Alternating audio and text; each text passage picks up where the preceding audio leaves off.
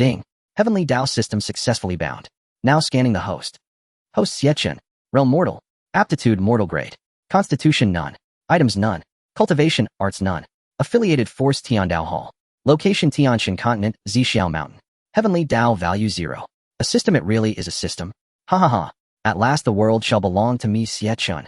Xie Chen exclaimed, his voice trembling with exhilaration. This youth hailed from Blue Star in a parallel universe. Because he was careless while walking, he slipped into a roadside ditch, and when he climbed back up, he found himself atop an unfamiliar mountaintop. Gazing at the endless cloud-wreathed mountain ranges, Xie Chen was momentarily dazed, then slowly realized he had truly transmigrated. Just as he was fretting over what to do, the fabled cheat finally arrived. System, hurry and tell me, what functions do you have? Xie Chen asked excitedly. Ding. This system is the Heavenly Dao System, created to assist the host in ascending to the pinnacle of the Great Dao. The host may issue ranking lists and deduce all things to obtain Heavenly Dao value. Once enough Heavenly Dao value is accumulated, you may upgrade your realm or exchange it for items and cultivation arts. Oh, I see. Heavenly Dao System. What an overbearing name. But what exactly does it mean to issue ranking lists? Ranking lists may include within a set range lists such as the Heavens, Chosen ranking Strength and Cultivation, ranking Divine, Beast ranking, and so on. The host may also spend a certain amount of Heavenly Dao value to customize any ranking you desire. Each ranking enumerates all corresponding entities within its set range, and once published you will gain Heavenly Dao value according to the influence generated by that list. Oh, then what is this deducing all things? Xie Chen pressed on. The host has so many questions. As the name suggests, deducing all things allows the host to calculate anything the other party wishes to know, thereby earning corresponding Heavenly Dao value. However, there is no free lunch under heaven. Where there is gain, there must be loss. The other party must present a suitable price as bargaining chips in exchange. The price can be cultivation arts, treasures, and the like. The more difficult the deduction, the greater the price required. System, so what you're saying is that I'll become some fortune-telling trickster in the future. Host, do not use a word like trickster to insult this system. This is your first warning. If it happens again, the binding will be terminated immediately. Ah, damn, no. Great system, I was wrong. Great system, you are the best. Xie Chen hurriedly apologized, never expecting the system to have such a temper. If he were to lose his cheat, he would regret it to death. Afterwards, Xie Chen learned from the system that this place was a cultivation world called Tianshan Continent. Tianshan Continent was divided into 5 regions: the eastern, southern, western, and northern domains, as well as the mightiest central region where the strongest powers of the continent were gathered. He also learned that his current location was the weakest eastern region at Xixiao Mountain. From the system, Xie Chen further learned that cultivators on Tianshan Continent advanced through 5 major realms: Qi, Refining Foundation, Establishment, Golden Core, Nascent Soul, and Tribulation, Transcendence. Each major realm was further divided into 10 minor stages. After grasping the general picture, Xie Chen opened his system panel again and discovered that his affiliated force was named Tiandao Hall. He immediately asked, System, what is this Tiandao Hall? As the name suggests, Tiandao Hall is the hall of the Heavenly Dao itself. The Heavenly Dao is omniscient and omnipotent, and you, host, are the master of Tiandao Hall. Good heavens, the hall of the Heavenly Dao, and I'm the master of Tiandao Hall. Then, system, doesn't that make me the boss of the Heavenly Dao itself? Xie Chen said excitedly. You could put it that way, but not yet. The host has not even taken the first step upon the path of cultivation. Any random weakest cultivator could slap you to death with one palm. You still have a long road ahead before you become the true master of the Heavenly Dao. Xie Chen immediately fell silent. Host, do not be discouraged. Do not forget that you have the assistance of this system. So long as you frequently issue rankings and perform deductions for others, none of these obstacles will remain. Invincibility is only a matter of time. After hearing this, Xie Chen's confidence surged. He thought to himself that with a system in hand, if he still could not ascend to the absolute peak, he might as well bash his head to death on a block of tofu. System, where exactly is this Tiandao Hall located? Tiandao Hall has already been stored within the system's internal space. The host need only select a location and Tiandao Hall will automatically be placed there. Xie Chen pondered carefully. As a future expert, he definitely could not live where people thronged. Looking out over the boundless mountain ranges once more, he naturally felt this was a perfect place for an immortal to live in seclusion. Thus, he decided to place Tiandao Hall here. System, place Tiandao Hall on Xixiao Mountain. Ding. Tiandao Hall is now being transmitted. As the system prompt echoed in Xie Chen's mind, he realized he had vanished from the original mountaintop. When he came back to his senses, he was standing before the gates of a resplendent great hall, its gold and jade radiance dazzling to the eye. Above the massive doors, the 3 characters for Tiandao Hall blazed with brilliant light. Good heavens, this is incredible. Gazing at the hall overflowing with imposing presence and thinking that he was now its master, Xie Chen could no longer restrain himself and hurried inside. Ding. Tiandao Hall placement complete. You have obtained one beginner gift pack. Does the host wish to open it now? Incredible, there's even a beginner gift pack. System, open it immediately. Ding. Beginner gift pack opened successfully. Congratulations to the host for obtaining Qi Refining First Level Realm Card 1, Eastern Region Heavens Chosen, Ranking 1 Tiandao Hall Master Robe 1 Tiandao, Hall Master Crown 1 Tiandao, Hall Master Shoes 1 Heavenly Dao, Immortal Body 1 Heavenly Dao Qi Observation Technique 1. Hearing this, Xie Chen was overjoyed and immediately began carefully examining his rewards. Qi Refining First Level card upon use raises the user's realm to Qi Refining First Level. After reading, Xie Chen used the Qi Refining First Level card without the slightest hesitation, and in an instant he felt an utterly different transformation surge through him. So this is what cultivation feels like. It truly is worlds apart from before. Only after truly stepping into the ranks of cultivators did Xie Chen understand just how vast the gap between mortals and cultivators was. Even at merely Qi Refining First Level, he could clearly feel that his current physique and mental state were more than 10 times what they had been in his mortal days. He then continued examining his remaining rewards. Tiandao Hall Master Robe, when worn, grants invincible defense, no attack can harm the host. Tiandao Hall Master Crown, when worn, renders all spiritual or mental attacks ineffective, no one can spy upon or deduce anything about the host. Tiandao Hall Master Shoes, when worn, allow instantaneous movement to any location, ignoring all restrictions and rules. Heavenly Dao Qi Observation Technique, when used, allows one to perceive all information about all things under heaven. Heavenly Dao Immortal Body, a physique exclusive to the Tiandao Hall Master, unique under heaven, ranked first among all supreme immortal bodies. Xie Chen stared dumbfounded at his rewards, his face split by a grin he could no longer contain. With these in hand, he was confident that standing atop the world would not be far off. Unable to wait any longer, Xie Chen donned the Hall Master's set. The instant he put it on, he felt as though he could perceive everything within Tiandao Hall. Nothing inside the hall could remain hidden before him, and even throughout the entirety of Xixiao Mountain beyond its walls, he could clearly see everything that was taking place. System, retrieve the panel, Xie Chen said. Ding, panel successfully retrieved. Host Xie Chen, Realm First Level of Qi Refining. Aptitude Mortal. Physique Heavenly Dao Immortal Body. Items Heavenly Dao Hall Masters Ritual Robe 1, a Ritual Crown 1, a Ritual Shoes 1. Cultivation Method Heavenly Dao Qi Gazing Art. Affiliation Heavenly Dao Hall. Location Tianshan Continent, Xixiao Mountain. Heavenly Dao Value 0. Xie Chen looked over his panel, quite satisfied overall, though the single thing that displeased him was the word mortal in the aptitude column. System, is there any way to improve this aptitude? As long as the host undertakes more missions and issues rankings, everything is possible. Missions as well. What is that? Xie Chen asked. Ding, a strong desire has been detected in the host. Mission system activating. Mission issued, published, the Eastern Region Prodigy, ranking 01. Successfully perform 1 deduction 01. Mission duration 3 days. Mission success, reward 1 Immortal Aptitude Enhancement Elixir. Mission failure, host will forever remain at the first level of Qi Refining. Damn it, you mangy system, not only did you secretly activate missions, but the punishment for failure is downright vicious. Host, you must not put it that way. Only with punishment can there be motivation. If there were no punishment, and you kept neglecting missions and relaxing, what then? This system merely hopes that you may ascend to the pinnacle of the great Tao as soon as possible. That may be so, but this punishment is far too cruel, Xie Chen said discontentedly. This is merely a novice mission. If the host cannot even complete a novice mission, what talk can there be of becoming the leader of the Heavenly Dao? You might as well find a block of tofu to bash yourself to death on.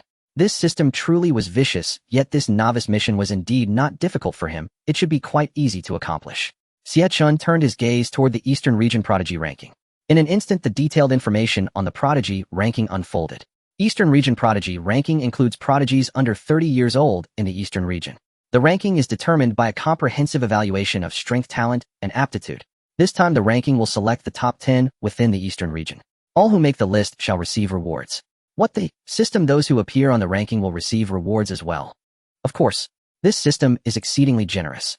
Moreover, only with prizes can the people of this world be motivated to cultivate more diligently, don't you think? Haha, system, if I make it onto the ranking, will I get a reward too? Xie Chen asked. My apologies, host. You cannot participate in the ranking, so you should not harbor thoughts of those rewards. Seriously, what kind of setting is that? If there's no reward, what use is this thing to me? Please rest assured, host. As long as you complete more missions, the rewards you obtain will far surpass the prizes given on the rankings. Furthermore, after a ranking is published, Heavenly Dao value will be granted. Then you may exchange that value in the Heavenly Dao Mall for treasures, cultivation methods, and more. Is that the exchange for items and cultivation methods you mentioned before? Where is this Heavenly Dao Mall? Open it, and let me take a look. Apologies, host. The Heavenly Dao Mall can only be activated after you have published your first ranking. Xie Chen gazed at the cold, deserted Heavenly Dao Hall, thinking that he needed to let the world know the name of the Heavenly Dao Hall as soon as possible and raise his own renown. System, how should I publish this Eastern Region Prodigy ranking so that everyone becomes aware of it? Please rest assured, host. First, retrieve the map of this world on the system interface. After the words fell, Xie Chen opened the world map.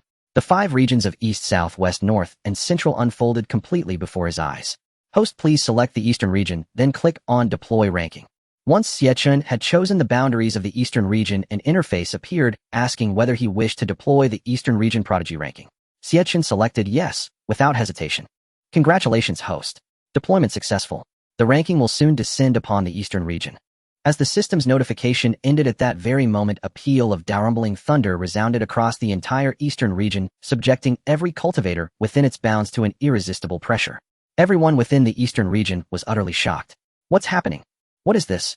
Where is this oppressive force coming from? No one knows. Could it be that an ancient demon has awakened?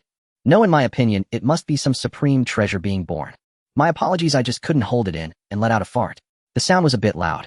Get lost. Voices of discussion flowed ceaselessly throughout the Eastern region. Some claimed the end of the world had arrived, some insisted a mighty expert from antiquity had awakened, and others declared that a peerless treasure had emerged. Then amid the clamor, everyone in the Eastern region saw a golden ranking list hanging in the skies above. Whether mortal or cultivator, regardless of where they stood or how far they were, all could clearly behold that radiant golden list. What is that boundless golden light? I can feel the bottleneck that has obstructed me for many years loosening. There is now a faint sign of breakthrough. Heavens, my chronic cervical pain is gone, or it doesn't hurt at all anymore. Mother, I can get down and walk. A child who had been bedridden for years, unable to walk, rushed out in excitement. Heavens, my child truly can walk. Am I not dreaming? Has heaven manifested a miracle? Grandfather, don't worry. Once I earn money, I'll definitely cure your illness. Child, grandfather knows you are filial. Having such a heart is enough. As for my illness, alas, I had already given up hope. Grandfather, don't say that. Ah, grandfather, look, what is that in the sky? The two of them looked up together at the golden list in the sky. Child, grandfather suddenly feels fine and even feels his body stronger and healthier than before. Really? That's wonderful, grandfather. The child threw himself into his grandfather's arms, crying tears of joy, then looked again toward the golden list. Was it that thing in the sky that healed you, grandfather? Events like these unfolded across countless corners of the Eastern region. Innumerable mortals and cultivators alike fell to their knees toward the direction of the radiant golden list, their gratitude beyond words.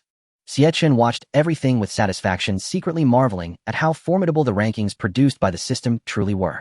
Some powerful experts, sensing the extraordinary nature of the golden list in the heavens, immediately tried to seize it. Yet they abruptly discovered that no matter how they flew toward it, the distance between themselves and the list never diminished. It was as though they were flying in circles over the same spot. What exactly is that golden list in the heavens?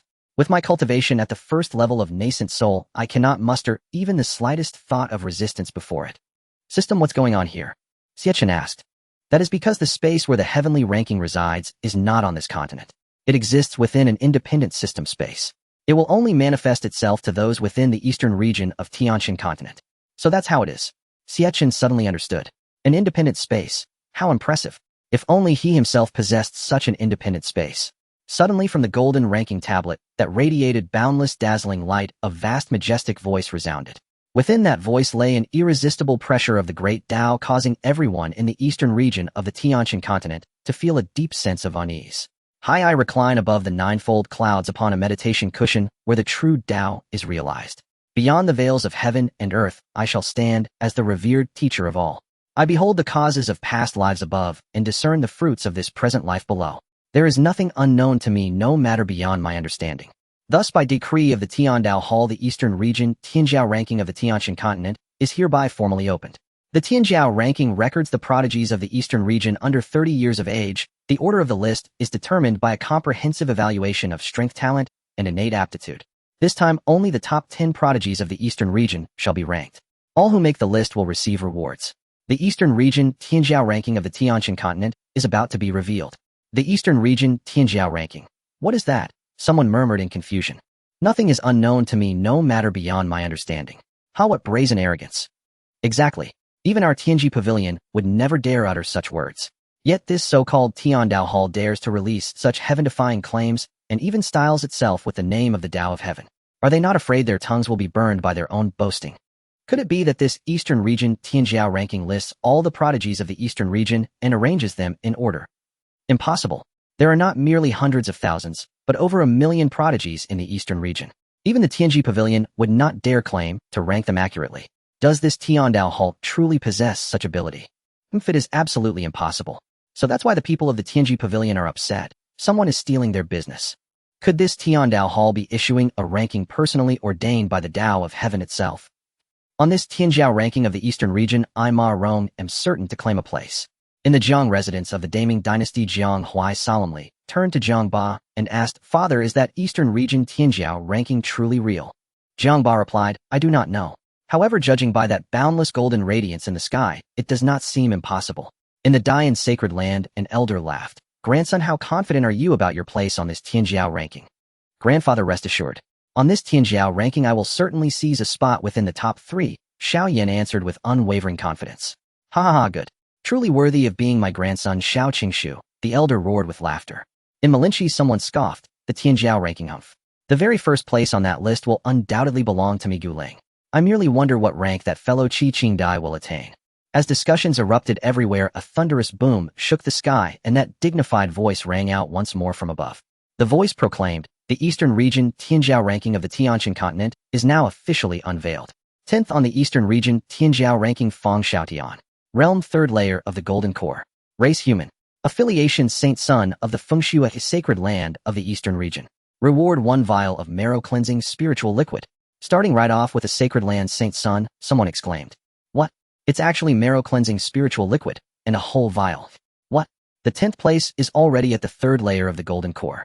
Doesn't that mean we at Great Perfection of Foundation Establishment have no chance at all? Phew. Spare us. Even I at the 1st layer of the Golden Core didn't make the list.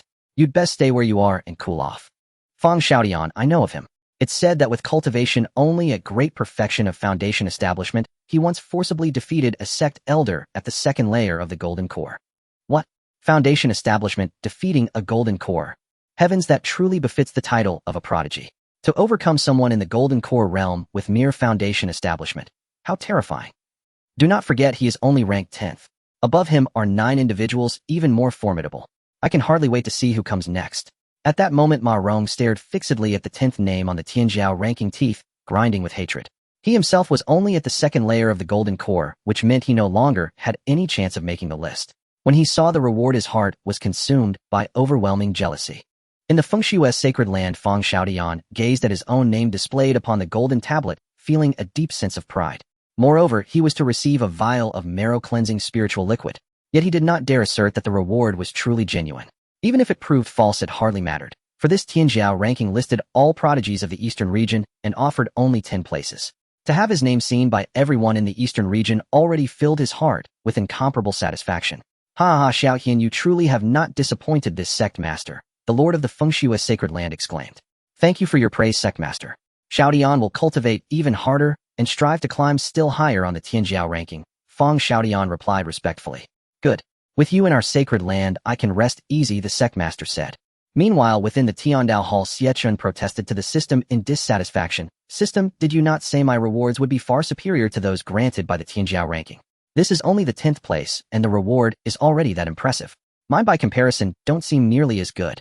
Xie Chen had previously read many cultivation novels. Upon seeing the words marrow cleansing, he naturally understood exactly what such a reward could do. The system replied, "Host, the rewards are matched to your own strength. Compared to others at the same realm, your rewards have already surpassed theirs by far." Xie Chen pursed his lips, speechlessly, feeling as though he had been deceived by this damnable system. As discussions continued, the 9th name on the Tianjiao ranking was about to be revealed. The voice announced, 9th on the Eastern region Tianjiao ranking Lu Yener. Realm 3rd layer of the Golden Core. Race human. Affiliation daughter of the patriarch of the hidden Lu clan in the Eastern region. Reward 2 vials of marrow-cleansing spiritual liquid. She is actually the daughter of the patriarch of the hidden Lu clan, not his son, someone exclaimed. "I remember the Lu clan patriarch having a son named Lu Changxing, don't I?" "Yes. Normally, when the Lu clan patriarch attends various events, he always brings his son to represent the clan. I never imagined he had a daughter as well. That patriarch has hidden her truly deeply." Congratulations, elder sister, on ascending to 9th place on the Tianjiao ranking, Lu Chongxing said happily to. Thank you, younger brother. Once we obtain this marrow-cleansing spiritual liquid, you may also use one vial. I believe that with it you will certainly be able to break through into the golden core realm, Lu Yenner said. Lu Yenner spoke with quiet resolve. Because Lu Chongxing's aptitude was not very good, even with the full support of the clan, he had only barely reached great perfection of foundation establishment and had been unable to break through further ever since. In contrast, his sister Lu Yenner possessed 5th grade talent, so the Lu clan patriarch treated her as the clan's hidden trump card, allowing her to focus solely on cultivation. Now that Lu Yenner had secured 9th place on the Tianjiao ranking, it was believed that with the aid of the marrow-cleansing spiritual liquid, she would soon step into the 4th, or even the 5th layer of the golden core realm. The voice then declared, 8th on the eastern region Tianjiao, ranking Jianghuai. Realm 4th layer of the golden core. Race human. Affiliation young master of the Jiang clan of the Daming dynasty in the eastern region. Reward post-heaven supreme grade magical artifact, Lingyuan sword. At that moment the entire eastern region fell silent. Everyone was immersed in shock, not at Jianghuai ranked 8th, but at the reward itself. Heavens, it is actually a post-heaven supreme grade magical artifact. In the entire eastern region, there were only a few dozen such artifacts, and all of them were held by major powers. Only sacred lands and dynasties possessed the qualifications to own them. The master of this Tiandao Hall truly wields an astonishing generosity. And this is merely the reward for 8th place. A post-heaven supreme grade magical artifact already appears here. What shall the reward for 1st place be? A Dao artifact. At this moment in the Jiang residence of the Daming dynasty, Jiang Huai spoke with barely contained excitement. Father, did you see it? That reward. Jiang Ba, equally stunned, stared at the description of the reward. The teacup in his hand trembled so much that half its contents spilled. Huai'er, if that reward is truly obtained, that would be. At this point Jiang Huai was already so excited that he could no longer form coherent words. System, what is this postnatal supreme Faki?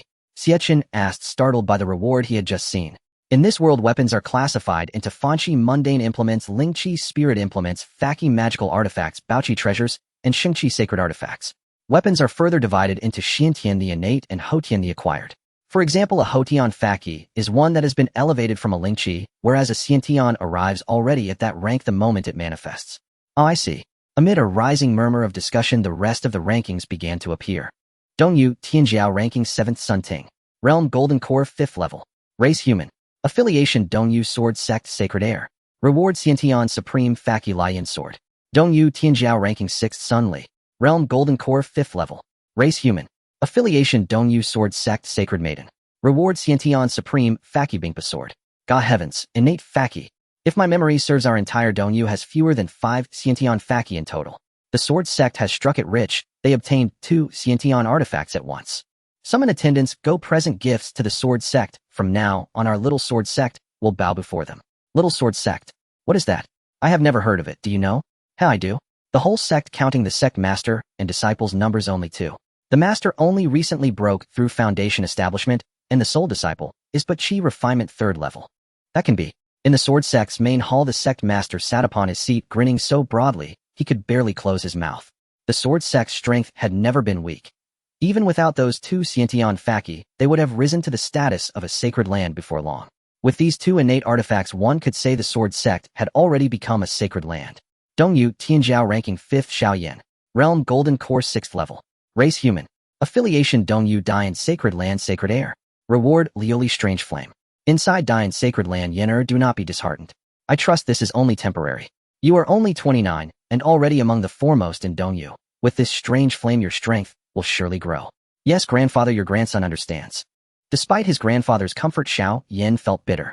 He had boldly declared moments before that he would secure a top 3 place. Now, he had not only fallen short of the top 3, but even missed 4th, taking only 5th. He vowed to train all the harder and surpass the 4 ahead of him in time. What? Xiao Yin, the Dian Sacred Land's heir, and commonly acknowledged among Dongyu's top 3 prodigies, only ranked 5th. I recall the Tianji Pavilion's last ranking placed Xiao Yin 3rd in Dongyu. Who would have thought there are 4 people stronger than him? After this, the Tianji Pavilion's reputation will be in tatters. The Tianji Pavilion. Long have I known them to be frauds. Last time I went to them to ask when I would marry, and they actually told me I would remain a bachelor my whole life. The Tianji Pavilion disciples listening nearby fell silent as shame flushed their faces. If they were not outmatched, they would have seized those speakers and thrown them into the pavilion dungeons to never rise again. At the Tianji Pavilion, the pavilion master flew into a towering rage and spat, "Well played, Tiandao Hall. You have openly shamed us before all of Dongyu. Send men at once to locate the Tiandao Hall, find them, and erase that hall from the world. Yes. Wait. Nearly lost my temper. I am the pavilion master of Tianji, I can calculate the Tiandao Hall's whereabouts. With that he turned the divination compass in his hand. It was his life-bound facie. By virtue of it the Tianji Pavilion had held its hegemonic position in Dongyu for so many years. A mechanical chime ding. Detection and attempt to probe the host was intercepted and automatically shielded. Proceed to counterattack. Huh. How dare they pry into my affairs, bold fools. Give them a small lesson counterattack. Ding. Counterattack successful. Inside the Tianji Pavilion, as the master fretted over his failure to locate the Tiandao Hall, a sudden shaft of white light pierced the air. With a sharp crack the divination compass shattered into dust, and the pavilion master was gravely wounded. Pavilion master. The pavilion's people rushed forward to support him. Tiandao Hall. Propped up by others the pavilion master raised his left hand and trembling pointed toward the rafters outside. After uttering those fearful words his hand fell, and his breath left him forever. With the pavilion master dead and the divination compass destroyed, the Tianji Pavilion's decline was sealed. It would be carved apart by greater powers in the years to come and erased from Dongyu altogether. Of course Xie Chen knew none of this. He thought he had only administered a small punishment, not realizing he had inadvertently eliminated a rival. Dongyu, Tianjiao ranking 4th Yifeng. Realm Golden Core 7th level. Race Human. Affiliation Dongyu Wuji, Sacred Land Sacred Air. Reward Lower Scroll of the Wuji Sword Technique. Within Dongyu Wuji Sacred Land the Lower Scroll of the Wuji Sword Technique. Truly the Lower Scroll. Yifeng stared fixedly at the reward on the Tianjiao list, so overcome with excitement, he could scarcely speak. The Wuji Sword Technique was created by the founding ancestor of the Wuji Sacred Land. Those who practice it can rely upon it to break through into the tribulation transcendence. The Lower Scroll had been lost generations ago. Even the present Wuji Sacred Land possessed only the Upper Scroll. With the Lower Scroll of the Wuji Sword Technique, I am confident I will one day break through to tribulation transcendence. Tianjiao rankings, I adore you. Yifeng longed to appear before the maker of the Tianjiao list and embrace him with fervent gratitude. He had no doubt the reward was genuine. Anyone capable of producing such a list must be a figure of at least tribulation transcendence. Were all those great figures so idle as to craft a ranking for sport merely to tease them? As for Tiandao Hall, once the Tianjiao rankings are complete, I will find them and thank them properly. Dongyu Tianjiao ranking 3rd Guling. Realm Golden Core, Grand Perfection. Race Mozu the Demon Clan. Affiliation Dongyu Malinga Demon Disciple. Reward 1% of the bloodline of the ancient apocalyptic Demon King. Demon Clan. Actually the Demon Clan. Golden Core at Grand Perfection. My heavens, this demon is terrifyingly overpowered. Under 30 and already at Golden Core Grand Perfection, even in the central domain, he would rank among the best. The Demon Clan has appeared on the list. The bloodline of an ancient great demon. This is outrageous. Notify the great sacred lands and summon the imperial court at once for an emergency assembly. The rulers of the major sacred lands and the emperor himself panicked. From ancient times the Demon Clan has been implacably opposed to the human race. Their cultivation arts are more sinister, wholly contrary to humanity's way. For millennia demons hunted humans and humans hunted demons. Countless human prodigies have been slain by the Demon Clan. In the Magic Forest Valley within the Magic Pool, the Valley Spirit glared angrily at the talent ranking, seeing his name Guling in 3rd place, even forgetting to look at the rewards. 3rd place, oh 3rd place. How can I Guling only be 3rd? This is impossible. The Magic Pool echoed with Guling's unwilling roar, a sound that spread throughout the entire Magic Forest Valley, causing all the demons within the valley to turn towards the direction of the Magic Pool. It seems that Guling's Dao heart is still unstable. He needs to be trained properly to temper his Dao heart later. The Valley Master Qianren sat in the Grand Hall listening to Guling's furious cries with a face full of disappointment. In the Grand Hall, Qi Qingdai stood there as well, yet her expression showed no change upon hearing Guling's voice, as if she hadn't heard anything, her eyes merely fixed on the talent ranking, unaware of what she was waiting for. Eastern Region Talent ranking 2nd place, Qi Qingdai. Realm Golden Core, Great Perfection. Race Demon. Affiliated Force Demon Child of the Magic Forest Valley in the Eastern Region. Reward 1 drop of Ancient Firefly Demon's Blood Essence, 1. Another demon. Is the demon race really this powerful? No. Is it that our human race is destined to be inferior to the demon race? Impossible. It can't be. The 1st place hasn't been revealed yet. The 1st place must definitely be from our human race. Within the Magic Forest Valley, Guling exclaimed, why, how could that woman Qi Qingdai possibly rank above me? This must be fake. It has to be fake. Guling looked at the 2nd ranked Qi Qingdai, disbelief written all over his face. Normally neither he nor Qi Qingdai could stand each other, and they could never determine who was better in their competitions. Now with the talent ranking placing Xie Chen above him, it was an open declaration to the entire eastern region that Gu Ling was inferior to Xie Chen. How could he who had always been proud accept such a sudden blow? With a cough, a mouthful of fresh blood sprayed from Gu Ling, and he fainted in his unwillingness. Reporting, I inform you, Valley Master, that Gu Ling has fainted in the magic pool. The guards of the magic pool reported. This waste. His Dao heart is so poor. He still doesn't understand why Qing Dai could rank above him. It's simply because Qing Dai's Dao heart is far stronger than his. If this continues with his temperament, achieving the nascent soul stage will be nothing but a dream. Listening to his subordinates report, Qianren was extremely furious. Qingjie, you must work hard and never let anger govern your emotions like Gu Ling did at the slightest setback. Rest assured, Valley Master Qing Dai understands. Qing Dai respectfully replied to Qianren. Well, then have someone carry Gu Ling away for treatment lest his anger harms his heart, and it would be too late then. Yes, Valley Master. However, I am now more curious about who else in the eastern region could overshadow both of you. With the announcement of the second place, everyone in the eastern region was curious about who could become the first talent of the eastern region. As a booming sound echoed, the first place on the talent ranking gradually revealed itself. At this moment, no one in the eastern region made a sound. All eyes were fixed on the talent ranking, and the announcement reached the ears of every creature in the eastern region. Eastern region talent ranking first place, Dao Songhai. Realm first level of nascent soul. Race human. Affiliated force loose cultivator. Reward innate supreme treasure, the soul cutting blade. Heavens, an innate supreme treasure. Looking at that reward, everyone in the eastern region was shocked, for that was an innate supreme treasure. It could be said that among the entire eastern region, no holy place or dynasty had an innate treasure. Even the top forces had treasures that were upgraded from artifacts, and those belonged to the postnatal level, not even reaching the supreme level. This Dao Temple's influence is truly vast. They can even produce such treasures. Dao Songhai, does anyone know who he is? Never heard of him, but the terrifying part is that he is merely a loose cultivator, yet he can overshadow all the major holy places and dynasties, even ranking first on the talent ranking. Moreover, he is a nascent soul cultivator under 30 years of age, comparable to certain old monsters within some sects. He's a nascent soul cultivator under 30. Is he challenging the heavens? It's good that he is from our human race. As long as we can push the demon race down, it doesn't matter if he is a loose cultivator or not. Go immediately, send someone to investigate. We must find this Dao Songhai. He can set his own terms. We must have him join us at all costs. I, the Haohai Holy Land, am willing to bestow the title of Holy Son upon him. I, the Daming Dynasty, am willing to grant him the title of Crown Prince and offer my daughter to him. The throne will also be his in the future. Enough. Who doesn't know that your daughter is as beautiful as a flower? It would be strange if he isn't disgusted by it. Bastard, are you looking for death? Want to fight? Come on. My Great Sui Dynasty isn't afraid of you. This talent must belong to my Great Sui Dynasty. Such scenes unfolded in various holy places and dynasties, and even the demon race was willing to offer irresistible conditions to recruit him. Besides valuing Dao Songhai's talent, what was even more important was that reward, an innate supreme treasure. It could be said that any force that obtained this weapon could easily rise above all others and become the first force in the eastern region. In the eastern region, in a city near Xixiao Mountain, Dao Songhai was also gazing at the talent ranking. He felt a bit surprised to have reached the top, but when he looked at that reward, he was also quite excited. Senior, look, I've reached the top. Dao Songhai said. What is there to be proud of? Don't forget, the eastern region is merely the weakest of the 5 regions of the Tianqian continent. There are many stronger people than you in other regions, especially in the central region. Do not let this go to your head. A voice echoed in Dao Songhai's mind. Rest assured, Senior. My achievements today are all thanks to your assistance.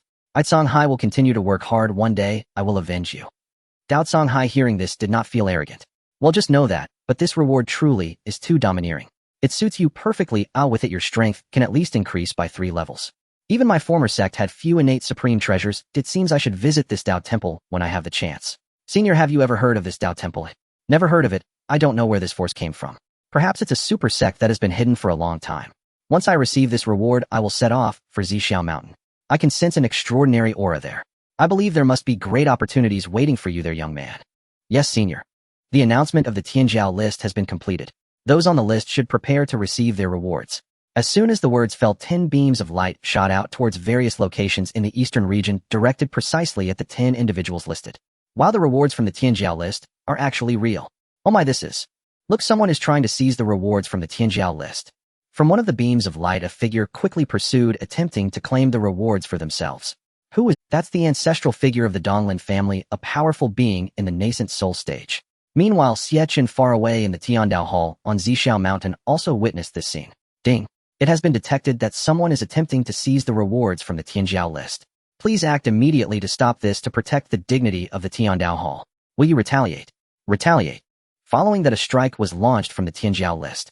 This attack moved at a speed imperceptible to the naked eye, and in an instant it struck the ancestor of the Donglin family, who attempted to seize the reward. The ancestor was instantly reduced to a mist of blood with both body and soul obliterated, leaving no possibility of resurrection. Everyone in the eastern region was stunned by this strike from the Tianjiao list, their hearts filled with fear. Just imagine a powerful being in the nascent soul stage, someone who had already stood at the pinnacle of the eastern region, being annihilated in a single blow, leading to the complete destruction of both body and soul. Those who had secretly considered seizing the rewards were also dissuaded from their intentions. Then a voice that was different from before emanated from the Tianjiao list. The rewards from the Tianjiao list must not be seized by anyone. Anyone who attempts to do so will be regarded as opposing the Tiandao Hall, and those who oppose the Tiandao Hall are opposing the Dao itself. Xie Chen transmitted his voice through the system to the Tianjiao list, allowing everyone in the eastern region to hear him. Some people were so frightened by this voice that they were left stunned. Xie Chen looked at the awestruck expressions of the people in the eastern region with a sense of satisfaction, feeling an inexplicable fulfillment. He thought to himself, is this what it feels like to be revered by the masses? This feeling is simply delightful. Is this voice from the master of the Tiandao Hall? To oppose the Dao, what an audacious claim. Could it be that the one who created the Tianjiao list is truly the Dao itself? Perhaps the master of the Tiandao Hall is merely an agent of the Dao. In any case, regardless of who it is, anyone associated with the Dao is beyond our comprehension. Where exactly is the Tiandao Hall? I really want to see it. Perhaps the master of the Tiandao Hall will take me as a disciple if they see my outstanding talent. What a shameless thing to say. With your level, you'd be lucky if they even let you sweep the floor without considering you a pollution to the Tiandao Hall. At this moment, the most discussed topic among all the people in the eastern region aside from the Tianjiao list was where the Tiandao Hall was located. Within the city of Zishiao Mountain, a beam of light landed before Dao Songhai, revealing the innate supreme treasure, the soul-cutting blade. Senior, this reward is real. It truly is an innate treasure. Dao Songhai gazed at the reward before him, unable to contain his excitement. All right, kid, don't get too worked up. Quickly pick it up and take a look. Dao Songhai reached out with trembling hands to grasp the soul-cutting blade. At the moment he held it, a powerful force surged through his entire being, binding the soul-cutting blade to him, and all information regarding the blade flooded into his mind. Thank you, master of the Tiandao Hall. I vow not to disgrace the name of this soul-cutting blade, Dao Songhai proclaimed as he knelt towards the direction of the Tianjiao list, speaking respectfully. Others who received rewards from the Tianjiao list also grew excited, all except for Gu Ling, who was still unconscious, as they all expressed their gratitude towards the Tianjiao list. Xie Chen watched this scene with satisfaction. Ding! Congratulations, host. The Tianjiao list has been successfully published, and the Tiandao Mall has been opened, granting 100 Tiandao points. System, open the Tiandao Mall. Upon hearing that the Tiandao Mall had opened, Xie Chen eagerly wanted to see what good items were available. Foundation Establishment Completion Card, 50 Tiandao points. Cleansing Spirit Liquid, 30 Tiandao points. Palace Master Theme, Music, 10 Tiandao points. Zhu Xian Sword, 50 million Tiandao points. 1 Qi Transforming 3 Pure, 50 million Tiandao points. Immortal Emperor Realm Card, 1 billion Tiandao points. Dongwang Bell, 1 billion Tiandao points. As he gazed upon the dazzling array of items, Xie Chen couldn't help but drool. The Zhu Xian Sword and Dongwang Bell, such impressive items. Unfortunately, the prices are utterly outrageous. System, you truly are a shrewd merchant. Xie Chen was tempted by the incredible items before him, but the prices dissuaded him. His current mood felt akin to admiring a series of beautiful women parading before him on a runway. Visible, yet untouchable. How frustrating that must be. Products from the system are guaranteed to be of the highest quality. Host, even though they seem expensive, they are definite. Take the Immortal Emperor Realm card. It would elevate you from a mere mortal to the pinnacle of the Dao, achieving a realm that others might take tens of thousands, even hundreds of thousands, or millions of years to reach. You would gaze down upon the entire world. Are you not tempted? So what? I still can't afford it. Host, do not lose heart. As long as you persist and complete more tasks, one day these will all belong to you. Xie Chen bought a Foundation Establishment Completion card and a bottle of Cleansing Spirit Liquid. After using them, he clearly felt that his body and strength had improved several tiers. System, what is this Palace Master theme music? Xie Chen noticed that there was also a Palace Master theme music in the mall, so he inquired about it. Host, you must have watched TV dramas before. Each drama has a certain atmosphere where background music is inserted to enhance emotional expression, creating a sense of immersion for the audience. This is the background music dedicated to the master of the Tiandao Hall. Whenever you are present, the background music will play, making others perceive you as the protagonist under this music. It is truly another device for showcasing your dominance on the path ahead. I understand it's like a battle anthem. When the anthem plays, no one can hope to defeat me in this song. Very well. After purchasing, Xie Chen asked again, system, can I choose my own background music? Of course, host. You can change the background music you choose at any time. Let me think. I am now a transcendent being, and should exude an ethereal presence detached from the mundane, evoking a sense of reverence from others. Xie Chen contemplated and finally thought of a piece of background music that suited him perfectly. Before his rebirth, he had watched Fengshen Bang the King Wu campaigns against Zhou. The background music that played in Yushu Palace every time Jiang Xie met Yuanshi Tianzuan was truly celestial, perfectly fitting his current situation. Thus he decided to choose this pure instrumental music. Within the hall of the heavenly path, the ethereal music of the primordial supreme being resonated, a celestial melody drifting through the air. Xie Chen sat cross-legged on a mat in front of a jade table, surrounded by swirling clouds and mist. With his eyes closed and stroking his non-existent beard, he enjoyed the moment with great satisfaction. He secretly pondered, indeed, I felt something was missing. This is the feeling, so refreshing. System, retrieve the panel.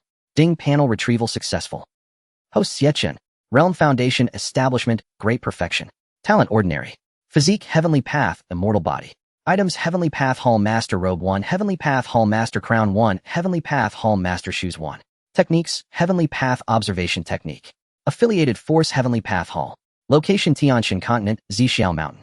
Heavenly Path Value 10. Tasks Release the Eastern Domain Talent Ranking 11 completed. Successfully deduce, once 01. I say, system, it has been so long since I've been at Zhixiao Mountain, not even a shadow of a person has appeared. When will I be able to complete this task? Can't I go out to find customers myself?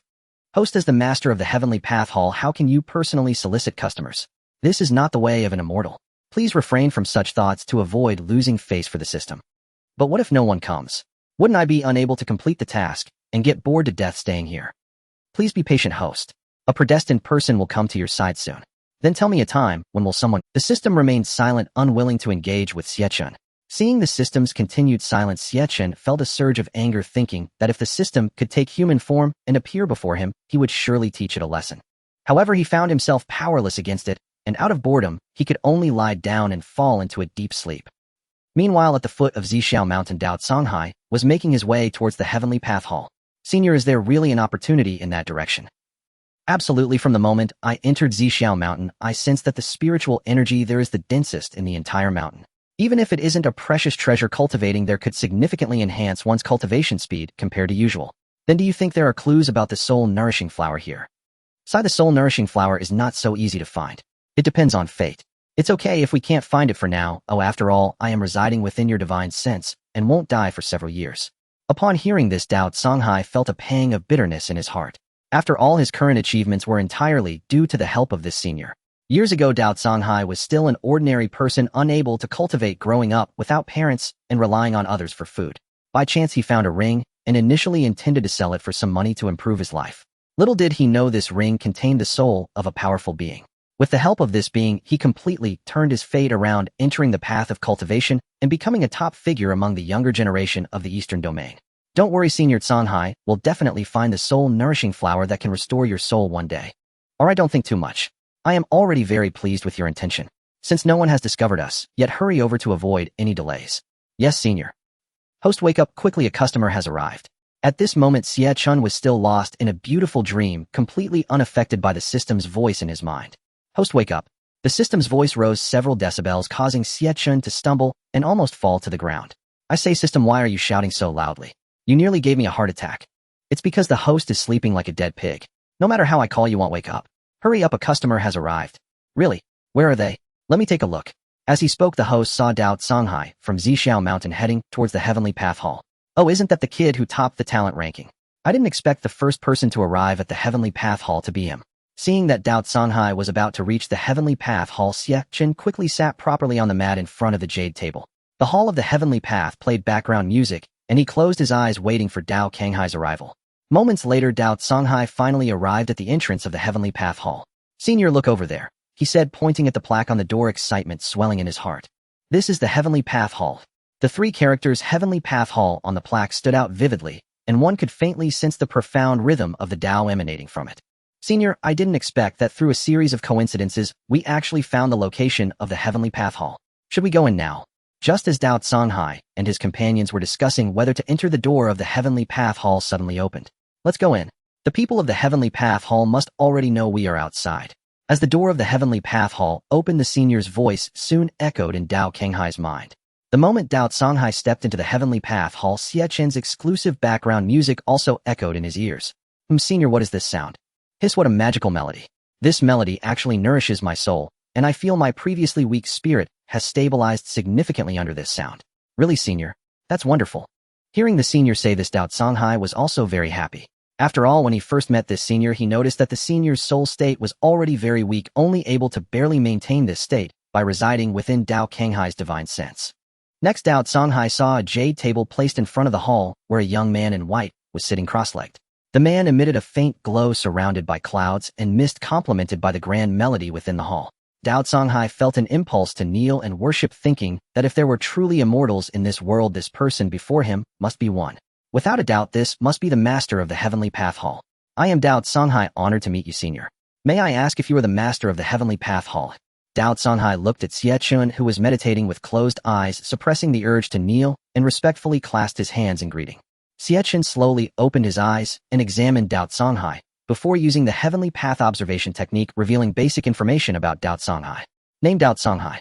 Realm: nascent soul, first level. Race: human. Affiliation: loose cultivator. Purpose: having heard of the opportunities in Xixiao Mountain, he came to investigate, hoping to find the soul-nourishing flower that can restore his soul. Name: Wuchan. Realm: tribulation, transcendence, 9th level, now fallen. Race: human. Affiliation: supreme elder of the Kanglan sacred sect in the original central domain. Purpose: sensing the opportunities in Xixiao Mountain to assist Dao Songhai in obtaining them.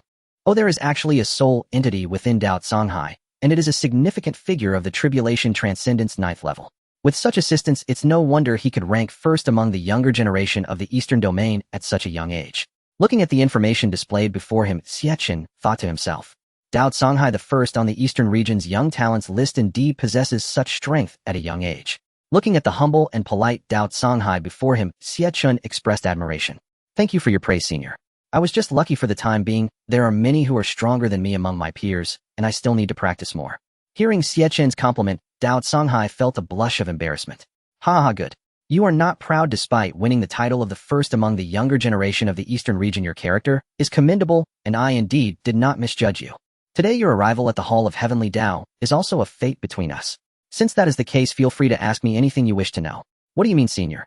Dao Songhai did not understand the meaning of Xie Chen's words and asked in confusion. The Hall of Heavenly Dao is a place for business. Here you can learn everything you wish to know about the world, living beings, everything above and below. As long as you wish to know it, you can obtain it from the Hall of Heavenly Dao. Senior, is that true?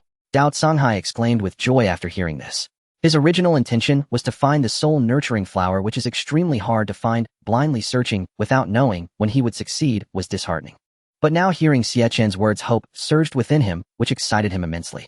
What I said is certainly true. However, there is no free lunch in this world. I mentioned earlier that the Hall of Heavenly Dao is a place for business, and to learn what you wish to know, you must pay a certain price. May I ask what the price is, senior? Dao Songhai understood this principle, but as long as he could find the soul-nurturing flower, he would do whatever Xie Chen asked of him. The price can be any treasures, techniques, weapons, pills, etc. Anything of value can be used as a trading price. Hearing this, Dao Songhai felt a wave of inexplicable emotions. The senior was not an immortal, and the rewards on the young talents list were all worth a fortune. He would not care for such mundane items. However, he did not care about that anymore. As long as he could find the soul-nurturing flower, any price was acceptable. Senior, I would like to know the whereabouts of the soul-nurturing flower. Can this be used as a price? After saying this, Dao Songhai took out a sword-like weapon which he had obtained in a secret realm. However, Dao Songhai primarily used a blade and had no use for the sword, so he had kept it on him without caring for it, letting it sit in his storage. Now is a good time to see if it could be of use.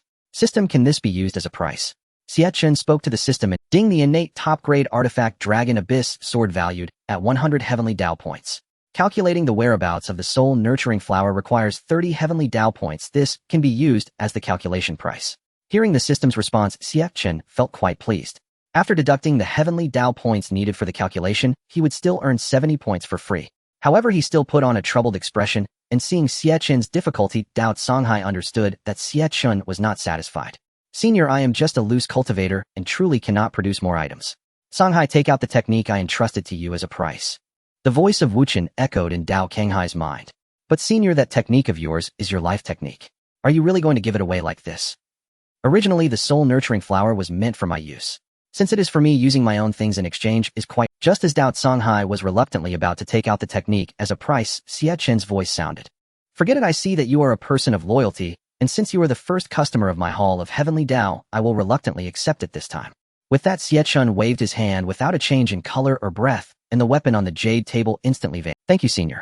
I cannot repay your immense kindness, but if you ever have any requests in the future, I will certainly go through fire and water without hesitation. Dao Songhai admired Xie Chen's generosity once again. Hearing these words, Xie Chen was extremely pleased. Not only did he gain dozens of Heavenly Dao points for free, but he also earned a favor in return. This was a sure-win situation. System, calculate the whereabouts of the soul-nurturing flower. Ding, calculating the whereabouts of the soul-nurturing flower. Ding, calculation complete. The information regarding the soul-nurturing flower has been automatically transmitted to the host. Xie Chen immediately received the information regarding the soul-nurturing flower transmitted by the system. Then Xie Chen stretched out his hand, and a bamboo slip appeared in his palm, saying the information about the soul-nurturing flower is all in this bamboo slip. Dao Songhai excitedly took the bamboo slip from Xie Chen's hand with both hands, expressing his gratitude again. Go now, the soul body inside you is already very weak, so hurry up. Senior, how did you? Dao Songhai looked at Xie Chen in disbelief. This had always been Dao Kanghai's biggest secret. Previously no one, not even tribulation experts, could discern his internal situation, yet Xie Chen could see that a soul body resided within him. Truly he is worthy of being an immortal, and Xie Chen's status in Dao Kanghai's heart rose to another level. In contrast, Wu Chen's reaction was much more subdued. It is only natural for someone with such great powers to sense his existence. I am Wu Chen, pleased to meet you, senior. Due to my own condition, please forgive me for only appearing before you now. Wu Chen materialized from Dao Kanghai's body. This was the first time Dao Songhai learned that the name of the elder following him was Wu Chen. In the past, Dao Songhai had asked Wu Chen for his name, but Wu Chen always refused to say, claiming that knowing it would be of no benefit to him, fearing that it would attract enemies to chase him, and that he would reveal it once he had sufficient strength. No problem, it is already quite difficult for you to appear before me. The only reason your soul can be stable in my hall of Heavenly Dao is because of this. You would not be able to do so elsewhere. How could I blame you? Indeed, once I find the soul-nurturing flower and stabilize my soul, I will come to express my gratitude for your great kindness, Senior. Wu Chen said respectfully. Go now? Yes.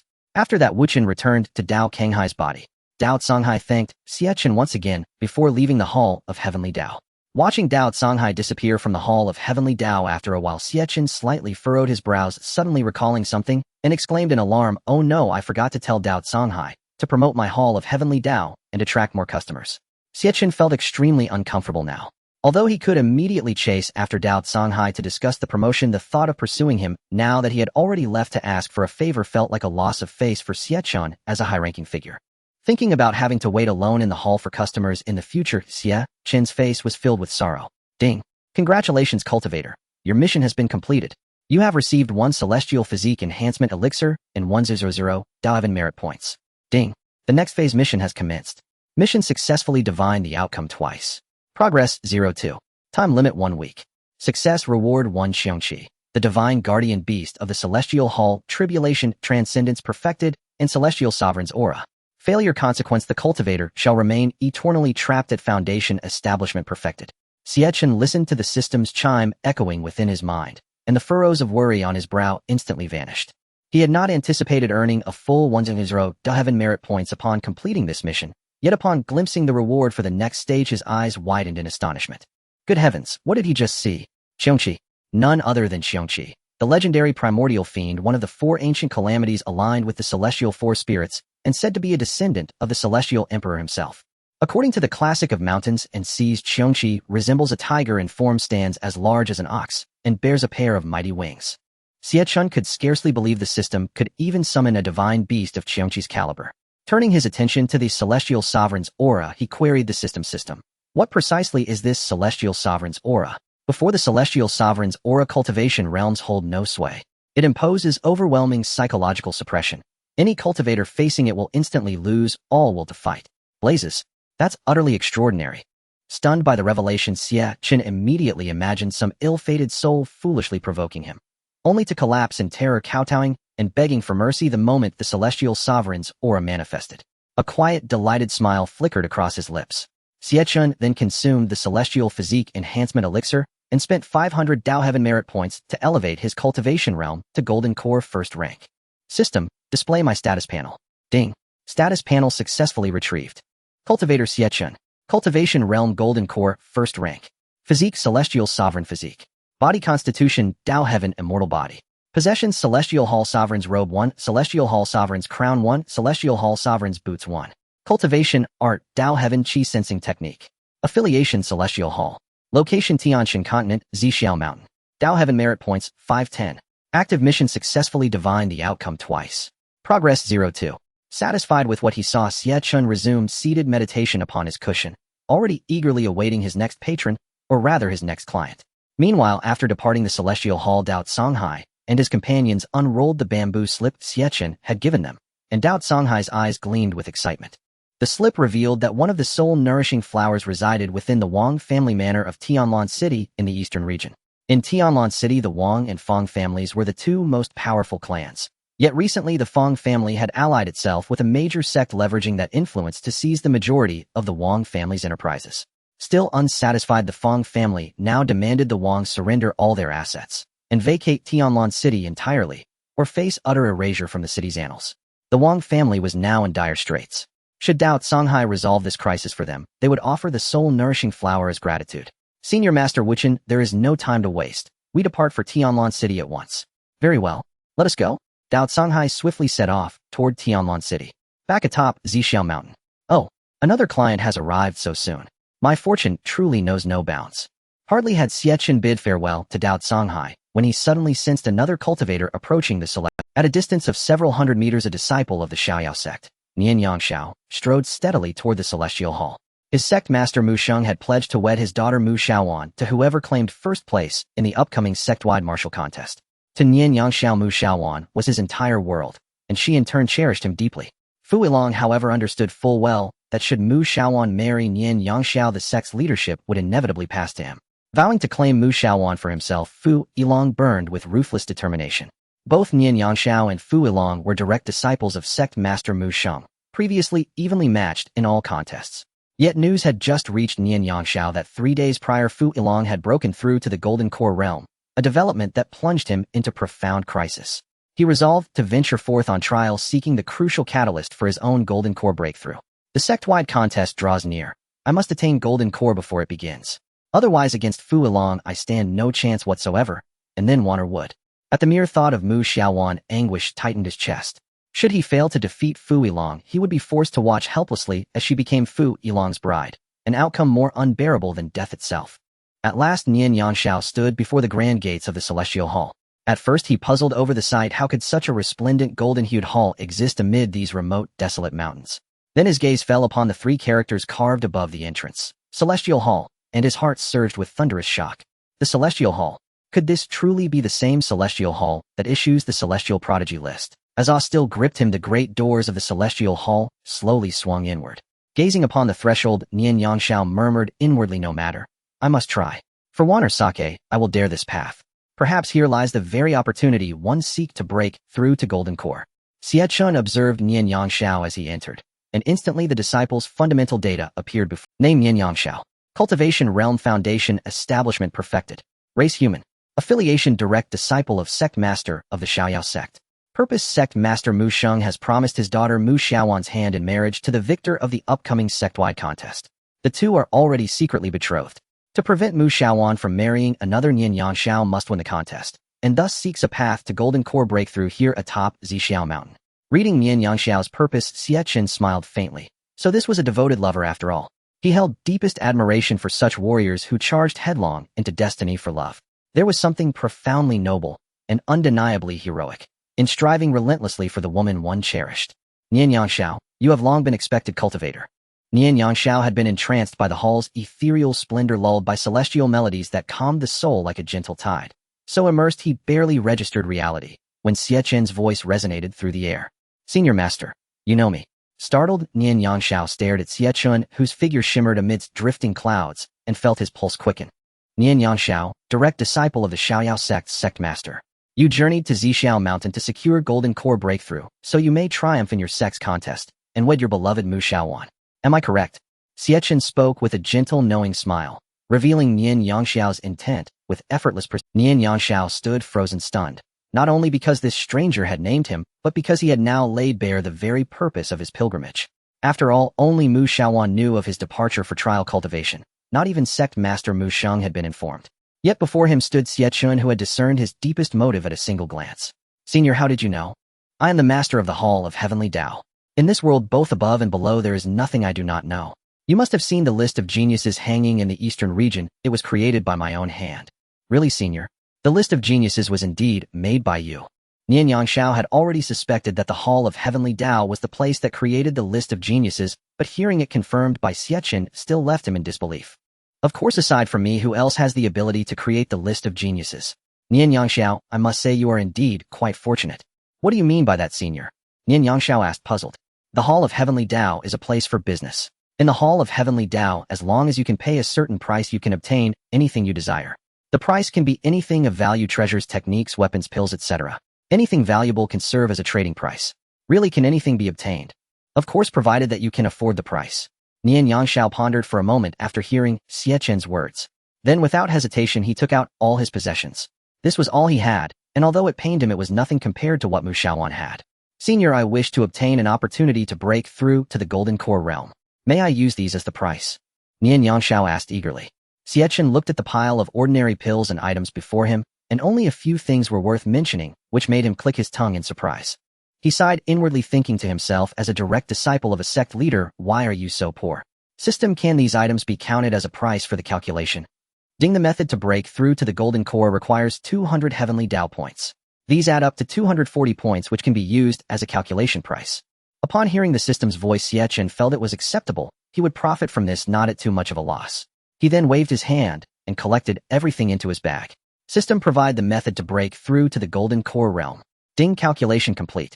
There are a total of 1008 methods to break through to the Golden Core realm, and the most suitable method has been automatically transmitted to the host.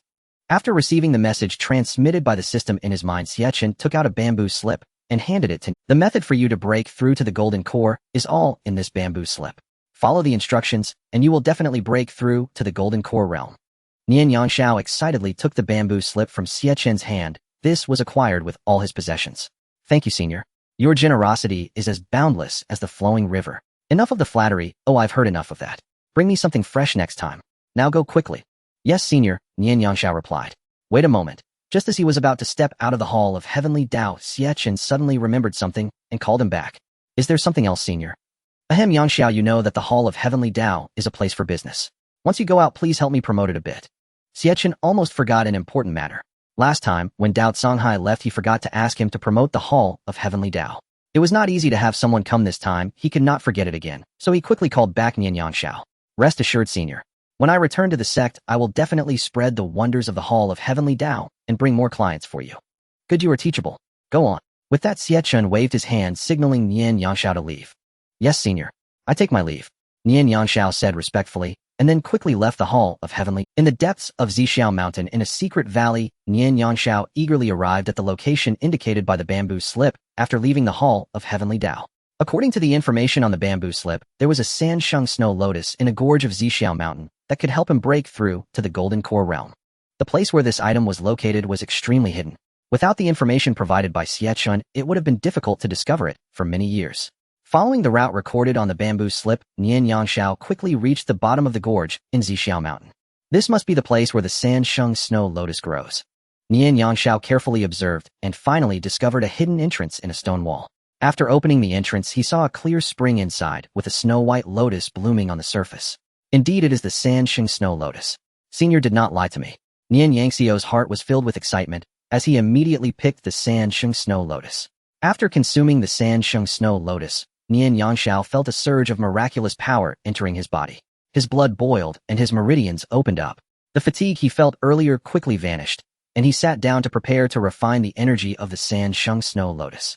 After a while, a golden core aura emanated from the bottom of the gorge in Xixiao Mountain. Nian Yangshao finally succeeded in refining the entire Sansheng purple lotus, officially stepping into the Golden Core realm, and even reached the second level of the Golden Core. Nian Yangshao opened his eyes, feeling the incredible change within himself. Finally, I, Nian Yangshao, have broken through to the Golden Core realm. Pei Lang, just you wait, you will definitely lose to me in the sect competition. Wait for me. Then Nian Yangshao knelt in the direction of the Hall of Heavenly Dao, cupping his hands in respect, and said, I will never forget the kindness you have shown me, Senior. Once I win the sect competition, I will personally come to express my gratitude.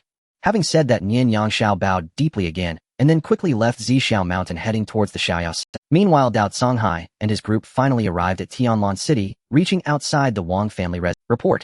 I informed the family head that a young man outside wishes to see you. He claims he can resolve the Wang family's crisis of life and death.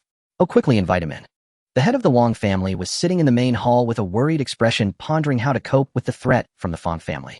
Just when he was unsure of what to do, hearing the report that someone could resolve his family's crisis instantly lifted his spirits. I am Dao Songhai. I have come to meet the head of the Wang family. Dao Songhai said respectfully to the middle-aged man before him. Dao Songhai, are you the one ranked first on the list of geniuses? Yes, it is indeed me. I have heard that the Wang family is in trouble, and I have come to help you through this crisis. To be frank, I urgently need a soul-nourishing flower, and I have heard that the Wang family possesses one, so I request the family head to grant it to me. We do possess a soul-nourishing flower in the Wang family. If you can truly help us through this crisis, we will certainly give you the soul-nourishing flower. A single soul-nourishing flower is nothing compared to the entire Wang family's assets. If just one flower can help the Wang family overcome disaster, we would naturally be willing. Inside the Fang residence, what? You say that the number one on the talent ranking Dao Songhai has gone to the Wang family, promising to ally with them against our Fang family. Looking at the undercover agent sent to report from the Wang family, the head of the Fang family, Fang Ao, immediately became restless. He had originally planned to eliminate the Wang family and establish the Fang family as the true dominator of Tianlan City, a matter he believed was already set in stone. Now, however, a challenger had suddenly emerged, and he found it difficult to accept. What should we do now, master? Dao Songhai has the cultivation of the nascent soul, first layer, and none of us here can match him. The members of the Fang family were all shocked after hearing this, looking at Fang Ao waiting for him to make a decision. It seems we have no choice but to ask for help from the Wuxiang sect. Fang Ao sighed and said, but master, would they offend the number one on the talent ranking for us? How would we know if we don't try? Are you suggesting that I just watch this golden opportunity to eliminate the Wang family slip away? Time is of the essence. I will contact Manager Wu right now. Soon Fang Ao arrived at an inn where he was sitting opposite a person dressed like a steward who was none other than Manager Wu. Manager Wu, you must help my Fang family this time. Oh, what happened, Fang family head? Did something go wrong with the Wang family? Manager Wu picked up the wine cup in front of him and took a sip, saying, Sigh, Manager Wu, you don't know the Wang family was originally within our grasp, but suddenly the number one on the talent ranking Dao Songhai declared he would help the Wang family. You know that our Fang family's highest cultivation level is only at the golden core stage. How can we compete with someone at the nascent soul stage, especially one who is number one on the talent ranking? Oh, so it's that Dao Songhai from the Eastern region talent ranking. He actually wants to help the Wang family. Interesting, it seems they have reached some kind of agreement, Manager Wu remarked with a playful expression. Yes, Manager Wu, you really must help my Fang family this time. Fang family head, you know we only agreed to help you deal with the Wang family because they are not very strong. One nascent soul cultivator is enough to handle them. Now that Dao Songhai has joined to defeat him, we would at least need our sect's elders to take action personally. This is going to be difficult, Manager Wu said, looking troubled. Manager Wu, please help my Fang family. I have prepared a small gift, I hope you will accept it. As soon as Manager Wu finished speaking, Fang Ao understood and took out a storage ring containing 50,000 spirit stones, which was already equivalent to a year's income for the Fang family. This is unacceptable. Oh, I have never accepted gifts. If there's nothing else, I will take my leave, Manager Wu said, deliberately pushing away the storage ring, pretending to leave. Wait, Manager Wu, please don't ignore my Fang family. Look, I have this. With that, Fang Ao took out another storage ring, which also contained 50,000 spirit stones. Manager Wu, please accept it no matter what. The future of my Fang family is in your hands. Fang Ao said eagerly to Manager Wu. Sigh, Fang family head, I really cannot accept this money. Although it costs money to do things, I can't just accept money indiscriminately. Manager Wu looked at Fang Ao as he took out another storage ring, saying seriously, but inwardly, he thought this old fellow really has a backup plan. Upon hearing this, Fang Ao knew there was hope and immediately flattered. Yes, Manager Wu, I understand in my heart that this is not about accepting money.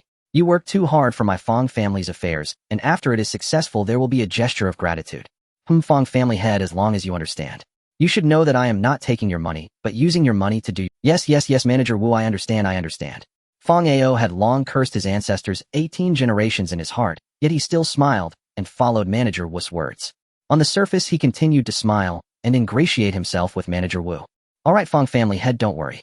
I will contact the sect immediately to send a nascent soul elder.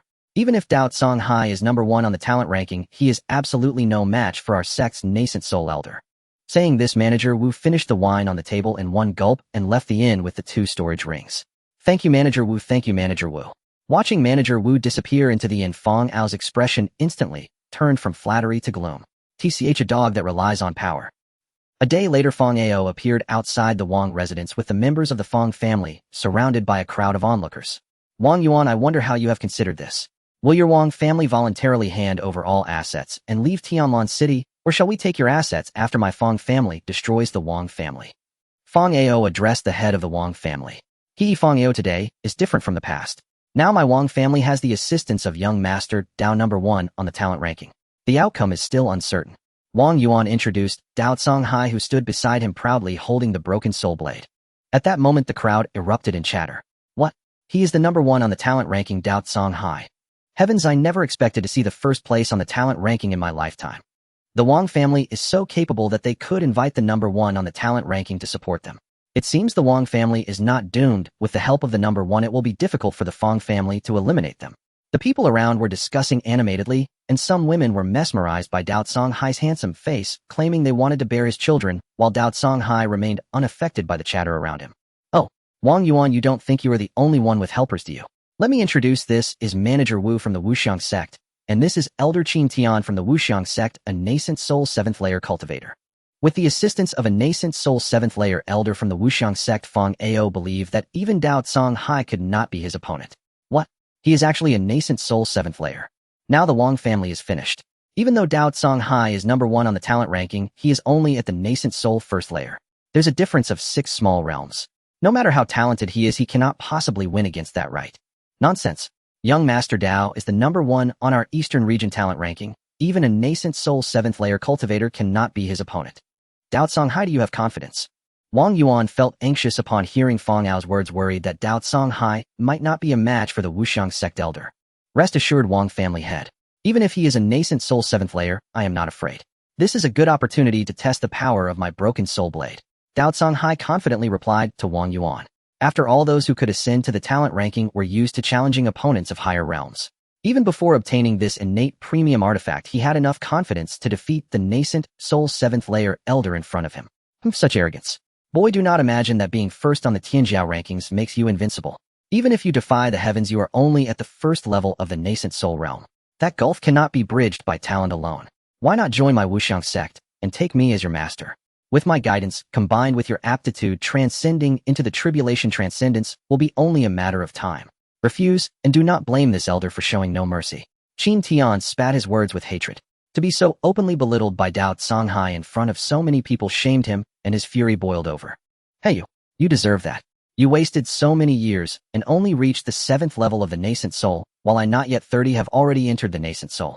If at your age I had only reached this state, I might as well have hanged myself from a tree. Dao Songhai paid Qin Tian's words no heed at all. Qin Tian's face darkened until it seemed to weep. As a dignified elder of the Wuxiang sect at the 7th level of the nascent soul, he ranked among the region's strong, accustomed to deferential bows wherever he went. He had never suffered such humiliation. You insolent whelp, you seek your death. Qin Tian knew that facing the region's #1 prodigy, he could not afford to be careless. Dao Songhai wielded a primal top-tier artifact.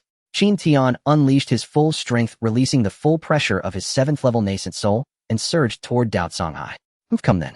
Watching Qin Tian's 7th level nascent soul pressure rush at him, Dao Songhai felt no fear, only a keen excitement. Strong men crave combat with other strong men, and Dao Songhai was no exception. Dao Songhai roared, drawing the Duanhuan blade from his bosom and cleaving at the oncoming Qin Tian.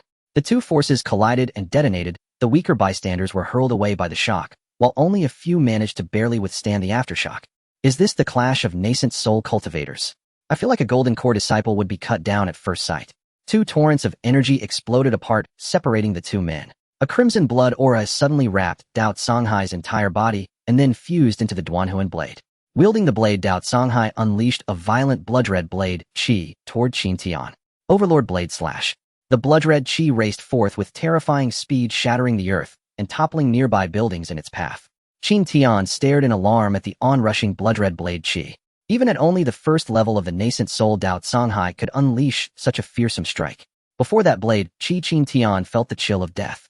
He knew that if he took it heed, he would be grievously wounded, perhaps killed. So he had no choice but to evade. After barely dodging, cold sweat beaded on Qin Tian's brow. He had narrowly returned from death's edge when a voice whispered in his ear. You are finished. After sending forth that blade, Qi Dao Songhai knew it would not easily slay Qin Tian. He immediately locked onto Qin Tian's position and sped forward to strike with blinding swiftness, hoping to catch him unawares. And indeed Qin Tian was deceived. What? Qin Tian turned in horror to find Dao Songhai less than a meter away, the Duanhuan blade falling upon him with terrifying speed. Qin Tian went frantic, throwing all his strength into defense, but Dao Songhai's velocity was too great, and the weapon was a primal artifact. This sudden assault would have overwhelmed even a 7th-level nascent soul. The Duanhuan blade sliced past Qin Tian's neck. The headless corpse in midair toppled to the ground. Qin Tian's head rolled to a stop at Feng Ao's feet. Feng Ao fell back in terror. He stared at the blood-red aura surrounding Dao Songhai, who looked like a demon and was petrified. He had quite literally been frightened to death. Dao Songhai then sped towards Steward Wu, who cowered shaking against a pillar in the corner. Young Master Dao, I was wrong. Please do not kill me, please don't kill me. Steward Wu, stunned by the grisly spectacle, had long since gone numb. Seeing Dao Songhai approach, he fell to his knees and wept out pleas for mercy. But no matter how desperately Steward Wu begged, Dao Songhai paid him no heed. With a single stroke, he severed Steward Wu's head. Such a petty bullying man did not deserve mercy, and yet he had the audacity to beg. Silence fell. Those present were too shocked to speak, including the members of the Wang family, who stood frozen. The shock Dao Songhai brought was immense. Here was a being at the 7th level of the nascent soul beheaded in a single stroke by Dao Songhai, an apparent instant kill, and he had shown no sign of using his full power. Dao Songhai approached Wang Yuan and said to the still-stunned Patriarch, Patriarch Wang, the matter is settled. Please hand over the Yanghan flower to me. Ah yes, young Master Dao, I will fetch the Yanghan flower for you at once. Wang Yuan recovered from his shock and hurriedly complied. He ordered the Wang household to seize all of the Feng family's assets, then led Dao Songhai away to retrieve the Yanghan flower. News of Dao Songhai's instant slaying of the Wuxiang sect's 7th-level nascent soul elders spread like wildfire. Those who heard it were stunned and no longer doubted the veracity of the Tianjiao rankings. The news reached the ears of the sect master of Wuxiang. Upon learning that Qin Tian had been instantly slain by Dao Songhai, he abandoned any thought of avenging him. He had accepted bribes and intervened in his clan's disputes, violations of sect law, and did not want to make a sworn enemy of those on the Tianjiao rankings. Those who made the list had great potential. If they were not utterly eliminated, their future rise could spell devastation for the sect. Meanwhile, inside the Wang mansion, young Master Dao, here is the Yanghan flower. Wang Yuan said as he produced the Yanghan flower and presented it to Dao Songhai. Dao Songhai took the Yanghan flower, a smile lighting his features, and addressed the spirit within him. Wuchen Senior, the Yanghan flower is in hand. Good. Time is of the essence. Find a secluded place to rest. I must stabilize my soul during... Wuchen looked at the Yanghan flower with deep excitement. Ever since his fall in this hollow state, his soul had remained unstable. Now with the Yanghan flower, his soul could be restored from its weakness, and he could hardly wait to refine it. Young Master Dao, I have a question. May I ask you? Wang Yuan approached. Upon hearing him, Dao Songhai's expression calmed. What would Patriarch Wang like to ask? It is this: where did young Master Dao learn that our Wang family possessed a... The existence of a Yanghan flower within the Wang family had been a closely guarded secret, known only to a few core members. Wang Yuan was therefore curious who had informed Dao Songhai of the Yanghan flower's presence. It's a trivial matter. This soul-nourishing flower was informed to me by the master of the Celestial Dao Palace. What? The Celestial Dao Palace? Is that the same one that issues the Eastern region's talented figures? Indeed. Then Dao Songhai elaborated on the wonders of the Celestial Dao Palace, leaving Wang Yuan even more astonished. Young Master Dao, may I ask where the Celestial Dao Palace is located? The Wang family is willing to exchange a treasure for that information. Hearing about the astonishing aspects of the Celestial Dao Palace stirred Wang Yuan's fervor even more. He had been stuck at the pinnacle of the Golden Core realm for years, unable to break through to the nascent soul stage. Now that he learned there was a way to exchange some treasures for a method to achieve that in the Celestial Dao Palace, how could he remain still? Master Wang, I cannot casually disclose that to you. You must understand that the Celestial Dao Palace is a residence of immortals. If the elders found out I revealed its location and it disturbed them, I would not be able to bear the consequences. Dao Songhai indeed had some selfish motives. The fewer people who knew about such a miraculous place, the better. Moreover, he felt he hadn't done anything wrong. The elder hadn't explicitly instructed him not to disclose the location of the Celestial Dao Palace, which must be due to their trust in him. He could understand that much. If Xie Chen knew that Dao Songhai had caused him to lose a customer, he would probably want to slap Dao Songhai in the face immediately. Damn it, I just forgot to mention it. What do you mean by understanding? Sigh, indeed, I was too abrupt. Upon hearing Dao Songhai's words, Wang Yuan understood. The temperament of immortals is unfathomable. If he accidentally angered one, not only could he lose his own life, but his family could be implicated, and he would truly become a criminal. After Dao Songhai left the Wang residence, he found a secluded place for the elder Wuqing to refine the soul-nourishing flower. He decided to ask Xie Chen if there was a method to help the elder reconstruct his physical body once his soul was stabilized. Inside the Celestial Dao Palace. In front of Xie Chen sat an elderly man with white hair, a bruised face, and a look of grievance. His name was Zhang Dong, a resident of the Central Region who had reached the 9th level of Tribulation Transcendence. However, he had not joined any faction as he was used to a carefree life and could not tolerate the constraints of rules. His greatest hobby was traveling the Tianqin continent, experiencing the world's splendor. The scene shifts back 1 hour earlier. Upon arriving in the Eastern Region, Zhang Dong immediately saw the talented figures ranking in the sky. Initially, he was astonished by who could create such a divine object. As he gazed at the golden light radiating from the talented figures ranking, Zhang Dong felt tempted and flew toward it. However, like everyone else, he found that no matter how he flew, he could not get closer to the ranking. Thus, he attempted to attack the ranking, hoping to bring it down. Ding, detecting an attack on the talented figures ranking. Would you like to retaliate? The system's voice echoed in Xie Chen's mind. Oh, now there are still reckless individuals daring to attack the talented figures ranking? I am curious who possesses such audacity. System, can you bring him to the Celestial Dao Palace? Ding, yes, but it requires the host to spend 100 Dao points. What? 100 Dao points? You go and rob him then. Hearing the system's words, Xie Chen thought of simply eliminating this person. However, he came to his senses and realized that if he allowed this person to come and trade with him, wouldn't that complete his task? Thinking of the rewards after completing the task, 100 Dao points seemed trivial in comparison. System, spend 100 Dao points. Hopefully this person is wealthy. If he is a pauper, let's see how I can handle him, Xie Chen thought to himself. Ding, Dao points deducted, successfully capturing in progress. Zhang Dong suddenly saw a beam of light shoot from the talented figures ranking towards him. Before he could react, he was enveloped and vanished into the void. In an instant, Zhang Dong found himself inside the Celestial Dao Palace. As the light faded, he gradually opened his eyes, gazing at the resplendent hall, curiosity prompting him to survey his surroundings. Enchanting melodies echoed in his ears, gradually enchanting him. Then Zhang Dong saw a young man in white sitting at a jade table, his large eyes fixed intently on him. Zhang Dong looked at him, startled to discover that his 9th level of Tribulation Transcendence was unable to see through the young man's cultivation. However, noticing the youth's age, he thought little of it, assuming the young man must possess some hidden treasure that concealed his true strength. Kid, where is this place? Why am I here and who are you? Zhang Dong spoke in a condescending tone. However, Xie Chen did not respond to his question, but instead used the Celestial Dao's observation technique, revealing information about Zhang Dong. Name, Zhang Dong. Realm, 9th level of Tribulation Transcendence. Race, human. Faction, loose cultivator. Purpose, to travel the Tianqin continent. Arrived in the Eastern Region, discovered the wonders of the Eastern Region's talented figures ranking, attempted to seize it, and was captured by the host. Xie Chen secretly mused, oh, what a big catch. A person from the Central Region, 9th level of Tribulation Transcendence with a cultivation level similar to that of Wuqing. He must have quite a few good things on him. This is a windfall, a windfall. Kid, I'm asking you a question. Zhang Dong, seeing Xie Chen silent, thought he might be mute or perhaps deaf and couldn't hear him. Do you know what crime you have committed? Xie Chen suppressed his excitement, maintaining a serious expression as he replied, oh, so you can talk. What crime? I would like to hear what you, a mere child, think I have done. Zhang Dong appeared indifferent, even somewhat sarcastic, as he directly sat on the mat opposite Xie Chen, eager to hear how he would describe his supposed crimes.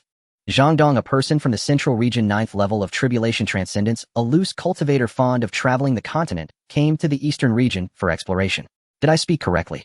Huh, how do you know? Has my reputation spread across the entire Eastern Region? Even young people like you know about me. Xie Chen's words weren't really a secret, it was something known to people in other regions. However, hearing Xie Chen state, it still surprised Zhang Dong, as he had never been to the Eastern Region before. Xie Chen was speechless. This person truly was a narcissist. He decided not to respond and continued. Do you know who is behind the talented figures ranking in the Eastern Region? What? Is it yours? Zhang Dong replied with disdain. Indeed, it was created by me. Ha ha ha. Xie Chen heard Zhang Dong's mocking laughter. His expression darkened to the extreme. In a flash, he kicked out with a simple yet forceful strike, sending Zhang Dong crashing into the pillar. Damn it, kid, you lack martial ethics, ambushing an old man like me who is hundreds of years old. Zhang Dong slowly leaned against the pillar, one hand clutching his waist while the other trembled as he pointed a finger at Xie Chen.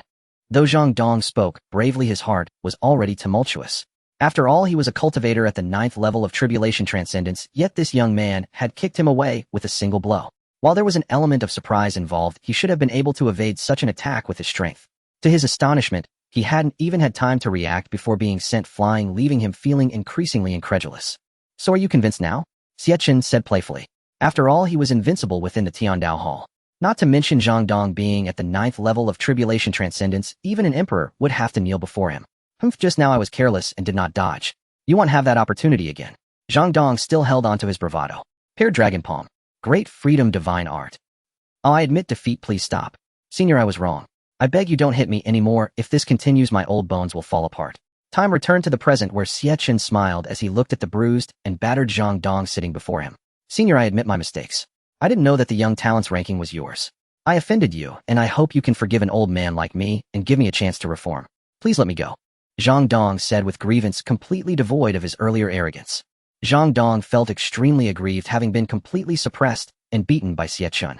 They say the eastern region is the weakest among the 5 regions of the Tianshan continent, yet he never expected there to be such a fierce person here. Had he known, he wouldn't have come to the eastern region. It's fine, knowing your mistake is good enough. I won't make it hard for you. We can make a deal. Senior, what kind of deal? Zhang Dong was puzzled, not understanding why Xie Chen suddenly mentioned a deal. This is the Tiandao Hall. Here, as long as you can pay the price, you can learn everything you wish to know. All things in the world, any living being above and below, anything you wish to know can be obtained from the Tiandao Hall. And the price can be anything of value, such as treasures, cultivation techniques, pills, and so forth. What? Really, anything can be obtained? Zhang Dong exclaimed in disbelief, astonished that such a miraculous place existed in the world. Senior, to be honest, I sustained a hidden injury after losing to someone in a duel. This hidden injury has lingered in my body and cannot be removed. It flares up every month, causing me unbearable pain. Therefore, I wish to ask Senior how I can eliminate this hidden injury. After speaking, Zhang Dong took out a yellow orb radiating golden light. Upon seeing the glowing orb, Xie Chen immediately recognized it as a valuable item. System, can this item be used as payment? Ding, Buddha's relic valued at 100 Tiandao points. Calculating the method to heal Zhang Dong's hidden injury requires 50 Tiandao points. It can be used as payment for the calculation. Xie Chen was also taken aback, not expecting this orb to be worth 100 Tiandao points. Truly, as a cultivator at the 9th level of Tribulation Transcendence, he casually possessed treasures worth their weight in gold. He then waved his hand, causing the Buddha's relic on the jade table to vanish in an instant. System, calculate the method to heal Zhang Dong's hidden injury. Ding, calculation successful. Zhang Dong's hidden injury can be completely eliminated using universal water. Ding, universal water has been successfully produced and has been automatically transported to the host system space. Oh, in the past, the system would always provide methods to find items, but this time it directly produced the solution without needing the other party to search for it. Xie Chen then took out the universal water from the system space and handed it to Zhang Dong. This is universal water. After drinking it, your hidden injury will be cured. Zhang Dong excitedly accepted the universal water from Xie Chen, thanked him, and immediately drank it. He instantly felt an overwhelming sense of relief throughout his body and checked himself, finding that his hidden injury was completely gone. Ha ha, Zhang Dong will no longer have to endure the pain of this hidden ailment every month. Zhang Dong laughed heartily, having suffered from this ailment for many years. He had sought help from various factions, but had never found a solution. Today, with Xie Chen's help, he was reborn.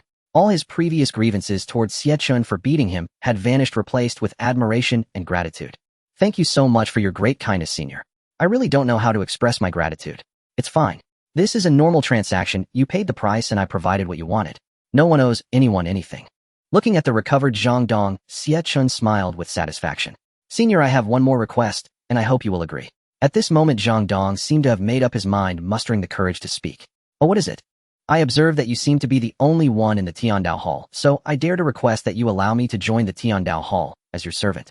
From now on, I will do my best to serve you in any task you assign. Now it was Xie Chen's turn to be surprised. A significant figure at the 9th level of Tribulation Transcendence wanted to join the Tiandao Hall as his servant. There must be countless factions in the central domain that would want Zhang Dong to join. If those major powers found out Zhang Dong had joined the Tiandao Hall, they would surely mock him, saying, "Didn't you say you disliked being bound?" and would never join any faction. However, after thinking it over, Xie Chen still found it a worthwhile deal. Having such a powerful person willing to be his subordinate was not a bad thing. In the future, for errands, or to deal with any troublemakers, he could send Zhang Dong to handle it. Moreover, with him around, Xie Chen could confidently venture out without fear of threats. Thus, he decided to agree to Zhang Dong's request. You need to understand that once you join my Tiandao Hall, you must obey the rules of the Tiandao Hall and will no longer have the same freedom as before. Furthermore, if any betrayal occurs after joining, I will ensure that the traitor is obliterated, never to be reborn. Xie Chen said seriously to Zhang Dong. Senior, rest assured, I am willing to sign a soul contract. If there is any act of betrayal, you can instantly erase me. Good, from now on you are a member of the Tiandao Hall. Thank you, Senior. Zhang Dong said joyfully, unhesitatingly signing the soul contract with Xie Chen, thus placing his fate in Xie Chen's hands. Since you have joined the Tiandao Hall, you are now one of us, so there's no need for you to call me senior anymore. From now on, just call me young master. Yes, young master, Zhang Dong said respectfully. After speaking, Zhang Dong consciously found a mat in one corner of the hall and sat down, immediately immersing himself in cultivation. The spiritual energy within the Hall of the Tao was much more abundant than that of the outside world, allowing for several-fold faster cultivation. Xie Chen thought to himself upon witnessing this scene, this old guy isn't just trying to leech off the spiritual energy in the Hall of the Tao, is he? But it doesn't matter, I've already signed a soul contract with him and our fates lie in my hands. As long as he doesn't betray the Hall of the Tao, he can do as he pleases. At that moment, the system's prompt sounded. Xie Chen no longer paid attention to him. Ding, congratulations to the host for completing the task, earning the Guardian Beast Qiongqi Tribulation Transcendence completion. 1. Celestial Pressure, Dao value 2000. Ding, the next stage of the task has begun. Task released, publish, a leaderboard 01. Successfully deduce, 10 times, 010. Task duration 1 month. Task success, Guardian Beast, Tao Wu Tribulation Transcendence, completion 1. A divine ability, annihilating, immortal finger. Task failure, the host will remain at the first level of Golden Core forever. Hearing the system's prompt, Xie Chen was extremely excited. He didn't expect this task to directly grant him 2,000 Dao value. Looking at his panel, he now had 7,510 Dao value, and he could scour the Dao Mall thoroughly afterward. Then Xie Chen looked at the rewards in his system space and extracted and used the celestial pressure. With the celestial pressure, he could say he had a certain means of intimidation. For instance, in the future, if Xie Chen encountered opponents stronger than himself, even if he couldn't defeat them, as long as he released his celestial pressure, the opponent would instantly lose their will to fight. Just the thought of seeing fear and pleading on the enemy's face was immensely satisfying. Xie Chen couldn't wait to test the power of this celestial pressure. Just when he was troubled by the lack of a chance to display it, his gaze fell upon Zhang Dong, who was cultivating. A slight smirk appeared on his lips. Here was a perfect test subject. Xie Chen then released a hint of celestial pressure towards Zhang Dong. At that moment, Zhang Dong was deeply absorbed in cultivation when he suddenly felt a surge of qi and blood within him. He propped himself up with one hand on the ground, while clutching his chest with the other, looking at Xie Chen in terror. Young master, please retract the divine ability. I'm struggling to breathe, Zhang Dong said with a face full of fear, afraid that if Xie Chen continued, he would die under this pressure. Xie Chen was quite satisfied with Zhang Dong's reaction and immediately retracted the pressure. Apologies, I was inspired just now and accidentally released a hint of subtle aura. I hope I didn't scare you too much. It's all right, young master, Zhang Dong said, though as he spoke he picked up the mat under his feet and moved over to a corner of the hall, distancing himself from Xie Chen, fearing another accidental injury. Zhang Dong couldn't help but admire Xie Chen's power. Just a hint of that aura had instilled such fear in him that he couldn't even muster a thought of resistance. Perhaps within the entire Tianqian continent, even the hidden ancient monsters wouldn't be able to withstand Xie Chen's pressure.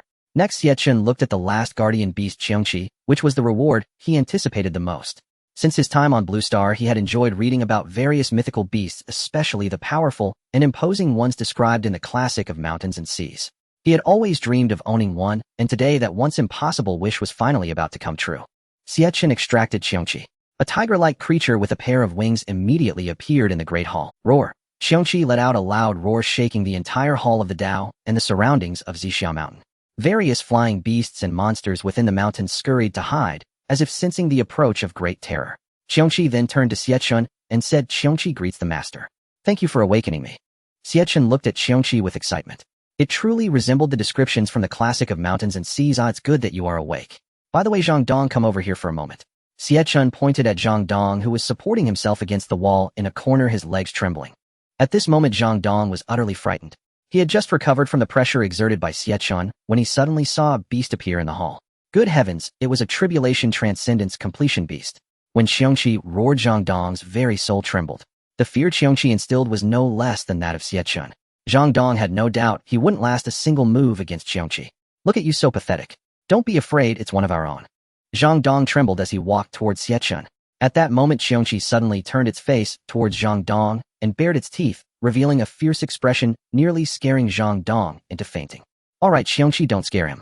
He's quite old. Oh, what if he has a heart attack from fright? I was just playing with him. He's too amusing like this. Qiongqi said playfully, looking at the dazed Zhang Dong. Now let me introduce you. This is the ancient guardian beast Qiongqi, one of the guardian beasts of the Hall of the Tao. This is Zhang Dong, my servant. Currently, aside from myself, the only members of the Hall of the Tao are Zhang Dong and Qiongqi. You two need to get along well from now on, understand? Yes, master. Yes, young master. Good, Qiongqi, you will guard the hall.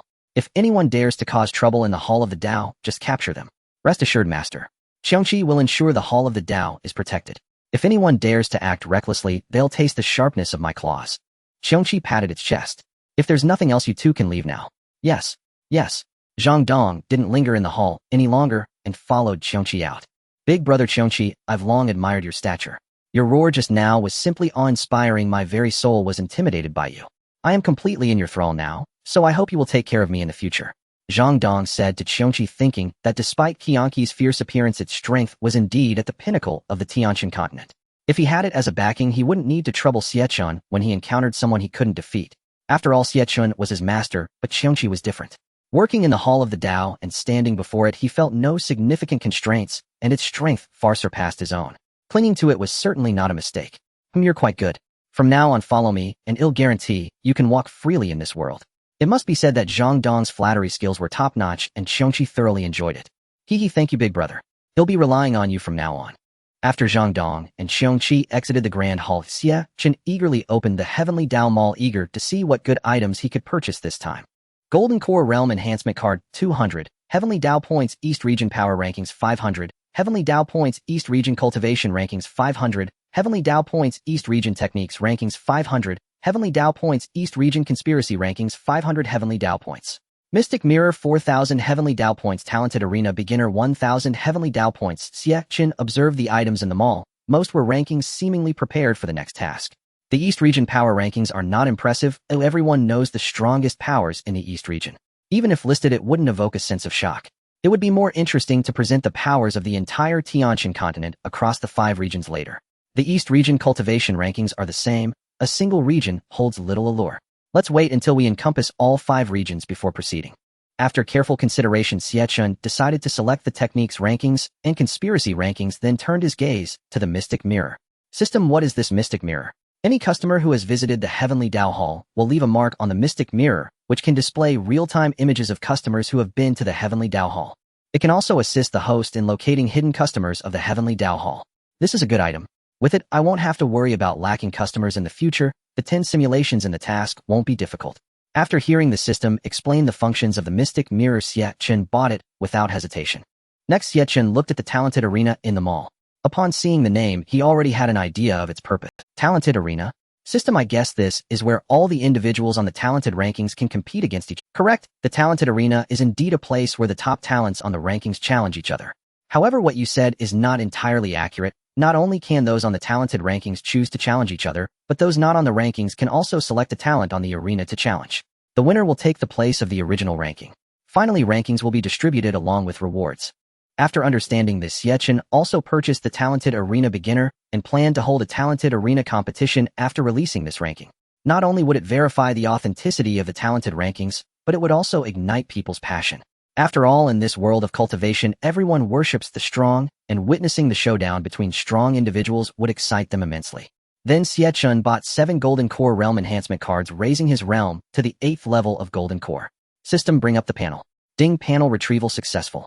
Host Xie Chen Realm 8th level Golden Core Qualifications, Celestial Qualifications, Physique, Heavenly Dao, Celestial Body Items, Heavenly Dao Hall Master Robe 1, Heavenly Dao Hall Master Crown 1, Heavenly Dao Hall Master Shoes 1, Mystic Mirror 1, Talented Arena Beginner 1, East Region Techniques, Rankings 1, East Region Conspiracy Rankings 1, Techniques, Heavenly Dao Observation Technique, Celestial Pressure belonging to Power Heavenly Dao Hall Location Tianqian Continent Xixiao. Mountain Heavenly Dao Points 110 Task Release a Ranking 01 Successfully Simulate 10 times 0 10-inch. Xie Chen looked at his over 100 Heavenly Dao Points and lamented his poverty, yearning for more Heavenly Dao Points. Xie Chen took out the Mystic Mirror and placed it on the jade table, wanting to test its functionality. Then with a wave of his hand, a figure appeared on the mirror. This is Dao Songhai. Xie Chen looked at the figure in the mirror. At that moment, Dao Songhai was sitting cross-legged in a hidden cave. The entrance to the cave had been magically concealed, making it impossible to see from the outside. It seems he has already obtained the soul-nourishing flower. Noting Dao Kanghai's situation, Xie Chen understood he was refining the soul-nourishing flower and decided not to watch further. Next, with another wave of his hand, the figure of Nian Yangxiao appeared in the Mystic Mirror. Oh, this seems to be the sect's martial arts arena. It looks like the grand competition of his sect has begun. At that moment, there were only 2 figures in the Xiaoyao sect's martial arts arena, Nian Yangxiao and of course Fu. Nian Yangxiao looked at Fu Yilong before him, his expression resolute, while Fu Yilong had a slight smirk, looking at him with mockery. At this moment Mu Xiaowan stood beside the sect master, Mu Sheng, her face showing a hint of worry. In fact, when Nian Yangxiao returned to the sect, he immediately sought out Mu Xiaowan. Seeing him come back, Mu Xiaowan felt a surge of joy in her heart. Having been apart for so many days, they had endless sweet nothings to share. Ultimately, Mu Xiaowan expressed her concern that Nian Yangxiao might not be a match for Fu Yilong and suggested that he take her away from the Xiaoyao sect, proposing the idea of eloping together. However, Nian Yangxiao rejected Mu Xiaowan's proposal, asserting his confidence in defeating Fu Yilong, having already broken through to the second level of Golden Core. Although Nian Yangxiao assured Mu Xiaowan that he would definitely win, she still felt uneasy, worrying that if he lost the grand competition, her father would betroth her to Fu Yilong. If she couldn't be with the one she loved, Mu Xiaowan would rather choose to end her life.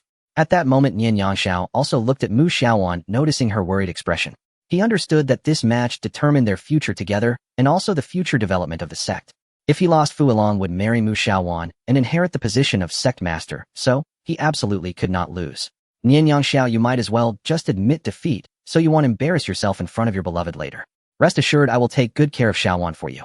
Fu Yilong looked at Nian Yangxiao with complete disregard, confident in his own strength after breaking through to the Golden Core realm. Even though he knew Nian Yangxiao had gone out to train a few days ago, he did not believe he had any opportunities and certainly did not think he could break through to the Golden Core realm like himself. Fu Yilong, you only covet the position of sect master. In your eyes, Xiaowan is merely a tool for you to ascend to that position. I absolutely cannot allow Xiaowan to marry someone like you. This time I must defeat you. Nian Yangxiao retorted defiantly against Fu Yilong's mockery. Ha ha ha, I'm looking forward to seeing what you can do to defeat me. I just hope you can last a few more moves against me. If I defeat you with just a few moves, it would be too disappointing. Fu Yilong laughed heartily, his eyes filled with increasing mockery as he looked at Nian Yangxiao. After finishing his words, Fu Yilong took the lead to strike, his figure moving swiftly as he charged towards Nian Yangxiao, kicking directly towards his chest. Seeing Fu Yilong's kick approaching, Nian Yangxiao crossed his arms in front of his chest. After being kicked, he moved back about a meter. Then Fu Yilong extended his other foot to kick towards Nian Yangxiao's head. Just as the kick was about to connect, Nian Yangxiao sidestepped, and after a few more exchanges, the two separated. Very well, Nian Yangxiao. Next, I won't hold back. With that, Fu Yilong drew a long spear, fully unleashing his Golden Core cultivation without any concealment. Facing Fu Yilong, who held the long spear and radiated a Golden Core aura, Nian Yangxiao was equally unyielding, gripping his long sword as his own Golden Core energy erupted. What? Senior brother Nian has also broken through to the Golden Core stage. Heavens, it turns out senior brother Nian has been hiding his strength all along. The spectators from the Xiaoyao sect exclaimed in surprise. They had originally thought that Fu Yilong's breakthrough to the Golden Core would easily defeat Nian Yangxiao, who was at the foundation establishment stage. Little did they know that Nian Yangxiao had been pretending to be weak and had also broken through to the Golden Core realm. Yangxiao, actually. Mu Xiaowan murmured to herself, her face displaying an expression of disbelief. This guy has actually broken through to the Golden Core stage without telling me when we met, making me worry for nothing. Just wait and see how I deal with you later. However, despite her complaints, a smile appeared on Mu Xiaowan's face. Mu Sheng remained calm, showing no signs of surprise, as if he had known about Nian Yangxiao's breakthrough to the Golden Core stage all along. Yet he was also curious about how Nian Yangxiao managed to break through to the Golden Core stage in such a short time. He thought he would ask him after the match. At this moment, Fu Yilong, seeing Nian Yangxiao also radiating a Golden Core aura, was dumbfounded, realizing that the latter's Golden Core energy was clearly denser than his own. No, I don't believe it. How could you also be at the Golden Core stage, and even at the second level? You must have taken a pill. You must have. Fu Yilong's face twisted with anger, wishing he could devour Nian Yangxiao whole. What? Senior brother Nian actually took a pill? No wonder. Nonsense. Senior brother Nian's talent has always been exceptional. If Fu Yilong can break through to the Golden Core, why can't senior brother Nian? The members of the Xiaoyao sect debated among themselves. If I have been favored by the heavens, and during this trial I encountered an immortal. It was under the Immortal's guidance that I managed to break through to the Golden Core stage. When Nian Yangxiao mentioned Xie Chen, admiration was unmistakably written across his face. An immortal? No, I don't believe it. How could someone like you meet an immortal? So what if you have broken through to the second level of the Golden Core? Fu Yilong will still not lose. Kill. Fu Yilong charged at Nian Yangxiao like a madman. However, no matter what moves he made, Nian Yangxiao easily dodged them. Then locking onto Fu Yilong, he unleashed a sword energy. As the sword energy drew closer, Fu Yilong was horrified, but no matter how he tried to evade, the sword energy seemed to have a homing instinct locking onto him. Fu Yilong was struck by the sword energy and fell to the ground, his throat convulsing as he spat out a mouthful of blood. You actually crippled my cultivation. Fu Yilong trembled as he pointed at Nian Yangxiao, his face ashen. You despicable person. usually arrogant and tyrannical, oppressing the disciples of the sect, resorting to any means for your own gain. Having your cultivation crippled is already a mercy for you. For a cultivator, having one's cultivation crippled is more painful than being killed. Fu Yilong knew that he had no chance of turning the tables now, and in a fit of rage he fainted. I declare that the first place in this sect competition goes to Nian Yangxiao. Looking at the unconscious Fu Yilong, Mu Sheng announced loudly.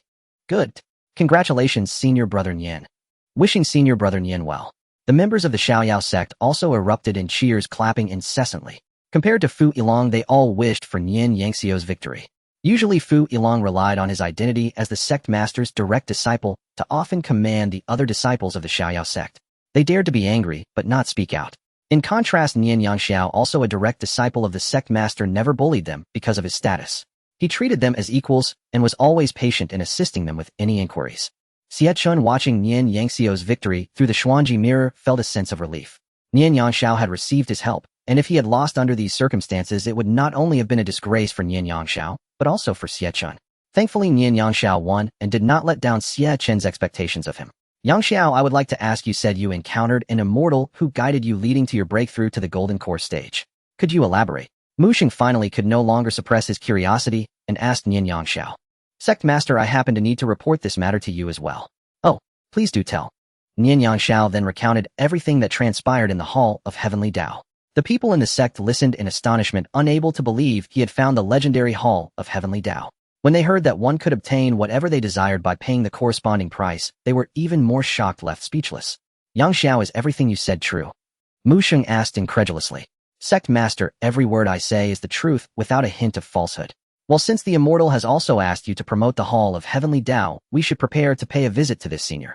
Furthermore, let the remaining disciples of the Xiaoyao sect spread the news about the Hall of Heavenly Dao. Since we are to promote it, let us do it thoroughly. We must establish a good relationship with this senior. Listening to their conversation, Xie Chen felt very satisfied. Not bad, not bad. The sect master of Xiaoyao sect is quite competent. Next time they come, I can offer them a 10 discount. A 10 discount. Xie Chen then put away the Xuanji mirror and looked towards the sky of the eastern region at the ranking list of elite talents. It's time to release the next list. Xie Chen looked at the two lists in his hands, one for eastern region techniques and the other for eastern region schemes, pondering which one to release first. In the end, Xie Chen decided to release the eastern region techniques list first. He then opened the map of Tianqian continent, selected the eastern region, and launched the eastern region techniques list. Congratulations, host, the launch was successful and the list will soon descend upon the eastern region. Above the eastern region, the direction of the ranking list trembled, startling everyone in the entire region as they looked towards the direction of the ranking list. What's going on? Quick look, it's the ranking list of elite talents. This commotion is coming from that direction. Then they saw a new list radiating golden light, like the elite talents ranking, appear in the sky of the eastern region. A booming sound echoed as a majestic voice emanated from the new list. The second ranking of the eastern region of Tianqian continent, the eastern region's technique ranking, will officially launch at noon today. I can't believe there's a second ranking apart from the talent ranking. First the talent ranking and now the technique ranking. The Hall of Heavenly Dao is truly astonishing. Zhang Dong was also stunned by the scene above the eastern region, and amidst his astonishment, excitement, and curiosity shone in his eyes. Although he had heard of the wonders of the talent ranking before, he had never witnessed the announcement process in person. At this moment, he lost all thoughts of cultivation, quietly standing beside Xie Chen, waiting for the official release of the rankings. As noon approached, everyone in the eastern region put aside their tasks and looked up, eagerly anticipating the announcement of the rankings. Sunflower seeds and watermelon for sale up front. Who do you think will make the list this time? My ancestor's innate Wuji divine art is unbeatable. There will surely be a place for my ancestor on the list. My family has a 1,000-year legacy with countless techniques. Our family name will definitely appear on this rank. Everyone was discussing animatedly, with most taking a seat to enjoy the show, while a few hoped that their own or their family's techniques would make the list. Finally, noon arrived, and all discussions abruptly ceased as a dignified voice echoed once more. The Eastern Region Technique ranking of Tianqian continent officially opens.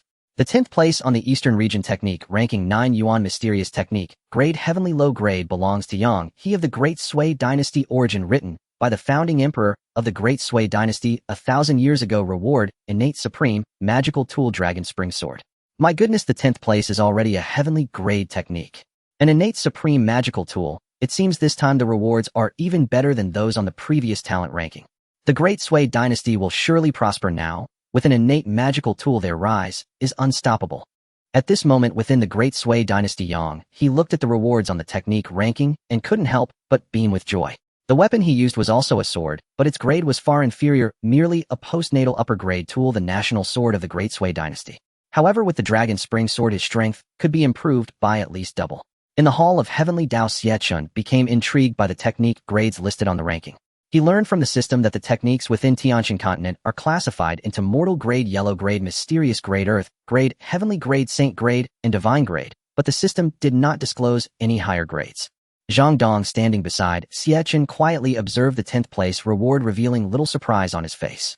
Although innate supreme magical tools might be rare in the eastern region, possibly numbering only in the single digits, their value in the central region was not as high, with hundreds or even thousands existing openly. As various discussions in the eastern region unfolded, the 9th place was soon revealed. 9th place on the eastern region technique ranking 100 poisons classic, grade heavenly low grade, belongs to 5 poisons Taoist origin, written by the first generation, which king of the 10,000 poisons cave 1,000 years ago. Reward: body immune to all poisons. What? A body immune to all poisons? That can be a reward? Incredible, incredible. This is truly astonishing. It's the first time I've heard of someone receiving a bodily constitution as a reward. Who is this 5 poisons Taoist? Does anyone know him? You don't even know the 5 poisons Taoist. You're really uninformed. Just like his name suggests, the 5 poisons Taoist excels in the use of poison. It is said that he is merciless and has poisoned thousands overnight. If you ever encounter him, be sure to take a detour to avoid falling victim to his poisons. Hiss, that's terrifying. After killing so many, has no one pursued him? They would like to, but who dares? You have no idea how terrifying his poisons are. A moment's inattention can cost you your life. A middle-aged man clad in a black robe, tightly wrapped up, was excitedly watching the technique ranking above the eastern region. This man was the 5 poisons Taoist, and the body immune to all poisons was practically tailor-made for him. Since cultivating the 100 poisons classic, although he gradually became a poison body immune to the vast majority of toxins, he found that as his cultivation progressed, the backlash from the 100 poisons classic became increasingly severe, overwhelming his poison body and causing him to refrain from further cultivation. With the body immune to all poisons, he could continue to cultivate the latter part of the 100 poisons classic without worrying about backlash. Ha ha, Hall of Heavenly Dao, you are truly my lucky star. The 5 poisons Taoist laughed wickedly. This also indicates that the Hall of Heavenly Dao is absolutely neutral and fair, not removing him from the list due to his past actions, which made the 5 poisons Taoist regard the Hall of Heavenly Dao with newfound respect.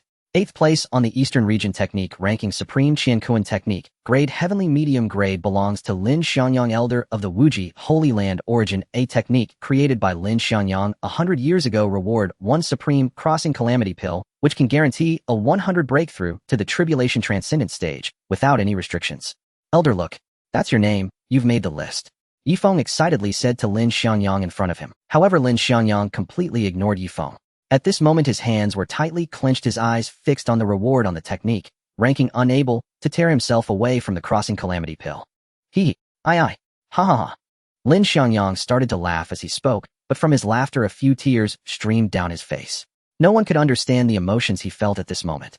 Lin Xiangyang had actually reached the Tribulation Transcendence 3rd stage 100 years ago, but during a training session, he fell into a demonic state, causing his cultivation to fall back to the peak of nascent soul.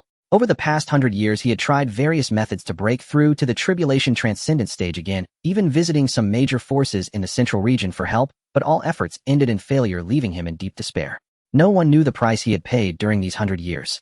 Gradually, as Lin Xiangyang grew older, he began to let go, gradually abandoning the idea of breaking through to the Tribulation Transcendent stage again, deciding to devote the rest of his life to nurturing the disciples of the Holy Land, hoping that he could one day cultivate a disciple capable of reaching the Tribulation Transcendent stage to fulfill his long-held wish. Thank you, Hall Master, for recognizing Xiangyang. Your grace is as heavy as Mount Tai, and I will repay your great kindness and virtue, even if I have to work like a horse in the future. Lin Xiangyang knelt down in the direction of the technique, ranking his emotions overwhelmed, and he began to cry. Seeing Lin Xiangyang in this state, Yifeng felt a pang of sadness in his heart, unsure of what to say. Facing Lin Xiangyang's heartfelt expression of gratitude, Xie Chen smiled, faintly feeling genuinely happy. In Xie Chen's view, those who know how to be grateful are favored by the heavens. Their fortunate moments will eventually arrive, though one can never know when or how their luck will manifest. Woo, so touching. Zhang Dong couldn't help but wipe his eyes at the sight, provoking an eye roll from Xie Chen. That's enough. Look at your age, how can you be so dramatic? Young master, it's just that I was moved to see the genuine feelings from the other party towards you. Xie Chen was quite speechless at the antics of this old fool, and chose to ignore him, turning his gaze back to the rankings of martial arts. Eastern Region Martial Arts Rankings Rank 7, Floating Pagoda Technique. Grade Heavenly Grade Mid-Tier. Affiliation Master Wei Chonglin of Haohai Holy Land. Origin written by the founding ancestor of Haohai Holy Land 1,000 years ago. Reward Fragmented Star Hammer, a lower grade treasure. What the heck, a treasure appears at rank 7 already? I'm so envious. If I could have a congenital treasure, wouldn't I be able to take off right here? Don't say that, I'm all Haohai Holy Land. Wei Chonglin sat proudly in the grand hall, his expression quite smug. On the surface, congenital treasures are virtually non-existent among all forces in the Eastern region. The highest grade available is merely a congenital artifact. One can imagine how precious a congenital treasure is. With such a treasure in hand, anyone thinking of attacking Haohai Holy Land would have to think twice. Eastern Region Martial Arts Rankings Rank 6, Taishin Sword Technique. Grade Heavenly Grade Mid-Tier. Affiliation Jian Zong's Jian Wuxin. Origin a technique created by Jian Wuxin 500 years ago. Reward Mirage Sword Technique, a heavenly grade upper tier sword technique, can be upgraded to Saint grade. Damn, a technique that can be upgraded to Saint grade. Jian Wuxin, who is he? I've never heard of him. Does anyone know? Never heard of this person. Jian Wuxin is still alive. An elder from within the sect remarked. Elder, do you know him? The name Jian Wuxin is too ancient, it's normal that you don't know him. However, he has another title. You should have heard of the Old Sword Sage. What? He is the Old Sword Sage. But wasn't it rumored that he perished 300 years ago during the war against the demon clan? You are still too young. The Old Sword Sage is undoubtedly a legendary figure in the Eastern region. He dedicated his life to the sword path, achieving an unfathomable level of insight into sword techniques. It is said that during the Human-Demon War 300 years ago, he annihilated several major generals of the demon clan, once seen as the #1 enemy of the demons. Ultimately, he perished under the siege of tens of thousands of demons, but his legendary deeds have long been passed down, remaining a topic of conversation even today. Jian Zong. An elderly man cleaning the scripture pavilion paused, leaning on his broom as he gazed at the martial arts rankings overhead. Even though he exuded no aura of cultivation, his mere presence radiated an intimidating authority. The master of Jian Zong approached the sweeping elder, respectfully congratulating him. Congratulations, elder, for making it onto the martial arts rankings. Seeing his ancestor's name displayed on the rankings, he could hardly contain his joy and was eager to inform Jian Wuxin. With their ancestor now on the list alongside the previously ranked 7th and 6th individuals, Jian Zong had temporarily become the sect with the most members on the rankings in the entire Eastern region. I never expected I would have the chance to cultivate a Saint-grade sword technique in this lifetime. This person was indeed the Old Sword Sage. In reality, he did not perish during that war 300 years ago. He had fought his way out of the encirclement of tens of thousands of demons with his unmatched sword skills. However, this battle took a heavy toll on him, damaging his foundation, leading him to declare false news of his death in the demon war, ultimately choosing to live in seclusion within Jian Zong as an ordinary cleaning elder.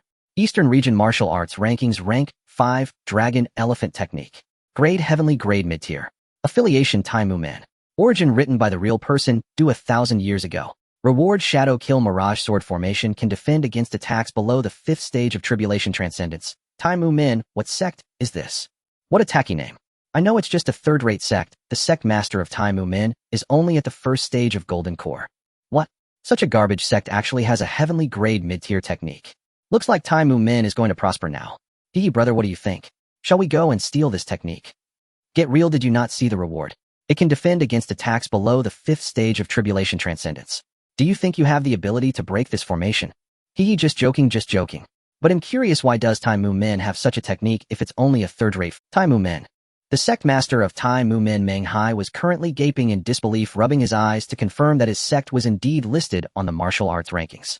However, he seemed to recall something and immediately gathered all the disciples within the sect in a panic. Quick, everyone go find it, we must locate this technique. Meng Hai was in a state of distress, having forgotten where he had tossed this technique in the sect. No one could have guessed that this technique was something Meng Hai had bought from a street vendor. A few years ago, when Meng Hai had just established Tai Mu's sect, an old beggar had stopped him while he was wandering the streets, saying, "Brother, I see you have remarkable potential, a rare talent for cultivation, and the future peace of this continent depends on you. I have a manual here, I feel a connection with you, I can sell it for just 10 coins. Hearing the old beggar's words, and seeing the manual with the words Dragon Elephant Technique written on it, Meng Hai was immediately captivated and took out 10 coins to buy the manual. However, he soon found that no matter how he practiced, he could not cultivate anything out of it, leading him to suspect he had been duped into buying a fake item. Eventually, it was discarded and forgotten. Report. Sect Master, I found a book under the kitchen table. Is this the one? A disciple hurriedly brought a book to Meng Hai. Meng Hai quickly took the book. The cover bore a deep imprint from the table leg. Seeing the words Dragon Elephant Technique written on the cover, Meng Hai burst into joyous laughter. Ha ha ha, this is it. A heavenly grade technique. Tai Mu Min finally has a heavenly grade technique. From now on you will be my direct disciple, and I shall personally guide your cultivation. Meng Hai joyfully said to the disciple. Thank you, sect master. The disciple was equally delighted, never expecting to become the sect master's personal disciple just like that. In the Heavenly Dao Hall, Zhang Dong saw a heavenly level martial art being used as a table leg by Tai Mu Min, and he could not help but exclaim in anger, such a waste of heavenly resources. Truly a waste. Zhang Dong secretly thought, if only this heavenly level martial art were mine. Meng Hai has limited insight and cannot see the profound mysteries of this martial art. A heavenly level martial art has ended up being used as a table leg. If it weren't for the martial arts ranking exposing it, this heavenly level martial art would have been forever buried in this kitchen. Xie Chen also sighed and said. However, Tai Mu Min was fortunate to encounter Xie Chen. With a heavenly level martial art and a great formation that could withstand the attacks of a fifth-layer tribulation transcendence, it was only a matter of time before Tai Mu Min attracted a steady stream of people to join and rise in power. As the discussions among the people continued, the 4th and 3rd rankings were announced. 4th place on the Eastern Region Martial Arts ranking, Weeping Blood Demon Sutra, grade heavenly level mid-grade, belongs to Mozi Qi Dai of the Demon Forest Valley origin, one of the 2 demonic arts written by the Elder Blood Hand Demon Slayer of the Demon Clan. Reward, innate mid-grade treasure, soul-chasing demon bell. 3rd place on the Eastern Region Martial Arts ranking, Black Blood Demon Art, grade heavenly level mid-grade, belongs to Mozi Gu Ling of the Demon Forest Valley origin, one of the 2 demonic arts written by the Elder Blood Hand Demon Slayer of the Demon Clan. Reward, innate mid-grade treasure, blood devouring blade. As they looked at the 4th and 3rd places on the martial arts ranking, everyone in the Eastern region became tense once again. The Demon Clan, it's them again. Damn it, why are they so powerful? As they saw the Demon Clan appearing on the rankings once more, the major holy lands and empires began to communicate with each other again. What should we do? At this rate, the strength of the Demon Clan will only grow stronger.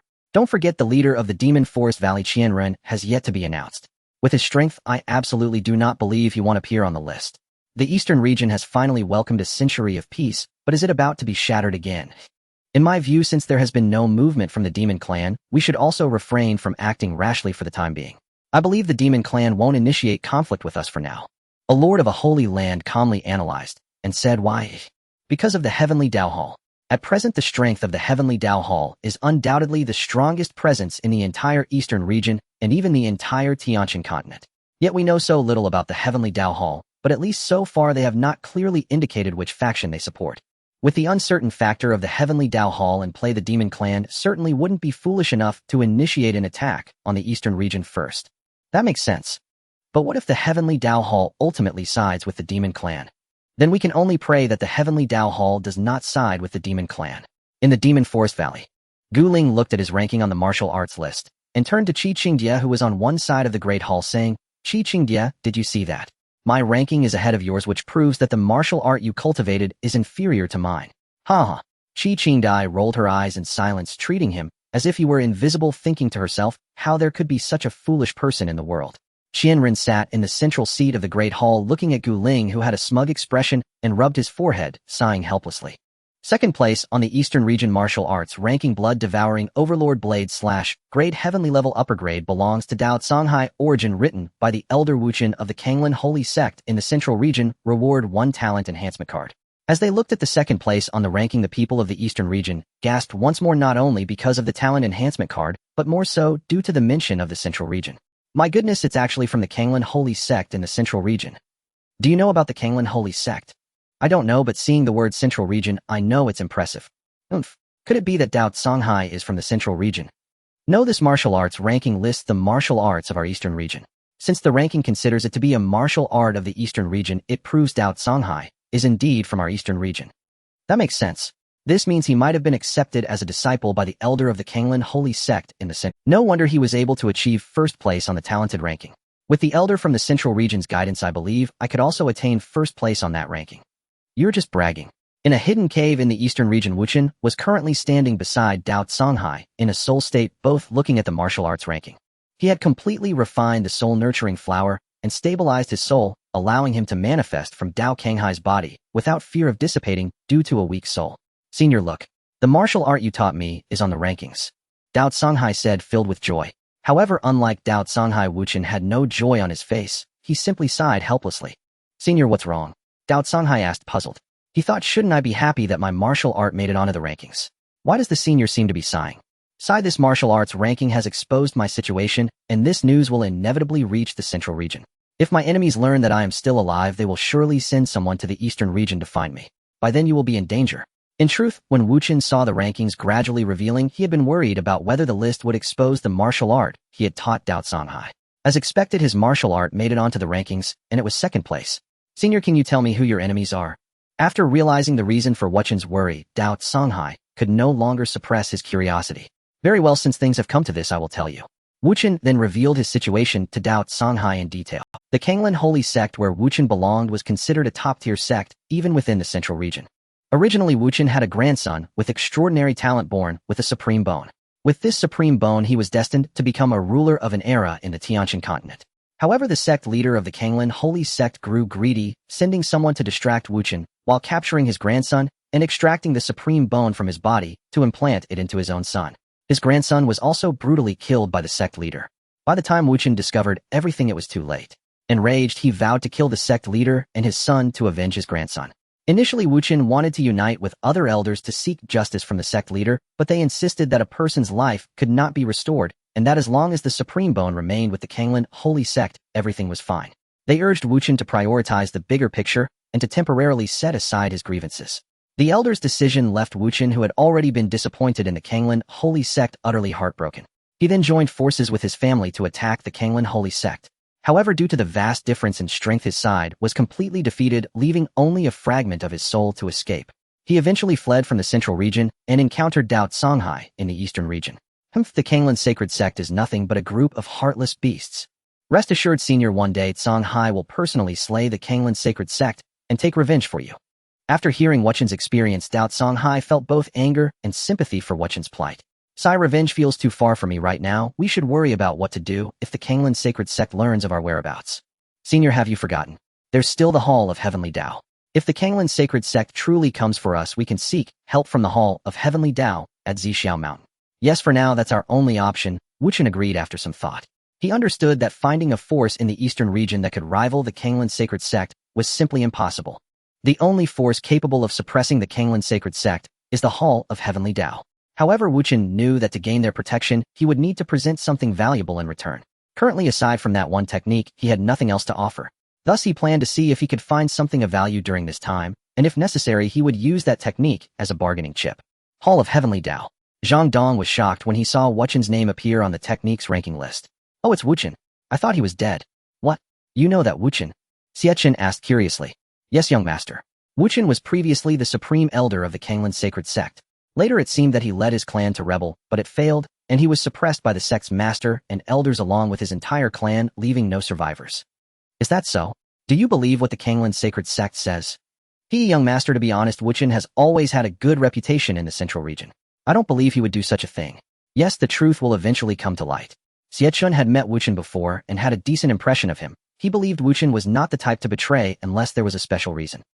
Only the first place remains unannounced. Who do you think this first place is? To be able to overshadow everyone from the central region. Could it be someone from the demon clan? Impossible. I believe there are definitely hidden powerhouses among our human race. I hope so. Here it comes, here it comes. Shoo, everyone be quiet and look. First place on the Eastern Region technique ranking Devouring Heaven Demon Classic. Rank Low Grade Sacred. Belongs to Xie Chen, Lord of the Demon Forest Valley.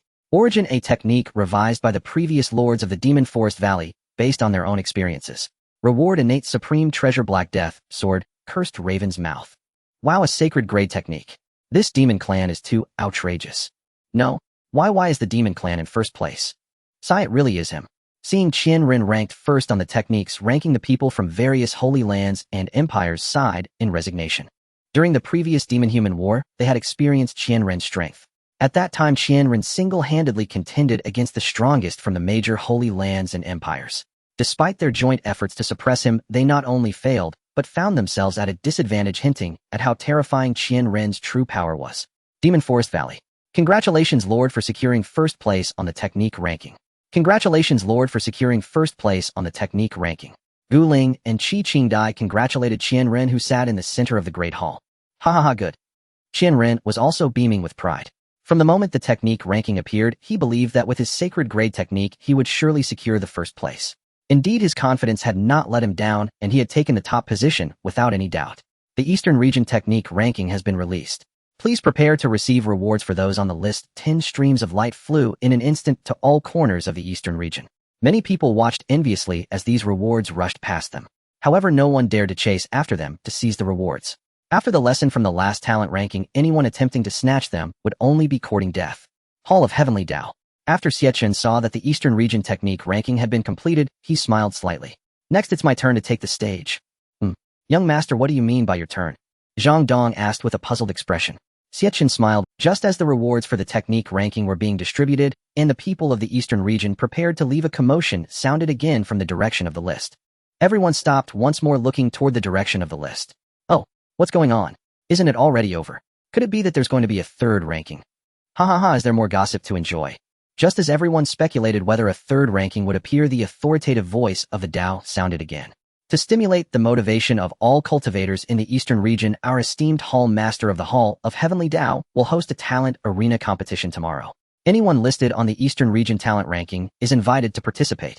Please prepare all talents. What? There's going to be a competition among talents. Wow. I feel like my life is complete. I never expected to witness the battles of the top talents in our Eastern Region in my lifetime. The talent battle. This is just as explosive as the announcement of the rankings. Why does it have to be tomorrow? I can't wait any longer. People from various forces began to take action to prepare for tomorrow's competition. The Dian Sacred Land. Xiao Qingshu said to Xiao Yin, "Grandson, you must do well in this talent arena competition. You must bring glory to our Dian Sacred Land." "Grandfather, don't worry. I will definitely showcase the prestige of our Dian Sacred Land in the talent battle," Xiao Yin said confidently. Last time, Xiao Yin confidently assured his grandfather that he would secure a top 3 position, but he only managed to obtain 5th place, leaving him ashamed. This talent battle was his chance to redeem himself. He wanted to prove to everyone in the Eastern Region that Xiao Yin was no worse than those ranked ahead of him. Demon Forest Valley. Gu Ling revealed a sinister smile upon hearing the news of the upcoming talent arena. Previously, the talent ranking had placed him behind Qi Qingdia, which made Gu Ling discontent. He couldn't believe that with his overwhelming strength he would lose to that woman Qi Qingdai.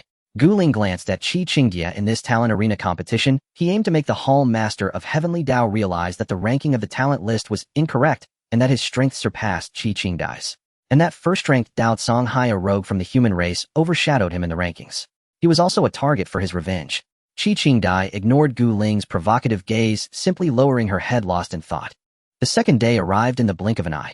Today marks the official start of the Eastern Region's Tianjiao Arena competition, and everyone looked up towards the sky, eagerly anticipating the commencement of the event. Come, place your bets. Place your bets. Hey, do you think the rankings of the winners will match those on the Tianjiao list? I don't know, but it should be about the same. I'm more curious about how strong the 2 demon children from the demon clan really are. We'll find out soon enough. Boom. At that moment, the Tianjiao list suddenly burst forth with golden light, and a deafening roar echoed throughout every corner of the Eastern Region. Is it starting? It's begun, everyone quiet down. The Tianjiao Arena competition of the Tianshan continent's Eastern Region is about to begin. Now let us welcome the organizer, our esteemed Lord of the Dao Temple. As the words fell, the crowd watched as the space above the Tianjiao list gradually tore open, and a white figure slowly emerged from the rift. The sight left the people of the Eastern Region with their mouths agape.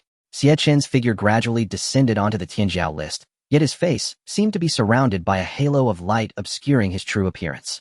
Then a celestial pressure capable of suppressing all things in the world radiated from Xie Chen, enveloping the surroundings and causing the entire Eastern Region to tremble. In that moment, the entire Eastern Region fell into a deep freeze and silence. Oh my God! Some people involuntarily shivered, feeling a chill run down their spine. Countless individuals lost their footing and fell to the ground, cold sweat breaking out on their foreheads, while some were so frightened by the scene that they lost control of themselves. Is it really necessary to be this exaggerated? I came to watch the competition, not to seek death. Truly, the Lord of the Dao Temple is terrifying. Incomprehensible, truly incomprehensible. I feel like I don't even measure up to an ant, no, not even a mayfly in water before this Lord. The people of the Eastern Region were collectively struck dumb by Xie Chen's entrance.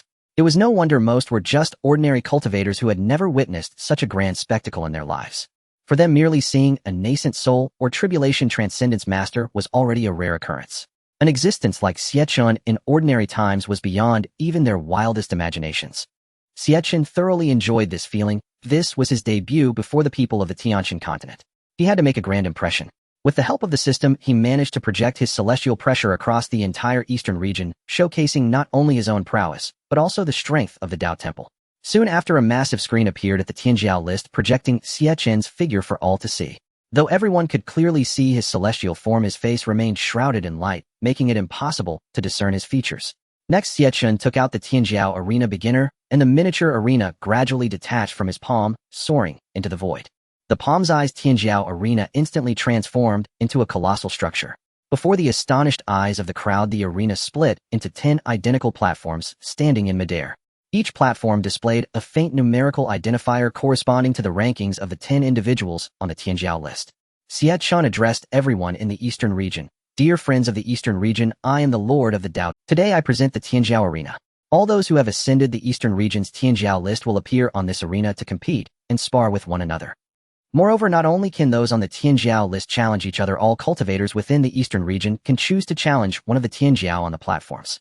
Anyone who successfully challenges will replace the original position of the challenged on the Tianjiao list. The challenge period lasts for 7 days. At the end of the 7 days, rewards will be issued based on the final rankings. As soon as Xie Chen finished speaking, an uproar erupted across the eastern region. What? There are rewards? Heavens, do we really have the chance to compete with those top Tianjiao? That's amazing. I want to challenge the one ranked first Dao Songhai. I too shall challenge that demon child from the demon clan to uphold the honor of our human race. Watching the excited crowd of the eastern region, Xie Chen gestured for everyone to calm down. Everyone, please don't be too quick to rejoice. My words are not finished yet. Hearing that Xie Chen still had more to say, the crowd quickly quieted down. In the Tianjiao Arena competition, only those under 30 years of age are eligible to challenge. And to encourage everyone's participation, I have decided that anyone who participates in the challenge will receive a participation reward of a Wu Dao pill. Upon hearing this, many over 30 years old felt their fiery enthusiasm extinguish, feeling extremely disheartened. However, it made sense. If a nascent soul or tribulation transcendence practitioner were to defeat someone on the Tianjiao list through their cultivation advantage, it would be utterly ridiculous. Conversely, those under 30 displayed jubilant smiles as they did not expect to receive a participation reward and were naturally delighted to gain something for free. However, to prevent those lacking in strength from recklessly challenging, thereby dragging out the competition indefinitely, challengers must be at least at the first level of Golden Core and below the nascent soul stage. Xie Chen's voice echoed again. This statement did not provoke much opposition from the crowd. After all, if anyone in the Qi refinement or foundation establishment stage could challenge, not only would 7 days not suffice, but 70 days would be insufficient as well. However, those at the Golden Core stage who were insufficiently powerful displayed looks of disappointment. Lastly, all participants in the challenges must submit 1% of their life essence as the entry fee for the challenge. This was another method Xie Chen devised to collect Dao values after consulting the system. 1% of a Golden Core practitioner's life essence could be exchanged for 50 Dao points. Although the number of Golden Core practitioners in the eastern region wasn't large, it was still quite considerable, and together it would be enough for Xie Chen to reap great rewards. What? 1% of life essence? What the hell, that's highway robbery. Some individuals couldn't help but ponder the pros and cons. Life essence is incredibly precious. For a cultivator, losing even 1% could have significant repercussions, and compensating for such a loss would require considerable wealth. Those lacking sufficient financial resources immediately began to backtrack, preferring not to receive the Wu Dao pill rather than losing 1% of their life essence. However, for those with ample financial means, it was of little concern. They could spend some money to acquire valuable materials and soon compensate for the loss. Have you all understood? The rules are temporarily set like this. Any additional details will be supplemented later. As the words fell, everyone saw Xie Chen raise his right hand and suddenly grasp at the void. An unmatched force swept through, and everyone on the genius ranking felt a powerful force summoning them, causing them to disappear from their spots. This force disregarded spatial distance, traversing thousands of miles in an instant, and within the blink of an eye 10 figures appeared on each genius arena.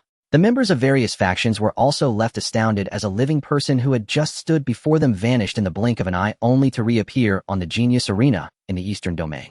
Such a method was simply unfathomable, and they couldn't help but secretly marvel at the strength of the Lord of the Dao Palace. Eastern Domain Genius ranking 10th place, Fang Xiaodian, has taken his position. Eastern Domain Genius ranking 9th place, Lu Yenner has taken her position. Eastern Domain Genius ranking 2nd place, Qi Qingdai has taken her position. Eastern Domain Genius ranking 1st place, Dao Songhai has taken his position. As each arena prompt sounded, the dull numeric displays on the arenas lit up, and simultaneously a large screen appeared on each genius arena, clearly displaying the appearances of the 10 contestants. Wow, that demon clan member Qi Qingdai is so exquisite in appearance. Damn, why does such a beautiful woman have to be from the demon clan? What a pity, what a pity. That Lu Yenner is not bad either though she can't compare to Qi Qingdia, she is still a beauty that belongs to the category of a moon that shames the flowers. I think the sword sect Saintess Sun Li is quite impressive too. Young Master Dao is so handsome. With the ongoing discussions of the people below in the eastern domain, Xie Chen motioned for everyone to quiet down. Ahem, let me add one more thing to ensure absolute fairness in the competition. All participants on the arena, including challengers, will be uniformly suppressed to the Golden Core first stage, and each genius own strength will also be in the state. It was before the Eastern Domain Genius ranking was announced. Any rewards obtained from the Genius ranking or skill rankings cannot be used.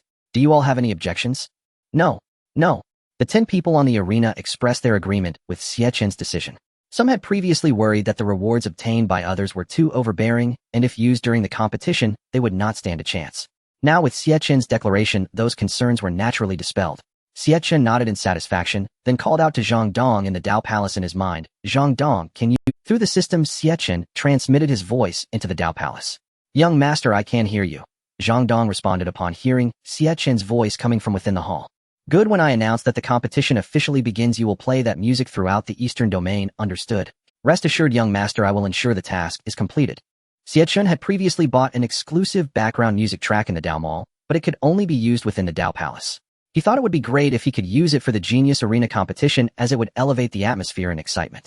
So he inquired if the system could play this music throughout the Eastern Domain, allowing everyone there to hear it. The system replied that it could, but it would require deducting 100 Dao points from Xie Chen. With 110 Dao points available, he decided without hesitation to spend 100 Dao points, and then a music function interface popped up on the system map. According to the system, all he had to do was click on the music function on the system map interface, select the area, and hit the play button. After much contemplation, Xie Chen finally selected the energizing battle song for this competition, Newbie Battle Drum version. Previously, when he heard this song on Blue Star, he felt it was grand and magnificent, truly an invincible divine song, perfectly suited for this competition. Then Xie Chen explained the functionality of the system map to Zhang Dong, as Zhang Dong had already joined the Dao Palace and was considered one of his own, so the system map could be displayed to him. Upon hearing Xie Chen's explanation of the usage, Zhang Dong was taken aback, not expecting the system map to be so magical. He secretly marveled at Xie Chen's depth and began to admire him even more. After giving Zhang Dong his instructions, Xie Chen was about to announce the start of the competition. Alright then, next I announce. Please wait a moment. Just as Xie Chen was about to announce the start of the competition, Qi Qingdai from the second arena suddenly spoke to him. Hearing that Qi Qingdai had something to say, Xie Chen asked, "Little girl, do you have any questions?" "Yes, Lord, I would like to ask if the party that fails during the competition suffers casualties, what should be done? I don't want to lose my life just for a Dao enlightenment pill."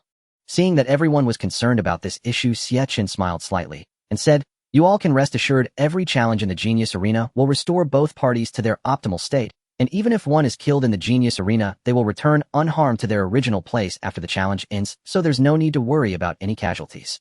Hearing Xie Chen's explanation, everyone finally felt relieved.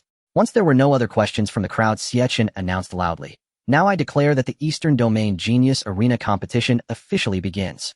Upon hearing Xie Chen announce the star, Zhang Dong immediately opened the music, selected the entire Eastern Domain area, and clicked play. The melody of Newbie Battle Drum version instantly resonated throughout the entire Eastern Domain. As the crowd heard this sudden melody, they were initially puzzled as to why music was playing throughout the Eastern Domain, but gradually, they found their long-dormant desire for battle boiling up beneath the melody, reaching new heights. What is this music? It has reignited my long-extinguished fighting spirit. I feel filled with fighting spirit. I feel like I can take on 10 of them. I can feel it, it's all coming back. Don't hold me back, I'm going to save the world. Victory is certain. Victory is certain. Seeing the enthusiastic and excited crowd, Xie Chen also revealed a satisfied smile. Indeed, with the background music enhancing the atmosphere and the system's support, people's enthusiasm for the Genius Arena competition was elevated to a new height. Next, all eligible cultivators from the Eastern region began challenging the prodigies standing atop the martial arenas. Though most opted for lower-ranked arenas, while none yet dared to challenge those occupying the top-tier platforms, such as Dao Songhai and Qi Qingdai. At that very moment, a voice rang out, "I challenge Qi Qingdai of Arena 2. At these words, astonishment rippled through the crowd, for the voice belonged to Gu Ling standing upon Arena 3. But aren't they both of the demon race? How could this be? Fascinating. Who would have thought we'd witness infighting among demons themselves? So the demon race is not as harmonious as it appears on the surface." Xie Chen cast a curious glance toward Gu Ling, though he said nothing more. A chime sounded from Arena 2. Gu Ling surrendered 1% of his primordial life essence. and vanished instantly from Arena 3, reappearing in an instant before Xie Chen on Arena 2, their gazes locking in fierce confrontation. That wretched fool. In the depths of the Demonwood Valley, Qian Rin sat rigid in the central hall, his face ashen with fury as he watched the aerial projection above. Long before he had explicitly instructed Gu Ling and Xie Chen to stand united upon the Prodigy Arena, to crush each human cultivator one by one and proclaim the demon race's supreme might. Yet he never imagined Gu Ling would harbor such petty resentment, not only refusing to challenge other human prodigies on the prodigy list, but instead launching his first assault against Xie Chen herself. Was he not inviting ridicule across the entire eastern region? Xie Chen too wore an expression of profound surprise. Though she knew Gu Ling resented her ranking above his on the prodigy list, and though she anticipated his challenge during the tournament, she expected it only after they had jointly vanquished the human cultivators. She had not foreseen his impatience, his immediate brazen declaration of war against her. Gu Ling, she said coolly, do you truly fear no punishment from the Valley Master upon your return? Spare me your threats, Xie Chen. Why should your name rank above mine on the prodigy list? Today I shall prove to the entire eastern region that this ranking is flawed, that my strength surpasses yours without question. Gu Ling pointed at her, his face twisted with venomous resolve. Then come, let us see whether you possess the skill to cast me down from this arena. Xie Chen offered no further words. If he sought battle, then battle they would have. Instantly the two clashed. Gu Ling fought with unrestrained ferocity. Knowing death upon the arena meant only temporary revival, he held nothing back.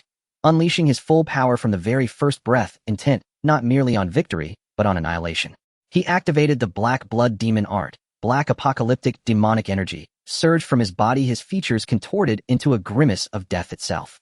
As he fought, his eyes locked unblinkingly onto Xie Chen, hunting relentlessly for an opening, his murderous intent raw and undisguised. One slip, one flicker of weakness, and he would strike to maim, or worse to end her. Yet Xie Chen, though a woman, yielded not an inch.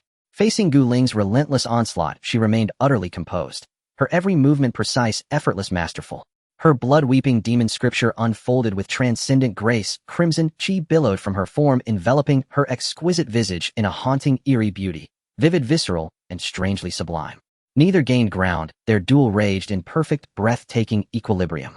Across the eastern region, spectators gazed upon the aerial projection and murmured in awe at their peerless might. Truly formidable. No wonder they occupy second and third on the prodigy list. What ruthless demons! They slaughter humans without hesitation, yet turn that same savagery upon their own kind. Xie Chen too admired their prowess, until his gaze fell upon Arena 10, where a familiar figure now stood. Arena 10, commanded by Fang Xiaoyan, drew the most challengers, yet nearly all fell before his third strike, extinguished in swift, brutal finality. Ah, so the young man has arrived after all. Standing upon Arena 10 was a youth clad in the robes of the Xiaoyao sect, Nian Yangxiao, direct disciple of its sect master. With Xie Chen's prior aid, Nian Yangxiao had successfully broken through to the Golden Core realm.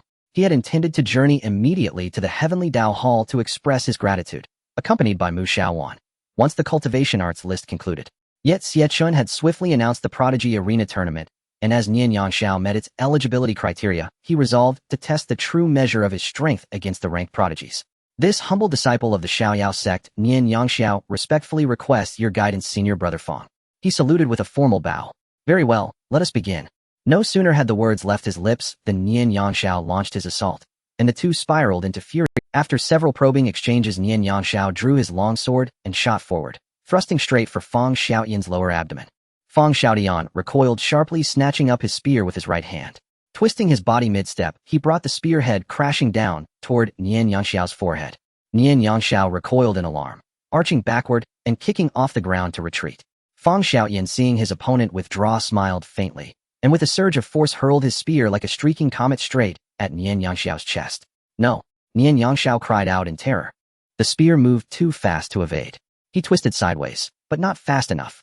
The blade grazed his right cheek, carving a deep, bloody gash across his skin. Before he could recover, Fang Xiaoyan closed the distance in a flash, planted his left foot, spun, and delivered a devastating kick with his right leg, square into Nian Yangxiao's abdomen. The blow's sheer force wrenched the sword from Nian Yangxiao's grasp. His spine arched backward, and he flew, crashing hard against the arena's outer edge. Nian Yangxiao spat a torrent of blood, feeling his internal organs shatter within. Yangxiao. Mu Xiaowan, watching from the Xiaoyao sect, wept openly as she witnessed his broken state upon the projection. Brother Nian, how are you faring? Fang Xiaoyan rushed over, concern etched across his face, to inquire after Nian Yangxiao's condition. Nian Yangxiao staggered upright, gasping raggedly. With trembling voice he managed, "I'm still standing. Truly, those who ascend the prodigy list are monsters. Their strength runs fathomless. I remain leagues behind." Seeing that Nian Yangshao could still speak, Feng Xiaotian felt relieved. "Brother Nian need not be disheartened. During our earlier battle, I sensed a hint of turmoil in your aura, suggesting you have just recently broken through to the golden core stage. Once you firmly establish your footing, we can spar again." "Thank you, Brother Feng. I concede wholeheartedly." After saying this, Nian Yangshao vanished from the arena and returned to the Xiaoyao sect. At the Xiaoyao sect, Mu Xiaowan tightly embraced Nian Yangshao as he returned, fearing that if she let go, he might never return to her side. "I'm sorry, Xiaowan. I didn't mean to worry you," Nian Yangshao comforted her. Looking at Mu Xiaowan crying in his arms, a hint of guilt appeared on his face as he wrapped his arms tightly around her. From a distance, Mu Sheng saw his daughter and Nian Yangshao so deeply in love, he couldn't bear to disturb them, and quietly left, instructing his disciples not to enter, leaving this tranquility for the two of them. The matches continued fervently, and during this time some individuals finally chose to challenge the higher-ranked arenas. However, as expected, all challengers were defeated within 3 moves. At that moment, Xiao Yan's voice resonated from the 5th arena. "I want to challenge Yi Feng of the 4th arena." The prompt sounded, and Xiao Yan drew upon 1% of his life essence, then his figure vanished from the 5th arena and reappeared in the 4th. "Finally, we can witness an interesting match," Xie Chen remarked, his interest piqued upon hearing Xiao Yan's challenge. Xie Chen observed that the prodigies on the arena were not proactively challenging others, merely waiting for challengers from the audience, yet most could not last 3 rounds against them, which was quite frustrating. Meanwhile, the 2 members of the demon clan continued to battle, with no clear victor emerging for the time being. Yi Feng remained calm as he looked at Xiao Yan, seemingly having anticipated his challenge. Yi Feng smiled faintly and said, "Xiao Yan, I knew you would come to challenge me. Yi Feng, 3 years ago in that battle you barely won by half a move. In these 3 years I have practiced diligently every day. I am no longer the same as I was back then. If you admit defeat now, it's not too late," Xiao Yan retorted. In response to Xiao Yan's provocation, Yi Feng calmly stated, "Xiao Yan, do not think that only you have made progress in these 3 years. I was able to defeat you once back then, and I can do so again now. If you truly possess the strength, then knock me off this arena. Mere words will not convince me." The crowd in the eastern region listened to the gunpowder-laden dialogue between Xiao Yan and Yi Feng. Their curiosity piqued as they whispered among themselves. "Does anyone know what transpired between the 2 of them back then? Do you want to know? I can tell you all about it." At that moment, a scholar-like figure spoke up. "Oh, you know." Everyone turned to him, eager to hear more. "It's him by Xiaosheng. It's said that he is knowledgeable and well-informed about many hidden matters in the eastern region." "That's impressive. Please tell us more." Bai Xiaosheng smiled slightly and tapped the table as he began. 3 years ago, Xiao Yan was known as the top among his peers across the eastern region. At that time, he was merely at the foundation establishment stage, yet he swept through the younger generation of various powers with his astonishing strength, defeating many even among those at the golden core stage. Xiao Yan was at the peak of his prowess with virtually no rivals among his peers. Powers including sacred grounds and empires sent people to congratulate the Dayan sacred grounds for producing such a genius as Xiao Yan. However, that day, the holy son of the Wuji sacred grounds, Yi Feng, issued a challenge to Xiao Yan. With so many people present, Xiao Yan would naturally not refuse. The outcome of this battle was a victory for Yi Feng, with Xiao Yan losing by half a move. This left Xiao Yan feeling extremely unwilling, leading him to train hard every day at the Dayan sacred grounds, waiting for the day he could avenge this defeat. Upon hearing Bai Xiaosheng's explanation, the crowd suddenly understood. No wonder Xiao Yan had such an unfavorable expression towards Yi Feng. His pride was shattered in front of so many people. On the 4th arena, the 2 no longer spoke further. Yi Feng drew his long sword surrounded by sword energy and charged toward Xiao Yan. Xiao Yan, seeing the fierce sword energy emanating from Yi Feng, also grew serious. He had already experienced Yi Feng's strength. Even though his own power had increased significantly over the past 3 years, he was confident he could defeat him, yet did not dare to let his guard down. Then Xiao Yan clenched his fists, fiery gauntlets formed around his hands, and with a sudden push off the ground, he charged towards his opponent. The 2 flew swiftly around the arena at a speed impossible for the naked eye to capture, leaving behind afterimages of their figures. After a series of exchanges, neither could gain the upper hand, and they began to unleash their ultimate techniques. Illusory sword technique. Yi Feng shouted loudly, extending 2 fingers of his left hand to gently sweep across the sword body, while raising his right hand with the long sword above his head. The sword in his hand transformed into 9 sword lights. Then with a sudden stomp on the ground, 9 sword lights surged towards Xiao Yan, completely enveloping him. Seeing the 9 sword lights and Yi Feng charging at him, Xiao Yan's expression grew grave as he crossed his fists above his head and channeled his internal energy, his momentum rising. Pure Yang Fire Fist. Xiao Yan shouted, thrusting his fists downward with all his strength. towards Yifeng. The sword lights and fist shadows collided fiercely with both sides refusing to yield. Xiao Yan felt a dull pain in his hands, his bones creaking, as if they might break at any moment. Yifeng was in a similar state, blood trickling from the corner of his mouth, his hand gripping the sword trembling slightly, yet he continued to hold on. Finally, under the immense force of their clash, the energy could no longer be sustained and erupted, sending both of them flying. Yifeng fell to the ground, clutching his chest, and coughed up a mouthful of blood, his long sword dropping to the side. He struggled to turn his head, looking in Xiao Yan's direction to check on his condition. Xiao Yan, similarly blasted away, lay on the ground. His hands were completely shattered and blood trickled from the corner of his mouth as he barely lifted his head to look towards Yifeng. Their gazes met, both of them panting heavily, silently observing one another. Incredible. Their strengths are perfectly matched. Master Xiao, rise up. Master Yi, do not lose. The crowd gathered below the arena cheered wildly at the breathtaking duel between Xiao Yan and Yifeng, their supporters roaring encouragement from all sides. After a moment's pause, Yifeng lifted his long sword with his right hand, plunged it point down into the ground, and leaned heavily upon its blade, his legs trembling violently as he forced himself upright. Seeing Yifeng rise, Xiao Yan refused to yield. As his palms pressed against the floor, the sickening crack of fractured bone echoed once more. Beads of sweat large as soybeans rolled from his brow, his face contorted in agony. Yet he clenched his teeth tightly and rose nonetheless. Gazing at the unsteady Yifeng, Xiao Yan spoke with a voice trembling faintly. If you cannot stand, do not force yourself, lest your entire arm be ruined. Xiao Yan heard Yifeng's words, and a faint wry smile curved his lips. Your condition is no better. Even speaking must cost you dearly. With that, the two locked eyes in silent understanding, then broke into quiet shared laughter, before collapsing together onto the arena floor. Yifeng and Xiao Yan have simultaneously lost combat capability. Draw. A chime rang out from Arena 4. Instantly, Xiao Yan vanished from the platform and reappeared on Arena 5. Below, the audience erupted in applause as the match results flashed across the screen. This the most spectacular duel since the tournament began. A draw. Unbelievable. Truly admirable. Both are exceptional. Courageous, tenacious. These are the true prodigies of heaven. Indeed, they possess genuine strength. I lost to them without regret, murmured one contestant who had fallen before either of them. Xie Chen watched their dazzling clash with deep admiration. In the days that followed, other prodigies engaged in fierce contests across the arenas. Each confrontation was spellbinding, so much so that the people of the Eastern region could barely contain their excitement, especially those denied entry to the tournament, who increasingly lamented their inability to test themselves against such luminaries. Look, the demon clan has finally reached a verdict. A voice pierced the air, instantly drawing every gaze toward the display screen above Arena 2. What? At last, the outcome is decided. Damn, those two fought nonstop for 6 full days. Their stamina is legendary. Who won? Need I even ask? Of course, my goddess emerged victorious. Within the Demonwood Valley, Qian Ren's heart sank into profound gloom.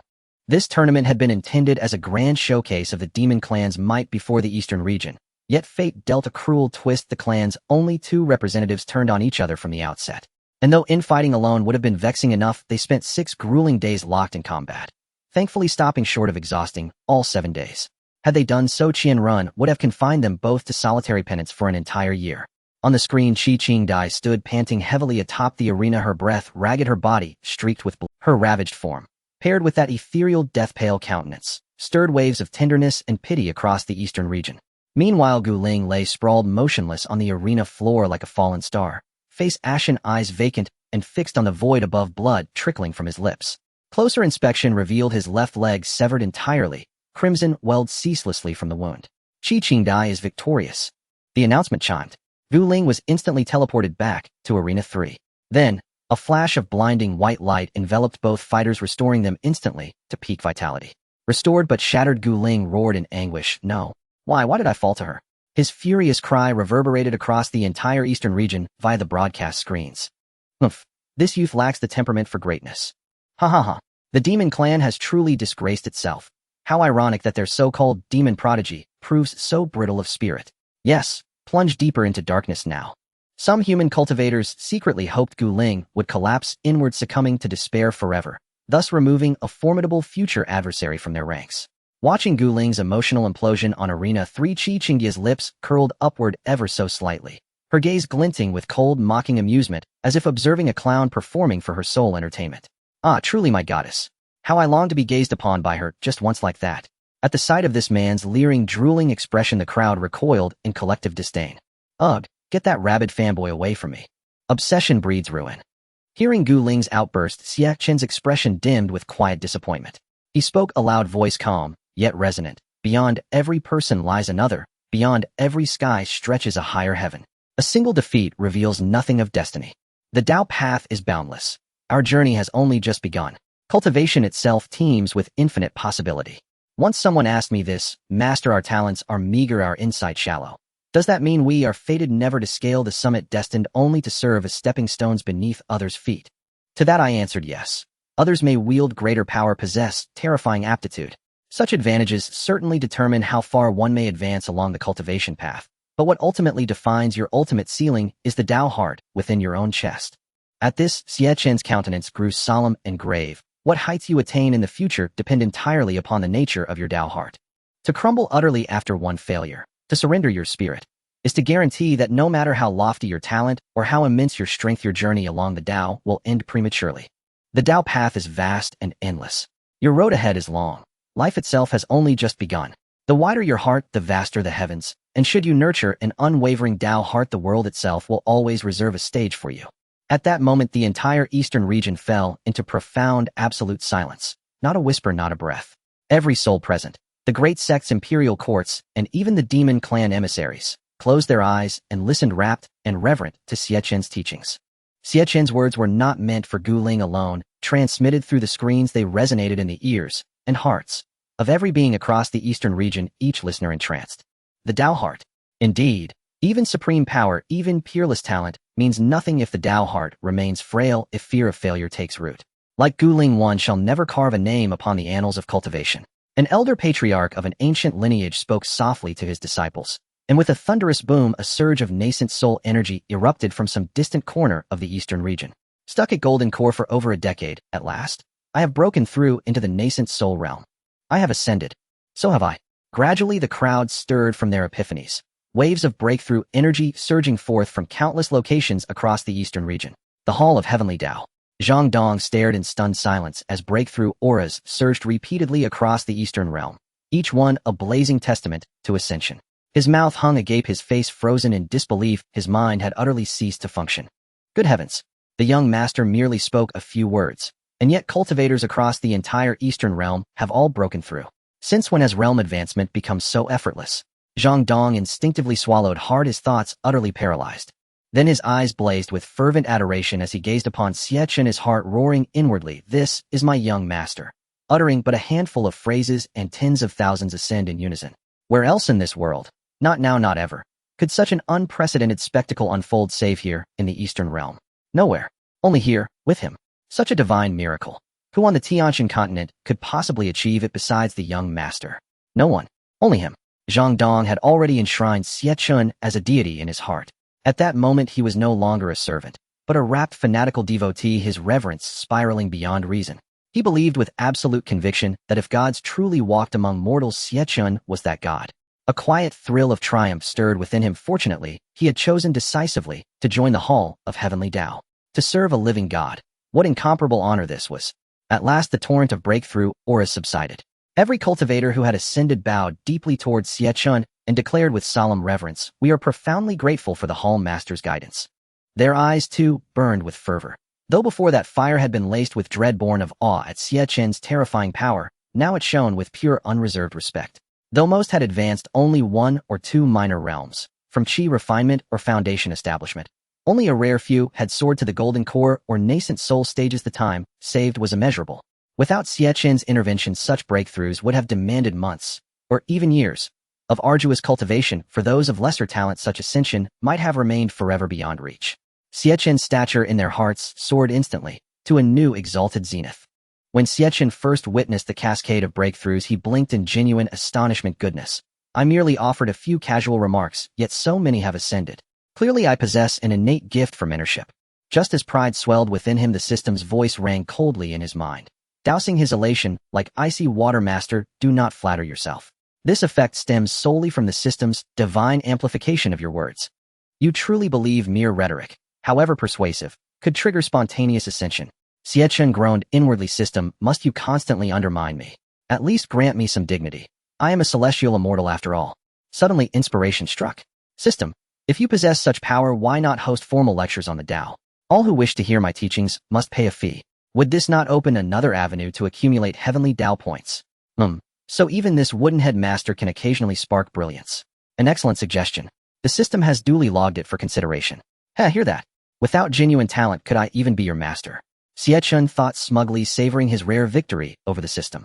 Savoring the burning devotion in their eyes, Xie Chen inwardly relished the moment, yet outwardly maintained perfect composure, his expression serene and unassuming as he addressed them. With tranquil grace, I merely offered a few passing reminders along the path of cultivation. Your breakthroughs arose entirely from your own diligent cultivation. Their timing long prepared, their barriers finally shattered by destiny itself. Cherish every word I spoke today.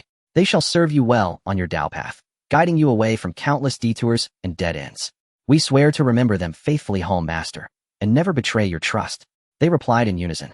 Even leaders of great sects, sacred lands, and imperial dynasties meticulously recorded Xie Chen's words in full, compiling them into canonical texts, mandating daily recitation by disciples as essential cultivation practice to fortify their Dao hearts.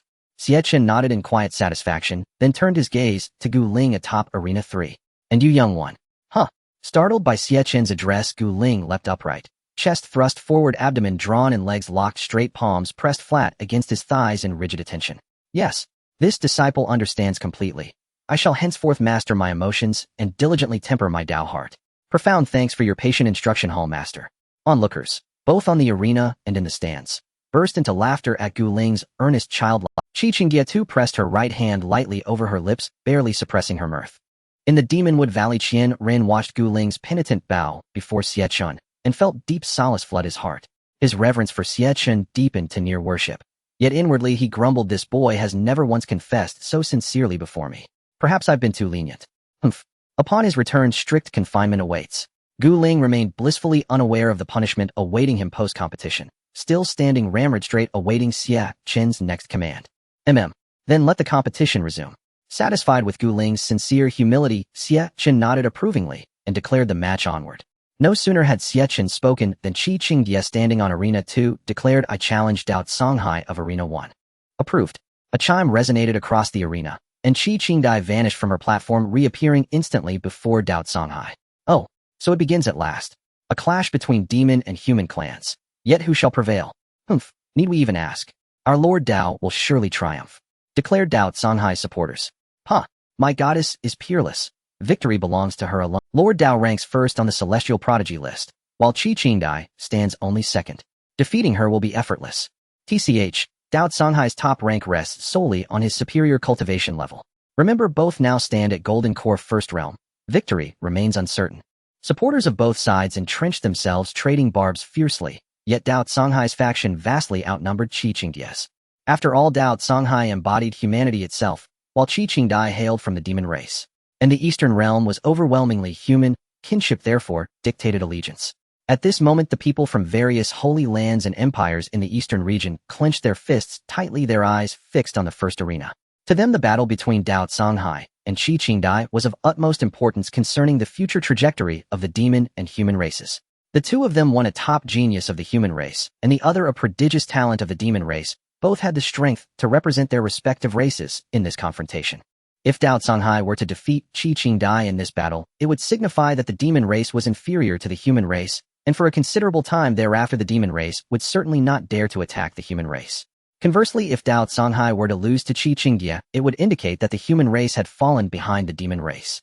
If even the most outstanding genius of the human race were to be defeated by a talent of the demon race, the future of the human race in the Eastern region would likely be doomed to be consumed by the demon race. The first arena. Dao Songhai stared at the exceedingly beautiful Qi Qingye, before him, momentarily mesmerized. He had seen many stunning beauties before, but it was the first time he encountered someone as elegantly poised and extraordinarily graceful as Qi Qingye. Her cold expression and the aura that seemed to keep others at bay instilled in him a unique sense of beauty. Feeling Dao Songhai's unwavering gaze, Qi Qingye felt extremely uncomfortable, and a trace of disdain flashed in her eyes. With a cold expression she addressed him. Have you finished staring, young Master Dao? Do you know that it's quite impolite to stare at a girl like this? Upon hearing Qi Qingye's dissatisfaction, Dao Songhai quickly came to his senses, lowered his head, clasped his hands together, and sincerely apologized. I apologize, or I was being presumptuous. I hope the young lady can forgive me. If it's good that you know you were presumptuous. Let's stop the nonsense and begin. As soon as the words left her mouth, an overwhelming aura erupted from Xie Chen. The terrifying pressure spread out, causing the spectators in the eastern region to catch their breath and feel a chill run down their spines. Even though they did not experience this pressure firsthand, merely witnessing it on the screen filled them with dread. So powerful, she's on a completely different level compared to those before her. The crowd looked at Xie Chen in disbelief. Is she really at the first level of Golden Core? It feels more like she's at the first level of Nascent Soul. Previously, they had grown weary of watching the prolonged battle between Xie Chen and Gu Ling, so most had not paid much attention to their fight. Now realizing Xie Chen's true strength, everyone was taken aback. Dao Songhai also wore a serious expression. This aura was more terrifying than any he had encountered from those at the first level of Golden Core. Feeling this pressure, Dao Songhai did not lag behind, and likewise unleashed a formidable aura to match Xie Chen's. The two auras clashed, neither yielding to the other. Then Xie Chen suddenly stamped her foot and soared towards Dao Songhai. In an instant she appeared before him, her 5 fingers coming together as she swiftly struck out, creating multiple afterimages. Facing Xie Chen's relentless advance, Dao Songhai dared not be careless and quickly dodged. However, Xie Chen did not give him any chance to breathe, closely following behind him. Suddenly a gust of palm wind struck, hitting Dao Songhai squarely in the chest. He felt a surge of pain wash over him, clutching his chest as he slid back several meters. In the first round of confrontation, Dao Songhai was at a disadvantage. What? No, how could this be? Young Master, Dao, be careful. The people of the eastern region were also startled to see Dao Songhai knocked back several meters by a single strike, and those from various forces felt a pinch of concern for him. Xie Chen then paused, looking at Dao Songhai. She said, "What is young Master Dao strength? Only this much. If this is all you can do, then the first place on the genius rankings should be reassigned. Or perhaps young Master Dao is holding back because I am a woman out of pity." Dao Songhai replied, "You jest, your strength is indeed formidable. Few are your equals at the same level." Sweet-talking flatterer. If you don't show your true abilities, I might just slay you." With that, Xie Chen no longer held back and unleashed her strongest attack. The blood-weeping demon scripture activated, launching a fierce assault on Dao Songhai, a powerful force rushing towards him. Dao Songhai smiled faintly as he watched the attack coming at him. In full view of the crowd, he drew a long knife, but it was not the one awarded for the genius rankings. It was his original weapon. Then a red aura enveloped Dao Songhai, slowly adhering to the long knife.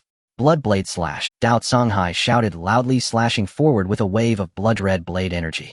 The force of the blood-weeping demon scripture collided with the blood-red blade energy, and in less than a moment the power of the scripture was completely obliterated. But it didn't stop there. The speed of the blade energy showed no signs of slowing down, continuing to fly forward, getting closer to Xie Chen. If just one more second passed, this blade energy would hit Xie Chen precisely. Good. Young Master Dao will surely win. The people of the eastern region were all invigorated, cheering for Dao Songhai. Watching the immense energy Xie Chen had unleashed, they had initially worried if Dao Songhai could withstand it. To their surprise, Dao Kanghai's attack was even more ferocious than Xie Qingdi's, shattering her attack and now ready to suppress her. Xie Chen was also in disbelief as she saw her attack destroyed. In past encounters apart from the Valley Master Qianren, including Gu Ling, anyone facing her move would only evade. No one had expected that another person could obliterate her attack. Was this the power of a top-tier technique? Truly terrifying.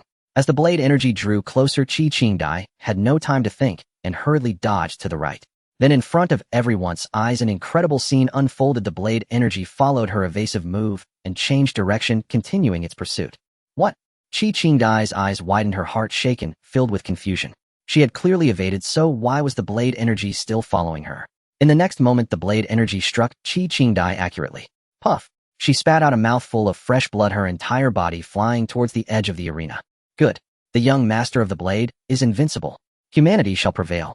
The crowd in the eastern region cheered as they saw Xie Chen being knocked away on the screen. Judging from the extent of her spitting blood, Dao Kanghai's strike had definitely inflicted severe damage. However, before they could finish their celebration, the next scene left them all dumbfounded. Seeing Xie Chen being sent flying by his own attack, Dao Songhai was also startled. This is not good. Dao Songhai quickly sheathed his long knife, exerting all his strength, and with a powerful push of his feet propelled himself towards Xie Chen at an incredible speed. Xie Chen, still soaring through the air, felt her body extremely weak. She slowly closed her eyes, awaiting the moment of her landing. Smack! Just as Xie Chen thought she was about to crash to the ground, a pair of strong hands caught her. Then she felt herself falling into someone's embrace. When she opened her eyes, the person holding her was none other than Dao Songhai. Their gazes locked, and they silently stared at each other. No, why? Why save her? Let go of my goddess, let me take her. Damn humans, do not touch our prince of the demons with your filthy hands. Some members of the demon clan witnessing this scene had their eyes turn red, revealing their gritted teeth. Alas indeed, even the most invincible prodigy cannot escape the allure of beauty. At this moment various expressions appeared on the faces of the crowd: jealousy, anger, and more so of frustration towards the situation. Originally, had he not gone to save her, they were certain that the one who would win would be Dao Songhai. Moreover, even if she were severely injured, she would recover completely once the battle was over, making it unnecessary to concern himself with her. Various voices of condemnation surged towards Dao Songhai, expressing their dissatisfaction with his actions, feeling deeply disappointed in him. Of course, many also admired Dao Songhai's chivalrous act of saving beauty. This scene made them feel that Dao Songhai and Xie Chen were indeed a perfect match. With deep envy in his heart, Dao Songhai gazed at Xie Chen. Suddenly a fierce glint flashed in Xie Chen's eyes as she raised her right hand and struck down with a knife hand towards Dao Songhai's chest, directly piercing through. The crowd was startled by this sudden turn of events. Such a beautiful and harmonious scene had unexpectedly taken such a twist. Damn it, I knew it. The demon clan are all treacherous individuals. Why? Young Master Dao clearly saved her. Why would she do this? Xie Chen also stared wide-eyed in astonishment at the two. Wow, this woman is ruthless. Just now these two were feeding each other dog food, thinking they were witnessing a couple being born, and in the blink of an eye the woman flipped her face. However, I must say I like this twist. Dao Songhai clutched his pierced chest, pain evident on his face, looking at Xie Chen with a puzzled expression. Xie Chen was also panicking at this moment. I'm sorry, I didn't know I. Staring blankly at her bloody right hand, unable to believe that she had done such a thing. Then Dao Songhai's consciousness blurred, and he could no longer support himself, collapsing backward. Xie Chen wins. A notification sounded, and a burst of white light enveloped the two, restoring them both. The two now restored looked at each other without speaking, yet Xie Chen could see a hint of disappointment in Dao Songhai's eyes. Alas, it seems the top of the prodigy ranking is about to change. I protest that woman used trickery. This is Xie Chen looked at Xie Chen deep in thought, as if he had guessed something. He smiled slightly and announced to everyone, since Xie Chen has achieved victory, I declare that the new first place on the prodigy ranking is. Just as Xie Chen was about to announce that the new first place was Xie Chen, she interrupted him. Please. Sure enough, the twist has come. Xie Chen wore a knowing expression. He pretended to be confused and said, Do you have something to say? Xie Chen's gaze was resolute as she respectfully said to Xie Chen, please declare that I Qingdia lost this match and Dao Songhai won. The crowd below was also taken aback by Xie Chen's words. I knew my goddess wasn't that kind of person. No, why, Prince of the Demons, why? Dao Songhai also looked at her in shock. Miss you. Xie Chen said, oh, have you made up your mind? Xie Chen's gaze was firm. Yes, young Master Dao's strength is indeed much greater than mine. I am no match for him. This battle was witnessed by all, and if I shamelessly became the first in the prodigy ranking, how could I face my clan? Therefore I asked the Lord to declare me the loser in this match. But you must know, after becoming the first in the prodigy ranking, the rewards you receive are unimaginable. Xie Chen continued. Xie Chen smiled slightly at Xie Chen. What is meant for me is mine, and what does not belong to me, even if it is a celestial artifact, I will not take it. Besides, I still remember what the Lord just taught us, to be steadfast in one's Dao heart. Is that not so? Well, as expected of my goddess. I'm sorry, I apologize to her. I shouldn't have said that about her. This girl will surely achieve great things in the future. Even though Xie Chen did not belong to the human race, it could not stop the continuous praise from the crowd. One must ask, if they were in Xie Chen's position, could they resist temptation in the face of such immense rewards? Xie Chen was very satisfied with Xie Chen's response, and his gaze towards her grew increasingly admiring. Frankly speaking, if it were Xie Chen himself, would he give up these priceless rewards for the sake of his sense of honor? Please, that's nonsense. What belongs to me is mine, and what doesn't belong to me is just talk. As long as it's in my hands, it's mine. As for what others think, he doesn't care. Xie Chen smiled slightly. Well, your outlook is truly admirable. You are the most courageous person I have seen so far. Therefore, I declare that in the battle between Dao Songhai and Xie Chen, Dao Songhai is the victor. Yage, Dao Songhai is invincible. Good job, Xie Chen. Hearing Xie Chen declare Dao Songhai the victor, the crowd erupted in cheers for both Dao Songhai and Xie Chen. As the battle between Dao Songhai and Xie Chen came to an end, the 7A competition time was also nearing its conclusion, and the Prodigy Arena tournament came to a successful close. Next came the award ceremony, and Xie Chen was already eagerly anticipating it. Finally, it is my stage. Time's up. Xie Chen signaled Zhang Dong in the hall of Heavenly Dao to turn off the music. As the thrilling melody came to a halt, everyone understood that the competition had concluded, and the next segment would be the award ceremony. All eyes turned to Xie Chen with eager anticipation, wondering what astonishing rewards would be revealed. Xie Chen's voice emerged from the figure on the screen, whose features were indistinct. The competition is over. First, let us congratulate the 10 victors standing on the platform. Let us applaud for them. With that, a wave of enthusiastic and enduring applause erupted across the eastern region. Xie Chen then gestured for silence with both hands. Unfortunately, the rankings on the talent list have not changed. It remains the same group of individuals. You all need to work harder. The participants who heard Xie Chen's words smiled awkwardly. For those who could ascend the talent list, they were like monsters to the others. Even though they were all confined to the same realm, achieving victory was no easy feat. Xie Chen continued. Next is the awards segment that everyone has been looking forward to. I know you are all curious about what prizes await you. Honestly, I too am curious, so let us unveil them together. The prizes for the competition had already been prepared by the system, and Xie Chen could present them at any time. Before the awards, I want to say to everyone who participated in this competition, you are all commendable.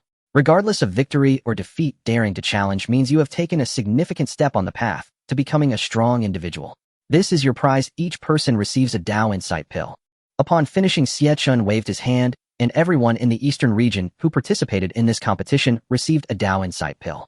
Those who participated in multiple matches received the corresponding quantity of Dao Insight Pills. Seeing the excitement on everyone's faces after receiving their prizes, Xie Chen smiled slightly and said, by the way, besides increasing your chances of gaining Dao Insights, I forgot to mention another function of the Dao Insight Pill. Each Dao Insight Pill can restore 1% of your life essence. This was something the system informed Xie Chen about when he inquired about the function of the Dao Insight Pill. He was taken aback upon discovering this additional benefit. Indeed, the items produced by the system are exceptional. He never expected the system to be so generous, even helping them restore lost life essence. At the same time, Xie Chen felt a twinge of resentment toward the system. If you had told me earlier, wouldn't more people have participated in the competition? It's too late to mention it now. Oh, I have no idea how much Heavenly Dao value I've lost. System, you didn't ask earlier. What? No. Why didn't you mention it sooner? Why didn't I choose to participate? Heavens, what did I miss? Upon hearing about this function of the Dao Insight Pill, all participants in the competition wore beaming smiles, relieved at their firm decision to participate. In contrast, those who had the qualifications but chose not to participate due to various concerns displayed expressions of despair, regretting their missed opportunity and fearing they would be left behind by peers who had received Dao Insight Pills. Now let us officially award the 10 winners on the platform. With that, Xie Chen snapped his fingers. The authoritative voice resonated once more. Winner of the No. 10 platform, Fang Xiaoyan with 1080 wins and 6 losses, awarded the innate supreme artifact Flame Spear. As he spoke, a long spear adorned with fiery patterns appeared before Fang Xiaoyan. He excitedly accepted the spear, unable to resist waving it around on the spot. As he waved it, flames erupted from the spear tip, seemingly igniting the surrounding air, causing the spectators in the eastern region to envy him. Thank you, Hall Master. Fang Xiaoyan knelt before Xie Chen, expressing his gratitude. Xie Chen smiled slightly. Yes, you must continue to work hard from now on, understood? Yes, Xiaotian guarantees he will not disappoint the Hall Master's expectations. Winner of the No. 9 platform, Lu Yenner with 100 wins and 4 losses, awarded the innate supreme artifact Qianquan Silk. Thank you, Hall Master. Lu Yenner also respectfully addressed Xie Chen. You performed well this time. You must continue to work hard in the future, Xie Chen said with a slight smile, acknowledging her. Yenner will certainly remember the Hall Master's teachings. Lu Chongxing watched his sister receive an innate supreme artifact and felt quite pleased. After Lu Yenner gave him a bottle of body-cleansing spirit liquid last time, he had already broken through to the Golden Core stage. However, due to his sister's ascent on the talent list, visitors to the Lu family had been continuous, so he was busy hosting and dealing with matters and did not participate in this competition. With his sister's achievements, he believed that after this their Lu family would surely soar. Winner of the No. 8 platform, Jiang Huai with 800 wins and 4 losses, awarded the innate supreme artifact Evolution Scroll and a recovery pill. Wow, there's even an evolution scroll. What is this recovery pill? I've never heard of such a pill. A recovery pill allows you to completely heal regardless of how severe your injuries are, as long as you still have a breath left. Simply put, its function is quite similar to that of the platform. As Xie Chen explained after asking the system about the recovery pill's function, everyone looked curious about this pill. What, that's so incredible. No wonder I've never heard of it. Such a miraculous pill probably cannot be possessed by anyone in the world other than the Hall of Heavenly Dao. Heavens, if I had this recovery pill, even if I wasted it on myself, selling it to those major powers would ensure I'd never have to worry about food and drink for life. Jiang Huai excitedly accepted his reward, saying, Thank you, Hall Master. Xie Chen nodded, offering him some encouraging words as well. Winner of the No. 7 platform, Sun Ting, with 700 wins, 4 losses, and 1 tie, awarded the full mastery of Sword Dao. Winner of the No. 6 platform, Sun Li with 680 wins, 2 losses, and 1 tie, awarded the full mastery of Sword Dao. My heavens, even some nascent soul stage experts might not achieve full mastery of the Sword Dao, right? Sigh, we are getting further away from them. Thank you, Hall Master. Thank you, Hall Master. Both of them knelt before Xie Chen, speaking excitedly. You two have both received supreme artifacts before, and now with the addition of this full mastery of Sword Dao, I am very much looking forward to seeing how far you both can go on your path of the sword in the future. Rest assured, Hall Master, we will strive even harder in our cultivation and will not disappoint your expectations, the two assured Xie Chen. The champion of the 5th arena, Xiao Yan, boasts 500 victories, 0 defeats, and 1 draw, receiving a middle grade innate treasure, the Fire Demon Armored Gauntlet. Xiao Qingshu looked at the armed gauntlet in Xiao Yan's hand, his face beaming with joy. Ha ha ha, finally our Da Yan Holy Land has an innate treasure. Previously, Wei Chonglin, the master of the Haohai Holy Land, showed off after acquiring a lower grade innate treasure, sending messages to flaunt his new treasure, which made Xiao Qingshu's face turn pale with envy, especially since he had nothing to match that treasure. Wei Chonglin, you didn't expect our Da Yan Holy Land to obtain an innate treasure too, and it's a middle grade one higher than yours. Now it's my turn to show off. Xiao Qingshu said to himself, then immediately contacted the Haohai Holy Land, unable to wait to see Wei Changlin's reaction. As Xiao Yan donned the Fire Demon Armored Gauntlet, a powerful flame energy surged around him, making him feel that his strength had at least doubled. Xiao Yan then cupped his hands in gratitude and knelt before Xie Chen. Xie Chen nodded and commented on Xiao Yan's performance. You performed brilliantly in this competition, not disappointing me. However, your temperament needs refinement. Take your time to reflect on this experience when you return. Thank you for your praise, Master. I will certainly remember your teachings. At the 4th arena, Yi Feng looked enviously at the armed gauntlet on Xiao Yan's arm. It was indeed an innate treasure. However, thinking about his similar achievements but higher rank, he believed he would also receive an innate treasure. Just as Yi Feng was thinking this, a dignified voice echoed from above. The champion of the 4th arena, Yi Feng, boasts 500 victories, 0 defeats, and 1 draw, receiving a middle grade innate treasure, the Purple Sky Thundersword. Yi Feng's heart leaped with joy. Indeed, his prize was also an innate treasure, the Purple Sky Thundersword. What a powerful name. Then the sound of thunder echoed as a lightning-infused long sword appeared before Yi Feng.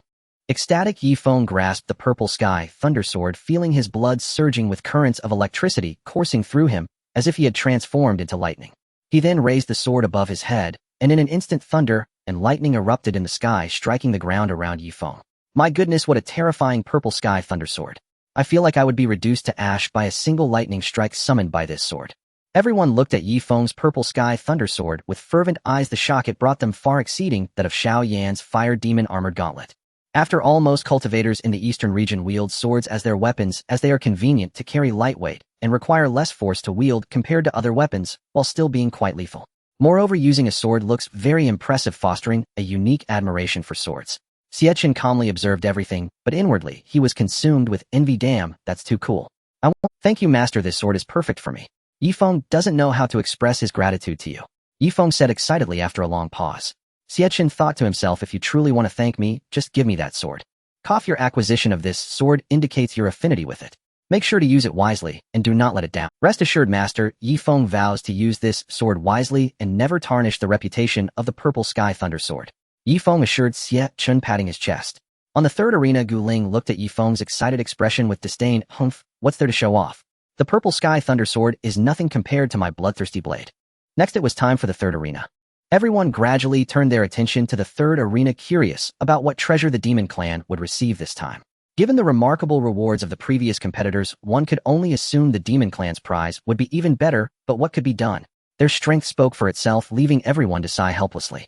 Gu Ling's expression became serious, her heart racing. It's my turn. I wonder what reward I will get this time. It must be better than theirs. I don't ask for much, just a volume for upgrading a top-grade innate treasure, or a reward that directly elevates my black blood demon art to perfection. The champion of the 3rd arena, Gu Ling, boasts 0 victories, 1 defeat, and receives a barrel of top-grade calming pill. Silence fell over the eastern region once more, and after a moment laughter erupted, followed by waves of mocking voices from all corners of the eastern region. Ha ha ha, this is killing me with laughter. Calming pill. Isn't that something you can easily buy everywhere? However, this reward is indeed quite fitting for him. I bet the Demon Clan members must look utterly miserable right now. At this moment, Qian Ren's face was dark, his expression terrifyingly grim. No words could describe his feelings. Humiliation and overwhelming sense of disgrace. His only thought was to give Gu Ling a good beating when he returned. The other Demon Clan members in the hall felt Qian Ren's murderous aura, all lowering their heads in silence, afraid to look at him lest he vent his anger on them. Gu Ling stood there in a daze upon hearing that her reward was a barrel of top-grade calming pill, unable to believe her ears, thinking she had misheard. It was only when the continuous laughter from the crowd filled her ears that she awakened to the reality that it was true. she had not misheard. Listening to the laughter of the Eastern region crowd, Gu Ling's face turned as ugly as it could get, feeling extreme grievance, wishing she could dig a hole to hide, and damn it, this counts as a reward. I wouldn't even want this common pill even if it were given to me. If it weren't for Xie Chen watching him, he would have lost control over his urge to hit someone, wanting to tear apart the mouths of those mocking him. After a while, Gu Ling slowly lifted her head to look at Xie Chen, her face full of grievance, as she said, "Master, could it be that there was some mistake? I am the third place in this competition. How could my reward be this?" Xie Chen, suppressing the urge to laugh, maintained an expression of calmness and shook his head, saying, "There is no mistake. Each person's reward is matched according to their performance in this arena competition. Although you placed third, you heard the announcement just now, right? 0 wins, 1 defeat, in a competition lasting 7 days. That's right, 7 days, and you didn't win a single match. Instead, you lost 1. Tell me, does your record deserve the title of third place on the talent list?" Though others didn't rank as high as you, they all had outstanding performances, each securing hundreds of victories, and naturally their rewards are quite good. Listening to Xie Chen's explanation, Gu Ling's already sorrowful expression grew even more unsightly. At this moment, she felt deep regret, despising herself for challenging Xie Qingdai in the first place. It was one thing to compete, but she had wasted a full 6 days, and on the final day, for reasons unknown, no one chose to challenge her, resulting in such a dismal record. Seeing Gu Ling on the verge of tears, Xie Chen felt a pang of compassion and comforted her, saying, "Don't be sad, little one. There will be another chance next time. During this period, make good use of these tranquility pills to settle your Dao heart." Upon hearing there would be another chance, Gu Ling's eyes brightened immediately. "Master, do you mean there will be more competition?" In response to Gu Ling's question, Xie Chen merely smiled slightly, saying, "The secrets of heaven cannot be disclosed. When the time comes, you will naturally understand. Of course there will be competitions, but they may not be martial contests. As for the specifics, I haven't decided yet. Even if we do hold them, it has to be after the business of the Heavenly Dao Palace flourishes." Upon hearing that there would be future competitions, everyone in the Eastern region became excited. "Master, let us participate in the next competition as well." "Yes, Master, just watching others receive rewards makes us envious. We also want to experience the joy of winning a..." Xie Chen looked at the crowd who were eagerly discussing and felt pleased. He had merely painted a grand picture, and these people were rushing to pay him, making it hard not to profit with such good resources at hand. The winner of Arena 2, Xie Qingdai, with 1 victory and 1 defeat, received a tranquility jade hairpin. As the words fell, a pure white hairpin appeared before Xie Qingdai. Xie Qingdai picked up the hairpin and respectfully asked Xie Chen, "Master, what is the function of this hairpin?" Xie Chen explained to her after inquiring about the hairpin's function, saying, "Once worn, this hairpin allows the wearer to remain calm at all times, helping to avoid making mistakes in moments of agitation. This hairpin is quite impressive. Although it isn't as precious as the rewards given to others before, it is definitely better than a barrel of tranquility pills. Indeed, haha. I think we should give this hairpin to that demon. Its ability would suit him perfectly." Just as they were laughing and joking, they suddenly felt a pair of eyes locking onto them intensely. A chill ran down their spines, cold sweat broke out as fear spread across their faces. Turning around, they saw Gu Ling staring at them expressionlessly on the screen, and they instinctively swallowed hard, quickly shutting their mouths. Seeing them all quiet down, Gu Ling let out a cold snort and no longer glanced at them. "Thank you, Master. Qingdai is very satisfied with this hairpin." After hearing Xie Chen's explanation, Xie Qingdai gradually relaxed her expression and thanked him. She then subtly glanced towards the direction of Arena 1, where Dao Songhai was, and at that moment Dao Songhai was also looking at her, their gazes intertwining once again. Seeing the other looking at her too, both were startled and quickly averted their gazes, of blush creeping onto their cheek. "Xie Chen, damn, while I wasn't paying attention, they are flirting again." The winner of Arena 1, Dao Songhai, with 311 victories and 0 defeats, received a heavenly grade high-quality skill, the Soul Technique. As the announcement ended, a dazzling golden light shimmered on Arena 1, gradually revealing a book with the title Soul Technique floating before Dao Songhai. My goodness, another heavenly grade high-quality skill. With this, Dao Songhai now has 2 heavenly grade high-quality skills, right? I suspect the master is giving him preferential treatment. His rewards are always so good. Shoo. Are you looking for death? If the master hears that even if he doesn't annihilate you, he'll blacklist you. You won't be able to touch anything related to the master ever again. No, master, I'm sorry. I was wrong, please don't blacklist me. As he spoke, the person knelt before Xie Chen, repeatedly slapping his own face. At this moment, Xie Chen was completely unaware of their conversation, pondering, "System, what kind of skill is this? It sounds like it's related to the soul." "You're on the right track, but this is a skill specifically for soul cultivators. Only those in a soul state can cultivate it." The system replied. "Oh, I understand now." Xie Chen suddenly realized this is clearly a cultivation method for the Wuchen within Dao Songhai. Xie Chen then explained the purpose of this heavenly grade skill to Dao Songhai. Upon hearing it, Dao Songhai was greatly shaken. However, the people of the Eastern region, after hearing Xie Chen's introduction of this skill, displayed puzzled expressions. Why would Dao Songhai receive a soul cultivator's skill? Could it be that he is also a soul cultivator? Are you stupid? Didn't you hear the master just say that only those in a soul state can cultivate? This means unless you are dead, this skill is as good as useless to you. Strangely, from what I see, each person's reward seems to fit them perfectly. I really can't understand what help this soul cultivation skill would provide Dao Songhai. Could it be that Dao Songhai is already dead and now he is merely a soul? I don't know, you can go ask him yourself. Dao Songhai excitedly took the soul technique placed before him. He certainly understood why he had received a cultivation method specifically for soul practitioners. Without a doubt, this was arranged by Xie Chen, specially prepared for the Wuchan residing within him. Then Dao Songhai knelt before Xie Chen and said with a firm voice, "Songhai is deeply grateful, senior." Xie Chen understood and replied nonchalantly, "Do your best, you are the most outstanding among this group of children. With your potential, you will definitely have great opportunities to make a name for yourself in the Tianqian continent in the future. Thank you for your praise, Senior Xie. I will not let you down." Xie Chen smiled slightly and nodded. Dao Songhai felt a surge of joy. To him, Wuchan was like family. Without Wuchan's guidance, he would not have achieved his current success. "Wuchan, did you see it? This soul technique is specially prepared for you," Dao Songhai said to the Wuchan with, "No need to say more. I am even more excited than you right now. If only I could express it in front of everyone. Otherwise, I would want to fly to you immediately and give you a few passionate..." If Xie Chen were to know Wuchan's current thoughts, he would definitely feel nauseated and would want to take back the soul technique. "Damn it, I kindly gave you the opportunity to cultivate, and yet you come to gross me out." Then Wuchan, after the competition, let us go to the hall of the Dao to thank you. "Yes, we must go," Wuchan replied. After the awards were presented, a solemn voice echoed again. "All rewards have been distributed. The Tianqian Continent East Domain Genius Tournament has officially concluded. Now let us invite our esteemed hall master to deliver the closing speech." Then the 10 screens on the arena disappeared, leaving only Xie Chen's large screen still floating in the air.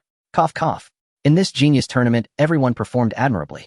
It is precisely due to your active participation that this competition has fulfilled its true purpose. I believe each of you has gained a lot from this experience. Xie Chen rambled on for quite a while, but at this moment, apart from Xie Chen's voice, no one else made a sound. Everyone was intently listening to him, and every word and punctuation mark from Xie Chen was firmly etched in their hearts. Alright, that's it for now. Until we meet next time. As soon as Xie Chen finished speaking, he waved his hand, and a white light enveloped the 10 individuals on the arena, gradually causing their figures to vanish. Dao Songhai looked at his gradually disappearing figure and gazed at Qi Qingdai on the second arena. Coincidentally, Qi Qingdai was also looking at him at that moment. Their eyes met again, but perhaps due to the impending separation, they both wanted to take one last look at each other and did not turn away. "Young Master Dao, should you have the chance, I welcome you to visit my demon clan, and I will ensure you are well entertained," Qi Qingdai said gently. "Thank you, miss. Since you have invited me so kindly, I dare not refuse," Dao Songhai replied, feeling extremely happy at Qi Qingdai's invitation to visit the demon clan. Qi Qingdai couldn't help but chuckle at Dao Songhai's expression, whispering in a voice only she could hear, Then they completely disappeared from the arena. In the blink of an eye, Dao Songhai had returned to his original place, raising his head to look towards the direction of the genius list, where Qi Qingdai's figure filled his mind. At this moment, Wuchan interrupted Dao Songhai's reverie, saying, "Kid, stop daydreaming. The person has left. Look at your pitiful state. One word from her has taken your soul away." What are you saying, senior?" "I didn't." Dao Songhai stammered. Wuchan chuckled and said, "You kid, you're just a step away from carving like on your face. Do I not know you? If you like her, then just admit it. What's there to be shy about?" Dao Songhai found it hard to refute and simply accepted it. Xie Chen had already returned to the hall of the Dao. After sending the 10 of them away, he immediately retracted the genius arena and vanished from the air with a single teleport, the entire process seamless and smooth. The people from the East Domain stared in awe at Xie Chen's fluid movements. Truly, he was an immortal, appearing and disappearing without a trace, embodying grace and freedom. As for why Xie Chen was so quick, it was because he was eager to see how many Dao points he had earned this time. "System retrieve the panel," Xie Chen said excitedly. "Ding, panel retrieval successful. Host Xie Chen. Realm Golden Core 8th level. Qualification Immortal Qualification. Physique Heavenly Dao Immortal Body. Items Hall Master Robe 1, Hall Master Crown 1, Hall Master Shoes 1, Mysterious Mirror 1, Genius Arena Beginner 1, East Domain Conspiracy List 1. Techniques Heavenly Dao Prognostication Immortal Pressure. Affiliated Force Hall of the Dao. Location Tianqian Continent, Zixiao Mountain. Dao points 278,710. Task Publish a ranking list 11. Successfully deduced 10 times 010. Looking at the number in the Dao points section, Xie Chen silently counted hundreds, thousands, tens of thousands. Goodness, over 2,000 Dao points. Xie Chen's eyes sparkled. This was much faster than what he earned through deductions. However, this kind of competition shouldn't be held too often, doing it occasionally would suffice. Otherwise, it would seem too cheap, and the enthusiasm of the masses would greatly diminish. Then Xie Chen opened the Dao Mall, but it seemed it had not refreshed yet. He could only choose 2 Golden Core Realm upgrade cards to elevate his realm to the Golden Core Great Perfection, but it seemed there were no items for breaking through to the nascent Soul Realm, so he had to give up. Suddenly, Xie Chen saw an interesting item in the mall. Hall of the Dao upgrade card 200. Xie Chen asked the system, "System, what does this Hall of the Dao upgrade card mean? Does it mean I can upgrade the Hall of the Dao now?" Of course, the Hall of the Dao where the host is currently located can only be considered the most basic level. Haven't you noticed that the current Hall of the Dao has only one main hall? Xie Chen looked around, and indeed saw that apart from the main hall there was only one main entrance surrounded entirely by walls. Then system, what changes will happen after upgrading the Hall of the Dao? The host can find out by purchasing one. Seeing that the system was unwilling to elaborate, Xie Chen narrowed his eyes, thinking quietly, it wouldn't be a scam, would it? Whatever. I have so many Dao points with nowhere to spend them, so I'll buy it. With money I can be willful. He then decisively clicked the purchase button. Congratulations, host, you made a very wise choice. I hope you didn't scam me. Following that, Xie Chen also selected many pills, and the over 200 Dao points quickly dwindled to just 200, causing him some heartache. After closing the mall, Xie Chen immediately crushed the upgrade card of the Tiandao Temple, and at that moment a loud rumble echoed through the hall. What the hell, what's going on? Is there an earthquake? Zhang Dong, who was chatting outside with Qiongqi, suddenly felt the ground shaking violently beneath his feet. Don't panic, little brother. This should be the commotion created by our master. Let's go in and take a look soon, Qiongqi said nonchalantly.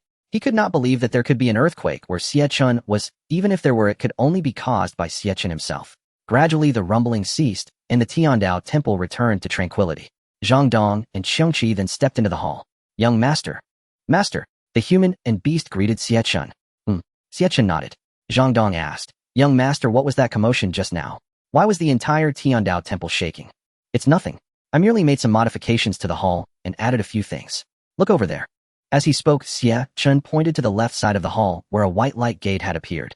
Zhang Dong and Qiongqi followed Xie Chen's finger and saw that a 5-meter-high white light gate had emerged on what was once a bare wall. Young master, what's behind that white light gate? Zhang Dong asked curiously. Xie Chen had no idea what was beyond the light gate. He hadn't even seen it himself yet, but he maintained a mysterious expression and said, it's definitely beyond your imagination. Come on, let's go take a look. After saying that, Xie Chen led Zhang Dong and Qiongqi into the white light gate, vanishing from sight, and they soon appeared in another space. Upon entering this space, they were greeted by a towering mountain that seemed to touch the clouds, shrouded in a thin mist. Various pavilions adorned the peak, resembling a fairyland. Could this be the legendary fairy realm?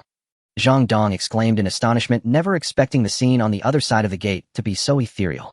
Xie Chen gazed at the fairy mountain and pavilions, astonished by their grandeur, and asked the system in his mind, System, what place is this? This is the second-level space of the Tiandao Temple. This mountain is called Tiandao Peak, a place specifically for the host and personnel of the Tiandao Temple to rest and reside. The system replied. After hearing this, Xie Chen couldn't help but sigh. As expected of the system, even the living quarters are so elegant and grand. This truly befits my status as the master of the Tiandao Temple. Xie Chen also introduced Tiandao Peak to Zhang Dong, and then said to him, Zhang Dong, go choose a pavilion on Tiandao Peak as your residence. Oh, really, young master? Thank you, young master. Zhang Dong was extremely happy, and immediately flew up to the peak, selecting a pavilion to settle in.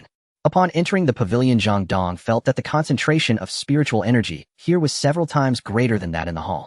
He longed to sit down and cultivate for a few days, but thinking of Xie Chen still waiting outside, he abandoned the idea, knowing there would be plenty of opportunities in the future. Master, what about me? Qiongqi looked at Xie Chen with eager anticipation. Xie Chen thought for a moment. You let me think. For now, just stay outside the hall. We'll talk about a place for you divine beasts to stay later once I open up accommodation. Upon hearing Xie Chen's response, Qiongqi's excited expression instantly turned dejected. However, it was comforting to know that Xie Chen would eventually arrange a place for them, so he obediently stood to the side. Xie Chen also chose a pavilion to reside in, and of course it was the most impressive one at the very top of Tiandao Peak. As the temple master, he naturally had to choose the best. Upon entering the pavilion, Xie Chen glanced around at the luxurious decor, laid down on the large bed, and enjoyed the moment, a satisfied smile spreading across his face. Indeed, this is the life a celestial being should have. After lying down for a while, Xie Chen flew out of the pavilion. Seeing Zhang Dong standing next to Qiongqi, he knew Zhang Dong had also made his choice, so he took Zhang Dong and Qiongqi back to the hall. However, what Xie Chen did not know was that during his time at Tiandao Peak, a piece of news had spread, stirring the entire eastern region. What? The Tiandao Temple is at Xie Mountain. As long as you provide something valuable as payment, you can trade with the master of the Tiandao Temple to obtain any information. Bro, is the news accurate? 1,000,000% accurate. This is from the Xiaoyao sect. It said that the sect master's direct disciple has already met the master of the Tiandao Temple, and he witnessed it with his own eyes. Then what are we waiting for? Let's go quickly to Xie Mountain. As soon as the Tianjiao battle ended, the people from the Xiaoyao sect immediately took action, spreading the news about the Tiandao Temple. It's impressive how efficient they were. One spread to 10 to 100. Within half a day, almost the entire eastern region knew the location of the Tiandao Temple, in the Demon Forest Valley. Upon hearing this news, Qianren was also shocked. After confirming the authenticity of the information, he immediately prepared to head to Xie Mountain. He knew that once this news spread, many would rush to Xie Mountain, so he had to seize the opportunity. Qianren said to Qi Qingye, "Qingye, prepare yourself. Come with me to Xie Mountain." "Yes, Valley Master." Qi Qingdai replied. As for why Qianren brought Qi Qingdai instead of Gu Ling, it was because when Gu Ling just returned, he had unsurprisingly been beaten up by him, resulting in Gu Ling's wails echoing throughout the Demon Forest Valley. Now he had been confined by Qianren, who instructed him to use up a barrel of calming pills before being released. As for why Qianren brought Qi Qingdai instead of Gu Ling, it was because when Gu Ling just returned, he had unsurprisingly been beaten up by him, resulting in Gu Ling's wails echoing throughout the Demon Forest Valley. Now he had been confined by Qianren, who instructed him to use up a barrel of calming pills before being released. An opportunity. At the Tiandao Temple, the three continued to fly forward, and soon a magnificent palace gradually came into view. Nian Yangxiao pointed to the palace ahead and said, "Master Shaowan, look, that's the Hall of Heavenly Dao." After a brief moment, they landed outside the Hall of Heavenly Dao. Mu Sheng paused for a moment, excitedly gazing at the three large characters on the door. "Hall of Heavenly Dao, it really is here. Let's hurry inside." However, just as they were about to enter the hall, Qiongqi suddenly appeared, blocking their path. Roar! A furious roar erupted from Qiongqi's mouth, instantly turning Mu Sheng and the others pale with fright. "Oh my god!" Mu Sheng shouted, then abruptly shrank back, tightly hugging Nian Yangxiao and Mu Xiao on his legs, trembling, beads of sweat rolling down their foreheads. Qiongqi, with a fierce expression, slowly approached the three. As the distance between them and the beast shrank, despair filled their hearts, and they closed their eyes. "We're doomed. Are we going to die? Shaowan will meet again in our next life." Just when they thought they were about to be devoured by the beast, a voice came from inside the Hall of Heavenly Dao. "Qiongqi, what are you doing? Those are customers, I'll let them in." Upon hearing Xie Chen's voice, Qiongqi's expression instantly changed to one of ingratiation. "Dear guest, my apologies, I was just playing with you. Please go in." After saying this, Qiongqi jumped to a spot 10 meters away from Mu Sheng and the others, careful not to scare their souls away. The three sighed in relief, collapsing to the ground, then walked into the Hall of Heavenly Dao with trembling steps. Xie Chen watched the pale-faced trio enter the hall and felt a twinge of guilt. Qiongqi is really something scaring people like this. It seems I need to rein it in if it scares every visitor who would dare to come to my Hall of Heavenly Dao. Taking a step forward, Xie Chen said to them, "Everyone, my apologies, that was just our hall's guardian beast, Qiongqi. It enjoys playing tricks on people and probably found you three interesting, so it wanted to scare you. Don't take it to heart. Senior, that beast of yours is terrifying. I really thought I was about to be eaten," Nian Yangxiao said, still trembling. "While it had fun, we almost got scared to death. Although Qiongqi is fierce, it won't harm you as long as you don't show any hostility towards it," Xie Chen said. "By the way, what brings you here this time? What transaction do you wish to make?" Upon hearing Xie Chen's inquiry, Nian Yangxiao excitedly ran up to him. "Senior, we're here specifically to visit." "Yangxiao, don't be rude to the senior." Mu Sheng, startled by Nian Yangxiao's playful demeanor towards Xie Chen, quickly stepped forward, clasped his hands in respect, and said, "I am Mu Sheng, the sect master of the Xiaoyao sect. It is an honor to meet you, Hall Master. My disciple is not very understanding, and I hope you can forgive him." Xie Chen felt speechless after hearing Mu Sheng's words. "Am I really that frightening? Why do I sound like someone who would kill at the drop of a hat? It's fine, young people should be lively. But does this look old to you?" Xie Chen said with a smile. "Oh no, how could the senior be old? If you were old, there wouldn't be any young people left in the entire Tianjin County." Nian Yangxiao was startled and quickly retracted his words. Xie Chen patted Nian Yangxiao's shoulder. "Hey, I was just joking. You seem easily frightened. Your Dao heart still needs training." Yes, senior, you are right." Listening to Xie Chen, Mu Sheng also felt relieved. "Thank you, Hall Master. We came specifically to express our gratitude for your help with my incompetent disciple. This is a small gift I prepared, and I hope you will accept it." "Yes, senior, thanks to you I was able to win the sect competition and keep Shaowan by my side. You must accept it," Nian Yangxiao echoed. Then Xie Chen saw Mu Sheng take out a wooden box from his robes and opened it to reveal something resembling a crystal glass ball. "Hall Master, this is a treasure of the Dragon Clan, said to have longevity-enhancing properties when carried." Xie Chen examined the glass ball, finding it quite appealing. He then asked the system, "How much is this worth in Heavenly Dao value?" The Bai Shui Linglong Pearl, a treasure berth within the Jiao Dragon clan, is worth 10,000 Heavenly Dao value. Wow, what a valuable item. Xie Chen was a bit shocked. No wonder he was the sect leader producing such a valuable item. Xie Chen felt elated, but maintained his composure. Sect master Mu, you're too polite. The transaction between Nian Yangxiao and me was already agreed upon. There's no need for gifts. As soon as Xie Chen finished speaking, he waved his right hand, and the Bai Shui Linglong Pearl was instantly stored in the system space. This operation left Mu Sheng and the others dumbfounded. They thought he was quite noble, but it turned out he was just a money lover. Seeing Xie Chen's nonchalant demeanor, Mu Shaoan secretly laughed. I didn't expect this hall master to have such an adorable side. Xie Chen didn't care how they thought. He wouldn't accept anything given for free, as that would be foolish. Mu Sheng regained his senses and said to Xie Chen, by the way, hall master, I heard from Yangxiao that you asked him to help promote the hall of Heavenly Dao after he left. Yes, that is indeed the case, Xie Chen replied. Hall master, I have mobilized all the forces of Xiaoyao sect to spread the news about the hall of Heavenly Dao's location and the possibility of transactions with you. Soon everyone in the eastern region will know about the hall of Heavenly Dao, and your business will surely thrive. Upon hearing that Mu Sheng had already spread the word about the hall of Heavenly Dao throughout the eastern region, Xie Chen instantly became energized. Oh, you've already done it. Good job, worth rewarding. What would you like as a reward? Xie Chen was pondering how to complete his task quickly when Mu Sheng brought him this pleasant surprise. He couldn't help but marvel at his good luck. Whatever he wanted seemed to come to him immediately. Mu Sheng excitedly said, thank you, hall master. I actually have a small request, and hope you can agree. No problem. I hope the hall master can attend the wedding my disciple and my daughter are holding in 3 days. What?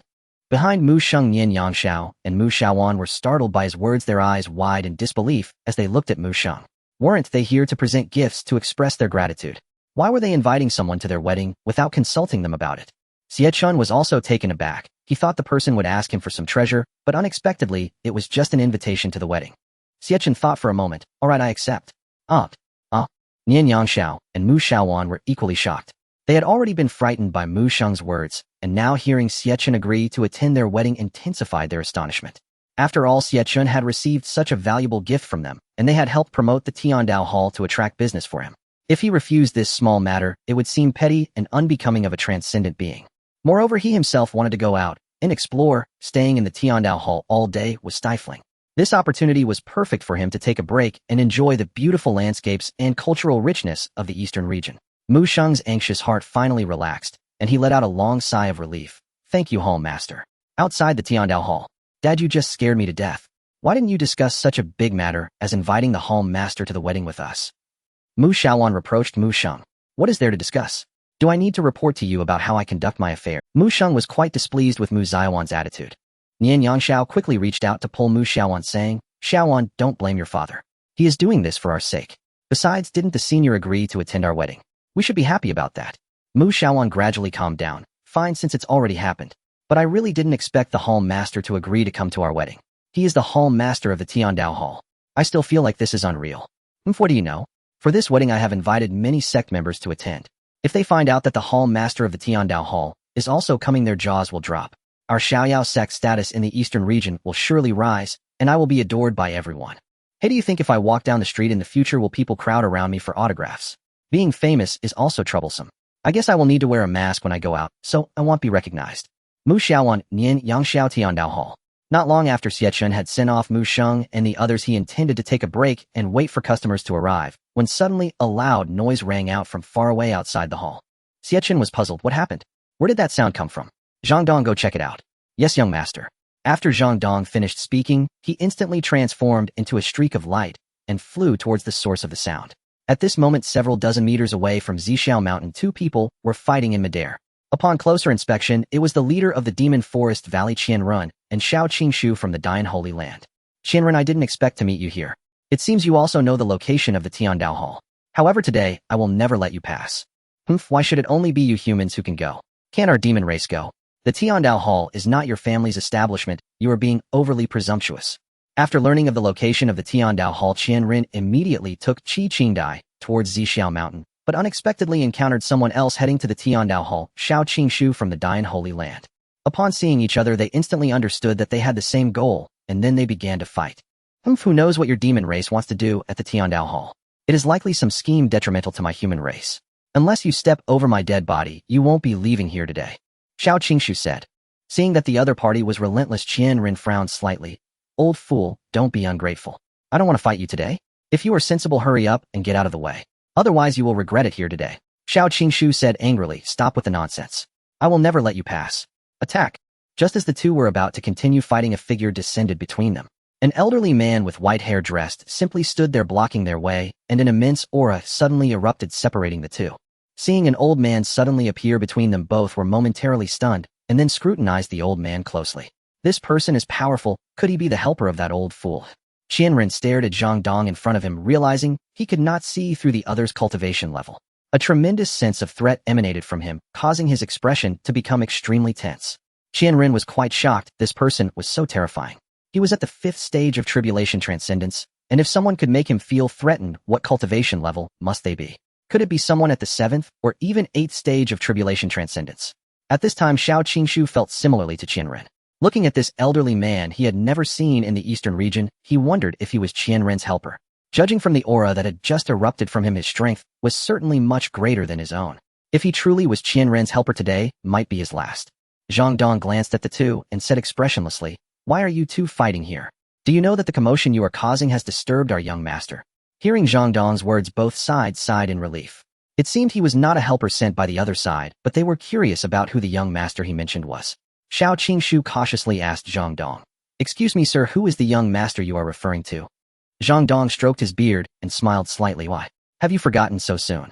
Didn't you just see him not? Hearing Zhang Dong's answer, everyone revealed expressions of confusion.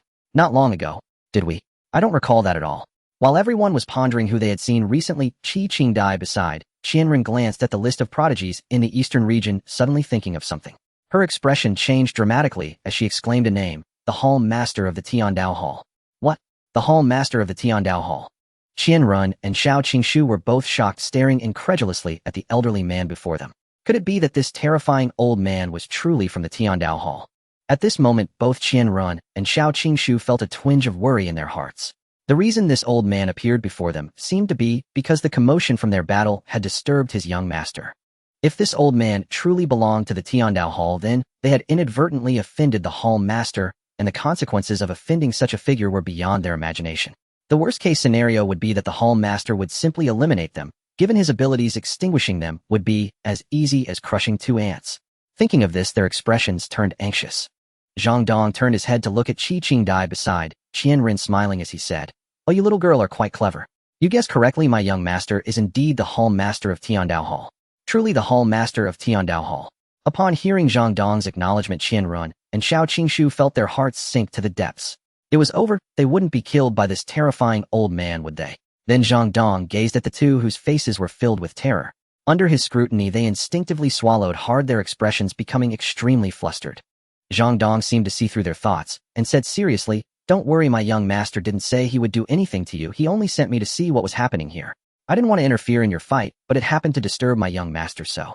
Hearing Zhang Dong's words, Qianren, who had just relaxed, instantly tensed up again and quickly explained, this is unfair, senior. I was originally on my way to Tiandao Hall with my disciple, and we were traveling smoothly when we encountered this old man halfway.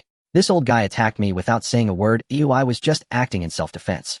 Xiao Qingshu, hearing Qianren shift the blame onto him, suddenly panicked. Senior, don't listen to his nonsense. This person is from the demon race who wishes to devour our human race. His intention to go to Tiandao Hall is surely to plot against us. Senior, please don't be deceived by him. The two continued to argue back and forth, which infuriated Zhang Dong, who shouted, shut up. Their voices ceased abruptly, and Zhang Dong let out a slight sigh. I don't care what reasons you have for fighting, all I know is that you've disturbed my young master. You were on your way to Tiandao Hall, right? How about we go together? How you are dealt with will be decided by my young master. Upon hearing Zhang Dong's words, the two nodded in agreement and followed him to Tiandao Hall. In Tiandao Hall, Zhang Dong was explaining everything that had just happened to Xie Chen. Qianren and Xiao Qingshu stood respectfully to the side, their hearts racing and their expressions slightly tense as they looked at Xie Chen, not daring to breathe. In contrast to their anxious demeanor, Qi Qingdai appeared much more relaxed. She had interacted with Xie Chen on the Tianjiao stage before and knew he was not a difficult person to get along with. On the contrary, Xie Chen felt more like a teacher guiding his students, possessing a broad mind. She couldn't believe that he would make things difficult for them over such trivial matters. After listening to Zhang Dong's report, Xie Chen understood the context of the events, and he let out a gentle sigh. I understand the situation now. When will the cycle of revenge end? Can't you all coexist peacefully? Xiao Qingshu stepped forward and said, Hall Master, we want that too, but the demon race is truly cunning and treacherous. We had previously signed a peace treaty with them, yet they blatantly violated the terms and continued to slaughter our human race. With such dishonesty, how can we just sit idly by? Qianren quickly interjected. Nonsense, Hall Master, don't take his one-sided words seriously. After signing the treaty, there were still people from the human race secretly infiltrating our demon territory to ambush us. They were the ones who first violated the terms. We were forced to retaliate. Hearing both sides carrying valid arguments, Xie Chen was momentarily uncertain whom to trust. How about this? I won't concern myself with past matters. From now on, the human and demon races will sign a new treaty for peaceful coexistence, and I will personally act as the notary. Now you can feel assured. Upon hearing Xie Chen's proposal, both Qianren and Shao Qingshu felt a surge of joy. Being able to coexist peacefully was the best outcome, as no one wished to see their kin slaughtered. Furthermore, with the Hall Master of Tiandao Hall personally serving as the notary, not even 1,000 boldness would encourage them to breach the agreement. The two expressed their gratitude. Thank you, Hall Master, we are willing to comply. Moments later, the list in the sky above the eastern region suddenly shone brightly. What is happening? Are they about to announce another list? Wow, that was quick, but I like it. Then a familiar voice resonated in everyone's ears. The decree of the Hall Master of Tiandao Hall. The conflict between the human and demon races has lasted for a long time, and the war between the two races has caused countless lives to be lost. Our beloved Hall Master of Tiandao Hall pities the living beings and does not wish to see further mutual slaughter between the two races. Today I hereby announce all demons in the eastern region are prohibited from slaughtering humans, and humans are also prohibited from ambushing demons. Any party that violates this decree shall face death without mercy. After the voice faded, the people of the eastern region replied in unison, we will obey the Hall Master's decree. At that moment, everyone was overwhelmed with joy, moved by the greatness of the Hall Master of Tiandao Hall. The day they had long awaited had finally come. They knew they no longer needed to worry about the threat of the demon race. As long as Tiandao Hall existed and the Tianqian continent, peace would endure. Seeing their reaction, Xie Chen felt very happy, having done another good deed to save the living. Then Xie Chen looked at the two in front of him and smiled, saying, all right, the issues between your races have been resolved. Now, let's discuss your own matters. I believe you came to Tiandao Hall with something to request. Shao Qingshu immediately stepped forward after hearing Xie Chen and said, Hall Master, I have a request. Seeing Shao Qingshu speak before him, Qianren felt a pang of resentment glaring at him fiercely. However, he had no choice. After all, Shao Qingshu had spoken first. Thus, he had to tactfully step back with Qi Qingdai to wait outside the hall. Seeing Qianren step out, Shao Qingshu revealed the purpose of his visit to Xie Chen. Hall Master, I have been stuck at the 4th stage of Tribulation Transcendence for several years, and have been unable to break through to the 5th stage. Thus I wish to inquire about the reason, and I wonder if this could serve as a price. After speaking, Shao Qingshu took out a long sword. The sword was entirely red with flames emanating from the blade, giving off an intense fiery aura that looked exceedingly cool. System, is this sufficient as a cost for calculation? Xie Chen asked the system. Ding, the low-grade fire sword valued at 3,000 Dao points requires 4,000 Dao points to calculate why it cannot break through the 5th stage of Tribulation Transcendence, and thus cannot serve as a calculation cost. Hearing the system's words, Xie Chen's expression darkened. He had thought this beautiful sword was worth much more, but it turned out to be merely 3,000 Dao points. Pa rubbish. Xie Chen said to Shao Qingshu, you must understand that after breaking into the tribulation stage, every subsequent breakthrough becomes increasingly arduous. Just the value of this sword alone is far from enough. Hearing Xie Chen's words, Shao Qingshu showed a look of expectation. It indeed seems insufficient. He then took out a crystal stone from his pocket. The stone was entirely black with flames seemingly burning at its center, containing countless spiritual energies. Palace Master, what about adding this crystal? System, is this thing acceptable? Ding, the Holy Spirit Crystal, a material for refining high-grade sacred artifacts valued at 5,000 Dao points, can serve as a calculation cost. Xie Chen felt relieved upon hearing the system's response. If calculated this way, he could still earn 4,000 Dao points, a profit of half, which was quite good. After putting away the crystal stone in front of him, Xie Chen said that works. Moments later, the system transmitted the calculation results into Xie Chen's mind. After obtaining the results, Xie Chen said to Shao Qingshu, the reason you cannot break through to the 5th stage of Tribulation Transcendence is quite simple. If you think carefully, you would have discovered it long ago. Oh, please elaborate, Palace Master. Shao Qingshu looked puzzled upon hearing Xie Chen's words. Is it really that simple? He had not had a clue for many years. The problem does not actually lie with you, but with the cultivation method you practice. Are you saying that there is an issue with the cultivation method I practice? But I have not felt any discomfort while cultivating, and this method was created by our ancestor, practiced by all past sacred lords without any issues. Shao Qingshu said in confusion. Xie Chen smiled slightly and patiently explained that is because this method was created based on the ancestors' unique physique, which you have not inherited. In fact, this cultivation method does not significantly impact cultivation. However, due to individual variations in physique, the upper limits of cultivation differ. The higher one's cultivation, the more stringent the requirements of this method on one's physique. Once your cultivation reaches a certain height, your physique will no longer support the continued use of this method, making it impossible for you to advance. So that's how it is. Upon hearing Xie Chen's explanation, Xiao Qingshu suddenly understood.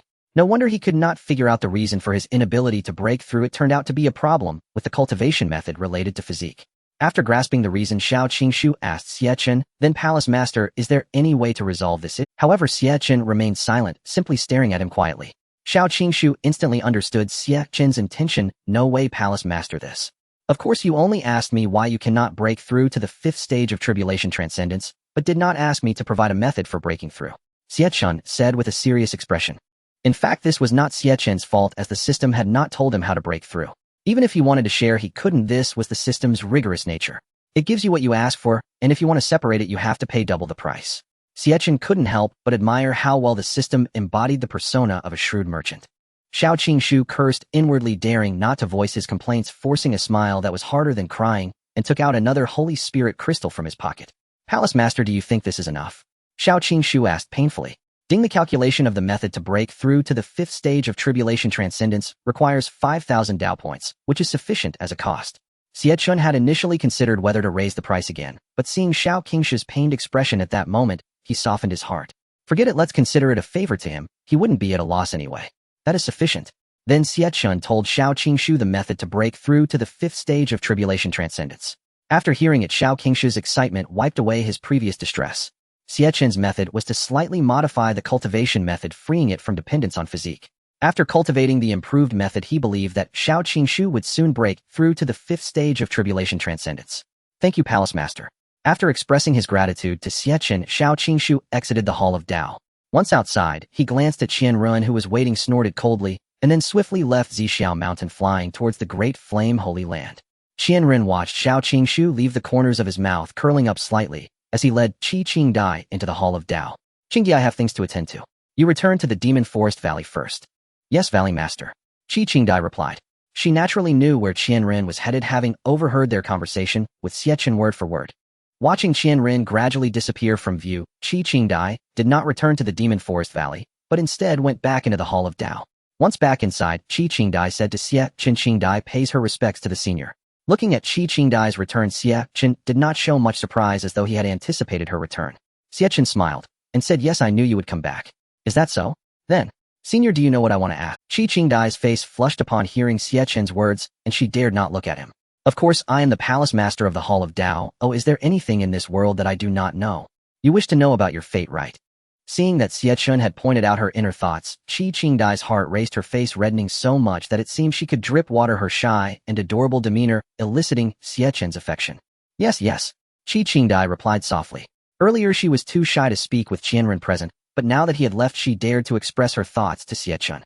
In truth, she understood that Qianren had left first to allow her the opportunity to speak with Xie Chen alone, having noticed her unease about asking him. Then Qi Qingdai took out a green bracelet from her bosom and carefully handed it to Xie Chen, shyly saying, "Senior, I would like to know the name of the person I will be with in the future." Xie Chen looked at the bracelet. Its appearance was quite similar to the ones he had seen back on Earth, but this one was purer. Moreover, he could sense the vast amount of spiritual energy contained within it, indicating it was a valuable item. Xie Chen inquired of the system, "System, is this item sufficient as a cost for divination?" Friendly reminder: the system does not recommend the host to make this transaction. "Oh, why is that?" Upon hearing the system's response, Xie Chen was taken aback. This was the first time he had encountered the system advising against a transaction which was not in line with its usual behavior. Could there be some hidden truth behind this?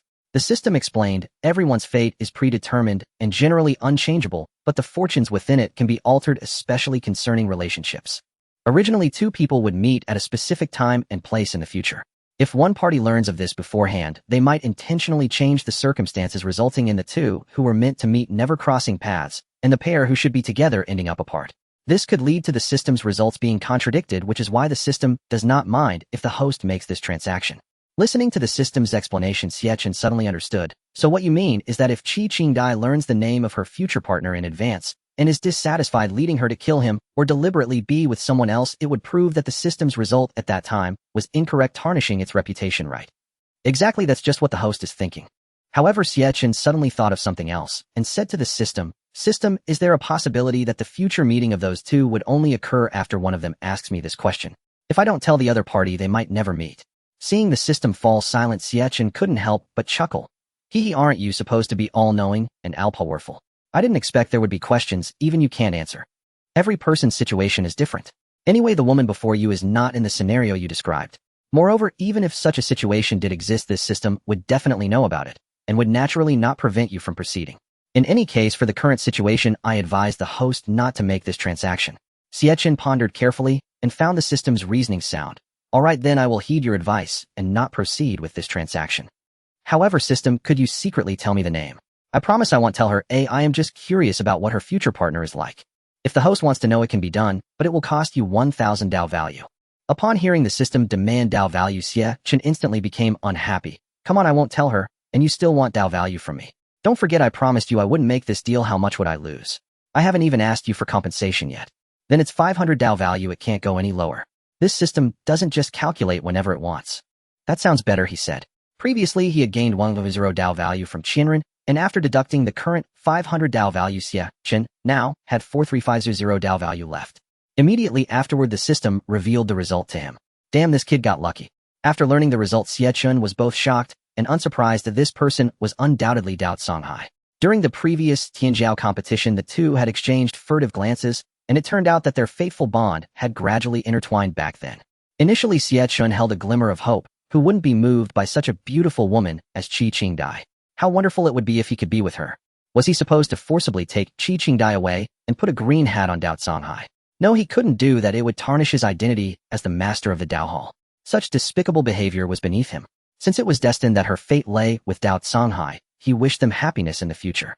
Thinking about how he had no fate with Qi Qingdai, Xie Chen now felt curious about who his future partner would be. He asked the system again, "System, can you tell me the name of the person I will be with in the future?" Of course, that's no problem. The host just needs to pay 10 billion Dao value. Forget I asked. Qi Qingdai, seeing Xie Chen lost in thought, couldn't help but asked, "Senior, what's wrong?" Xie Chen snapped back to reality. "Oh, it's nothing. Please take back this bracelet." Upon hearing Xie Chen ask her to take back the bracelet, Qi Qingdai became puzzled. "Senior, are you not satisfied with this bracelet?"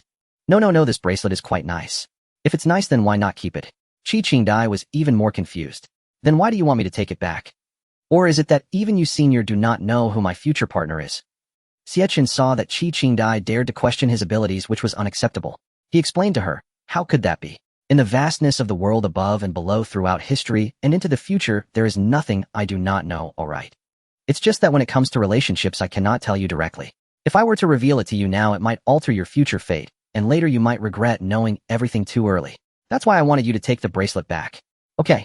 Qi Qingdai felt a tinge of disappointment upon hearing Xie Chen's words and let out a soft sigh. Seeing Qi Qingdai's dejected expression, Xie Chen felt helpless and consoled her. "Although I cannot tell you directly, I can give you a small hint." Qi Qingdai perked up at the prospect of a hint, excitedly saying, "Senior, please tell me." Xie Chen smiled slightly and looked up at the sky, saying, "When you gaze at the starry sky, listen carefully to your heart."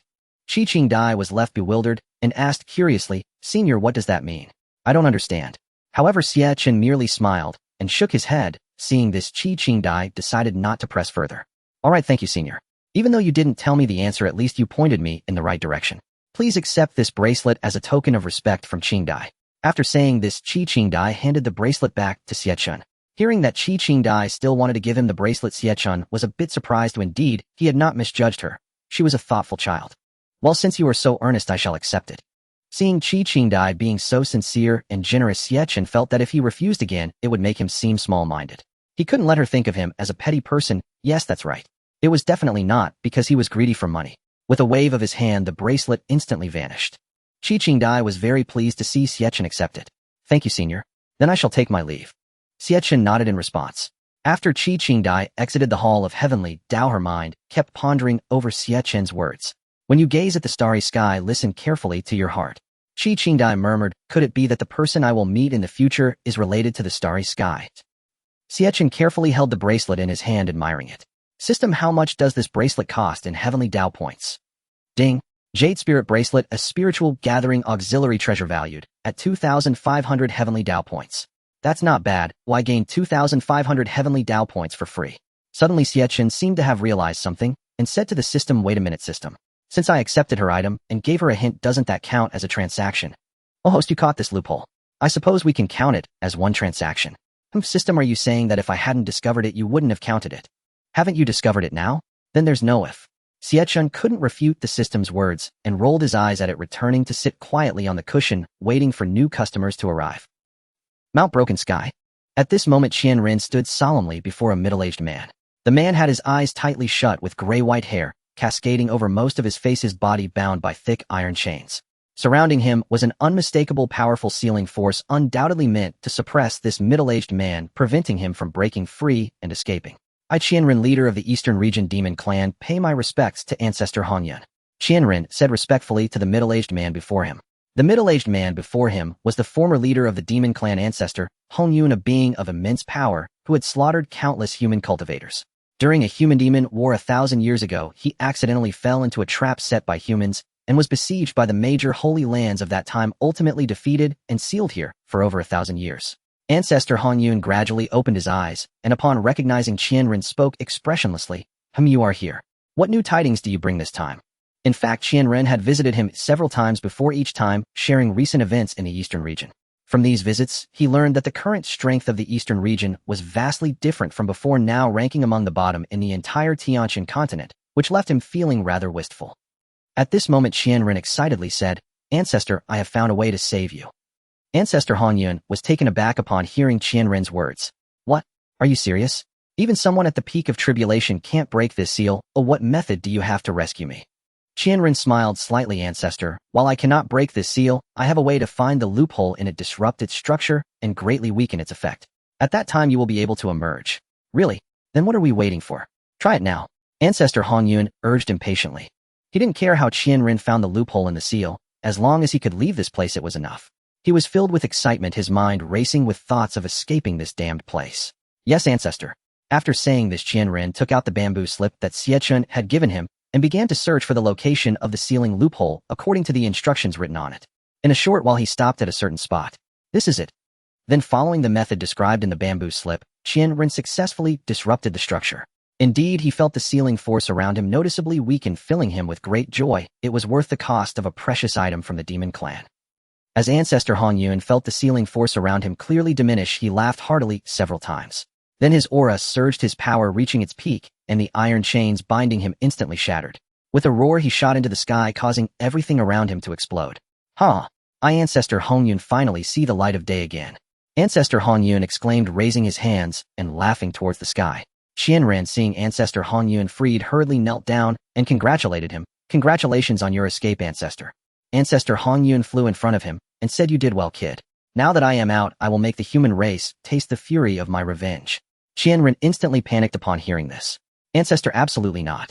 Hearing Qianren's attempt to dissuade him from vengeance, Ancestor Hongyun was instantly enraged and shouted at him, what? Do you wish to stop me? Qianren replied, Ancestor, it's not like that. Please hear me out.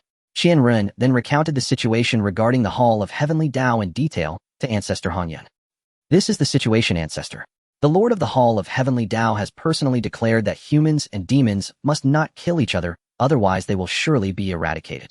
After hearing Qianren's words, Ancestor Hongyun was also startled. He hadn't expected that such a powerful figure had emerged in the Eastern region in such a short time. Then he saw the two lists shining with golden light floating above the Eastern region, and he reluctantly believed half of what Qianren said. However, he did not believe that the Lord of the Hall of Heavenly Dao was as powerful as described. Tearing through the void was sheer nonsense. It must have been some illusion to deceive you young people, but he would never be fooled by Ancestor Hongyun. Ancestor Hongyun said to Qianren, are you telling me to suffer through these 1,000 years of torment for nothing? I will return all the torment I have endured 100-fold, 1,000-fold upon them. The Lord of the Hall of Heavenly Dao, You fear him, but I do not. Lead the way. I want to meet him in person and see if he is truly as formidable as you say. Hearing Ancestor Hongyun say this, Qianren inwardly cursed him multiple times. Has your brain been locked up for 1,000 years? I told you we can't provoke the Hall of Heavenly Dao, and you still want to seek death. I regret releasing you so much. At Xixiao Mountain outside the Hall of the Heavenly Dao, Qianren pointed at the Grand Hall ahead and said, Master, we've arrived. This is the Hall of the Heavenly Dao. I will go in and inform the Hall Master. Throughout their journey, Qianren felt anxious, fearing a conflict between his ancestor and Xie Chen. However, he was not worried about his ancestor's safety, but rather about the potential repercussions if his ancestor offended Xie Chen, as he was the one who brought him here.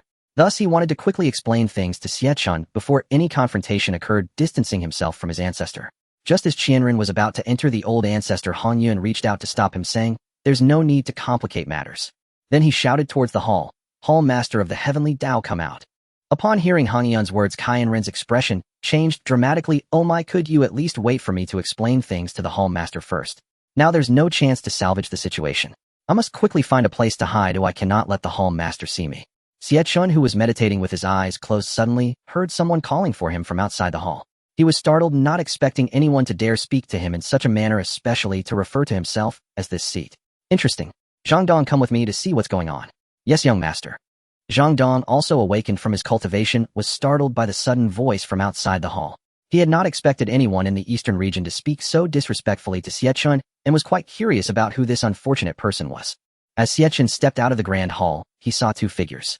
One was Qianren, who was looking at him in sheer terror, clearly frightened. The other was a middle-aged man with gray hair and an arrogant expression standing beside him, who seemed to be the one who had just called him out. Xie Chen then utilized the Heavenly Dao's Qi observation technique, and information about the middle-aged man instantly appeared before him. Name: Han Yun, our realm perfected tribulation transcendence, race demon, influence former clan head of the eastern region's demon clan. I purpose: having learned of the Hall of the Heavenly Dao from Qianren, he came to investigate. If the strength is lacking, he will personally destroy the hall.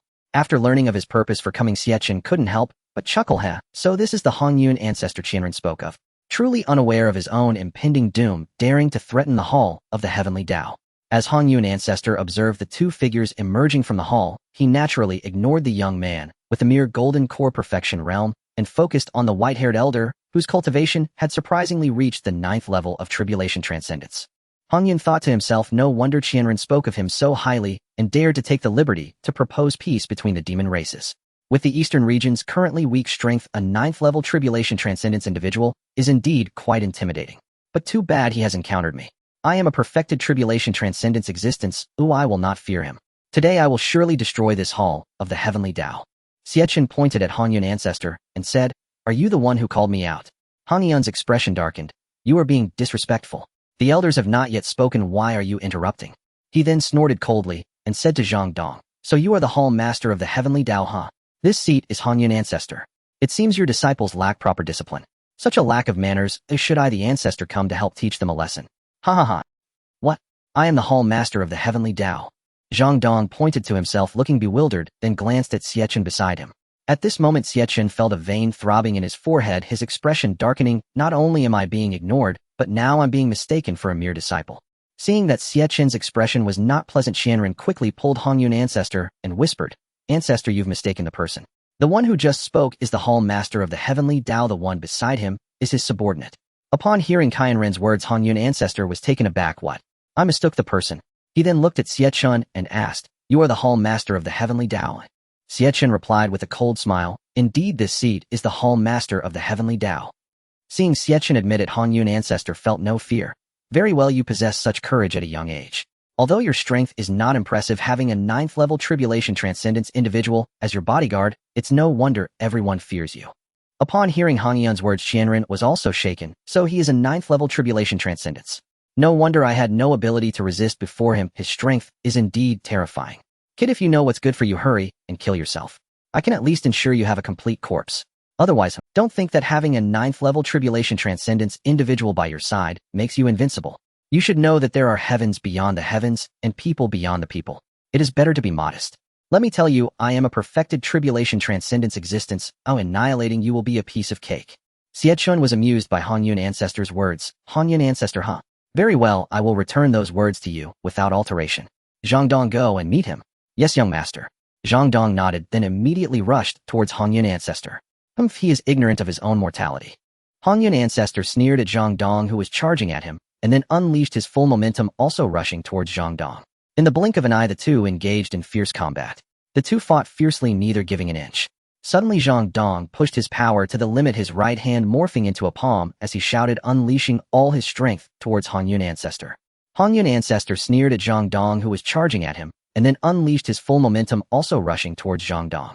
In the blink of an eye, the two engaged in fierce combat. With a loud bang, their palms collided instantly, and a powerful wave of energy radiated outward, shaking apart the clouds in the sky. Many trees on the mountain disappeared, and a portion of Xixiao Mountain collapsed. Qianren was also swept by the aftermath of their battle, unable to open his eyes, and couldn't help but exclaim, "Is this the battle of top-tier tribulation transcendence experts? It's truly terrifying." Hongyun Ancestor said to Zhang Dong, "Good job, old man. Although your realm is only 9th level tribulation transcendence, your actual combat power is not inferior to an ordinary perfected tribulation transcendence."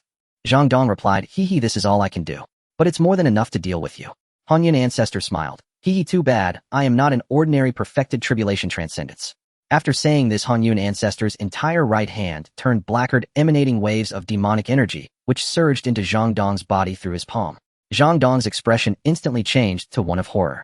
Seeing the demonic energy take effect, Hongyun Ancestor revealed a sinister smile, then retracted his right palm and struck fiercely at Zhang Dong's chest. Zhang Dong was unable to evade in time, and took the hit squarely, spitting out a mouthful of blood and flying. Seeing Zhang Dong being sent flying, Old Master Hongyun felt a surge of satisfaction. Indeed, he was. Zhang Dong staggered to his feet, clutching his chest with his left hand and wiping the blood from the corner of his mouth with his right. Just as he was about to charge again, Xie Chen stopped him. "All right, you can step back." "Young master, it's my fault for being useless," Zhang Dong sighed, feeling ashamed as he retreated behind Xie Chen. Old Master Hongyun said, "Hee, kid, your bodyguard doesn't seem that impressive. I now offer you two choices. One, you kill yourself. Two, I help you kill yourself. Which one do you choose?" "Let me give you two choices as well. First, choose to be killed by me. Second, restore everything you destroyed around here and sell yourself to me. For the rest of your life, you will serve as a slave in my Tiandao Hall." Hearing Xie Chen's words, Old Master Hongyun immediately became furious. "You seek death, kid." With that, Old Master Hongyun unleashed the full force of his perfected tribulation transcendence and charged at Xie Chen, vowing to annihilate both him and the entire Tiandao Hall. As Old Master Hongyun charged, Xie Chen's expression remained unchanged. He let out a cold laugh, and then the pressure of a celestial being was released from him.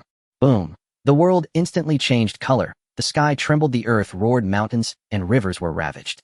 Even Xixiao Mountain was shaken, with cracks appearing all over, and half of the mountain collapsed.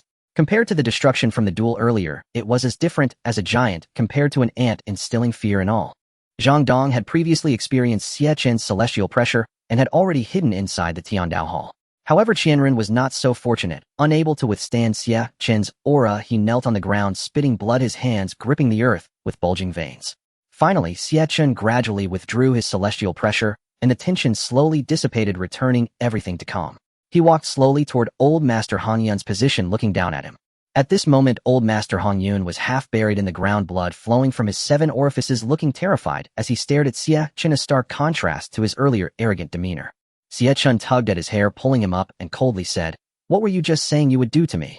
Old Master Hongyun, looking into Xie Chen's eyes, felt as if death itself was staring at him, fearing he would be devoured in the next moment. He hurriedly said in panic, "Senior, I meant to say you are truly great, worrying for the future of our eastern region daily, so I wanted to remind you to take care of yourself and rest. Every time I think of how hard you work, I feel so pained for you." Xie Chen, with a confused expression, said, "Oh really? How come I seem to hear someone just now telling me to kill myself? What? Which bastard dared to say?" Xie Chen, with a confused expression, said, "Oh really? How come I seem to hear someone just now telling me to kill myself? What? Which bastard dared to say such rebellious words to his senior? I will not let him go." Old Master Hongyun continued to play dumb, turning to the collapsed Qianren behind him furiously, saying, "You little brat, quickly say it was you." Qianren's eyes widened in disbelief as he looked at Old Master Hongyun. This was beyond shameless. He had cursed himself, and everyone present had seen it. It was clearly him who said it, yet now he boldly shifted the blame onto me. How infuriating! How did I end up rescuing such a thing? Seeing that Old Master Hongyun was still playing dumb, Xie Chen slapped him again and said, "If you keep pretending, do you believe I will slap you again?" Old Master Hongyun clutched his face, feeling wronged as he said, "Senior, I know I was wrong. Please show mercy." Hee, now you know you're wrong. Weren't you very arrogant just now? Go ahead, hit me again, hit me. Ha ha ha, Zhang Dong chimed in, mocking Old Master Hongyun. Old Master Hongyun gritted his teeth in anger, but dared not show any sign of discontent, fearing another slap from Xie Chen. He simply pretended not to hear and looked at Xie Chen with a wronged expression. Xie Chen said, "All right, I can spare your life." Upon hearing Xie Chen would spare him, Old Master Hongyun's face instantly lit up with a smile. "Really? Thank you, senior, thank you, senior, thank you." Xie Chen gestured for him to stop. "Don't be too happy too soon. I haven't finished my sentence. I can spare you, but there are conditions." Old Master Hong Yun was no longer concerned about the conditions, though as long as he could live he would agree to anything. Whatever conditions you have I will accept, Senior. Xie Chen smiled slightly. First you must restore everything that was destroyed around here to its original state. Secondly, as I said earlier, you will live as a slave in my Tiandao Hall for the rest of your life. Old Master Hong Yun felt very reluctant upon hearing this, but he did not dare to object. Living as a slave was still better than being killed by Xie Chen right now, so, he said, Senior, I agree to everything. Xie Chen nodded in satisfaction. Since that's the case, let's sign a soul contract. We have to sign a soul contract. Old Master Hong Yun's eyes widened. Naturally. Otherwise, if you run away midway, how will I find you? What, you unwilling? Xie Chen's gaze was as cold as death as he looked at him again. Old Master Hong Yun was startled by Xie Chen's gaze, quickly saying, No, I am very willing. Then Old Master Hong Yun signed the soul contract with Xie Chen. After signing the soul contract, Old Master Hong Yun truly felt he could not escape. No matter where he ran or how far he traveled from Xie Chen, as long as Xie Chen wished, he could be annihilated in an instant. Xie Chen nodded with satisfaction after putting away the soul contract, then turned to Qian Run, who was still standing there in a daze. He asked, Are you all right? Thank you for your concern, Master. I am fine. Qian Ren replied, regaining his composure and speaking respectfully to Xie Chen. In fact, even if he were in trouble, Qian Ren wouldn't dare to say so. Would he admit to Xie Chen that he was accidentally injured by the aura he released? That would be like wishing for his own demise. Xie Chen nodded, saying, Well, if you're fine, you can leave now. Yes, Master, Qian Ren responded. Upon hearing he could leave, Qian Ren expressed his gratitude to Xie Chen, once more secretly relieved that Xie Chen didn't blame him, finally letting out a breath of relief. Just as he was about to leave, he suddenly seemed to remember something, retracting his foot and glancing at the elderly Hong Yun beside him, hesitating for a moment before tentatively saying to Xie Chen, Master, about the old ancestor. Oh, don't worry about that. He can't leave anymore. Are you thinking of staying to accompany him? Xie Chen teased. Oh, no, I'll leave right away. Upon hearing Xie Chen's words, Qian Ren dared not to linger any longer and immediately flew away, disappearing in the blink of an eye. After flying a considerable distance from Zhixiao Mountain, Qian Ren finally let out a heavy sigh. This trip was truly perilous. He almost lost his life. Then he thought of the elderly Hong Yun and felt a surge of anger. That damnable old man. I had to spend a precious treasure to save him, thinking he would become a trump card for our demon clan, yet this fool went to provoke the Dao Temple and ended up captured as a servant. Thinking about how he gained nothing working for Xie Chen for free, and even losing a precious treasure, Qian Ren felt an overwhelming sense of frustration. Damn it. Just as Xie Chen was about to return to the Dao Temple to rest after Qian Ren left, he suddenly remembered something and shouted, Qiongqi. Here. The imposing figure of Qiongqi appeared from behind the hall and hurriedly ran to Xie Chen, wearing a fawning expression as he said, Hee, Master, what are your orders? Upon seeing Qiongqi, the elderly Hong Yun's expression changed dramatically. A strong sense of fear and crisis surged within him. He hadn't expected such a powerful beast to be here. Had he seen it earlier, he wouldn't have dared to speak to the master of the Dao Temple that way. Xie Chen glared at him and said, How dare you? Where have you been? Master, I went to the back to take care of some business, Qiongqi answered somewhat sheepishly. Business? I think you went to sleep instead. Didn't I tell you to guard the door? The enemy is already at the doorstep, and you haven't even seen a shadow of them. Xie Chen was speechless at Qiongqi's excuse. Qiongqi, feeling wrong, said, Master, I was wrong. Humph. He'll let you off this time, but if there's a next time, you might as well not stay in the future divine beast territory and just stay here guarding the door forever. Hearing this, Qiongqi panicked and hurriedly said, Master, don't worry. I assure you that such a thing will never. Seeing Qiongqi's attitude of admitting his mistake was decent, Xie Chen decided not to make things difficult for him and continued, By the way, from now on, this elderly Hong Yun will be under your supervision. Make sure he works properly and doesn't slack off, understand? Yes, Master. I will ensure the task is completed. Xie Chen nodded at him and then walked into the Dao Temple. Once Xie Chen entered the main hall, the flattering expression on Qiongqi's face instantly vanished, replaced by a fierce and menacing appearance as he turned his gaze sharply toward the elderly Hong Yun. Feeling Qiongqi's intense gaze, the elderly Hong Yun felt a chill down his spine and dared not to breathe too loudly. He forced a smile and said, Hee, great beast, do you have any orders? Qiongqi said fiercely, It's all your fault for coming at the wrong time. Why did you come while I was sleeping? You made me get scolded by the master. What are you standing there for? Didn't you hear the master's words? Hurry up and get to work. After saying that, Qiongqi even swiped his claw harshly at Hong Yun's rear end. The elderly Hong Yun immediately felt a sharp pain and clasped his backside while letting out a series of howls. In the following 2 days, several individuals from the Sacred Land Dynasty arrived at the Dao Temple. When they first arrived, they could hardly believe their eyes, seeing not only a terrifying beast at the entrance of the hall, but also a powerful figure from the demon clan sweeping the ground with a broom. That's the elder Hong Yun. Some people from the Sacred Land recognized this powerful demon. Upon realizing that the one sweeping the ground before them was the fearsome elder Hong Yun from 1,000 years ago, they were all in disbelief, mouths agape, unable to believe that the once dominant Hong Yun had fallen to such a state of sweeping the ground. What are you staring at? Never seen someone sweep before. Keep staring, and it'll gouge your eyes out. Elder Hong Yun glared at them fiercely, scaring them into retracting their heads. Hey, hey, hey, what do you think you're doing? No chatting during work hours. Is your backside itching? Xiongqi said to Elder Hong Yun while holding up the claw he had previously used to slap him. Elder Hong Yun instinctively covered his backside and gave Xiongqi a flattering smile, then continued sweeping, causing the people from the Sacred Land Dynasty to almost burst into laughter. After a while, everyone walked out of the Dao Temple with smiles on their faces. With the conclusion of their transaction with Xie Chen, he ended up profiting immensely, now possessing a total of 100,000 Dao points and achieving 9 iterations, just one short of completing the task. After sending off the people from the Sacred Land Dynasty, Dao Songhai and Wu Chen also arrived at the Dao Temple, but they weren't there to trade with Xie Chen. They simply wanted to express their gratitude. When Wu Chen saw Xie Chen, he was overwhelmed with emotion, tears streaming down his face as he rushed to hug Xie Chen, startling him into stepping back and quickly stopping him. Time flew by, and 3 days passed in the blink of an eye. Today marks the wedding day of Nian Yangxiao, a disciple of the Xiaoyao sect, and Mu Sheng's daughter Mu Xiaowan. Xie Chen also left the Dao Peak early to prepare for the journey to the Xiaoyao sect to attend the wedding. Xie Chen stepped out of the hall and shouted loudly, "Xiongqi. Here, master, what are your orders?" Xiongqi, who had been listening to Zhang Dong's storytelling, immediately rushed over upon hearing Xie Chen's call. Xie Chen said, "I need to go out today. During my absence, if anyone comes to see me, tell them to wait. If they truly can't wait, let them come back another day, understood?" "Rest assured, master, I will ensure the task is completed," Xiongqi replied. "By the way, how about Hong Yun? Is he slacking off?" Xie Chen nodded and then inquired about the whereabouts of old ancestor Hong Yun. "Don't worry, master. He is currently sweeping at the foot of the mountain. I've trained him well. When I say a word, he doesn't even dare to make a sound," Xiongqi said with a mischievous smile. In recent days, old ancestor Hong Yun had been subjected to Qianqi's torment. Not only did he have to clean the entire Xixiao mountain and plant trees and flowers, but he also had to massage and knead Qianqi's legs daily. If he did not do it well, Qianqi would spank him, leaving him with no human rights at all. He was on the verge of crying, but fortunately at his level he could still endure it. If it were anyone else, they would have been at their wits' end long ago. Hearing Xiongqi speak in this manner, Xie Chen felt relieved, then turned to Zhang Dong beside him and said, "Zhang Dong, come with me." Zhang Dong's eyes widened as he looked at Xie Chen, an expression of surprise on his face. Young master, can I really go?" "Yes, be happy about it," Xie Chen said with a smile. "After all, you are my bodyguard. If some unruly person provokes me and you can't handle it, wouldn't that be awkward? Although I have the pressure of an immortal, it could still inadvertently harm others. Moreover, as the master of the Dao Palace, it wouldn't look good to be seen without attendance." "Thank you, young master." Zhang Dong felt a surge of joy inside. At this moment, he was very excited.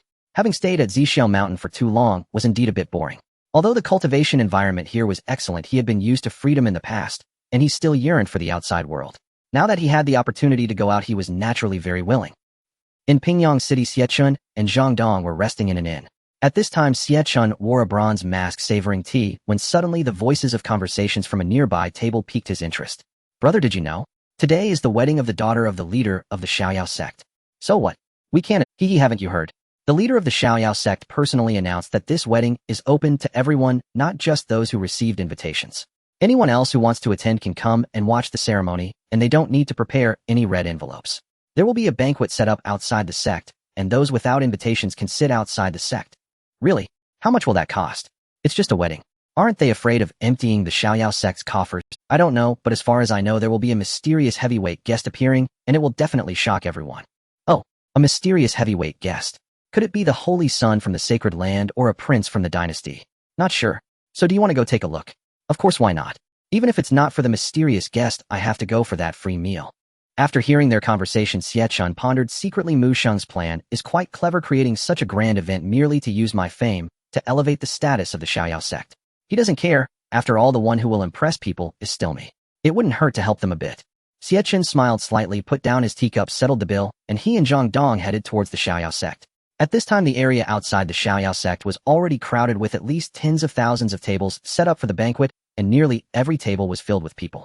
Most people were discussing who the mysterious guest announced by the leader of the Xiaoyao sect would be, but the guesses were mainly about people from the Sacred Land or the dynasty.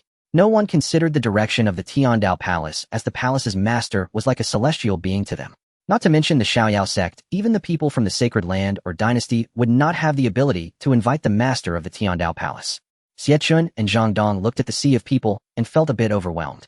After much effort, they finally arrived in front of the main gate of the Xiaoyao sect. However, just as Xie Chen was about to enter, he was stopped by a disciple guarding the entrance. One of the disciples of the Xiaoyao sect said, "Hello, guest. Please show your invitation." Upon hearing this, Xie Chen was taken aback. Invitation? Mu Shang didn't give me an invitation when he came, so he said to the disciple, "I don't have one, but I was personally invited by your sect leader to attend the wedding. If you don't believe me, you can ask your sect leader and you'll understand." "I'm sorry, guest. If you don't have an invitation, I cannot let you in and you can sit outside." Hearing this before Xie Chen could say anything, Zhang Dong immediately became furious. "Are you a little brat who doesn't understand human language? Didn't you hear my young master say he was personally invited by your sect leader? Hurry up and go tell your sect leader to come out and greet him. Otherwise you'll regret it." The disciple of the Xiaoyao sect's face turned gloomy upon hearing this. "Sir, today is a momentous day for our sect. If you are here to congratulate us, we welcome you. Without an invitation, you can sit outside, but if you intend to cause trouble, don't blame us for being rude." "Hee, alright, old man, I want to see how you're going to be rude to me." Zhang Dong was infuriated by the disciple's words and immediately released a hint of aura, causing a strong wind to whip up around them.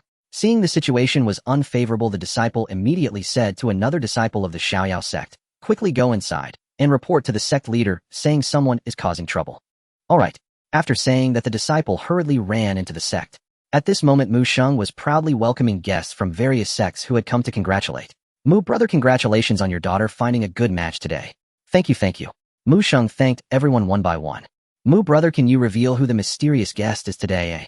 One of the sect leaders couldn't help but ask curious. "Yes, Mu brother, just tell us." "Come on." The others chimed in as well. Hearing this, Mu Sheng laughed heartily. "Haha, everyone rest assured it won't be long before you find out. All I can say is that his identity will definitely exceed your imagination." At this moment, a disciple of the Xiaoyao sect hurriedly ran in. A disciple of the Xiaoyao sect rushed breathlessly to Mu Sheng, whispering in his ear, "Sect master, there are troublemakers outside who insist on barging in without an invitation. We can't stop them." Such a thing has happened." Mu Sheng's expression immediately darkened, and he turned to the guests present saying, "I apologize, everyone. I have matters to attend to, please carry on without me." After speaking, Mu Sheng immediately followed the disciple to the entrance, eager to see who was bold enough to create a disturbance at the Xiaoyao sect's doorstep. Once they reached near the entrance, the disciple pointed at the young man and the old man standing there saying, "Sect master." At this moment, several gatekeepers were already lying on the ground, and at the entrance stood only a young man in white clothing wearing a bronze mask alongside an elderly man with white hair. Seeing his disciples all incapacitated on the ground, Mu Sheng felt a sudden jolt in his heart, overwhelmed by a bad feeling. He then shifted his gaze to the young man at the entrance, and upon realizing it was Xie Chen, Mu Sheng's eyes widened and shook his mouth agape, completely frozen in place. After a few seconds, Mu Sheng finally snapped back to reality, and he immediately reached out to strike the disciple beside him, exclaiming, "You scoundrel." The disciple of the Xiaoyao sect was momentarily stunned, not understanding why his sect master struck him. However, Mu Sheng didn't care about his thoughts, though a look of terror was etched across his face as he dashed towards Xie Chen. Xie Chen smiled at Mu Sheng as he approached, exuding a friendly demeanor. Yet to Mu Sheng, that smile was terrifying. Beneath the gentle expression, he sensed a faint hint of murderous intent. As he reached Xie Chen, Mu Sheng, panic-stricken, stammered, "Master." I. Hearing Xie Chen repeat that word, Mu Sheng broke into a cold sweat, nearly in tears, as he dropped to his knees trembling, and said, "Master, I truly did not know you had arrived. I failed to welcome you personally, please forgive me." The disciple who had just been struck by Mu Sheng was now wide-eyed, staring in disbelief at Mu Sheng. Although he did not understand why his sect master was kneeling before the young man, he realized he had caused a great blunder. Without further thought, he hurried over to kneel beside Mu Sheng, hastily apologizing to Xie Chen. Seeing that he had sufficiently frightened them, Xie Chen decided not to make things difficult any longer, saying, "Alright, thank you, master." The two of them stood up trembling. Xie Chen turned to Mu Sheng saying, "Sect master Mu, your disciples need more discipline. I've told them that I was personally invited by you, and that they should let me in to inform you. Yet they refused to believe and attempted to drive us away." Yes, master, you were right. It is my failure to discipline them properly. Please rest assured, after today I will ensure that my disciples are thoroughly corrected and such incidents will not occur again. Having finished his instructions, he turned to a nearby disciple and said, "You quickly wake these clueless ones up and make them open their eyes. If there's a next time, they will be confined for a year." After giving the disciple a stern warning, Mu Sheng respectfully said to Xie Chen, "Master and esteemed elder, please follow me to the sect for some rest. And by the way, outside, don't call me master, just call me young master." "Yes, young master."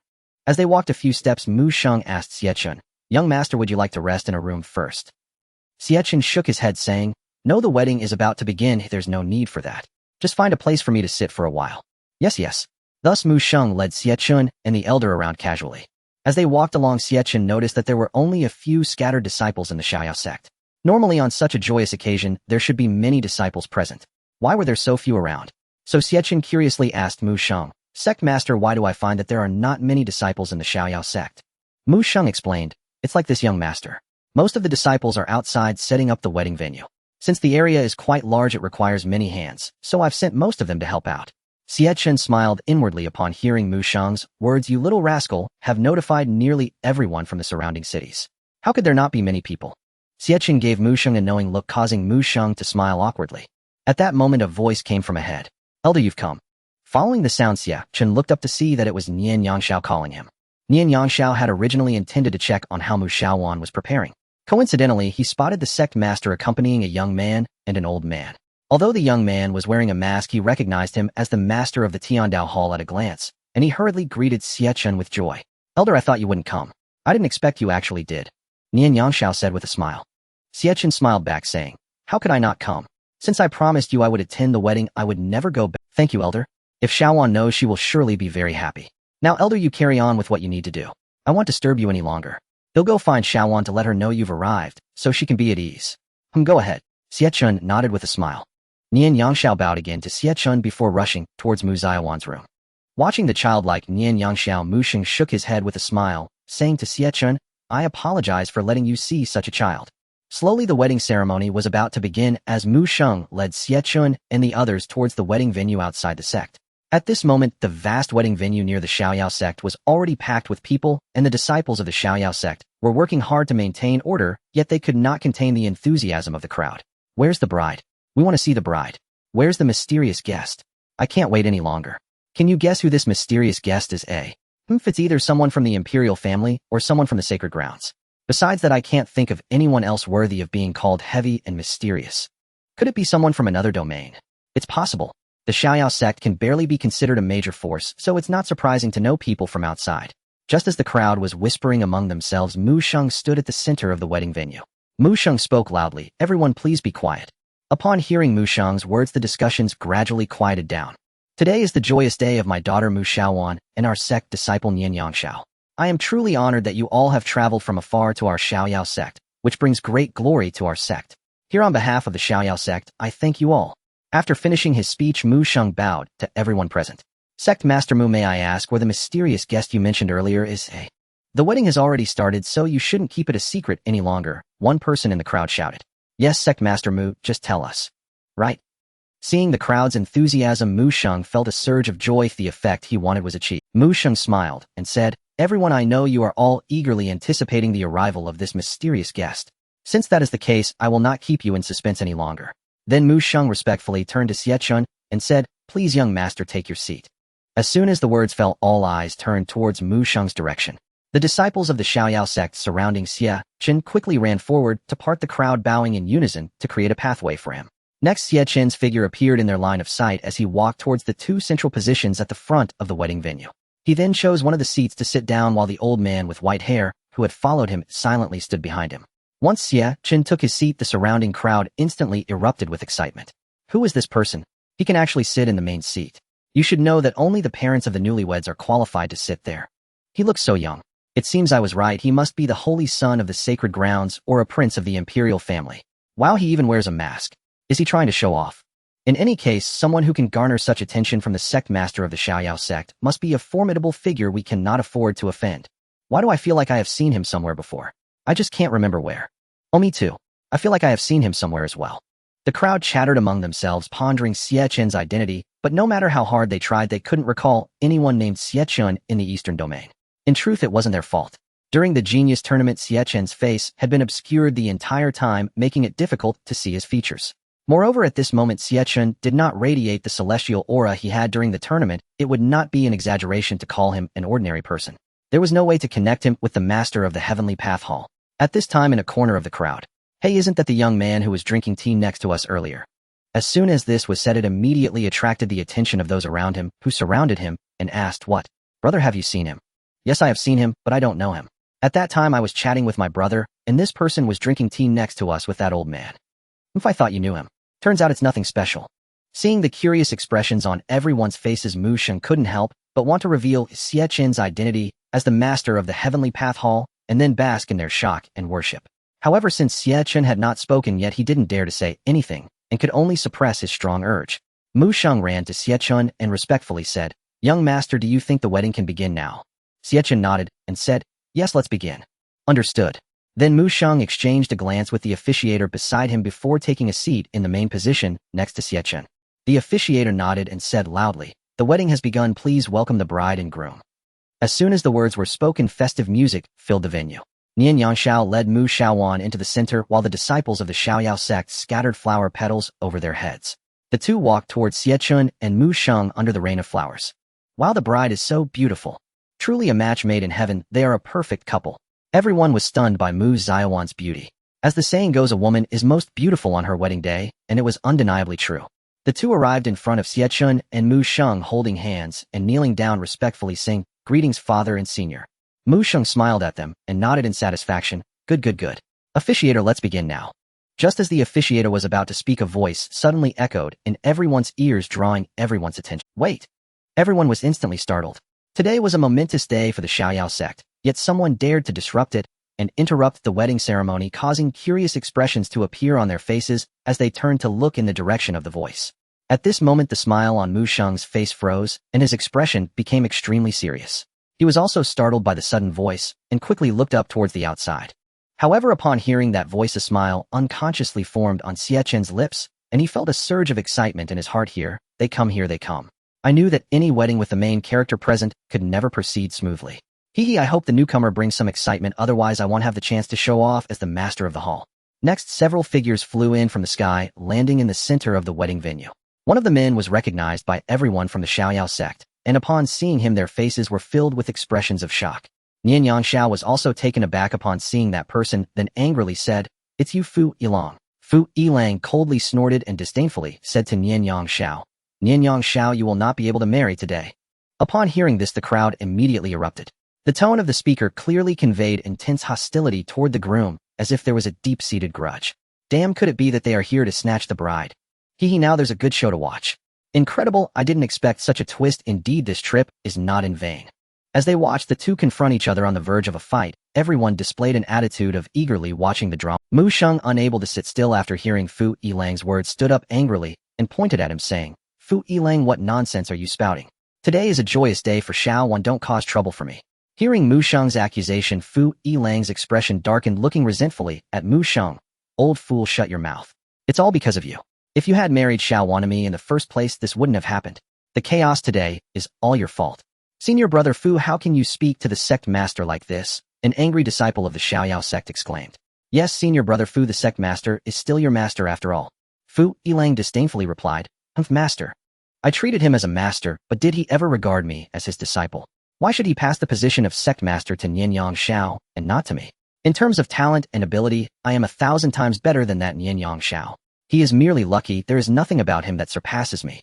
Nian Yangshao sneered at this moment. "Fu Yilang, your wolfish ambitions have finally been revealed, haven't they? You talk about marrying Xiaowan, yet it's merely to covet the position of sect master. On the day of the sect competition, I defeated you in public and crippled your cultivation. After that, you disappeared from the Xiaoyao sect. I didn't expect your cultivation to have recovered now, or it seems you have had some fortuitous encounter." After saying this, Nian Yangshao turned his gaze to the group of strangers behind Fu Yilang. Fu Yilang laughed heartily and said, "Ha, Nian Yangshao, don't be too pleased with yourself. Don't think that only you have powerful allies. In fact, I have to thank you. Thanks to you, I now have a better choice." Then he walked to the side of a middle-aged man and said to Nian Yangshao and the others, "Allow me to introduce. This is my master Lu Xian, an elder of the Zhongyu Tai Xian sacred sect." Lu Xian smiled and cupped his hands towards the crowd, saying, "I am Lu Xian, an inner elder of the Zhongyu Tai Xian sacred sect, pleased to meet you all." At this moment, except for Xie Chen and Zhang Dong, everyone else widened their eyes in shock. He is actually from Zhongyu. Don't forget, he also said he came from the sacred sect. The name contains sacred, which indicates an extraordinary sect. Now the Xiaoyao sect is finished. Even if people from the sacred land and the imperial dynasty come, they can't. Mu Sheng was also startled, his expression turning anxious. He didn't expect that the opponent was actually from Zhongyu, and that Fu Yilang had such good fortune to have become a disciple of a sacred sect elder. Taking a deep breath, Mu Sheng calmed himself and stepped forward, cupping his hands towards Lu Xian, saying, I am Mu Sheng's sect master of the Xiaoyao sect. I greet Elder Lu. May I ask what brings you here today? Lu Xian smiled and said, It's nothing much, we are just here to seek an explanation for my newly accepted disciple. What explanation does Elder seek today? Mu Sheng asked with a serious expression. Very simple. Lu Xian turned to Nian Yang Xiao saying, I heard that your disciple previously crippled my disciple's cultivation. Therefore today, I shall cripple your disciple's cultivation for the sake of my disciple's grievances. After that, sect master Mu can promise to marry your daughter to my disciple, and this matter will be considered settled. Upon hearing Lu Xian's outrageous demands, Mu Sheng immediately erupted in anger saying, Absolutely not. You are delusional. Don't think that just because you are from Zhongyu I will be afraid of you. This is the territory of my Xiaoyao sect, and we will not tolerate your arrogance. Right, exactly. Go back to your Zhongyu, shouted a Xiaoyao sect disciple. Lu Xian looked at the passionate crowd from the Xiaoyao sect shaking his head and saying, What a pity, I have already given you a chance. Since you do not cherish it, then today the joyous day of the Xiaoyao sect shall turn into a day of mourning. If I want to see how you will turn my Xiaoyao sect into a day of mourning. Even if it costs me my life, I will not let you succeed. Prepare to die. With that, Mu Sheng's nascent soul's 7th level aura erupted, charging towards Lu Xian. Lu Xian looked at Mu Sheng rushing towards him with a sympathetic expression saying, Alas, why must you do this? After saying this, a force far beyond that of a fully realized nascent soul erupted from his body. He extended his right hand, and a powerful energy condensed in his hand, striking towards Mu Sheng. Mu Sheng was hit, and instantly flew backward, landing on the ground, while continuously spitting blood. Father, sect master. Mu Xiaowan and Nian Yang Xiao hurriedly ran over to help Mu Sheng up, watching him spit blood, and Mu Xiaowan was already in tears. Nian Yang Xiao was also on the verge of tears, then he turned his head looking angrily at Lu Xian, wishing he could swallow him alive. Old dog, I will definitely kill you today. With that, Nian Yang Xiao snatched the long sword from a Xiaoyao sect disciple and charged at Lu Xian. However, Lu Xian merely chuckled disdainfully and similarly struck out a palm. Nian Yang Xiao instantly spat blood like Mu Sheng, collapsing to the ground. Yang Xiao. Nian Shixiao. Mu Xiaowan gently set down Mu Sheng, handed him to a nearby Xiaoyao sect disciple, and quickly ran towards Nian Yang Xiao, crying, Damn it, we will fight him. All the Xiaoyao sect disciples were filled with grief and rage, their eyes red, pulling out their weapons and charging at Lu Xian. Lu Xian looked at the endless stream of Xiaoyao sect disciples charging at him, his expression one of mockery. Looking at this group of ants who hadn't even reached the golden core stage, his disdainful gaze was as if he were watching a bunch of clowns. Then Lu Xian's aura erupted once more, sending all the Xiaoyao sect disciples who charged at him flying. The onlookers also could not bear to watch, their fists clenched tightly, looking at Lu Xian with indignation. Yet they did not dare to intervene. Most of them lacked the strength to even reach the golden core stage, and even the other sect masters present were of similar strength to Mu Sheng, so it would be futile to intervene. Know who will save my Xiaoyao sect? Mu Xiaowan said in anger and grief. Ha ha ha, give up, no one will save you. Today I will make the Xiaoyao sect disappear from this eastern region. At that moment a voice reached everyone's ears. Oh, is that so? The sudden voice startled everyone. Under Lu Xian's imposing aura, they never expected someone would dare to stand up for the Xiaoyao sect, all turning their gaze towards the speaker. Oh, it's him, that mysterious guest. Sigh, how foolish. Lu Xian's cultivation has clearly reached the tribulation transcendent stage, while his own realm is merely at the golden core completion. Is he not pushing himself into the fire pit by standing out now? Heaven bless, I hope he doesn't get beaten too badly. After hearing Xie Chen's voice, Mu Xiaowan felt a surge of joy and turned to him, saying, Senior, please save our Xiaoyao sect. Lu Xian was startled by the sudden voice beside him, frowning slightly, his expression becoming somewhat. He had just claimed that no one would come to their rescue, only to be slapped in the face immediately. Where could he put his face now? He then looked forward and saw that the speaker was a young man wearing a bronze mask who had just sat with Mu Sheng, accompanied by an elderly man with white hair behind him. Lu Xian gazed at the old man with a head full of white hair, pondering in confusion, why does this old man seem somewhat familiar? It feels like I have seen him somewhere. However, no matter how Lu Xian thought, he couldn't recall who the old man was. He decided to stop worrying about it. Within this eastern region, he still did not believe anyone could pose a threat to him. The thought that his earlier words were interrupted by Xie Chen made him feel quite displeased. With a dark expression, Lu Xian said to Xie Chen, Kid, were you the one speaking just now? If no one else spoke earlier, it should have been me. Xie Chen replied playfully. Upon hearing such arrogant words, Lu Xian's eyes gradually narrowed, and he looked at Xie Chen with an unfriendly expression. Good, kid, you've got guts. What do you want to stand up for these ants of the Xiaoyao sect? Xie Chen rolled his eyes inwardly. Of course, if I don't take action now, the Xiaoyao sect will truly be eradicated by you, and then where would be my chance to appear? Then he laughed loudly at Lu Xian, saying, Ha ha ha, standing out is not the case. I simply find you displeasing and want to teach you a lesson. You just called them ants, but do you realize that to me you're no different from them? You're just another ant. Hiss, such domineering words. How dare he say Lu Xian is an ant? Those around could not help but take a deep breath at Xie Chen's audacious remarks. Fu Yilong standing beside Lu Xian instantly became furious upon hearing Xie Chen belittle Lu Xian. He pointed at Xie Chen and angrily said, "You dare? Who do you think you are to speak to my master like that? Kneel and apologize to my master at once, or today you will accompany these people of the Xiaoyao sect to their graves." Seeing Fu Yilong's arrogance, Xie Chen's expression turned dark. "Damn it, it's only the second person who has spoken to me like this since I came to this world. When did it become your turn to interrupt when adults are speaking? Mind your mouth, or else." Before Xie Chen could finish, Fu Yilong interrupted him. "Or else what? You want to hit me? Come on with my master here, let's see if you dare to touch me. You're just a dog invited by that old man, and those fools are the only ones supporting you thinking you're someone special." At this moment, Xie Chen could no longer hold back. "This dog is even more arrogant than the previous Honyun old ancestor. Very well, I didn't expect a mere traitor to be so audacious in front of me. Zhang Dong, tear this kid's mouth apart." "Yes, young master," Zhang Dong replied respectfully. After that, Zhang Dong's figure disappeared from behind Xie Chen and swiftly flew towards Fu Yilong. Lu Xian, seeing Zhang Dong charging over, immediately wanted to stop him. However, Zhang Dong completely disregarded Lu Xian, effortlessly passing by him and continuing towards Fu Yilong. Such speed! Lu Xian couldn't help but exclaim in his heart. Smack! Fu Yilong received a heavy slap from Zhang Dong, instantly being sent flying, spitting out a few mouthfuls of blood. At this moment, his entire jaw was shattered and he fell to the ground, eyes wide open, losing consciousness. After finishing, Zhang Dong vanished from the spot and returned to stand behind Xie Chen, leaving behind a trail of afterimages in his wake. "Good hit. Kill this kid. Such trash that betrays his master and sect does not deserve to live in this world. Damn it, I've disliked this dog for a long time. He's simply too arrogant. If I encountered him outside, I would skin him." Those around completely ignored the grim expression on Lu Xian's face, loudly cursing Fu Yilong with righteous indignation. Fortunately, Fu Yilong had already passed out and had not woken up, otherwise he would have fainted again under their barrage of insults. At this moment, Lu Xian's face was extremely dark. He never expected that despite having taken action, he still could not save Fu Yilong, which left him feeling utterly humiliated. Xie Chen had repeatedly made him embarrass himself in front of everyone, and his patience was reaching its limit. He then turned to Xie Chen, looking at him with a sinister glare, and said, "Good kid, no wonder you're so arrogant. It turns out there are such experts beside you. Now tell me, who exactly are you?" As soon as these words were spoken, everyone gradually ceased their insults and looked at Xie Chen, filled with immense curiosity about his identity. From the beginning, the sect master of the Xiaoyao sect, Mu Sheng, had shown him such respect, even allowing him to sit at the head table of the wedding. Later, the servants around him ignored Lu Xian's attack and easily slapped Fu Yilong. Such a person definitely has a considerable background. Originally, they all thought Xie Chen was from a sacred ground or a royal dynasty. After all, only individuals from such powerful factions could receive such importance and treatment from the Xiaoyao sect. However, it now seemed they had all guessed wrong. Even people from sacred grounds or royal dynasties would not easily offend a major force from the central region over a mere Xiaoyao sect. Everyone was now nervously watching Xie Chen, instinctively swallowing their saliva, waiting for his answer. Seeing everyone looking at him, Xie Chen slightly curled his lips, slowly stood up, walked a few steps towards Lu Xian, then he gradually removed the bronze mask he was wearing and threw it to the ground.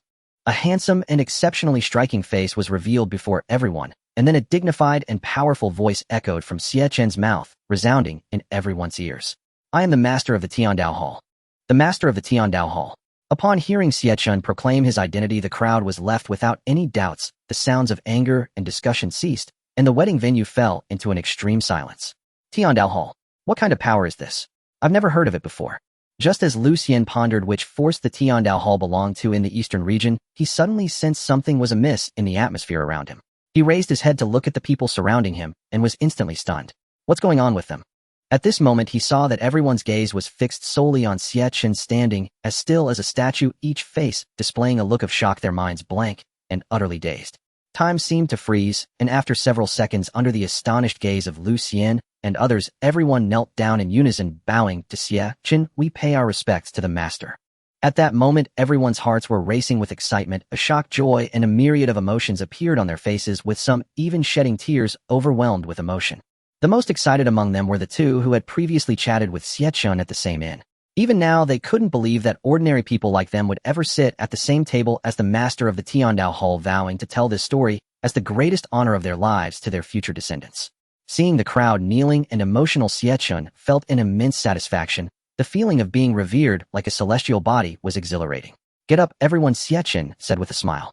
After hearing his words, the crowd gradually stood up, yet the excitement and joy on their faces did not fade. Everyone looked at Xie Chen with great enthusiasm.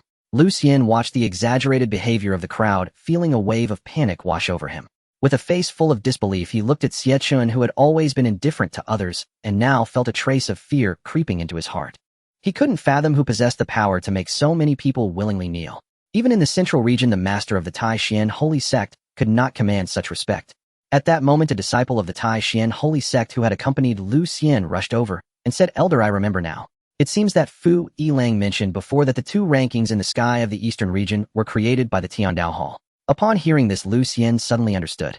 When he first arrived in the eastern region, he was indeed startled by the rankings in the sky.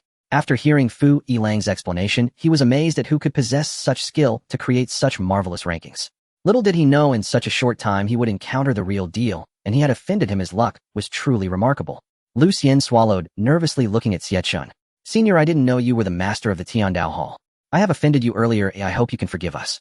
Seeing Lu Xian back down, Xie Chen's disdain for him intensified. Coldly, he said, "Weren't you quite arrogant just now? Not only did you threaten to annihilate the Xiaoyao sect, but your disciple also claimed he would bury me along with them. What? Now you're backing down?" Lu Xian hurriedly replied, "Senior, this has nothing to do with me. I have no enmity with the Xiaoyao sect. I had no idea they even existed until now. It was all Fu Yilang's doing. Yes, it was all his instigation." Then Lu Xian directed an attack at Fu Yilang, who had fainted nearby, instantly turning him into a mist of blood. Fu Yilang died without ever realizing he had been killed by his newly recognized master.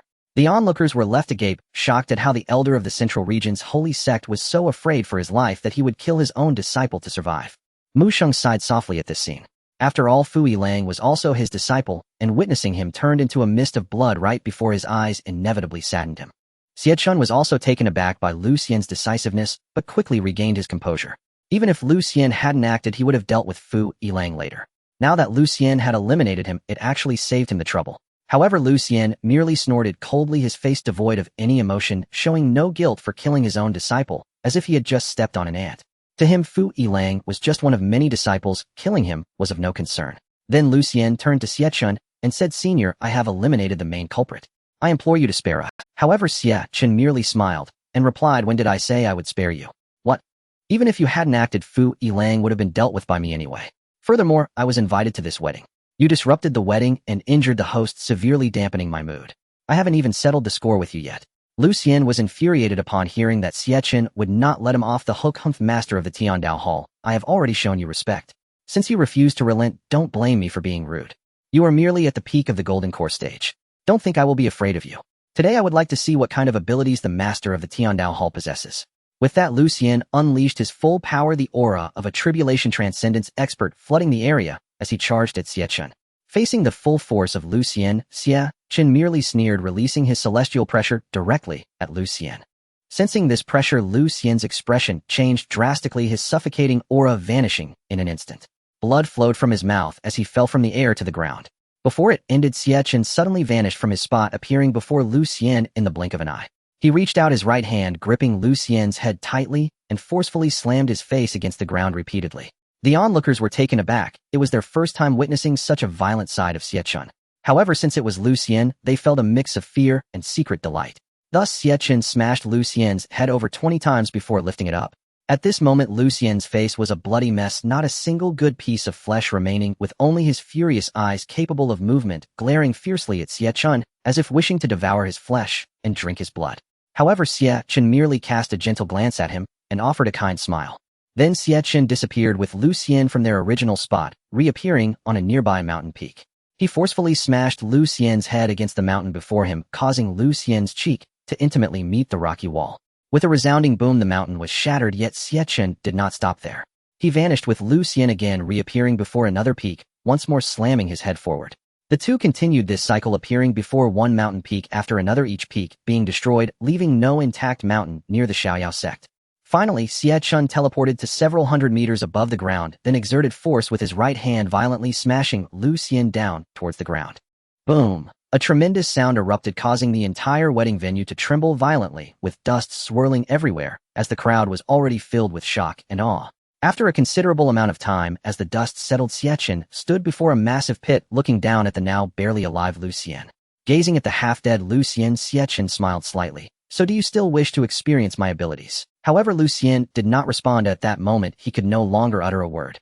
His limbs were shattered, his dantian destroyed, his eyes lifeless, and the bones in his face were vaguely exposed, clearly beyond saving. Xie Chen gently shook his head and turned to Zhang Dong behind him, saying, Zhang Dong, send him off and bury him. Young master, rest assured, burying people is my specialty. After saying this, Zhang Dong immediately approached Lucien, casting a pitying glance at him before unleashing an attack that instantly ended his life. Then with a wave of his hand, a large amount of dust covered Lucien, and the pit gradually filled up, becoming level once again.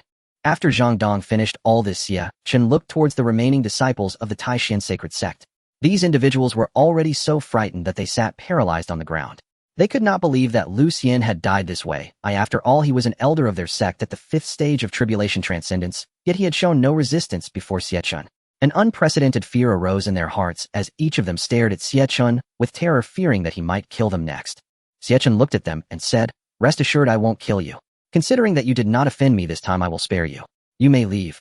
By the way, when you return to your sect, if anyone asks who killed Lucien, just say it was the master of the Tian Dao Hall. If anyone is unconvinced, let them come at me. I will kill as many as dare to challenge. Understood? Yes.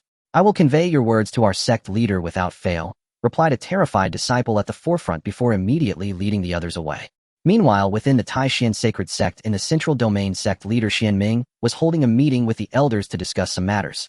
Xianming glanced at everyone and said, In a month, the annual Disciple Secret Realm trial will commence. In previous trials, our Taishan sacred sect has always ranked behind the Kanglan sacred sect. This year, we must suppress the Kanglan sacred sect. I want to hear your opinions on how we can achieve this.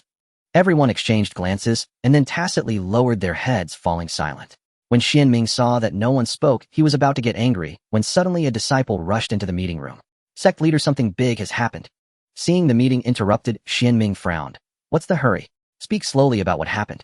The disciple took a deep breath, gradually calming down, and said to Xianming, Sect leader, something terrible has happened. Elder Lucien's life token has just shattered. What? How could Elder Lu? Everyone was shocked. They knew very well what a life token was. Each of them had one corresponding to their life. Now that Lucien's token had shattered, it meant he was already dead. Xianming frowned and calmly said, What happened? Where did Lucien go, and why did his life token shatter? One elder replied, Sect leader Elder Lucien had led some disciples to the eastern region. Xianming asked in confusion, Oh, what did he go to the eastern region for? I'm not sure about that either. Xianming snorted coldly. No matter what he went for, he is still an elder of our Taishan sacred sect. The killing of an elder is undoubtedly a provocation against our sect. Immediately send someone to the eastern region to investigate. I want to see who is bold enough to kill a member of our Taishan sacred sect. Understood. At the wedding venue, Xie Chen looked around at the crowd before walking up to Mu Xiaowan and presenting her with 2 pills. These pills were exactly what Xie Chen had purchased from the Tian Dao Mall earlier. Having seen nothing else worth buying, he had stockpiled various pills, which were now perfectly suited for this situation. Xie Chen smiled at Mu Xiaowan, saying, Take these 2 pills and give them to your husband and father to consume. Mu Xiaowan excitedly took the pills from Xie Chen's hand, immediately kneeling down to thank him profusely. She then administered the pills to Nian Yangxiao and Mu Shang. Both of their injuries healed at an astonishing speed, almost instantaneously returning to their former state. The crowd was filled with envy, realizing that these pills from the master of the Tian Dao Hall were indeed miraculous. Once restored, Nian Yangxiao and Mu Shang were overwhelmed with excitement. They discovered that not only had their injuries fully healed, but all their previous hidden ailments had also vanished. Both then knelt before Xie Chen, clasping their hands in gratitude, saying, Thank you, Master Senior, for saving our lives. Xie Chen chuckled. All right, everyone rise. Since everything has been resolved, let the wedding continue. Yes, Master, they replied. Amidst the cheers of the crowd, Nian Yangxiao and Mu Xiaowan walked hand in hand to stand before Mu Sheng. Seeing the happy couple before him, Mu Sheng's face blossomed with a joyful smile. Then he turned to the disciple acting as the MC and said, Let's begin. Wait. Just as the MC was about to speak, he was interrupted by a voice that rang in his ears. At that moment, he felt like crying, inwardly lamenting seriously. It took me so much effort to be the MC. Why does this keep happening? Can we not have a pleasant time? The crowd around was startled as well. Could it be that someone was attempting to snatch the bride again? However, they quickly realized they were mistaken, for the speaker was Xie Chen, which only deepened their confusion as to why he would interrupt the wedding at this moment. Seeing the wedding suddenly interrupted by Xie Chen, Mu Sheng was also flustered, carefully saying to him, Master, do you have any instructions? Xie Chen did not answer, but slowly stood up and walked up to the couple, extending his hand as a small box appeared out of thin air. Today you two are getting married, and this is a gift I specially selected for you. Open it and take a look. Upon hearing Xie Chen's words, the crowd sighed in relief. It turned out he was just giving a gift. They then focused their gaze on the small box, curious about what kind of gift Xie Chen would present. "Thank you, Senior," Nian Yangshao exclaimed excitedly as he took the box from Xie Chen's hand. Upon opening it, he found 2 rings inside. These are heartlink rings. Once worn, they will enable you to communicate your thoughts with each other, strengthening your bond. You will also be able to sense each other's states. If something happens to one of you, the other will immediately feel it. What do you think? Do you like them? Hearing Xie Chen's explanation, both Nian Yangshao and Mu Xiaowan looked at him excitedly, saying, "Thank you, Senior. We truly love them. These rings are the best gift for both Xiaowan and me." Xie Chen smiled satisfactorily, then returned to his seat, turning to give Mu Sheng a knowing look, signaling him to continue. Following this, under the MC's guidance, the couple exchanged rings, completing the wedding ceremony amidst the blessings of the crowd. Gradually, the wedding came to an end. The surrounding guests began to leave, and Xie Chen informed Mu Sheng that he intended to take his leave. Although Mu Sheng wanted to invite Xie Chen to stay for a day, Xie Chen still had one transaction left to complete, and remaining there without anyone seeking him for business would only be a waste of time. After finding an excuse to decline, he left the Xiaoyao sect. Xixiao Mountain. What is going on here? As soon as Xie Chen returned to Xixiao Mountain, he was stunned by the scene before him. There was a long queue stretching from the top of the mountain all the way down to the foot, extending endlessly. While Xie Chen stood there dumbfounded, suddenly a voice reached his ears. "Everyone line up properly. No cutting in line, no fighting. If I catch anyone, I will throw you out of here. Of course you won't escape a beating from me before you go." The speaker was none other than the old ancestor Hong Yun, who was currently shouldering a broom, striding past the queue with an imposing presence while warning them to maintain order. Seeing the old ancestor Hong Yun in the distance, Xie Chen waved his hand and called out, "Hong Yun, come here." Upon hearing Xie Chen's call, the old ancestor Hong Yun turned his head, an expression of delight instantly appearing on his face as he hurried over to Xie Chen. "Senior, you're back." Xie Chen asked in confusion, "What's going on? Why are there so many people on the mountain?" "Senior, these people are all here looking for you. However, they were very unruly at first, cutting in line and fighting, so I had to discipline them. Now they are all patiently waiting for your return." "I see."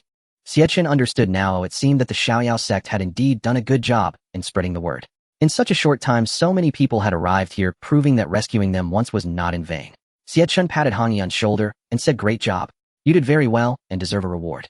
The old ancestor Hong Yun was overjoyed upon hearing that Xie Chen wanted to reward him, saying, "Thank you for the compliment, Senior. How do you plan to reward me?" Xie Chen was speechless. How could this person be so straightforward that he couldn't even read the room? However, he thought carefully and then pretended to be serious as he said, "I hereby announce that from now on you are officially appointed as an external member of the Tiandao Hall." "Huh? Senior, didn't I already join the Tiandao Hall? Why is there still an external member?" The old ancestor Hong Yun asked with some confusion. "Tisk, you misunderstood. Initially, you were just a servant of my Tiandao Hall, working here without any benefits or privileges of the Tiandao Hall. But what about him? Isn't he also your servant, Senior?" The old ancestor Hong Yun looked at Zhang Dong behind Xie. He is different from you. Although he is my servant, he is also a formal member of the Tiandao Hall, part of the organization, and naturally enjoys all the benefits of the Tiandao Hall." After Xie Chen finished speaking, Zhang Dong smiled and shot a triumphant look at the old ancestor Hong Yun, as if declaring victory, which made Hong Yun feel a wave of dissatisfaction. "Then, Senior, what benefits does an external member have? Can I also live in Tiandao Peak?" The old ancestor Hong Yun asked Xie Chen with eager anticipation. He had previously learned from Qiongqi about the existence of Tiandao Peak, which not only had a beautiful environment akin to a fairyland, but also abundant spiritual energy, even more so than in the main hall, which made him yearn for it. Xie Chen smiled at him and said, "Let's talk about that when you become a formal member. For now, things will remain as they were." "Oh, well, okay." The old ancestor Hong Yun forced a strained smile, realizing that becoming an external member was just a nominal change, and that his workload remained unchanged. However, he didn't dare to voice any complaints in front of Xie Chen, considering how he had previously offended him. It seemed he would need to perform well from now on to strive for becoming a formal member of the Tiandao Hall and living in Tiandao Peak. Xie Chen continued, "All right, that's enough. You can get back to work. I'm also preparing to open the doors for business. Qiongqi, make sure to let them in one by one later. Wait for the people inside to come out before letting the next one in. You need to maintain order, understood?" Xie Chen instructed Qiongqi at the door. "Master, don't worry. With me guarding here, anyone who dares to act recklessly will feel the wrath of my claws," Qiongqi said as he waved his claws a few times. Xie Chen nodded and walked into the Tiandao Hall. Xie Chen walked into the great hall, surveying his surroundings as familiar music began to play. He took his usual seat and couldn't help but reflect, indeed, nothing compares to one's own golden nest. Next came the time to receive customers. 7 days passed in the blink of an eye. After attending to the last customer, Xie Chen collapsed onto the ground. "My goodness, this is exhausting. Xie Chen's weary eyes fixed on the ceiling of the Great Hall. At that moment, all he wanted was to run straight to Tiandao Peak and sleep soundly. Fortunately, he was now a cultivator. If he were still in the Blue Star working for 7 consecutive days, would have surely led to his demise. System, how many Tiandao points do I have now? The host currently possesses a total of 1600 Tiandao points. What? Upon hearing the system's response, Xie Chen immediately jumped up from the floor. Are you kidding me? I worked so hard for 7 days and only earned 600 Tiandao points. No, system, you better confess. Are you embezzling my Tiandao points? Host, please do not slander this system. Although you attended to many customers this time, most of them had low demands and paid minimal costs, so naturally the Tiandao points you could earn were limited. After hearing the system's explanation, Xie Chen pondered and realized it was indeed the case. Most of the people who came to him were at the Qi refinement or foundation establishment stage. Either they asked how to break through foundation establishment or how to advance to golden core. There were few at the golden core stage and even fewer at the nascent soul stage. Not a single one at the tribulation transcendent stage.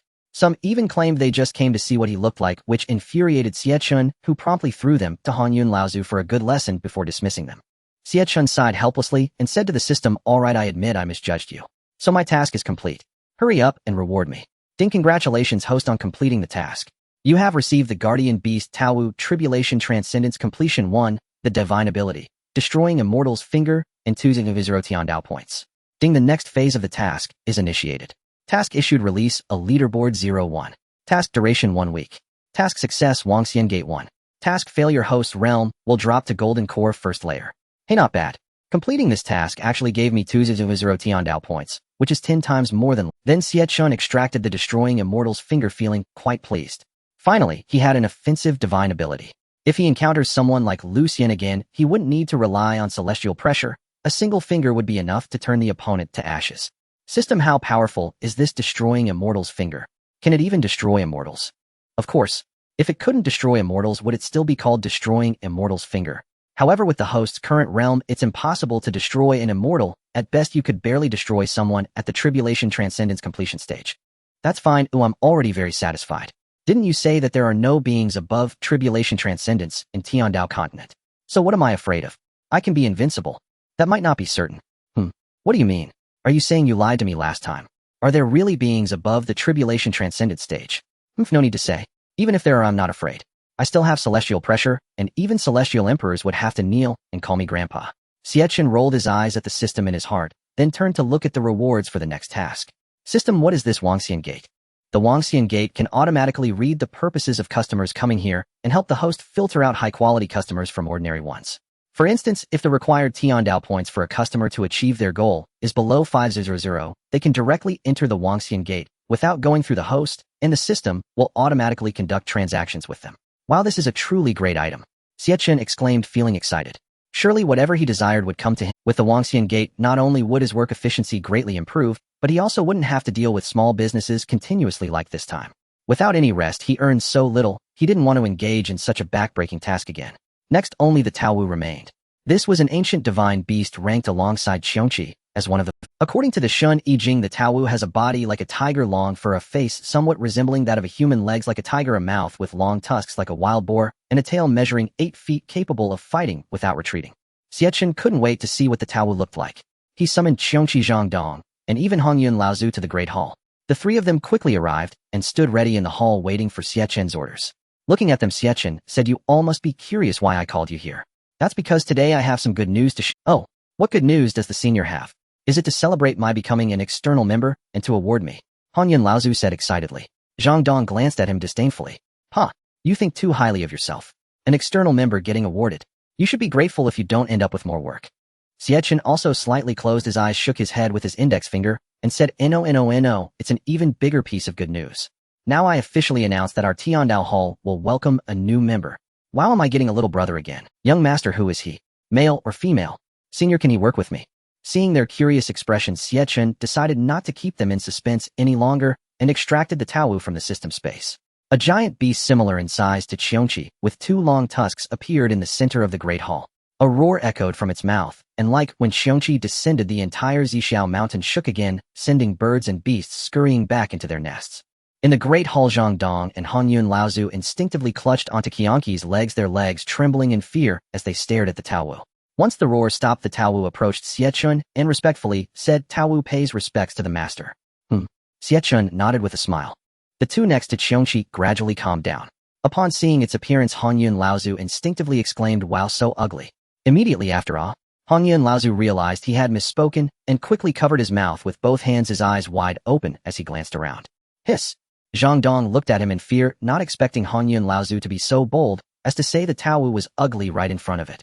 Then the Tao Wu slowly turned its head to look at Hongyun Laozu, rows of sharp teeth quivering slightly, its eyes seeming to glow red, as if it were about to swallow him whole. Hongyun Laozu was instantly terrified, collapsing to the ground, his face pale, as he looked ahead, muttering softly, "I'm done for." The Tao Wu slowly approached the old ancestor, Hongyun lowering its head and glaring fiercely at the old man slumped on the ground, its mouth slightly open as a droplet of saliva dribbled down and landed on Hongyun's face. The Tao Wu snarled, "What did you just say about me?" The old ancestor Hongyun trembled as he replied. However, just as he began to speak, the droplet of saliva that fell on his face accidentally slipped into his mouth. Instantly, Hongyun was overwhelmed by a foul stench filling his mouth, feeling utterly nauseated, and he immediately wanted to spit it out. Suddenly, he noticed the Tao Wu's expression became even more menacing, forcing him to swallow it down despite his disgust. Beside them, Xie Chen and Zhang Dong had already found it disgusting enough to see Hongyun consume the Tao Wu's saliva, but they were taken aback when he actually swallowed it, both covering their mouths and turning away to gag. After gagging a few times, Xie Chen turned his head toward the Tao Wu and said, "Enough, Tao Wu, don't scare him anymore. I believe he has received the punishment he deserves." "Understood, master." The Tao Wu grinned at Xie Chen, then looked arrogantly at Hong. "Since the master has spoken, I'll let you off this time. Just mind your mouth, got it?" However, Hongyun could no longer care about anything else at this moment. All he wanted was to find a place outside the hall to vomit. He nodded at the Tao Wu and cast a pleading glance at Xie Chen. Xie Chen watched as Hongyun covered his mouth, his face turning red, and disdainfully waved his hand, signaling him to leave. Hongyun gratefully nodded and immediately ran out of the hall, flying down the mountain to vomit. Xie Chen shook his head as he watched the departing Hongyun, then turned to introduce Zhang Dong to the Tao Wu. "Tao Wu, this is Zhang Dong. He is my servant and the first member to join the Tian Dao Hall. You two will be colleagues from now on, so take care of each other." Zhang Dong stepped forward with a smile, saying, "Hey brother Tao Wu, I have often heard brother Qiongqi speak of you. Today, meeting you in person, I realize you are even more formidable and imposing than the rumors suggested. I truly admire you greatly. I like hearing that. Unlike that kid from earlier who has no discernment at all. Clearly I am strikingly handsome, yet he dared to call me ugly." Seeing that their introductions were complete, Xie Chen pointed to the remaining Qiongqi and said, "This is Qiongqi. I assume you two are quite familiar, so there's no need for me to elaborate further." Yes, master. I've known this guy for several million years. In the past, the four of us brothers often went hunting together, but every time Qiongqi would mess things up, and I would have to clean up after him. Qiongqi, hearing this, immediately disagreed, retorting, "You can stop right there. Every time it's you and Tai who provoke trouble and pick fights, and I'm the one who has to help you both out. Once I even carelessly angered the big sister and ended up getting captured. It took me a long time of begging her and offering a treasure to get you two back." As soon as the Tao Wu heard Qiongqi mention the big sister, it felt a shiver run down its spine. The shadow the big sister cast over it was simply too great, as it had suffered greatly in her hands. Just thinking about her terrifying methods of torment made it shudder uncontrollably. The Tao Wu, feeling somewhat guilty, said, No, you got it wrong. How could someone as honest as me provoke her? That was all Tai's doing. I was just there to save him." Qiongqi rolled its eyes at it. "Oh yes, I don't know who was hung by the big sister for 3 days and nights, constantly shouting, I was wrong, I want dare again." The Tao Wu, realizing its embarrassing past had been exposed by Qiongqi, hurriedly turned its head to the side to hide its awkwardness.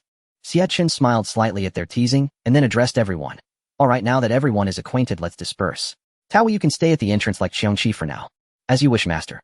The Tao Wu responded and left the Great Hall together with Qiongqi. Zhang Dong, go to the base of Zhixiao Mountain and post a notice of temporary closure. The Tian Dao Hall will not operate for the time being, as I, the hall master, have been working for 7 consecutive days and am quite fatigued. I need to get a good sleep." "Yes, young master." After saying that, Zhang Dong immediately left the Great Hall. In the blink of an eye, the Great Hall was left with only Xie Chen. He yawned, feeling tired. The task deadline was a week, and publishing the list was just a matter of 1 day. It wouldn't be late to publish it on the last day, so he decided to sleep for 6 days and nights first. Then Xie Chen immediately walked into Tian Dao Peak, lying on his bed and falling into a deep sleep. In the central region at the Taishan sacred sect, at this moment Xian Ming was sitting in the main seat of the Great Hall, looking serious as he watched several people kneel. These individuals were the disciples who had previously accompanied Lu Xian to the eastern domains, Xiaoyao sect. After leaving Xiaoyao sect, they hurried back to Taishan Sacred Sect to report to the sect master Xianming about their trip, including the list in the skies of the Eastern Domain, the sudden emergence of the Tiandao Hall, and the murder of Lu Xian by the Hall Master of Tiandao Hall. Xianming frowned. What you said is true. Is the Hall Master of Tiandao Hall really that powerful? Returning to the sect master, everything I said is true, replied the disciple below in terror. Xianming let out a cold laugh. Interesting. I can't believe there's someone in this world who dares to name their force after the words Tiandao, and the Hall Master is merely a gold core completion stage, yet he could defeat Lu Xian, who is at the 5th level of Tribulation Transcendence, without giving him a chance to retaliate. I would like to see what kind of person this so-called Hall Master of Tiandao Hall really is. Sect Master, the Hall Master of Tiandao Hall, seems to have a high reputation in the Eastern Domain. Everyone respects him greatly, and that Hall Master also said. He also said. At this point the disciple hesitated, lowering his head and not daring to look at him. What else did he say? Hurry up and tell me. Yes, he also said that if we have any grievances we can come at him, and he will kill as many as come.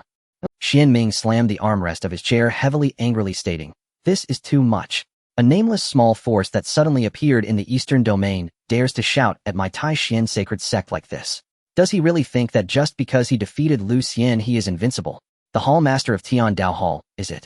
Since that's the case, I will personally meet you." After saying this, Xianming gazed into the distance with deep-set eyes, having already made up his mind. Time flies, and in the blink of an eye 6 days have passed. Xie Chen woke up from Tiandao Peak stretching lazily. This nap was truly comfortable. Just as Xie Chen was sitting on the bed lost in thought, the system's voice suddenly echoed in his mind. Reminder to the host: there is less than a day left until the task ends. Please complete the task promptly. Got it, no need to rush me. Xie Chen then calmly got dressed, freshened up, and headed to the main hall. Zhang Dong saw Xie Chen coming out of Tiandao Peak and hurriedly welcomed him. "Young master, you're finally awake." Xie Chen nodded. "Have there been any happenings in the past few days?"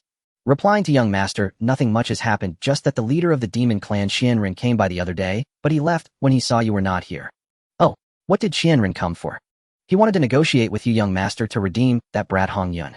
However, Hong Yun stubbornly refused to leave here, cursing Xianren so fiercely that he was left dumbfounded. Moreover, since you weren't around, he eventually had to leave in disgrace. Upon hearing this, Xie Chen chuckled softly. It seems Hong Yun does have some self-awareness. Xie Chen thought to himself, this guy really wants to stay at Tiandao Peak. Others wish to redeem him, but he is unwilling to leave. Since Tiandao Peak is such a great temptation for him, I can't easily let him become a formal disciple just yet. They'll keep him hanging for a while and wait until he truly feels a sense of belonging to the Tiandao Hall before making a decision. Zhang Dong continued. "Young master, since you are awake, should I go take down the notice at the foot of the mountain to prepare for—" "There are already many people queuing at the foot of the mountain." Xie Chen shook his head, saying, "There's no rush. First I need to take care of another matter. I want to release a new ranking today." "What? Young master, are you finally going to release a ranking again?"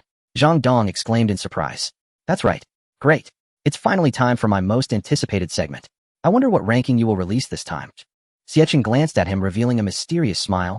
"You'll find out soon." He then opened the map of Tianshan continent and projected the Eastern Region conspiracy ranking into the Eastern Region. Immediately after, the system's notification sound rang out. "Congratulations, host, the projection was successful. The ranking will soon descend into the Eastern Region." At this moment in the Xianyao sect, Xianming was standing in the main hall with several elders of the sect. In front of him, Mu Sheng cupped his hands and respectfully said, "Senior Xianming, this is what happened." Looking at the middle-aged man before him, Mu Sheng dared not even breathe, as the pressure emanating from him was far greater than that of Lu Xian. He thought to himself, if Lu Xian was at the 5th level of Tribulation Transcendence, then Xianming must be at least at the 9th level. An hour ago, Mu Sheng was inside the sect counting the gifts sent to the Xianyao sect by other sects. Just as he expected, ever since it became known that the master of Tiandao Hall personally attended the wedding of the Xianyao sect, gifts had been pouring in daily, and those wanting to join the sect had increased several-fold. Just as he was happily counting the money, a group of strangers suddenly arrived at the Xianyao sect and injured several disciples. Hearing the commotion, Mu Sheng rushed over and saw that the attire of these people was similar to that of Lu Xian's group, instantly realizing they were from the Taishan Sacred Sect, feeling a sense of foreboding. Initially, he was ready to sacrifice himself, but the group seemed to only inquire about Lu Xian and Tiandao Hall. Upon learning that Lu Xian wanted to destroy the Xianyao sect and was subsequently dealt with by the master of Tiandao Hall, they had no intention of making things difficult for him. "Where is the Tiandao Hall?" Xianming asked expressionlessly. Replying to Senior, "The Tiandao Hall is at Zishao Mountain." "Good, in that case I shall proceed to Zishao Mountain now." Hearing Xianming's words, Mu Sheng felt relieved. In front of such a powerful figure he could barely stand, and now he was glad that Xianming was leaving. If he stayed any longer, he might indeed collapse right there. However, at that moment, a sudden rumble echoed across the skies of the eastern region, shaking the entire sky. What is happening? Xianming was also startled by the sudden sound. The group quickly exited the hall and looked towards the direction of the Tianjiao ranking in the eastern region. That's it. The sound is coming from the direction of the Tianjiao ranking, Mu Sheng exclaimed with excitement as he looked up at the ranking in the sky. Oh, do you know what this is? Xianming asked Mu Sheng with a puzzled expression. Replying to Senior, this should be the commotion caused by the master. Every time a ranking is released, there is a booming sound. If I am not mistaken, a new ranking should be appearing soon. Hearing Mu Sheng's explanation, Xianming also looked towards the direction of the ranking in surprise. When he arrived in the eastern region, he had already seen 2 rankings in the sky. He was left utterly speechless, as only upon witnessing the scene could one truly understand how shocking it was. Xianming did not expect to coincidentally arrive at the time of the ranking release. While he was astonished, he also felt a sense of anticipation. Let me see what abilities the master of Tian Dao Hall truly possesses. Gradually, a brand new ranking appeared in the sky, and a voice intertwined with the sound of the Dao resonated from the ranking, echoing throughout the eastern region. The 3rd ranking of the eastern region of Tianchun Continent, the Eastern Region Conspiracy ranking, will officially open today at noon. The Eastern Region Conspiracy ranking will list the top 10 unknown conspiracies in the Eastern region over the past century, and all who make the ranking will receive rewards. What the hell, the master has released a ranking again. The 3rd ranking is here. Hey, why are you still working? Stop what you're doing and hurry up to look at the conspiracy ranking. This ranking is interesting. It seems the master wants to dig out all the hidden secrets that doesn't matter to us. People like us who are mediocre don't really have any conspiracies to speak of. We'll just watch the show. I imagine those from the major powers are probably the ones with headaches right now. They must have some unknown secrets, and if they get exposed, where will they put their faces? Indeed, this person hit the nail on the head. At this moment, people from various major powers, especially those from the Sacred Land Dynasty, were all anxious, fearing that the conspiracy ranking would reveal the bad deeds they had done in the past, and they were silently praying that they would not make the list. Everyone was anxiously waiting. Some individuals who believed they would be on the list desperately wished that time could freeze at this moment. They feared that once their matters were revealed, they would not only face public scorn, but also jeopardize their status and lives. There were also those who had come to terms with it. If the conspiracy list were to expose their deeds, they would face it, calmly accepting whatever punishment they deserved without escape. At this moment, in a certain location of the eastern region, a man was staring intently at the conspiracy list in the sky, his expression frantic, letting out a furious and unwilling roar. No. 100 years? Why 100 years? Can it be 99 years? If the conspiracy list exposes that incident, I will surely die a terrible death. What should I do? Damn it. Noon had arrived, and a dignified voice echoed from the sky of the eastern region. The conspiracy list of the Tianjin continent's eastern region is officially announced. 10th on the eastern region conspiracy list, Su Yuankai, the Lord of Hongluo City. Conspiracy incident: 15 years ago, he plotted to murder his own brother, the previous Lord of Hongluo City, Su Changqing, in order to seize the lordship, and subsequently framed Su Changqing's wife, causing her to die unjustly. After becoming the Lord, he systematically eliminated Su Changqing's blood relatives, including a total of 622 people, counting servants. For 15 years, he oppressed the residents of the city under various pretexts, amassing wealth and bribing officials, during which the number of residents who died due to him reached 1306. Reward: 5 elements, Universe Pearl. After the exposure of Su Yuankai's conspiracy, the people of the eastern region were outraged, astonished that such a heartless person could exist in this world. My heavens, Su Yuankai is truly despicable. To kill his own brother for the lordship and not spare even— Sai, you don't know I have a friend from Hongluo City. Their family couldn't pay the exorbitant taxes, and their parents were beaten to death and hung at their front door. The sight was truly unbearable. This scoundrel has been the Lord for 15 years. Isn't there anyone who can get rid of him? He's the Lord, what can you do? Moreover, these common folk have lived in Hongluo City their entire lives. Even if they leave, where can they go? Within the Great Sui Dynasty, Yang, he was filled with rage as he looked at the conspiracy list. The reason was simple: Hongluo City was under the jurisdiction of his Great Sui Dynasty. He never expected that such a beast who would kill his own brother for personal gain could emerge within his territory. He wished he could tear him apart. Bring me someone immediately. Execute Su Yuankai at once, and hang his head at the gate of Hongluo City as a warning. Also capture all the officials who inspected Hongluo City previously, and execute them as well. Yes. In Hongluo City, at the Lord's residence. Upon seeing Su Yuankai's actions, everyone was filled with righteous indignation. Some individuals living near Hongluo City rushed towards it, and the Lord's residence was soon besieged by a continuous flow of just people. Su Yuankai looked around at the throngs of people surrounding the Lord's residence, and collapsed onto the ground, his face ashen. He knew he was finished, and understood that escape was impossible. Resigned, he sat there waiting for judgment to arrive. Ninth on the Eastern Region conspiracy list, May 5th, the master of Tianqin sect. Conspiracy incident. To ensure her appearance would never fade for decades, she took newborns away from their families under the pretense of entering the sect for cultivation, but in reality, she used their blood to refine the blood beauty pill to maintain her youth, resulting in the sacrifice of 400 infants. Reward: supreme youth retaining pill. Consuming it ensures everlasting youth. No, my child. Damn Tianqin sect, why are you so cruel as to spare not even infants? My child was taken away right after birth. I didn't even get to see him properly, and now I realize he is already. Parents whose children were taken away by May had already collapsed in tears, unable to accept this reality. No wonder every time they tried to visit Tianqin sect to see their children, they were always refused on the grounds of not disturbing cultivation. They had thought their children would become cultivators after entering Tianqin sect, achieving great success. Little did they know their children had perished in infancy due to May. If only you humans could commit such heartless deeds. Upon seeing May's actions, the old ancestor Han Yun couldn't help but curse in anger. Although their demon race had also slaughtered many humans in the past, they would never harm infants, for such acts disturb the heavens. Anyone who spares not even infants would surely face inhumane punishment. At Tianqin sect, May, you are so bold to dare commit such heinous acts. May, terrified, exclaimed, "No, elder, that list is a lie. I have never done such a thing. Enough.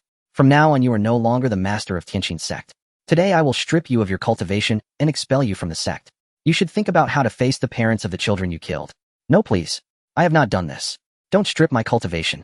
Damn Heavenly Dao Temple, why do you have to expose this? I will not let you off even in death." Amidst the angry voices of the crowd, the eighth name appeared. Eighth on the Eastern Region conspiracy list, Lu Xing, the second prince of Beiwa dynasty. Conspiracy incident: secretly reached an agreement with the Inmoon dynasty, bribing 500 troops and inciting several officials in the court. Soon he planned to attack Beiwa dynasty from within and without. Reward: treasure 5 spirits, Emperor seal. Beiwa dynasty. When the name of the eighth on the conspiracy list was revealed, everyone in the court immediately kept their distance from Lu Xing, each looking at him with astonished expressions. How is this possible? The second prince, actually. I can't believe the second prince secretly colluded with the enemy. This is a death penalty offense. In the grand hall, the Emperor Lu Yi sat on the dragon chair, his face dark with anger as he looked at Lu Xing. However, Lu Xing appeared completely calm, showing no signs of panic despite his conspiracy being exposed. "Lu Xing, are you not going to explain yourself?" Lu Yi said expressionlessly. At this moment, he felt a mix of anger and a tinge of sadness, unable to believe that his own son had colluded with the enemy to attack his own country. Lu Xing smiled and said, "There's nothing to explain. Since the conspiracy list has exposed this matter, I admit it. Yes, I did join forces with the Inyu dynasty to prepare an attack on the Beiyu dynasty." "Why would you do that?" Lu Yi said angrily. "Why? How can you still ask? I, Lu Xing, have contributed so much to the Beiyu dynasty, yet you turn a blind eye to it all. You are so biased to pass the throne to my elder brother. In terms of military strategy and talent, he cannot compare to me. Since I cannot receive the treatment I deserve within the Beiyu dynasty, it would be better to let it perish." "Nonsense. Do you think your little schemes can bring down the Beiyu dynasty? Let me tell you, that's just a delusion. Father, I don't want to say more to you. Since the matter has been exposed, you can do as you please with me, whether to kill or torture. It's just death. I have nothing to fear, ha ha." Inside the hall of Heavenly Path, Xie Chen sighed and shook his head at the situation of the Beiyu dynasty. It seems that no matter where one is, being in a high position is always accompanied by the struggle for power. This also reminded him of the old saying, poor beauty often meets a tragic fate, especially in the heartless family of emperors. Next, the conspiracy list continued to update several rankings. Alas, who would have thought that so many shocking events would happen in our eastern region within this century? It truly makes one. Who says otherwise? Our eastern region seems calm on the surface, but there are actually undercurrents. If it weren't for this conspiracy list, we might have remained oblivious our whole lives. Looking at the events listed one by one on the conspiracy list, everyone felt a wave of emotion. Eastern Region Conspiracy List, 4th place, Wei Chonglin, the master of Haohai Sacred Land. Conspiracy incident: 40 years ago, his son Wei Zongyang was possessed while practicing and slaughtered hundreds of disciples of the Sacred Land. Due to the father-son relationship, Wei Zongyang was let go, and this matter was suppressed. Since then, Wei Zongyang has fallen into madness, committing countless murders within the Eastern region, earning the nickname Mad Killer. During the subsequent pursuit, Wei Chonglin repeatedly let Wei Zongyang go due to their father-son bond, leading to the later massacre incident of the Wulian sect. Reward: Supreme Dream Awakening Pill can completely awaken those in a state of madness. What? That Mad Killer is actually the son of Wei Chonglin, the master of Haohai Sacred Land. My heavens, the massacre incident of Wulian sect a few years ago is actually related to Haohai Sacred Land. Wei Chonglin must apologize. It is because of his mercy towards his own son that so many lives have been sacrificed in the Eastern region. He must bear full responsibility for the deaths of these people. Yes, let's go. We should go to Haohai Sacred Land to seek justice. In the Daiyin Sacred Land. Alas, old Wei, how could you be so foolish? Xiao Qingshu sighed softly as he looked at the conspiracy list in the sky. He had been a good friend of Wei Chonglin for hundreds of years. Although they seemed to have some disagreements on the surface, they would help each other without hesitation whenever there was an issue. He never expected that Wei Changlin's son was that mad killer, nor did he realize that Wei Changlin's mercy to protect his son led to the needless sacrifice of so many disciples of the Sacred Land. It could be said that it was precisely due to his long-standing compassion that these tragedies occurred. This is your tribulation. I hope you can overcome it. In Haohai Sacred Land, an elder sorrowfully said to Wei Chonglin, Master, why did you do this? Is your own child's life worth more than the lives of our other disciples? That's hundreds of disciples. How will you explain this to them? Listening to the elder's accusations, Wei Chonglin stood expressionless in the center of the hall, eyes closed, hands behind his back, his expression calm. However, upon closer inspection, one could see his lips trembling slightly. No matter how hard he tried to remain composed, the long-standing guilt within him was impossible to hide. Wei Chonglin, give me my son's life. An elder stormed in from outside the hall, glaring angrily at Wei Chonglin. Elder Wang, please calm down. Another elder saw the anger in the newcomer and quickly stepped forward to hold him back. Wei Chonglin, you are unworthy to be the master of Haohai Sacred Land. My son and so many disciples died at the hands of your son, yet you falsely claim they died at the hands of the demon clan. For 40 years you have deceived us terribly. Elder Wang spoke with a choked voice, angrily addressing Wei Chonglin. At this moment, Wei Chonglin could no longer hold back, opened his eyes, and knelt down in front of everyone in the hall. Everyone, I am very sorry for deceiving you all these years. Because of my selfishness, so many disciples and innocent lives in the eastern region have perished. Whether you scold me or hit me, I will accept it all. I also know I am unworthy of holding this position of master, so from now on I officially decide to resign from the position of master of Haohai Sacred Land. However, I earnestly request everyone to give me a chance to personally capture my son. When the time comes, we father and son will accept any punishment from the families of the victims. No matter what punishment it is, even if it costs our lives, we will have no complaints. Elder Wang remained furious, saying, It's easy to say such nice things now. Why didn't you capture your son before? Who knows if you will let him go again out of your pathetic familial affection, or even both of you might disappear together. After Elder Wang finished speaking, Wei Chonglin knelt again towards the direction of the list in the sky, and said, I, Wei Chonglin, hereby swear a heavenly oath that I will capture Wei Zongyang myself, and let the families of the victims decide his fate. If I escape or privately let Wei Zongyang go, I, Wei Chonglin, and Wei Zongyang will both fall into the abyss of hell and never rise again. The heavenly oath is the highest oath in Tianshan continent. No matter how strong you are, once you swear it, you must fulfill the oath's content. If you go against it, you will face the punishment of the heavenly law. Inside the hall of Heavenly Path, upon hearing Wei Chonglin make the heavenly oath, Xie Chen immediately transmitted his vow to the entire eastern region through the system map. At that moment, everyone in the eastern region heard Wei Changlin's vow. Then a majestic voice echoed from the sky over the eastern region. The master of the hall of Heavenly Path has issued an order. Wei Chonglin, the master of Haohai Sacred Land, has made a heavenly oath. The oath is established. Within 1 month, Wei Chonglin must fulfill the content of the oath. During this period, no one may make a move against Haohai Sacred Land or Wei Chonglin. Anyone who violates this regulation during this period will be annihilated on the spot by the master of the Hall of Heavenly Path. Upon hearing this, a group of individuals heading towards the Haohai Sacred Land halted in their tracks. Since the master of the Heavenly Dao Temple has spoken, they naturally dare not defy him. After all, it is only a month, and they can afford to wait. Moreover, with Xie Chen serving as a guarantor, unless Wei Chonglin wishes to throw his life away, they have no worries about him fleeing. Wei Chonglin was on the verge of tears, expressing his gratitude towards the sky. Thank you, master. At the same time, Xianming's heart was tumultuous. It is important to note that even he would not easily make a vow of the Heavenly Dao, as establishing such a vow would amount to entering into a transaction with the Heavenly Dao. If one fails to fulfill the transaction, the Heavenly Dao would enforce the consequences as stated in the vow. Unless one can transcend the Heavenly Dao, no matter how strong or high one's realm is, one cannot escape its shackles. And now what he witnessed was the so-called master of the Heavenly Dao Temple had actually taken control of the Heavenly Dao vows, which he deemed impossible. If this situation were to arise, there would only be 2 possibilities. Either the master of the Heavenly Dao Temple is an agent of the Heavenly Dao itself, or he has transcended the Heavenly Dao, being a being that even the Heavenly Dao dares not provoke. However, no matter which case it was, he understood that he could not afford to provoke such a being. Not only could he not, but even uniting all cultivators of the Tianshan continent would not be enough to contend with it. Thinking about his previous intention to trouble Xie Chen, Xianming suddenly felt a wave of fear. How about we return to the central domain? Xianming said with some concern to the several elders who had followed him. Agreed. The faces of these individuals appeared somewhat flustered, as if they had also sensed the underlying implications, harboring a bold guess in their minds. The third place on the Eastern Domain conspiracy list: 5 Poison Taoist. Conspiracy incident conducted numerous human experiments to cultivate the 100 poison true classic, resulting in a total of 1024 deaths during the experiments. To verify the lethality of his poison arts, he poisoned an entire city in one night, with a total of 220 deaths from poisoning. Reward: 5 Poison Pearl. Upon seeing this, everyone gasped in shock, unable to believe that the 5 Poison Taoists had committed such inhumane acts. Amidst their anger, voices of resentment echoed throughout the Eastern Domain. Damn it, why has this Poison Taoist received another reward? Sai, he was already terrifying enough before, and now he keeps receiving gifts from the Master. Who can take him on in the future? God is blind. Don't say that carelessly, or you'll attract the Master's attention.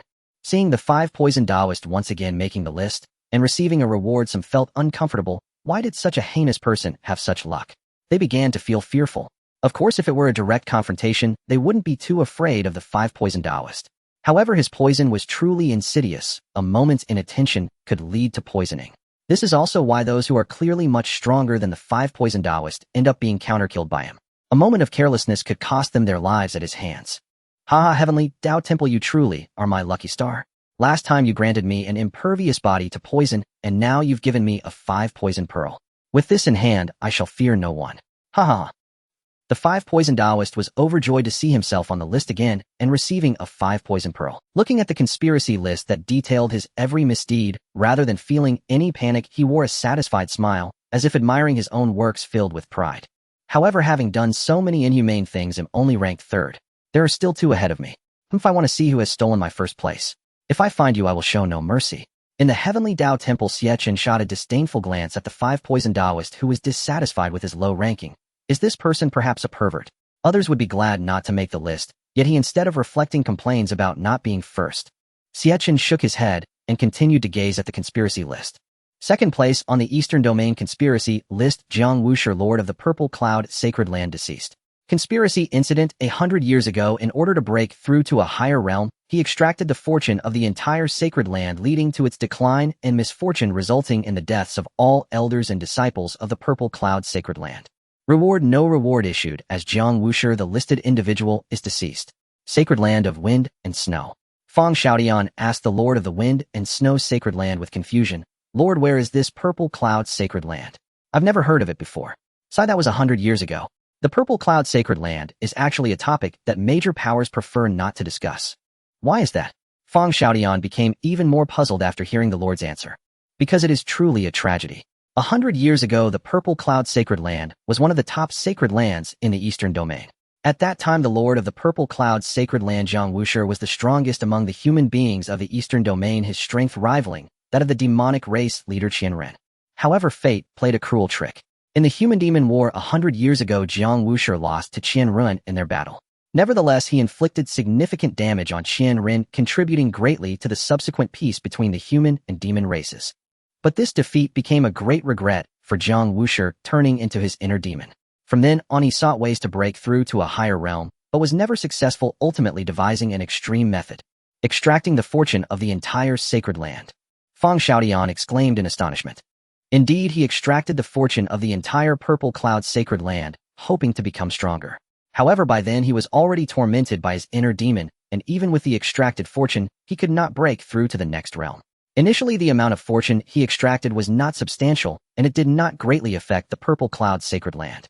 However, when he realized that the extracted fortune could not help him break through, he gradually drained all the fortune from the sacred land. By the time the Sacred Land Lords noticed the anomalies in the Purple Cloud Sacred Land and tried to intervene, it was already too late. The fortune was taken and could not regenerate. Subsequently, Jiang Wushi, like the other disciples, fell into misfortune, ultimately leading to his death. Upon saying this, the Lord of the Wind and Snow Sacred Land let out a heavy sigh.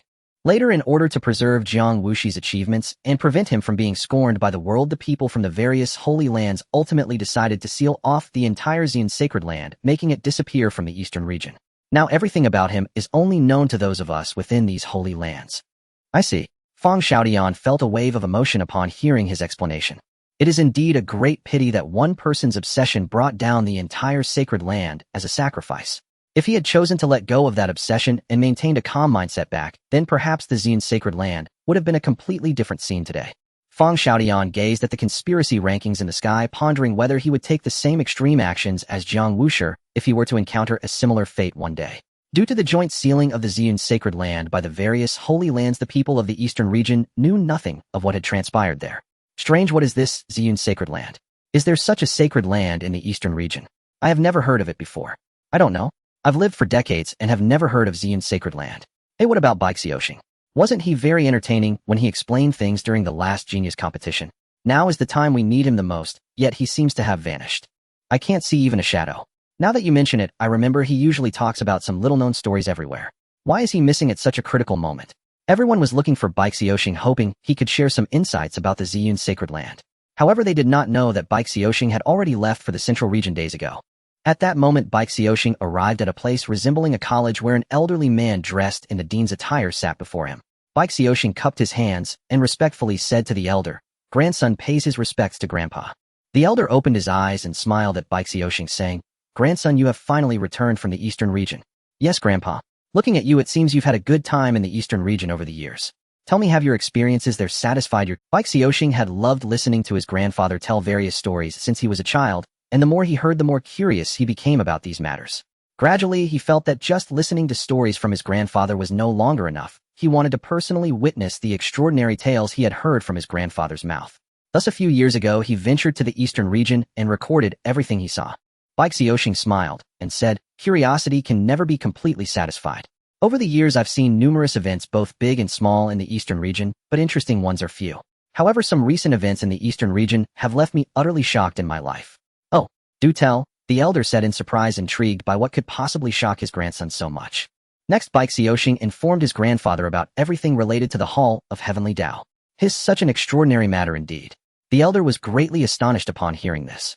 He never expected such a miraculous force to emerge in the eastern region. After pondering for a moment, he said to Xie, "Grandson, keep the matters of the Hall of Heavenly Dao confidential for now, and do not mention it to anyone within the college. Once everything here at the college is settled, I will personally go see what kind of existence the Hall of Heavenly Dao truly is." "Yes, Grandpa." Eastern region. Just as everyone continued to discuss the hidden matters of the Xian sacred land, an imposing aura emanated from the conspiracy rankings, and immediately the name of the first place appeared. First on the Eastern region conspiracy rankings, Yu Wenjianming of the Taiji dynasty.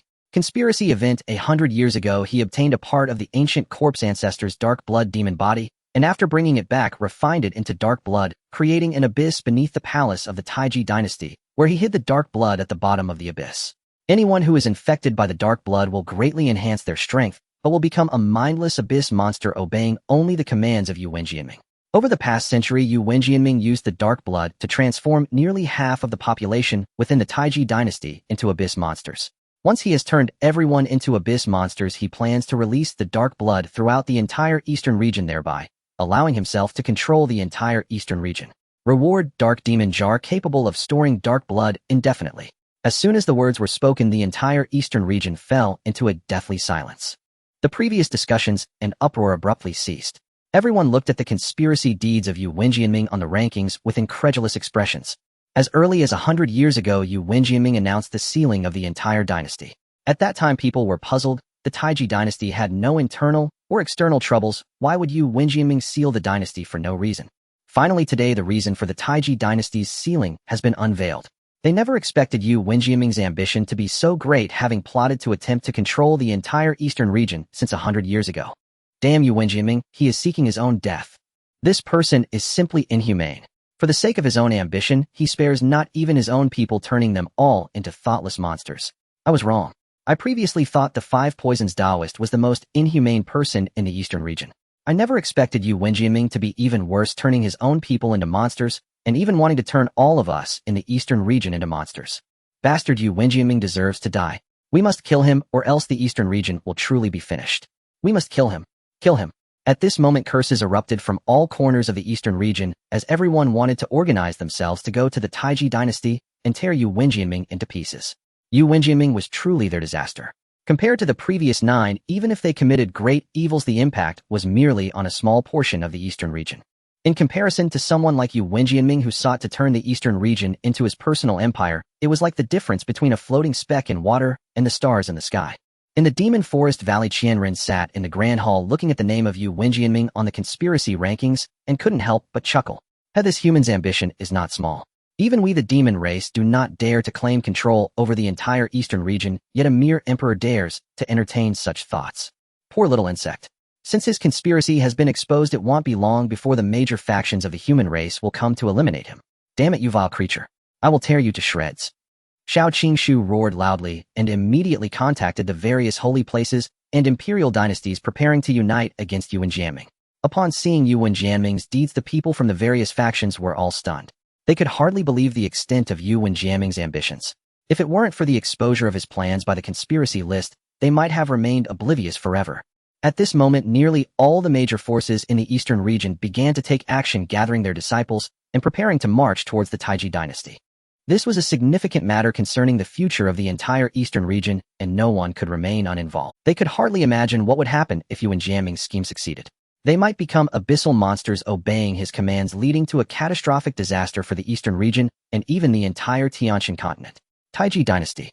Yu Wenjianming glared at the conspiracy list in the sky, his inner fury boiling over. Damn the Hall of Heavenly Dao. I knew you would ruin my plans. From the moment the conspiracy list appeared, Yu Wenjianming had a premonition that he would definitely be on the list. He understood better than anyone how outrageous his schemes were. If he couldn't even make it onto the conspiracy list, then the Hall of Heavenly Dao would merely be a name without substance in his eyes. When he saw that there were 9 consecutive rankings without his name, a glimmer of hope remained in his heart, believing he might evade detection this time. He even began to secretly disdain Xie Chen. However, the final result was not unexpected.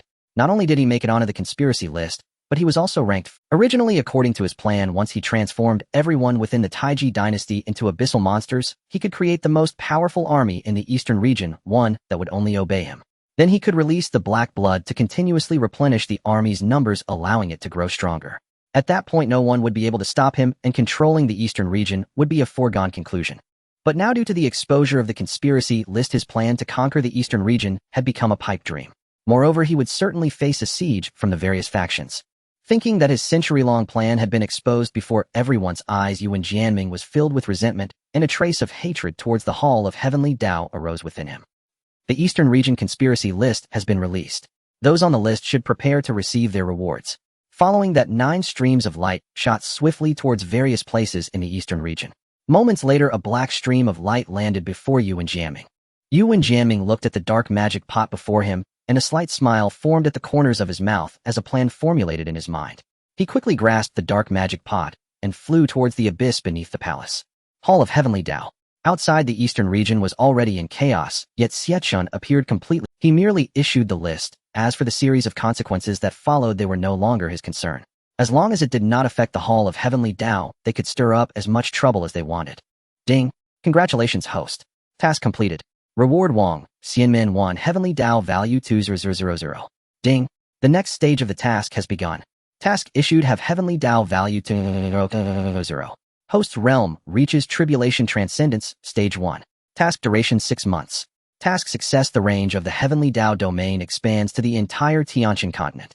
Task failure: the host's realm is downgraded to Qi refinement stage. Looking at the task issued by the system, Xie Chen was already dumbfounded. What the hell?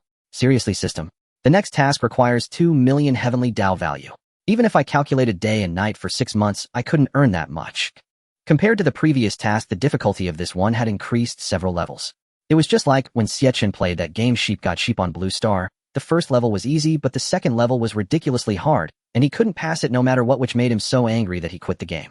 System, host, don't underestimate yourself. You've completed several tasks already, and I trust you've grown a lot. What's the point of continuously completing such simple tasks? They lack any challenge. Besides, the rewards for this task are quite generous. Just imagine when you show off in front of everyone on the entire Tianqian continent, and all of them bow to you. Won't that be 100 times more impressive than now? How about it? Are you tempted? Xie Chen rolled his eyes, thinking that there was no such thing as challenge. Why wouldn't a simple task be appealing? Clearly, he could easily get stronger without putting in much effort. Who would want to make things difficult for themselves? Unless someone was mentally ill and enjoyed suffering. Xie Chen frowned and said, but this Heavenly Dao value requirement is way too high. How about this? You remove the 6-month deadline and change it to an unlimited time. Would that work? Host, stop dreaming. Slacking off isn't good for your growth. As your capable assistant, the system cannot harm you. But you know that the Eastern region is very poor. Last time so many people from the holy places came, and I only earned a few thousand Heavenly Dao value. Wouldn't 2 million empty their coffers? Xie Chen was indeed not wrong. The resources in the Eastern region were scarce. Otherwise, it wouldn't have become the weakest region in the Tianqian continent. That doesn't matter. Host, figure it out yourself. Beep. Hey system, let's negotiate this a bit more, okay? However, no matter how much Xie Chen called out to the system in his mind, there was no response. Damn it, Xie Chen cursed inwardly. Forget it'll cross that bridge when I come to it. My luck is so good, the heavens will definitely favor me. Let's exchange for Wang Xianmin first, and then think of a way later. Xie Chen sighed helplessly, then extracted Wang Xianmin and placed it on the hillside of Zhixiao Mountain. He then summoned Zhang Dong Qiongqi and the others and explained the function of Wang Xianmin to them. Once everyone was familiar with the function of Wang Xianmin, Xie Chen was ready to start operations. Hey, the Hall of Heavenly Dao is open. Really? Hurry. I've been waiting in line for so long that my legs are about to cramp. Wow.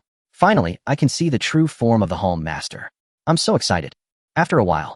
Wait a minute. We came to see the Hall Master. What the hell is this door letting us in? Yeah, we want to see the Hall Master. Let us see the Hall Master. Seeing the noisy crowd, the elder Hong Yun became furious. He snorted coldly, gripping the broom tightly and thrusting it fiercely into the ground. A powerful aura emanated from him, causing the crowd to squint their eyes. Whoever speaks another word, do you believe I will throw him straight out of here? Seeing the imposing figure of Elder Hongyun, no one doubted that if they spoke again, they would indeed be thrown out immediately. Everyone promptly shut their mouths in fear. What do you think, this place is a market for buying vegetables? The Hall Master is not someone you can just meet whenever you like. If you want to make a deal, then line up properly and enter through this door. Those who do not wish to trade should quickly leave. Anyone who continues to make noise will be blacklisted, never to step foot on Zhixiao Mountain again. Upon hearing about being blacklisted, the expressions of the crowd changed to one of horror, and they quickly formed a line, not daring to utter another word. Those who were not here to trade, but merely to see Xie Chen, hurriedly left the queue towards the outskirts of Zhixiao Mountain. Zhang Dong, standing nearby, saw how Elder Hongyun intimidated them with just a few words and couldn't help but give him a thumbs up. Elder Hongyun, seeing this, couldn't help but feel proud. Xie Chen sat in the great hall watching everything with satisfaction, inwardly sighing. Having this Wangxian gate is indeed wonderful. I can finally relax and take a break. He then turned his head, contemplating how to earn more Dao values. Let's first see if the Xuanji mirror can find a big... Xie Chen took out the Xuanji mirror, sweeping his hand, and the mirror's surface instantly revealed a shadow. This person's outfit looks familiar. Oh, I remember now, it's the same as Lu Xian's attire. I think it's called the Tai Xian Holy Sect. Xie Chen muttered to himself, continuing to gaze at the image in the mirror. The figure appearing in the Xuanji mirror was none other than the sect leader of the Tai Xian Holy Sect, Xianming. After witnessing Xie Chen take control of the Dao Oath, he was so frightened that he hurriedly returned to the central domain with his entourage, not even pausing to check the subsequent rankings on the conspiracy list, fearing that if he delayed even a moment, Xie Chen would discover him. At this moment, he had already returned to the Tai Xian Holy Sect and was discussing matters with the elders in the conference. As soon as Xianming returned, he immediately summoned all the high-ranking elders of the Tai Xian Holy Sect for this emergency meeting. At first, when they heard Xianming recount the process of the conspiracy list release, they were only slightly startled and did not react too strongly, as they had already heard about it from returning disciples, and the shock was not as exaggerated as it had been initially. However, when they learned that the Hall Master of the Dao Hall had actually taken control of the Dao Oath, they could no longer remain calm, and the entire conference room shook. They certainly knew what the Dao Oath represented and understood just how terrifying a person who could take control of the Dao Oath truly was. At this moment, an elder who had not followed Xianming to the eastern domain spoke up. Sect leader, is the Dao Hall really that terrifying? Indeed, this is what I have witnessed with my own eyes, Xianming said seriously. Hiss. After hearing Xuanming's affirmative answer, everyone collectively gasped, and the conference room suddenly turned cold. Everyone was dumbfounded, their hearts stirred by waves of shock, unable to believe that such a godlike existence truly existed in the eastern domain. What should we do now, sect leader? Lu Xian has already offended that Hall Master. Will our Tai Xian Holy Sect be implicated? This elder spoke in a panic. If their Tai Xian Holy Sect were to be punished by the Hall Master of the Dao Hall, because of Lu Xian, they would undoubtedly be unable to resist and could only accept their fate. At this moment, they had already harshly cursed Lu Xian's relatives in their hearts, thinking of all the people to offend. Why did it have to be the Hall Master of the Dao Hall? If Lu Xian were still alive, they would have to personally kill him to atone for their sins. I don't know, but based on what the disciples brought back earlier, it seems that as long as we don't provoke him, he shouldn't hold it. Alright, let's not worry about that for now. The reason I gathered you all here today is not only to discuss matters regarding the Dao Hall, but also to address another issue you should all be aware of. The disciples' secret realm trial is about to begin. Think of ways for us to surpass the Kanglin holy sect in this trial. After saying this, Xuanming's gaze swept across each of them, but when they met his eyes, they once again chose to lower their heads in silence. Seeing everyone silent, Xianming sighed in disappointment. Are we really going to be left behind by the Kanglin holy sect in this disciple's secret realm trial? Seeing this, Xie Chen couldn't help but chuckle to himself, surprised at the coincidence that this time the Xuanji mirror had brought him a customer who was the sect leader of the Tai Xian holy sect. Not long ago, he had dealt with an elder of their sect, and now he was to trade with their sect leader. He truly didn't know whether to say that it was good fortune or misfortune. However, seeing Xuanming's demeanor, he did not dare to challenge the Dao Hall, which was a good thing, at least it wouldn't affect the upcoming transaction between them. Xie Chen actually didn't mind how anyone he set his sights on would surely not escape. Even if Xianming dared to act against the Dao Hall, he would have to complete the transaction with him first.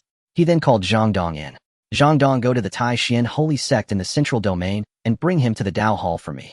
Zhang Dong was startled upon seeing the figure in the mirror. Isn't that Xianming? Oh, you know him. Yes, he wanted to invite me to join the Tai Xian holy sect back then, but I was too used to my carefree life and didn't. Xie Chen patted his shoulder and said, since you know him, that's even better. Find a way to bring him to the Dao Hall and tell him about your troubles. The Dao Hall can help you solve them. Zhang Dong suddenly enlightened, turning to Xie Chen. Oh, don't worry, young master. I will set off right away and guarantee I will bring Xianming to the Dao Hall. Xie Chen nodded in satisfaction. All right, go ahead.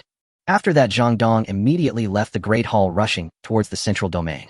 Watching Zhang Dong leave, Xie Chen smiled slightly, returning to his mat and closing his eyes to meditate. At this moment, on the other side of the eastern domain, a war was about to erupt. The Taiji Empire. The Taiji Empire was now surrounded by the various forces of the eastern domain, with at least 100,000 people gathered around. Anyone witnessing this scene would be shocked and say, what the hell? Leading them, Xiao Qingshu hovered in the air, his piercing eyes fixed on the Taiji Empire, and then he bellowed loudly, Yuan Jiaming, come out and die. The voice of Xiao Qingshu, laden with a murderous intent, echoed throughout the Taiji Empire, carrying the oppressive weight of a fifth-stage tribulation transcendence. Moments later, a figure slowly emerged from the palace, soaring into the sky, until he reached the same height as Xiao Qingshu and the others.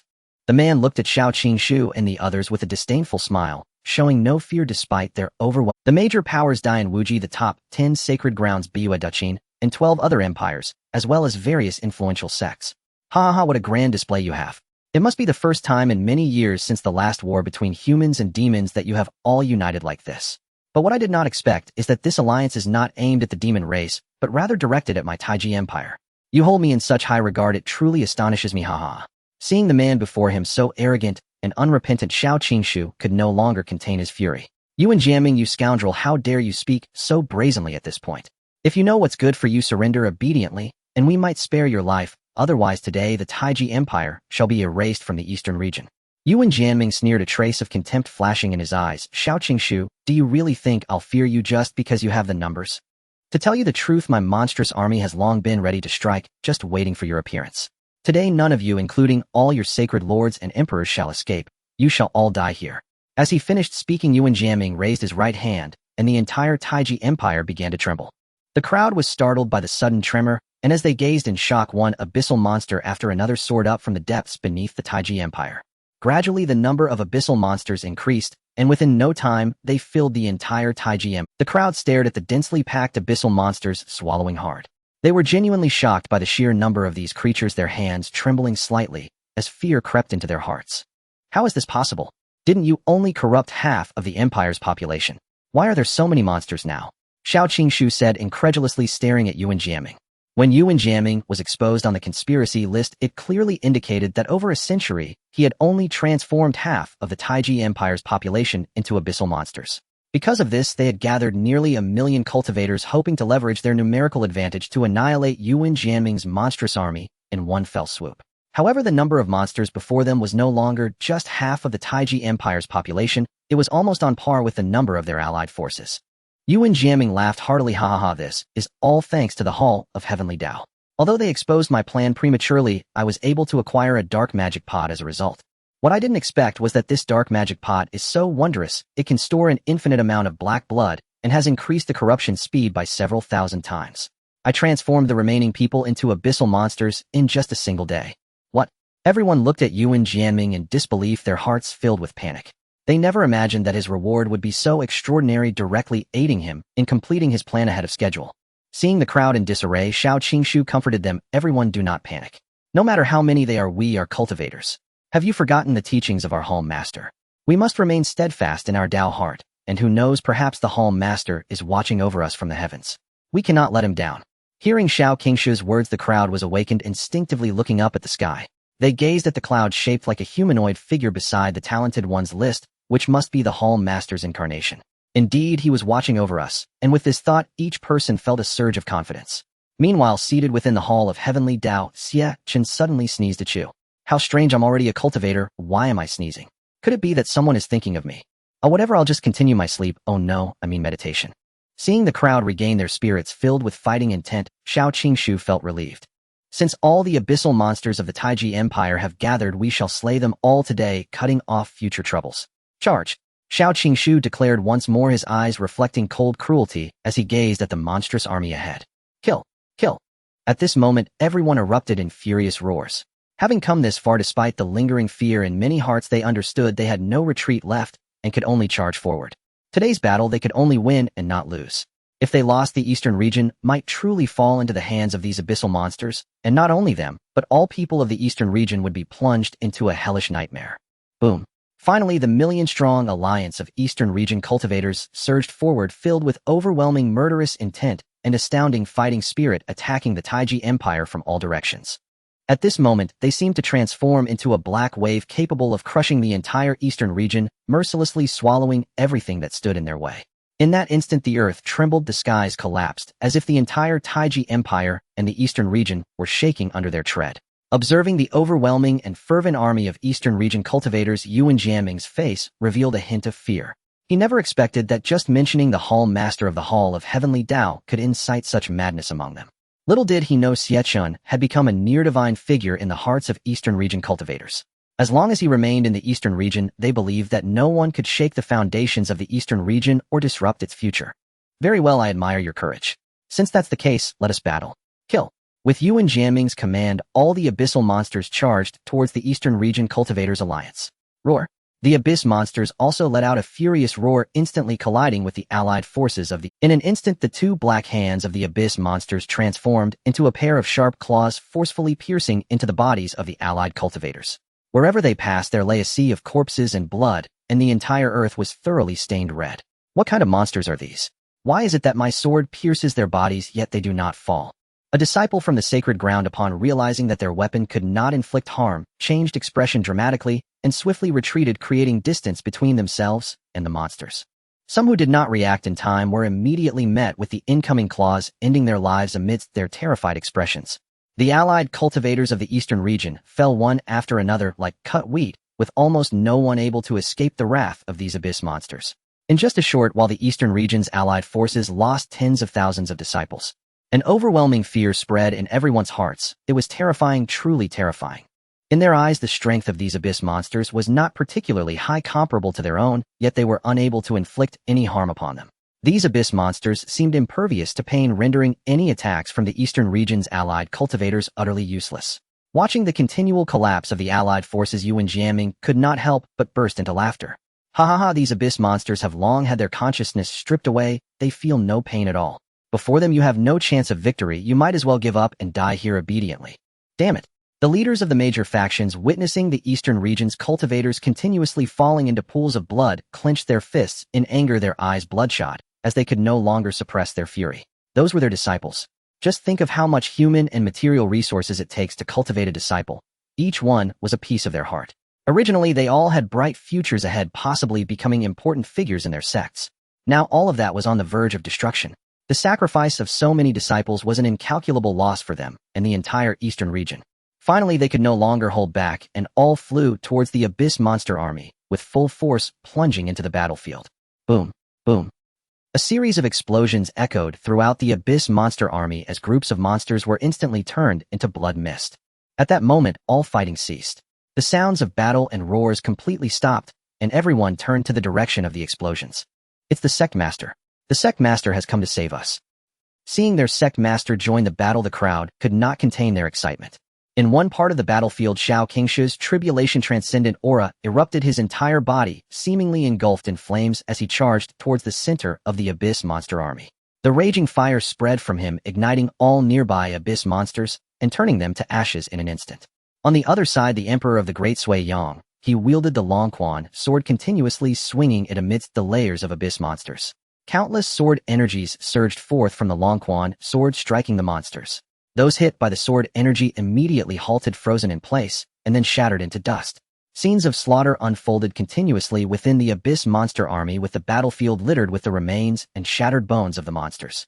In the blink of an eye, the number of abyss monsters had decreased by 1/10. Beautiful. Well done, Sect Master. Kill these damn monsters. The crowd cheered for them, and then they charged once again into the abyss monster army. With the leaders of the major sacred grounds and empires joining, the tide of battle instantly turned. No, this damned group always ruins my great plans. Yuan Jiaming spoke in anger, feeling unwilling as his painstakingly nurtured monster army was reduced by 1/10 in such a short time. Xiao Qingshu mocked Yuan Jiaming, saying, "Haha, Yuan Jiaming, is this your monster army? It doesn't seem so impressive, does it? Before long, your monster army will be completely wiped out. You might as well surrender and accept our judgment." Yuan Jiaming erupted into mad laughter at Xiao Qingshu's words, as if he had heard the greatest joke.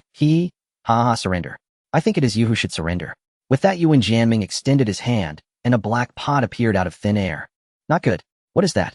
Everyone's faces changed dramatically upon seeing the black pot appear. They sensed an extremely evil aura emanating from the black pot, one that was similar to the aura of these abyss monsters, yet far more sinister. The crowd furrowed their brows, their eyes fixed on the black pot in Yuan Jiaming's hand, as an ominous premonition arose within them. Haha, your time of death has come. Today let you experience the power of this dark magic pot. Yuan Jiaming laughed maniacally, then threw the dark magic pot into the air. It instantly enlarged, and an evil aura spread from the pot, quickly enveloping the entire Taiji Empire. Following that, a continuous stream of black liquid flowed from the pot, rapidly heading towards the allied cultivators of the eastern region on the battlefield. What is this? One of the sacred ground disciples, looking at the black liquid on his hands, was puzzled. Suddenly his expression changed, freezing in place as his body slowly turned black, his gaze becoming vacant. Then he raised his right hand, transforming it into a claw, and viciously stabbed towards his fellow disciples. Not good. This is black blood. Everyone do not touch it. Quickly raise your defenses. Xiao Qingshu shouted loudly. Upon hearing his words, the crowd's faces changed dramatically, and they immediately took defensive measures. However, their defenses proved utterly ineffective. The black blood passed through their defenses. In no time, more and more people in the allied forces were eroded by the black blood, turning into abyss monsters. Everyone retreat. Immediately leave the Taiji Empire. Xiao Qingshu decisively issued the retreat order. Since the defenses were ineffective, staying meant certain death. If they did not leave soon, everyone would be eroded by the black blood, leading to total annihilation. Xiao Qingshu glanced unwillingly at Yuan Jiaming before turning around and flying into the distance. Oh, no damn thing, get away, don't touch me. Help, I will not become a monster, someone save me. Senior brother, please save me, do not abandon me. Such cries kept echoing through the Dongyu cultivator allied army. A tide of black blood surged toward them, rushing like death itself and ceaselessly reaping lives. In an instant, screams and wails filled the heavens and earth. The sky seemed to sob, the land lamented. The battlefield lay shrouded in a veil of black death, as if transformed into a living hell, utterly terrifying. Yuan Jiaming watched the Dongyu cultivator allied army scatter like rats, his eyes shining with unbridled madness. Yes, just like that. Make them all my slaves. They laughed heartlessly. Despite the cries pleading for mercy that rang in their ears, the others acted as if they heard nothing. Their only thought was to flee, to escape this place of ruin as swiftly as possible. At that moment, they wished with bitter longing that they had an extra pair of legs, fearing that a single misstep would leave them infected by the black blood and turned into one of the abyssal monsters. As the Dongyu allied forces continued their retreat, the distance from the Anhei Mo widened. At last, the black blood reached its limit, stilled, and then slowly flowed back into the Anhei Mo. Watching the dark tide recede, everyone sighed deeply and sank to the ground, savoring the exquisite relief of having survived. Yuan Jiaming frowned as the black blood retreated into the Anhei Mo, a flash of unwillingness crossing his face. Is that the limit? Humph. Consider yourselves damned lucky this time. You will not be so fortunate next time. Yuan Jiaming fixed a cold gaze on Xiao Qingshu and the others, his eyes merciless. Then he turned toward the hordes below and commanded, "Here, my order, return to the underground abyss. After we regroup, we will launch an assault on Dongyu." Within the Dongyu cultivator allied army, no one spoke. They fell into silence, their eyes vacant as they stared toward the direction of Taiji Huangqiao, their faces steeped in desolation. Originally, they had gathered 1 million cultivators, now only half remained. The rest had either been slain by the abyssal monsters or consumed by the black blood and turned into the enemy's ranks. At the thought of the carnage, everyone sighed in despair. Gentlemen, I owe you an apology. I did not expect Yuan Jiaming to have such a trump card. It was my miscalculation that led to such heavy losses for this allied force. Here, I beg your forgiveness. Xiao Qingshu spoke with grief, and then bowed deeply to the assembled crowd. Old Xiao, do not say that, someone replied. None of us imagined the black blood would be so terrible. Before we could resist, it simply consumed us. What are we to do now? If we do not stop Yuan Jiaming, Dongyu will be taken by him sooner or later. But Yuan Jiaming possesses both the black blood and the Anhei Mohu. Unless we deal with both, there is no way for us to defeat him. Seeing their helplessness, Xiao Qingshu spoke at last. At this point, we have only one path. He paused, then turned his gaze towards Xie Xiaoshan. Tiandao Dian. Xie Chen regarded Xiao Qingshu and the others with a placid expression. You mean to tell me that with so many of you, you still could not take down Yuan Jiaming? At Xie Chen's words, Xiao Qingshu and the others exchanged glances, then hung their heads in shame and silence. They understood that by their own strength, they could not vanquish Yuan Jiaming. If anyone within Dongyu could halt him, it might only be Tiandao Dian. Thus, after fleeing Taiji Huangchao, they had flown straight to Tiandao Dian to seek Xie Chen's aid. While they stood in silence, the Lord of the Sacred Ground spoke up. Master, this is not our fault. The black blood was simply too horrific. The moment flesh touched it, it was corroded. No defense could hold. Another ruler representing an imperial court hurriedly added, Indeed, Master, you cannot imagine how grievous our losses were. If we had not fled in time, all of us would have become Yuan Jiaming's puppets. Others chimed in agreement. Watching them jabber, Xie Chen's ears almost rang. He quickly gestured for them to say, Very well, I know the situation. So what exactly do you seek from me in coming here? Xiao Qingshu replied, Master, we have come to ask you to step forth from seclusion. Only by eliminating Yuan Jiaming can we rescue the people of Dongyu from ruin. At Xiao Qingshu's plea, a faint, nearly imperceptible smile tugged at Xie Chen's mouth. Then he assumed an expression of reluctant difficulty and sighed softly. Alas, I understand your plight. Though Yuan Jiaming's deeds have angered both gods and men, and I would very much like to strike him down, this is an internal conflict of Dongyu. I cannot force my hand into such matters. You know Tiandao Dian is a neutral power, a place of commerce. If I were to help you kill Yuan Jiaming, and others found out, they would claim I had shown favoritism. What claim to fairness would Tiandao Dian then possess?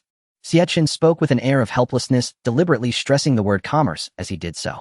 When Xie Chen refused to help, a chill ran through them all. If even Xie Chen would not aid them, then truly there seemed no hope. They could only wait to be wiped out by Yuan Jiaming. In an instant, every face fell into gloom and despair. But Xiao Qingshu's expression remained composed. He had already grasped the implication behind Xie Chen's words. Clearly, Xie sought some benefit in return. The talk of fairness was nothing but empty rhetoric. Xiao Qingshu's disdain was quiet. He produced a golden bead from his bosom and smiling said to Xie Chen, Master, please accept this small token of my esteem. Having spoken, Xiao Qingshu glanced to the others and gave a subtle signal. The assembled parties understood at once, and surprise slowly brightened their faces. One by one, each person produced 1 or 2 treasures. Master, this is an ancestral treasure of our sacred site. Please accept it. Master, this sword has been passed down from my forebears. Please appraise it. Seeing the enthusiasm of the crowd, Xie Chen felt a bloom of happiness in his heart, yet maintained an outward demeanor of calm, feigning modesty, as he said, What is this? Do you realize you're trying to bribe me? I have always been fair and just never accepting gifts. Take it away quickly. Seeing Xie Chen's refusal, Xiao Qingshu hurriedly explained, Master, this is not a bribe. We wish to make a deal with you. This is our bargaining power, right, everyone? Yes, Master, we all want to make a deal with you. Everyone echoed. Oh, if it's a deal, then that's fine. I shall accept these. Xie Chen smiled, quite pleased with their response, and then amidst the astonished gazes of the crowd, he collected all the treasures from their hands into his system space. Speak, what kind of deal do you wish to make? The crowd collectively knelt and said, Please, Master, take action to eliminate Yuan Jiaming and save the eastern region. Deal. Xie Chen lightly tapped the jade table in front of him and called in Xiongqi Tao Wu and Hanyun Laozu, who were cleaning at Zixiao Mountain. Which of you 3 is willing to accompany them to the Taiji dynasty and eliminate Yuan Jiaming? Xiongqi languidly replied, Not interested. Such a trivial matter is not worth my effort. Tao Wu also wore a reluctant expression. I'm not interested either. I'd rather lounge at the entrance. Hanyun Laozu, however, excitedly exclaimed, Senior, I am willing to go. Upon hearing there was a task, Hanyun Laozu was instantly delighted. If he could complete this task, perhaps Xie Chen would be pleased enough to recognize him as an official member of the Tiandao Hall, allowing him to reside in Tiandao Peak. He had been sweeping the floor at Zixiao Mountain for a long time, constantly looking for an opportunity to impress Xie Chen. Now that there was finally a chance, he certainly wouldn't let it slip by. All right, since you are willing, I will give you this opportunity. Make sure to eliminate Yuan Jiaming. Hanyun Laozu confidently stated, Senior, don't worry. Yuan Jiaming is nothing but a trivial matter for me. With just a flick of my finger, I can ensure his utter annihilation. Xie Chen nodded with satisfaction. Meanwhile, the others, hearing that Xie Chen had sent Hongyun Laozu along, began to feel some concern. Master, will you not take action yourself? Hongyun Laozu frowned at this remark, casting a cold gaze at them. What do you think, I am unworthy to face you in jamming, or do you think I will lose? The crowd was startled by Hongyun Laozu's icy stare and hurriedly waved their hands in explanation. No. The power of the senior is well known. How could Yuan Jiaming possibly be your opponent? In truth, we are not overly concerned about Yuan Jiaming. It's the black blood that is truly terrifying. We worry about you, senior. Hongyun Laozu scoffed him. Yuan Jiaming. Just trash. Black blood. Just trash as well. Only you are afraid of it. I fear it not. I could even bathe in it without any consequence. Seeing Hongyun Laozu's confidence, the others felt it unnecessary to say more and turned their gazes to Xie Chen. Xie Chen shrugged and replied with a calm smile, you should trust him. Although this fellow can be a bit careless at times, his strength is indeed formidable. Since he has said so, I shall naturally give him the chance to prove himself. If he fails to eliminate Yuan Jiaming, I will take action myself. You can rest assured about that. Hearing Xie Chen's words, the crowd's worries were instantly dispelled, and their faces broke into radiant smiles. Thank you, master. Hongyun scoffed at their lack of trust, feeling quite displeased. All right, since there's nothing else, you should leave quick. Xie Chen spoke again. Yes. After everyone left, Xie Chen hurriedly summoned the system in his mind. System, convert all the items in the space into Tiandao points. Ding, system exchanging. Ding, exchange complete. Total Tiandao points earned 150000. Xie Chen was astonished, his mouth agape in surprise. He had not expected to earn so many Tiandao points this time. He had struck it rich. Indeed, these people had some capital. Although each of them had only contributed 1 or 2 treasures, the sheer number made up for it. Even if each item was only worth a few thousand Tiandao points, dozens of items combined represented a considerable fortune. Now I just need to wait for Zhang Dong to bring Xianming here. As the leader of such a powerful force, I must ensure I get a good deal from him. He has been gone for quite some time, and I wonder how things are going. At this moment in the central region at the Taishan Holy City, Zhang Dong was leisurely sipping tea in the main hall, observing the silent and contemplative Xianming as he awaited his response. Zhang Dong had been at the Taishan Holy Sect for a while. When he first arrived, Xianming thought he was there to join the Taishan Holy Sect, which excited him greatly. With such a powerful ally like Zhang Dong, their overall strength would be significantly enhanced. However, upon hearing Zhang Dong's true intentions, Xianming realized he had misunderstood and felt a moment of disappointment. Yet he was also extremely shocked. He had not expected Zhang Dong to join the Tiandao Hall, and that he had come to the Taishan Holy Sect on the orders of the Hall Master to invite him to engage in a deal. Upon hearing about the wonders of the Tiandao Hall, Xianming was even more astonished. The idea that one could obtain what they desired by paying a certain price was something he had never dared to imagine before. Had someone else told him this, he would have thought they were insane and would have kicked them out. However, since it was Zhang Dong who informed him, and having witnessed some of the Hall Master's power in the eastern region, he had no doubts about the truth of this matter. Indeed, the Hall Master of the Tiandao Hall was in existence on par with the Dao itself. Thankfully, he had not provoked him, otherwise his grave grass might already be over a meter high.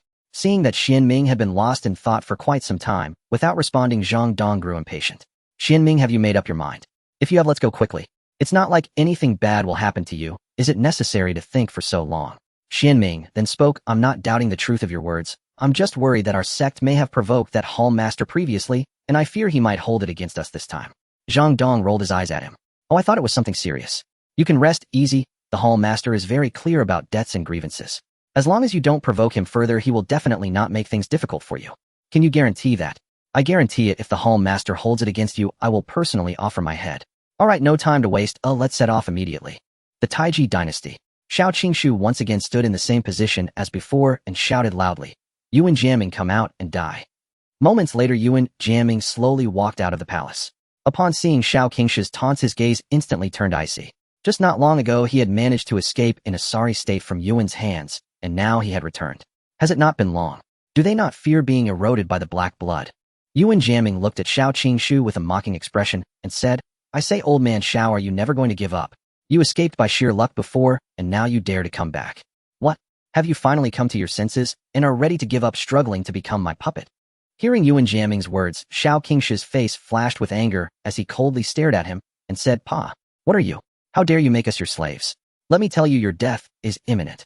After saying that, Xiao Qingshu turned respectfully to the side and looked at the Red Cloud Elder. Do you see this, senior? With him here, your army of monsters and black blood can no longer threaten us. I advise you to surrender early and come over to die obediently. Upon hearing Xiao Qingshu's praise, the Red Cloud Elder couldn't help but reveal a confident smile. He hadn't heard anyone praise him in a long time. Ever since joining the Hall of Heavenly Dao, he had been the one to flatter others, not to mention doing chores, massaging, and so on. He felt like a blatant tool. Now that he heard someone praise him again, he felt quite pleased. At this moment, Yuan Jiaming also turned his gaze to the Red Cloud Elder and said, "Ho, I say, where do you get the confidence to come back here and act wild? It turns out you found a helper, and it's a member of the demon clan. Ha, who would have thought that the master of the sacred land in the eastern domain would fall to the point of seeking help from the demon clan? Truly the height of absurdity." Faced with Yuan Jiaming's mockery, Xiao Qingshu remained unruffled and coldly said, "Hey, you understand nothing. Do you know who the senior is? If you knew, it would scare you to death. He is the Red Cloud Elder who once dominated the entire eastern domain 1,000 years ago, and now he is a member of the Hall of Heavenly Dao." What? Hearing Xiao Qingshu's words, Yuan Jiaming's heart was instantly stirred, and his astonished gaze remained fixed on the Red Cloud Elder for a long time. He was not shocked that this person was the former leader of the demon clan, the Red Cloud Elder, but rather that he was a member of the Hall of Heavenly Dao. You see, in the eastern domain, you could provoke anyone as long as you had strength. It didn't matter if you made enemies of the entire eastern domain. However, no matter how powerful you were, the Hall of Heavenly Dao was a force you could never provoke. The terror of the Hall of Heavenly Dao was well known to all in the eastern domain. If you accidentally offended the hall, you could just stand there and wait to die. No one could save you. Yuan Jiaming felt a deep unwillingness in his heart. He never expected that Xiao Qingshu and his group would seek the help of the Hall of Heavenly Dao. He understood how powerful the hall was and knew that he had no chance against it. At this moment, he struggled internally. Did he really have to give up? No, that was a whole 100 years of planning. How could he give up so easily? Even if he surrendered, having killed so many people in the eastern domain, they would certainly not let him go. It would be better to fight them. There might still be a glimmer of hope. Yuan Jiaming, are you starting to feel afraid? Seeing the panic on Yuan Jiaming's face, Xiao Qingshu couldn't help but mock him. So what if they are from the Hall of Heavenly Dao? I have the black blood in my hand. Oh, who knows who will win or lose? With that, Yuan Jiaming immediately took out the dark magic pot and threw it into the air. In an instant, an endless stream of black blood flowed out of the magic pot, rushing towards Xiao Qingshu and the others at an alarming speed. Not good, the black blood is coming. Everyone retreat quickly. Senior, we are counting on you with this black blood. We will retreat first. Seeing the black blood rushing towards him, Xiao Qingshu's face changed drastically, and he immediately retreated. Go. The Red Cloud Elder waved his hand dismissively, appearing unconcerned. He wanted to see if this black blood could truly turn him into a monster. In less than a moment, the black blood had already touched his body. However, the Red Cloud Elder showed no intention of resisting, allowing the black blood to flow over his skin. In no time, the wave of black blood completely engulfed him. Seeing this, Yuan Jiaming couldn't help but rejoice. So what if you are from the Hall of Heavenly Dao? No one can resist me in the face of my black blood. Obediently turn into my slave. Seeing the Red Cloud Elder being swallowed by the black blood, Xiao Qingshu and the others' faces changed dramatically, their expressions shaken as they grew worried for him. However, just as Yuan Jiaming was feeling pleased that the Red Cloud Elder was about to become his puppet, the next scene made his eyes widen. The black blood gradually dispersed, revealing the Red Cloud Elder standing unharmed in place, showing no signs of turning into an abyssal monster. Everyone breathed a sigh of relief upon seeing that the Red Cloud Elder had not been corrupted and turned into a monster. The Red Cloud Elder stretched and yawned, bored, and said, I thought this black blood was powerful. It turns out it's nothing. No. Why does the black blood have no effect on you? This is impossible. Yuan Jiaming shouted frantically, his eyes wide as he glared at the Red Cloud Elder. Black blood. That is black blood. He knew better than anyone how terrifying the black blood was. It was no exaggeration to say that even a perfected tribulation transcendence practitioner would be eroded and turned into an abyssal monster upon contact with the black blood. But now what did he see? The opponent had touched the black blood and not only did not turn into a monster, but looked completely unaffected. How could he accept this? Is this what it means to be a member of the Hall of Heavenly Dao? Truly they are all like monsters. Their strength is indeed terrifying. The Red Cloud Elder glanced at him disdainfully and sneered, Kid, my body has long reached a state where it is impervious to all evils. Your little black blood cannot harm me at all. It seems you have no other tricks up your sleeve. Now it's my turn. As soon as he finished speaking, the Red Cloud Elder's aura erupted, and he charged quickly towards Yuan Jiaming. Yuan Jiaming looked at the charging Hongyun old ancestor, and the terrifying aura caused his expression to change dramatically. Unable to conceal his fear, he hurriedly exclaimed, No. You all hurry and stop him. In an instant, an endless stream of abyssal monsters surged out from the depths, swiftly flying toward Hongyun old ancestor. However, Hongyun old ancestor paid no heed to these monstrous forces. Before the monsters even touched his body, they were instantly crushed into a mist of blood by his overwhelming aura. At this moment, Yuan Jiaming seemed to be petrified with fear, his body frozen in place, and in the blink of an eye Hong Yun Old Ancestor was already before him. Then under Yuan Jiaming's horrified gaze Hong Yun Old Ancestor clenched his fists and began to strike Yuan Jiaming's body. Each punch was powerful and rapid, filled with tremendous force. Gradually Yuan Jiaming was beaten so badly that he was drenched in blood, turning into a figure of blood. Seeing that it was almost enough, Hong Yun Old Ancestor raised his right leg and delivered a heavy knee strike to Yuan Jiaming's chest. With a loud bang, Yuan Jiaming was sent flying. During his flight, Xiao Qingshu and the others could clearly see that his chest had been pierced with blood shooting through the air like arrows. This scene was truly shocking, and then Yuan Jiaming crashed heavily onto the ground, creating a deep pit. Upon witnessing this, the crowd erupted in excitement, looking at Hong Yun Old Ancestor with admiration. Good. Senior, you did great. Senior, you are simply my idol. Hong Yun Old Ancestor enjoyed listening to their praises, casually saying, I have always said that Yuan Jiaming and Heishua are nothing but trash. Look, I haven't even exerted myself, and he has already fallen. However, before Hong Yun Old Ancestor could revel in his victory for long, Yuan Jiaming suddenly stood up from the deep pit, his face covered in blood, hair disheveled, and a resentful glare directed at Hong Yun Old Ancestor. Seeing that Yuan Jiaming could still stand after such a beating, Hong Yun Old Ancestor felt a sense of shock. I didn't expect you to still be able to stand. It seems I was too lenient just now. Very well, I won't hold back. Next time, let me send you on your way. Yuan Jiaming licked the blood from the corner of his mouth, and then laughed maniacally. Ha, did you think you had already won? I didn't want to reach this point, but you forced me, you all forced me. With that, Yuan Jiaming spread his arms and shouted at the dark magic jar in the sky, come. Immediately, the dark magic jar in the sky began to shrink, flying rapidly towards Yuan Jiaming, and soon merged with his body, becoming one with him.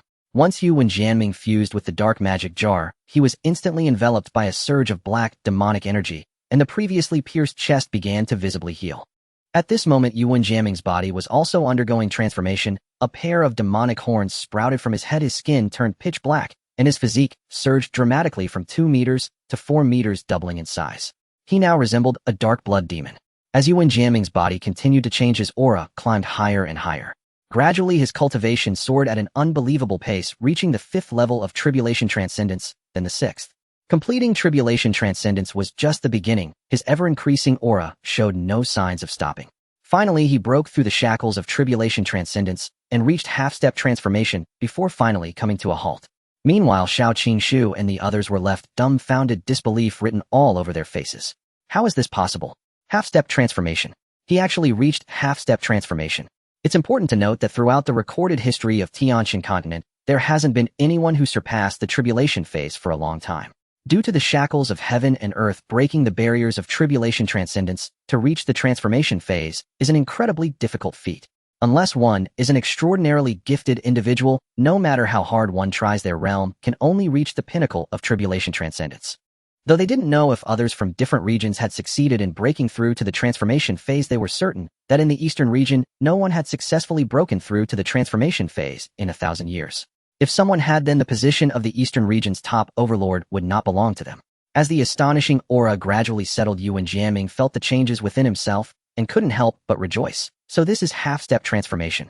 Indeed, this powerful feeling is something the tribulation phase cannot compare with. Though this is merely a fraction of the dark blood demon's power, it has allowed me to successfully break through to half-step transformation, making me capable of resolving the current troubles. With that, Yuan Jiaming looked mockingly at Hong Yun Old Ancestor with a gaze filled with murderous intent. At this moment, there was no trace of the previous fear or panic on his face. All that remained was a thirst for slaughter and a craving for blood. Hong Yun Old Ancestor looked solemnly at the transformed Yuan Jiaming, feeling a sense of crisis arise within him. He hadn't expected the opponent to have such a hidden hand, actually breaking through to half-step transformation. He immediately turned to Xiao Qingshu and the others behind him, and said, "You all need to leave here quickly, the further away the better." Xiao Qingshu, seeing this, became worried and shouted, "Senior, what about you? Come with us. We can find the palace master, he will surely have a way." However, upon hearing this, Hong Yun Old Ancestor's expression darkened with anger. He had solemnly promised in front of his seniors that he would complete this mission. If he ran away now, wouldn't that be a slap in the face? How could he face Xie Chen again? Get out of here quickly. Otherwise be careful, or I will beat you all up later. With that, Hong Yun Old Ancestor raised his aura to its peak, glaring fiercely at Yuan Jiaming. Seeing Hong Yun Old Ancestor's expression of defiance, everyone felt a pang in their hearts. "Senior." Yuan Jiaming sneered coldly, "He commendable courage. You're truly a person of the Heavenly Dao Palace, possessing great spirit. Enough with the nonsense. What does half-step transformation matter? Just right, let me experience just how powerful this half-step transformation really is. Kill." With that, Hong Yun old ancestor charged at Yuan Jiaming, who was equally unwilling to back down, and met him heated. The two clashed instantly, the powerful impact causing the entire Taiji Empire to tremble. Meanwhile, within the Heavenly Dao Palace, a mechanical voice suddenly rang in Xie Chen's mind, waking him from his meditation. Ding!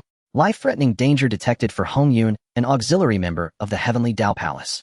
Please take immediate action to rescue. Hearing the system's notification sound, Xie Chen couldn't help but freeze for a moment. What the hell? Didn't Hong Yun go to eliminate that Yuan Jiaming? How could there be a life-threatening situation now? Xie Chen's face was filled with confusion. Logically, apart from his own people in the eastern region, there should be no one capable of posing any threat to him. Moreover, given his formidable strength, Xie Chen didn't believe that so-called black blood could truly affect him. Could it be that Yuan Jiaming had some means he was unaware of? Not wanting to think any further, Xie Chen immediately opened the system map, located the position of the Taiji dynasty, and clicked to zoom in. The figure of Ancestor Hong Yun instantly appeared on the screen. At this moment, Ancestor Hong Yun's aura was extremely chaotic. He was covered in wounds, his entire body stained with blood, and his face revealed a horrifying sight of exposed bones. A large part of his chest was caved in, making it a truly ghastly scene. Seeing him in such a tragic state, Xie Chen couldn't help but frown, his expression suddenly turning cold. A terrifying aura erupted from him, shaking the entire grand hall. He was filled with rage. Although Ancestor Hong Yun was merely an external member of the Heavenly Dao Palace, apart from not enjoying certain benefits, he had to work, and was even voluntarily massaged by the two divine beasts at the entrance. Essentially, there was no difference from the formal members. It could be said that everything he did represented the image of the Heavenly Dao Palace.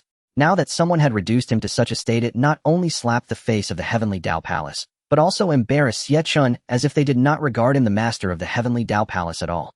Xie Chen then shifted his gaze to the monster beside him. He saw that this nearly 4-meter tall creature was staring fixedly at Ancestor Hong Yun, with a pair of crimson eyes shooting fierce light. Its face was filled with mockery and ridicule, and its pitch-black hands were stained with blood, undoubtedly not its own, but the blood of Ancestor Hong Yun after a fierce battle. Is this the one who beat Hong Yun to this state? Xie Chen narrowed his eyes, his expression somewhat unsightly. System, scan this monster's information for me. Ding, the system is scanning. Ding, scan complete. Name Yuan Jiaming, demonic transformation, identity sovereign of the Taiji dynasty realm, half-step, transformation god. Oh, half-step transformation god. Is this the next realm after the tribulation transcendence? No wonder Hong Yun was beaten so miserably. Xie Chen immediately understood. No wonder Hong Yun was in danger. The opponent's realm was slightly higher than his. The higher the realm, the more difficult it became to fight beyond one's level. Even if the opponent hadn't truly reached the transformation god stage, the gap between them was an insurmountable. Xie Chen continued. By the way, system, since the opponent is a half-step transformation god, how can I eliminate him? Even though I have the annihilating immortal finger you mentioned before, that with my current realm, I can only barely eliminate a perfect tribulation transcendence. Do I really have to use the pressure of an immortal? Not long ago, Xie Chen had just strolled around the Heavenly Dao Mall and found that it hadn't been updated. The cards for the nascent soul stage hadn't appeared yet, and the others were of no use to him at the moment, which made him feel quite frustrated. The system replied, Host, don't forget you still have this system. As long as I help you strengthen the power of the annihilating immortal finger, defeating him will be a piece of cake. Really?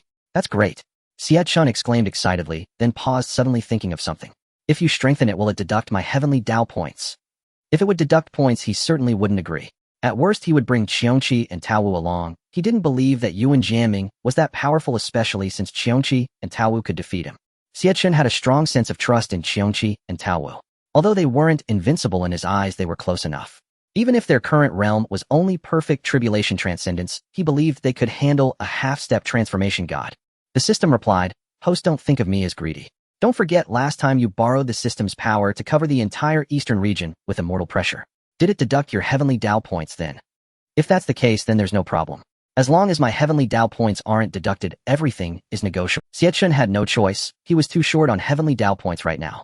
Unless absolutely necessary, he genuinely didn't want to spend them. The thought of needing to earn 2 million Heavenly Dao points in 6 months made his head spin. Since I'm ready, I'll head to the Taiji dynasty now to test the power of this annihilating immortal finger. Taiji dynasty. Yuan Jiaming looked at Ancestor Hong Yun, who was battered and bloodied, feeling extremely pleased. He coldly laughed. Why are you not so arrogant anymore? Didn't you enjoy beating me before? Come on, keep hitting me. I never expected someone of your caliber could join the Heavenly Dao Palace. It seems the Heavenly Dao Palace isn't that impressive after all. Why don't you go tell the master of the Heavenly Dao Palace to hand over the position to me? Ha ha ha. Upon hearing his words, Ancestor Hong Yun's expression changed drastically. A trace of horror flashing in his eyes. It was one thing that he had been beaten to such a state, that was his own lack of ability. But he never expected Yuan Jiaming to be so arrogant as to openly declare his desire to take over the master position of the Heavenly Dao Palace. In the distance, Xiao Qingshu and others were also dumbfounded, looking at Yuan Jiaming with disbelief. Although they knew Yuan Jiaming indeed had the capital to be arrogant now, they never imagined he would be so audacious, not even regarding the master of the Heavenly Dao Palace. Did he really think that just because he had broken through to half-step transformation god, he was invincible? Presumptuous. Ancestor Hongyun pointed at him, speaking angrily. Do you know that just these words alone are enough for you to die 800 times? Yuan Jianming coldly laughed, showing no fear for his previous words. What a joke. You think you can do anything to me just because I said it? With your current state, do you really think you can win against me? You insult the master, that is already a death penalty. Today I will risk my life to slay you here. Then Ancestor Hongyun ignited his lifespan, and a terrifying power was instantly unleashed from him, even more violent than before. He had made up his mind to exchange everything for his strongest strike, to deliver a fatal blow to Yuan Jiaming. Yuan Jiaming was taken aback to see that Hongyun Laozu was willing to burn his own lifespan to eliminate him. He exclaimed, "Are you insane? Is the Hall of Heavenly Dao worth such a sacrifice?" In response to Yuan Jiaming's question, Hongyun Laozu merely sneered, "A proud and arrogant person like you will never understand the greatness of the Hall Master. You are just a frog in a well, completely unaware of how vast the world is and how broad the universe can be." Having spent so long in Zhixiao Mountain, Hongyun Laozu had completely surrendered to Xie Chen. Although he had initially been forced to serve as a slave, he found himself increasingly amazed by Xie Chen's extraordinary abilities, which could only be described as miraculous. Yuan Jiaming, undeterred by the contempt directed at him, shrugged and said, "Why bother? Even if you burn your lifespan and force yourself back to peak condition, the outcome will still be the same as before. Enough of your nonsense. The battle begins now. Attack." Hongyun Laozu coldly snorted and unleashed his most powerful strength. Yuan Jiaming let out an angry roar, his fists swirling into an endless force, clashing with Hongyun Laozu. The sound of violent explosions echoed from their battle as the two fought fiercely without giving an inch. Suddenly, as the fight progressed, Hongyun Laozu spat out a mouthful of blood. This was a side effect of burning his lifespan. Although this method temporarily elevated him to a new peak, his previous injuries were far too severe, leading to a critical overload that his body could no longer withstand. At this moment, Yuan Jiaming realized his opponent had reached his limit. A slight smile crept onto his lips as he gathered all his strength into his right hand and struck Hongyun Laozu in the chest, penetrating through it, and then kicked him down from the air. "No, senior." From a distance, Xiao Qingshu and the others gritted their teeth in frustration. Finally, they could no longer hold back and unleashed their own momentum, rushing towards Yuan Jiaming. Even knowing their efforts would be futile, each was prepared to face death. Seeing Xiao Qingshu and the others rushing towards him, Yuan Jiaming snickered coldly, then an intimidating aura erupted from him, sweeping towards them. Instantly, they felt their insides churn. A mouthful of blood spewed forth as if struck by lightning, and they were all sent flying from the air, crashing hard to the ground. "Don't worry, take your time. Once I kill this demon, it will be your turn. Rest assured, none of you will escape today. You will all die here." Yuan Jiaming chuckled lightly, then approached Hongyun Laozu, who was on the verge of death, his face full of mockery. Hongyun Laozu gritted his teeth against the pain and desperately spoke. "Yuan Jiaming, although you will kill me today, you will never have it easy. The Hall Master will surely avenge me. Just wait, I will watch you from hell." Eagerly anticipating your demise at the hands of the Hall Master, "Then we will walk the path of the Yellow Springs together, ha ha ha." Yuan Jiaming coldly replied, "The Hall Master of the Hall of Heavenly Dao. I was indeed a bit afraid of him before, but now it seems he is merely a blustering fool. Is he not all-powerful? Why has he not come to save you despite your current predicament? Or is it that he lacks the strength to do so?" Ha ha ha. Hongyun Laozu, seeing Yuan Jiaming unrepentant as death approached, chose not to say more, merely shaking his head and smiling. "As for the path of the Yellow Springs, you can go there yourselves. Of course, if the Hall Master truly dares to come, I would not mind sending him down to accompany you. I rest assured you will not be lonely on the Yellow Springs Road." With that, Yuan Jiaming ceased any further discussion, coldly raising his right hand to strike Hongyun Laozu. Xiao Qingshu and the others, struggling against the blood surging within them, shouted loudly. Just as Yuan Jiaming was about to finish off Hongyun Laozu, he suddenly felt a powerful pressure bearing down on him. His raised hand instantly fell, and he found himself pinned to the ground, unable to rise. With a puff, he spat out a large mouthful of blood. Immediately afterward, a white figure appeared before Yuan Jiaming. As he lifted his head before he could react, a heavy knee struck fiercely against his head. Bang! Yuan Jiaming was once again sent flying, blood trailing through the air as he crashed through building after building, and finally, with a loud boom, his dark body was embedded into a city wall. Everyone was startled by this sudden turn of events, and once they recognized the white figure, they were all instantly filled with ecstatic joy. "Master! It's the Master! The master has come, the master has finally arrived. Master Invincible. Indeed, just as Hongyun Laozu was about to perish at Yuan Jianming's hands, Xie Chen finally appeared. At this moment, amidst the vast battlefield, all other sounds faded away, replaced solely by the cheers and shouts of the crowd for Xie Chen, resonating throughout the area and shaking everyone's hearts and minds. Without looking back, Xie Chen said to the barely conscious Hongyun Laozu, "Hongyun, you did well. You did not disgrace the hall of Heavenly Dao." Next, Xie Chen tossed him a pill, saying, "Take this, and your injuries will heal immediately." In fact, Xie Chen had already been here, but he did not reveal himself immediately. Instead, he observed the battle from high above, using it as a test for Hongyun Laozu to see if he was qualified to officially become a member of the Hall of Heavenly Dao. The final result satisfied Xie Chen. Hongyun had not disappointed him and had successfully preserved the dignity of the Hall of Heavenly Dao in the face of life and death. After returning, he could confidently admit him as a formal member. Then Xie Chen vanished from his spot, appearing above the entire Taiji Empire, gazing down with an air of supreme authority, his expression cold and unfeeling. Then a voice of immense power, as if a judgment from the heavens, emanated from his mouth, resonating throughout the entire world. Today the Taiji Empire shall be destroyed. The Lord of the Hall is invincible. The Lord of the Hall is invincible. Xiao Qingshu and others gazed at the overwhelming presence. With a heroic demeanor, Xie Chen knelt down once more, repeatedly shouting, his spirit instantly elevated. His booming voice, filled with might and grandeur, echoed across the sky, resonating in the ears of everyone present. In the sky, Xie Chen's unmatched figure, exuding an aura that pierced the heavens, was deeply etched into the minds of all, making his presence unforgettable. At the same time, Yuan Jianming slowly emerged from the embedded wall, appearing rather disheveled, his face contorted with ferocity. He wiped the thin trickle of blood from the corner of his mouth with a heavy hand, his gaze sharp. Suddenly, Yuan Jianming looked up sharply, only to see a young figure in white, standing quietly in the sky. As their eyes met, Yuan Jianming noticed that the other's gaze was incredibly calm, devoid of any emotion, resembling that of an emperor surveying all living beings. Such a gaze instinctively sent a chill down Yuan Jianming's spine. "You are the Lord of the Dao Hall, aren't you?" Yuan Jianming spoke with a hint of fear. Although he had previously spoken ill of the Lord of the Dao Hall in front of everyone, even claiming he would replace him as the Hall Master, those declarations were made when the other was absent, merely idle boasts.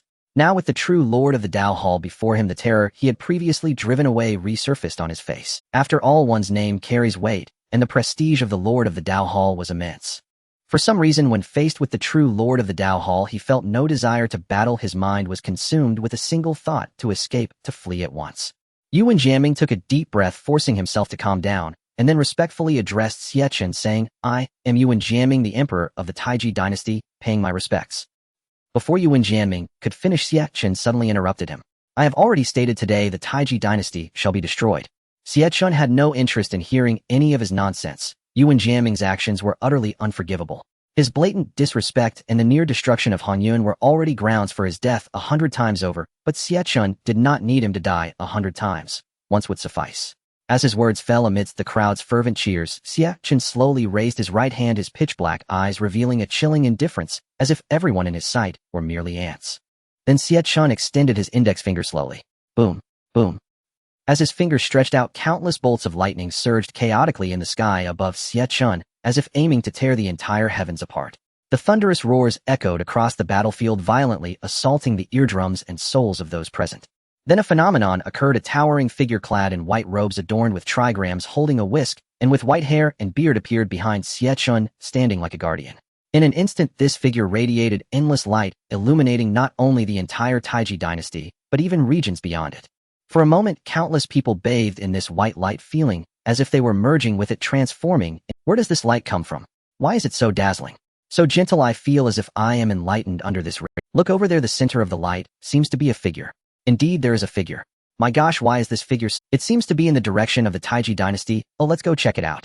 This sudden light sparked the curiosity of countless people, all eager to rush toward the Taiji dynasty to uncover the mystery. Xiao Qingshu and the others gazed at the breathtaking scene before them, their hearts already stirred by tumult. They could feel the presence of profound principles within this colossal figure, and not just a single principle, but thousands of them coursing rapidly within this immense form. Although these thousands of principles were all exceedingly faint, when they converged they were more than enough to rival a singular complete principle. "Senior," Hongyun Laozu murmured, equally astonished. After consuming Xie Chen's pill, his body had healed, and all his wounds had vanished. Watching the phenomenon in the sky, he felt an exhilarating thrill within. Strictly speaking, this was his first time witnessing Xie Chen truly make a move. Initially, he had been suppressed by Xie Chen's celestial pressure, but he had only felt the weight of Xie Chen's aura without witnessing any of his techniques. Finally, seeing Xie Chen's display of power today, he realized that his previous estimations of Xie Chen's strength were entirely wrong. If he had likened Xie Chen's power to a river before then, what Xie Chen exhibited now was akin to a vast ocean of stars, as long as he wished everything in the world would be devoured. Yuan Jiaming's eyes widened, his mind shaken. Compared to the power Xie Chen displayed, the strength he once prided himself on was utterly trivial, hardly stirring a ripple. He had previously boasted about wanting to replace Xie Chen as the master of the Dao Hall. Oh, reflecting on it now, he felt like a clown, utterly ridiculous. No, why? Why are you so powerful? How can you be this strong? Yuan Jiaming shouted at Xie Chen madness. Gradually their gazes met again, and from Xie Chen's cold eyes he sensed a formidable killing intent, cold and merciless. Yuan Jiaming felt as if he were staring into the eyes of death, a chilling sensation crawling down his spine like the cold tongue of a devil gliding over him. Xie Chen ignored Yuan Jiaming's madness, a slight smile curling at the corners of his mouth, his eyes narrowed. At that moment, the colossal figure behind Xie Chen suddenly opened its eyes, and then, with a gentle wave of its hand holding the whisk, it transformed into countless beams of light that surged towards the tip of Xie Chen's outstretched finger. At the moment when all the beams of light converged in Xie Chen's hands, Yuan Jiaming suddenly stared at Xie Chen, his entire body trembling more violently than before. For the first time he felt death so close to him, and he knew very well that if Xie Chen unleashed this move, there would be no chance for him to survive. In his panic, Yuan Jiaming quickly knelt before Xie Chen. No, please, I will do anything. I beg you to spare me. I am willing to submit to you. I do not require your— Xie Chen said expressionlessly, his cold voice devoid of any emotion. The grand plan of a century was about to be destroyed by Xie Chen. Not only that, but he himself would also be annihilated by Xie Chen. In anger, Yuan Jiaming struck the ground with his fist filled with unwillingness. Damn it, why won't you let me go? Yuan Jiaming shouted in rage, his voice filled with despair.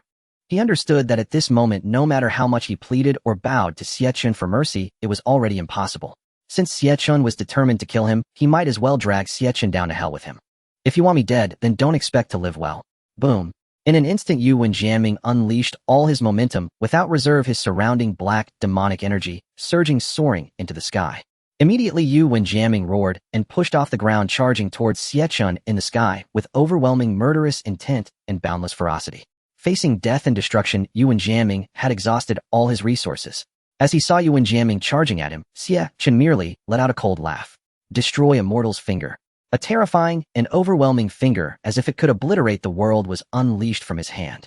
In an instant, a brilliant beam of light appeared in the sky above the Taiji Empire, so intense that it could shatter the human retina, as if it pierced the heavens and shattered the sky. Not good, the senior is attacking. Quickly, everyone evacuate the Taiji Empire. Elder Hong Yun shouted loudly to Shao Qingshu, and the others then flew away at great speed. Elder Hong Yun couldn't help but feel a bit frustrated, thinking, Senior, we're still here. If we don't die at Yuan Jiaming's hands, but die at yours, that would be truly unfair. Gradually, as Xie Chen's finger fell, the powerful aura in the air caused the entire Taiji Empire to shatter little by little. First was Yuan Jiaming, who was closest to Xie Chen. At this moment, he was still half a distance away from Xie Chen, yet he could no longer move forward, his body frozen in midair. In Yuan Jiaming's terrified gaze, the powerful beam of light finally collided with him. In that instant, Yuan Jiaming felt as if he was burning, then let out a series of mournful cries. Then his body gradually shattered, completely annihilated under Xie Chen's finger. Furthermore, just as Yuan Jiaming's physical form dissipated, the dark demonic pot also appeared. Under this powerful attack, it trembled incessantly, emitting a series of humming sounds, as if trying to resist. However, in less than a moment, the dark demonic pot was covered in cracks, and soon it could no longer withstand the pressure, utterly shattering along with its dark blood, completely disappearing from this realm. Finally, the Taiji Empire below, when the beam of light completely fell upon it. Boom! A violent explosion echoed throughout the realm. In an instant, a tidal wave of energy surged outward, uprooting the ground, as everything in its path was utterly obliterated. Shao Qingshu and the others who were fleeing to the distance were also thrown to the ground by this powerful wave. Fortunately, each of them had prepared defenses in advance, otherwise this force would have crushed them all. Xie Chen's finger could not be resisted. With absolute power, he obliterated everything in the Taiji Empire. Thus, after 100 breaths passed, the overwhelming wave of energy finally dissipated, and the entire realm gradually returned to calm. But at this moment, looking at the Taiji Empire, it no longer had its former prosperity and glory. All that remained were ruins. In the abyss beneath the palace, the corpses of abyssal monsters lay scattered on the ground, with severed limbs everywhere. The once grand Taiji Empire now had no living soul, it had become a land of death. From this moment on, the Taiji Empire was completely annihilated by Xie Chen. Time passed slowly. After an unknown duration, Elder Hongyun and the others slowly got up from the ground. Ouch, my old back, it hurts. Can't the senior give us a heads up before attacking? We could have prepared to evacuate. Elder Hongyun murmured, are you all okay? We're fine. We're all okay. At that moment, a terrified voice came from among them. Senior looked toward the direction of the Taiji Empire. Upon hearing the voice, everyone turned to look behind them. The moment they turned their heads, their eyes widened, and they fell silent. They initially thought that the attack Xie Chen just launched was only to eliminate Yuan Jianming, but they never expected it to have destroyed the entire Taiji Empire. They could not imagine how much power it would take for one person to completely annihilate an empire in an instant. Next, they looked up at the white figure in the sky, momentarily forgetting to shout, filled only with unprecedented fear and trepidation. All right, since everything is fine, let's go find the palace master, Elder Hongyun said first, but he noticed that the others showed no intention of moving. So he asked them, what's wrong? Why aren't you leaving? Xiao Qingshu's legs trembled slightly, fear evident on his face as he said, well, we're a bit scared. Hearing this, Elder Hongyun was instantly furious. You haven't done anything wrong, what is there to be scared of? Hurry and leave, or I will beat you all one by one. Upon hearing that they were about to be beaten, everyone immediately sprang into action. Compared to their fear of Xie Chen, they found themselves even more afraid of the demonic overlord before them. Thus, under his threat, everyone finally took a step forward and flew towards Xie Chen. In the sky, Xie Chen gazed down at the Taiji dynasty now reduced to ruins, and a ripple of emotion stirred on his calm face. Not only were Xiao Qingshu and the others frightened, but he himself was also taken aback. He never expected the power of his fingertip to be so immense, directly annihilating the entire Taiji dynasty, leaving him both shocked and immensely pleased. Xie Chen excitedly exclaimed in his mind system, this immortal extinguishing finger is truly incredible. With just one finger I destroyed the entire Taiji dynasty, it's simply too overbearing. A reminder to the host, it is not your immortal extinguishing finger that is extraordinary, but rather that it has become so due to the enhancement of this system. Otherwise, it would be utterly impossible for you to achieve this on your own. Moreover, the system has already weakened the destructive power of the immortal extinguishing finger after enhancement, controlling its damage within a certain range to prevent collateral damage. Otherwise, its true power would far exceed this. Hiss. Upon hearing the system's words, Xie Chen couldn't help but gasp, pondering, I didn't expect that the previous strike was merely a weakened enhanced version. It seems the system was still being conservative. What would it be like without the weakening? Could it pierce through the entire eastern region? Just then a voice suddenly called from below. Senior. Xie Chen was instantly awakened, looking down to see it was Elder Hongyun and the others. Immediately, Xie Chen's figure vanished from the sky and appeared before them in the blink of an eye. Greetings, Hall Master. Greetings, Hall Master. Everyone rise. Xie Chen nodded slightly and spoke calmly. Then Xiao Qingshu and the others stood up, still trembling. The shock from Xie Chen's earlier display had not completely faded. Some of their faces still bore signs of fear, and their gazes towards Xie Chen were somewhat evasive. Seeing the fear in their eyes, Xie Chen curiously asked, what's the matter with you all? Why do you look so afraid of me? Elder Hongyun spoke up, well, it's because that previous strike of yours was just too formidable. They were all frightened by, and they are all leaders of Holy Land dynasties. How can they not handle such a small scene? Truly the human race is timid, having never witnessed such grandeur. Upon hearing Elder Hongyun belittle them in front of Xie Chen, Xiao Qingshu and the others felt their faces flush red, yet they dared not rebut, for he was not wrong. They truly were frightened. The group forced a smile towards Xie Chen, then lowered their heads in shame. Xie Chen could only shake his head in helplessness, finding it somewhat amusing. Since everything has been resolved, I shall take my leave now, Xie Chen addressed the group, then turned to Elder Hongyun, come find me when you return, I have something to discuss with you. Understood, Senior. Xie Chen nodded, and then vanished from the spot. We bid farewell to the Hall Master. We bid farewell to the Hall Master. At this moment outside the Hall of Heavenly Dao, a group of people huddled together, looking terrified at the sight of Qiongqi and Taowu, who were grinning wickedly at them, sending shivers down their spines. Perhaps due to their malicious humor, they always enjoyed seeing others show fear upon encountering them. The deeper the fear expressed, the happier they felt. Finally, someone could no longer bear their stare. A person in the crowd mustered the courage to tremble and asked them, Honorable Divine Beasts, may I ask when the Hall Master will return? If it's inconvenient, we can come back. Yes, yes. The crowd echoed in unison, desperate to leave as staying there felt truly torture. What's the rush? The Hall Master will be back soon. Young people should have patience. Oh, just wait a little longer, Qiongqi chuckled, continuing to watch them. While the crowd was fearful, they were also somewhat annoyed. It's fine to make us wait, but could you two not keep staring at us? Being watched like this is terrifying. Their bad luck was that as soon as Xie Chen left the Hall of Heavenly Dao, they arrived perfectly, missing the timing. Just then a noise came from within the hall. Seeing this, Qiongqi and Taowu knew that Xie Chen had returned, and they both ceased their playful demeanor, saying to the crowd, "All right, the Hall Master is back, you may enter." Hearing that Xie Chen had returned, the crowd erupted in joy. Their ordeal was finally coming to an end. They immediately expressed their gratitude to the two before entering the Grand Hall. Inside the Grand Hall, Xie Chen sat on a mat waiting. When he saw a group of people walk in, he was momentarily taken aback. Wow, why are so many people coming together again? The crowd slowly approached Xie Chen, bowing and cupping their hands as they introduced themselves. Yao Sheng, Master of Yunmeng Sect. Wang Xuankuan, Lord of Hanyan City. We greet the Hall Master. Xie Chen nodded, then asked, "What transaction do you all seek with me?" Yao Sheng stepped forward to explain. "Hall Master, we would like to ask you to calculate a method to avoid the poison gas from the 5 poison Taoist. Over the years, we have long sought to eliminate the threat posed by the 5 poison Taoist in the eastern region, but his poison is far too terrifying, and we have been unable to find a way to counter it. After discussion, we decided to seek your assistance at the Hall of Heavenly Dao." After finishing, Yao Sheng produced a bag filled with various precious herbs and weapons. "These items were gathered by all of us. We hope they can serve as a price for your calculations." Xie Chen looked at the large bag of items and felt a surge of interest. He immediately spoke to the system in his mind. "System, can these items be used as payment?" Ding. System scanning. Scan complete. Fire Spirit Mushroom, Cold Pool Grass, Xuanzong Sword. Total value 5000 Dao points. Calculation cost requires 16000 Dao points. It can be used as payment. Only 5000 Dao points. Well, that's not bad.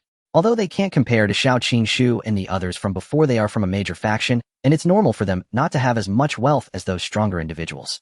All right. Xie Chen nodded to them, then waved his hand, causing the bag to disappear from the jade table. System, calculate a method to counter the poison chi of the 5 Venom Cultivator. Ending. Calculation complete. Results have been automatically transmitted to the host. And moments later, a bamboo scroll appeared in Xie Chen's hand. "Here, take it. The method you sought is fully inscribed upon this scroll," Xie Chen said calmly, extending the bamboo scroll toward them. "Many thanks, Hall Master." And "Many thanks, Hall Master." And overwhelmed with gratitude, the cultivators eagerly accepted the scroll from Xie Chen's hand before bowing deeply and taking their leave. Shortly after, Yao Sheng and the others departed. The system's chime rang out once more. Ending. Alert, the Celestial Dao Mall has just been updated. Oh, it's finally updated. Xie Chen instantly perked up.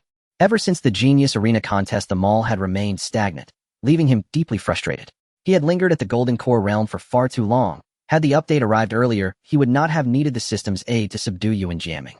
Xie Chen immediately opened the Celestial Dao Mall. The latest update offered an unusually rich Nascent Soul Peak Cultivation card 500 Celestial Dao points in Heavenly Chun Continent Genius ranking 100 Celestial Dao points in Heavenly Chun Continent Cultivation rank 100 Celestial Dao points in Heavenly Chun Continent Sect ranking 100 Celestial Dao points.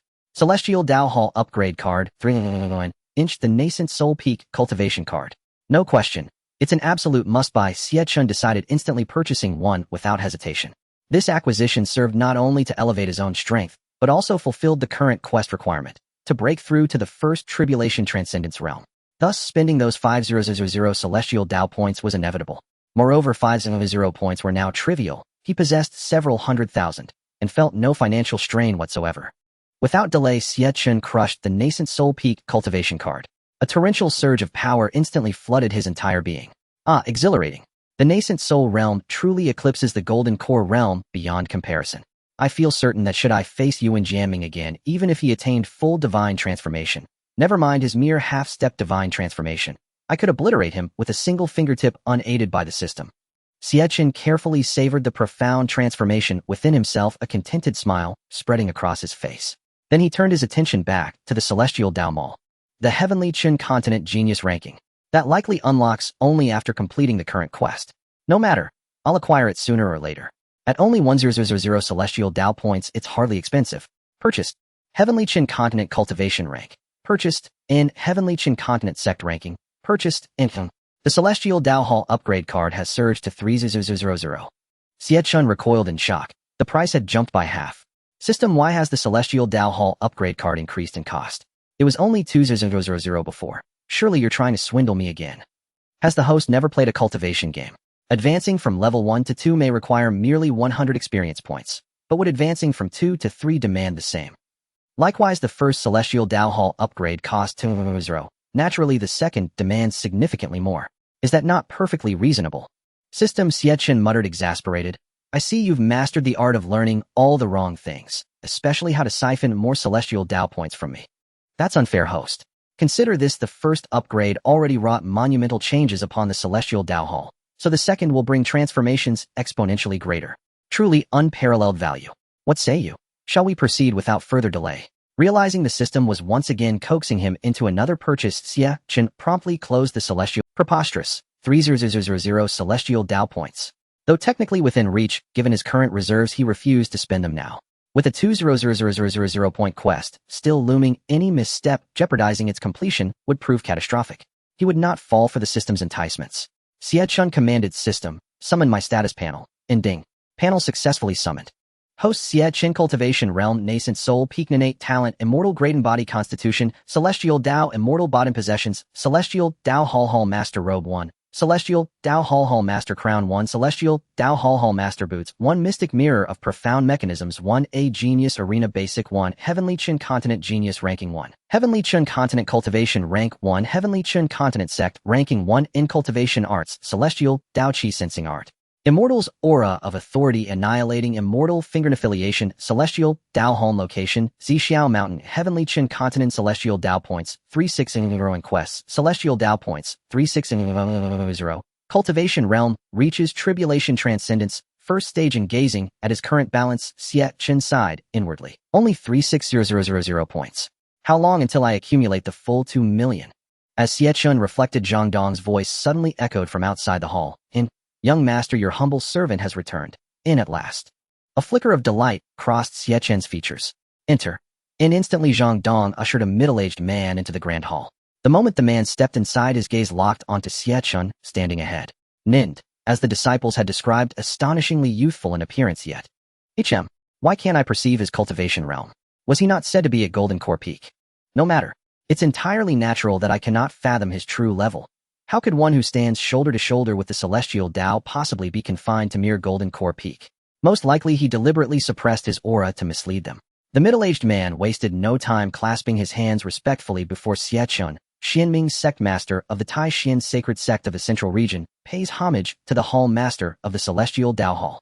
Master Xian, we meet at last, Xie Chen replied with a faint knowing smile. Hall master, Xianming continued earnestly, an elder of our sect, Lu Xian, foolishly offended your eminence. But this act was wholly his own undertaken without the knowledge or consent of the Tai Xian sacred sect. We beg your boundless mercy to forgive our sect. Rest assured, I am well aware of your ignorance. Had you truly known the Tai Xian sacred sect would already lie in ruins, you would not stand here speaking to me now, would you? Xie Chen spoke calmly, yet beneath his measured tone lingered a chilling edge of lethal intent. Xianming flinched violently, cold sweat breaking across his brow. Yes. Many thanks, Hall Master. Many thanks. Very well. Let us now attend to matters of substance. Please sit. Xie Chen gestured toward the cushion before the jade table. Yes, Hall Master. And after bowing once more, Xianming seated himself and proceeded to reveal the true purpose of his visit. Master of the Heavenly Dao Pavilion, I wish for the Tai Xian sacred sect to secure first place in the upcoming Disciple Secret Realm trial. Is such a thing attainable? Xianming spoke cautiously. Xie Chen smiled faintly and replied, have you forgotten our pavilion's motto? So long as you can afford the requisite price, any desire, however grand, shall be fulfilled. Securing first place for your sect in the Secret Realm trial is trivial. Even elevating the Tai Xian sacred sect to supremacy across the entire Tianqian continent lies well within reach. Truly, Xianming exclaimed, his eyes blazing with wild elation and ravenous greed. Observing his fervor, Xie Chen raised a hand in gentle dismissal. Calm yourself. It is possible, but the price exceeds your capacity. Even were you to surrender your entire sect to me, it would still fall short. Xianming's heart sank at Xie Chen's words, yet upon reflection he knew the truth in them. Though the Taixian sacred sect ranked among the foremost powers of the central region, numerous greater forces stood openly above it, and countless ancient hidden sects lay veiled beyond mortal reckoning. No one could fathom the depth of those elder sects' legacies, yet all understood this: should they ever emerge from seclusion, the entire hierarchy of power across the Tianqian continent would shatter and reforge itself anew. Composed once more, Xianming spoke evenly. You are absolutely right, Master. My request was presumptuous. I allowed ambition to outrun wisdom. Indeed. Let us proceed with our transaction. Xianming nodded, then withdrew a cultivation manual from his robes and placed it upon the jade table. Master, might this Saint-Tier manual suffice as payment? Xie Chen's eyes widened momentarily upon seeing the Saint-Tier manual, then instantly steadied, his composure restored within a single heartbeat, flawlessly concealing his momentary awe. Within his mind, Xie Chen mused, truly disciples of the central region's great sects differ vastly from those of the eastern region, casually producing a saint-tier manual as if offering mere parchment. Though the manual before him was merely a lower-rank saint-tier text, the mystic heaven blazing flame art. Were it to appear in the eastern region, it would ignite a cataclysmic struggle among every major sect, plunging the entire region into bloodshed and chaos. Yet here in the central region, such a treasure elicited neither pause nor blink from its bearer, as though it held no personal weight at all. Xie Chen silently queried the system. System, may this manual serve as payment for the divination. Ding. Lower rank saint-tier manual mystic heaven blazing flame art valued at 2500 Heavenly Dao points. Divining the method for the Taishan sacred sect to claim first place in the Disciple's Secret Realm trial requires 1500 Heavenly Dao points. Payment is acceptable. Hearing the system's reply, Xie Chen felt not elation, but perplexity. He had assumed a saint-tier manual warranted at least 400 points. The stark disparity between expectation and valuation unsettled him deeply. System, have you miscalculated? This is a saint-tier manual. Surely it merits no less than 300 points.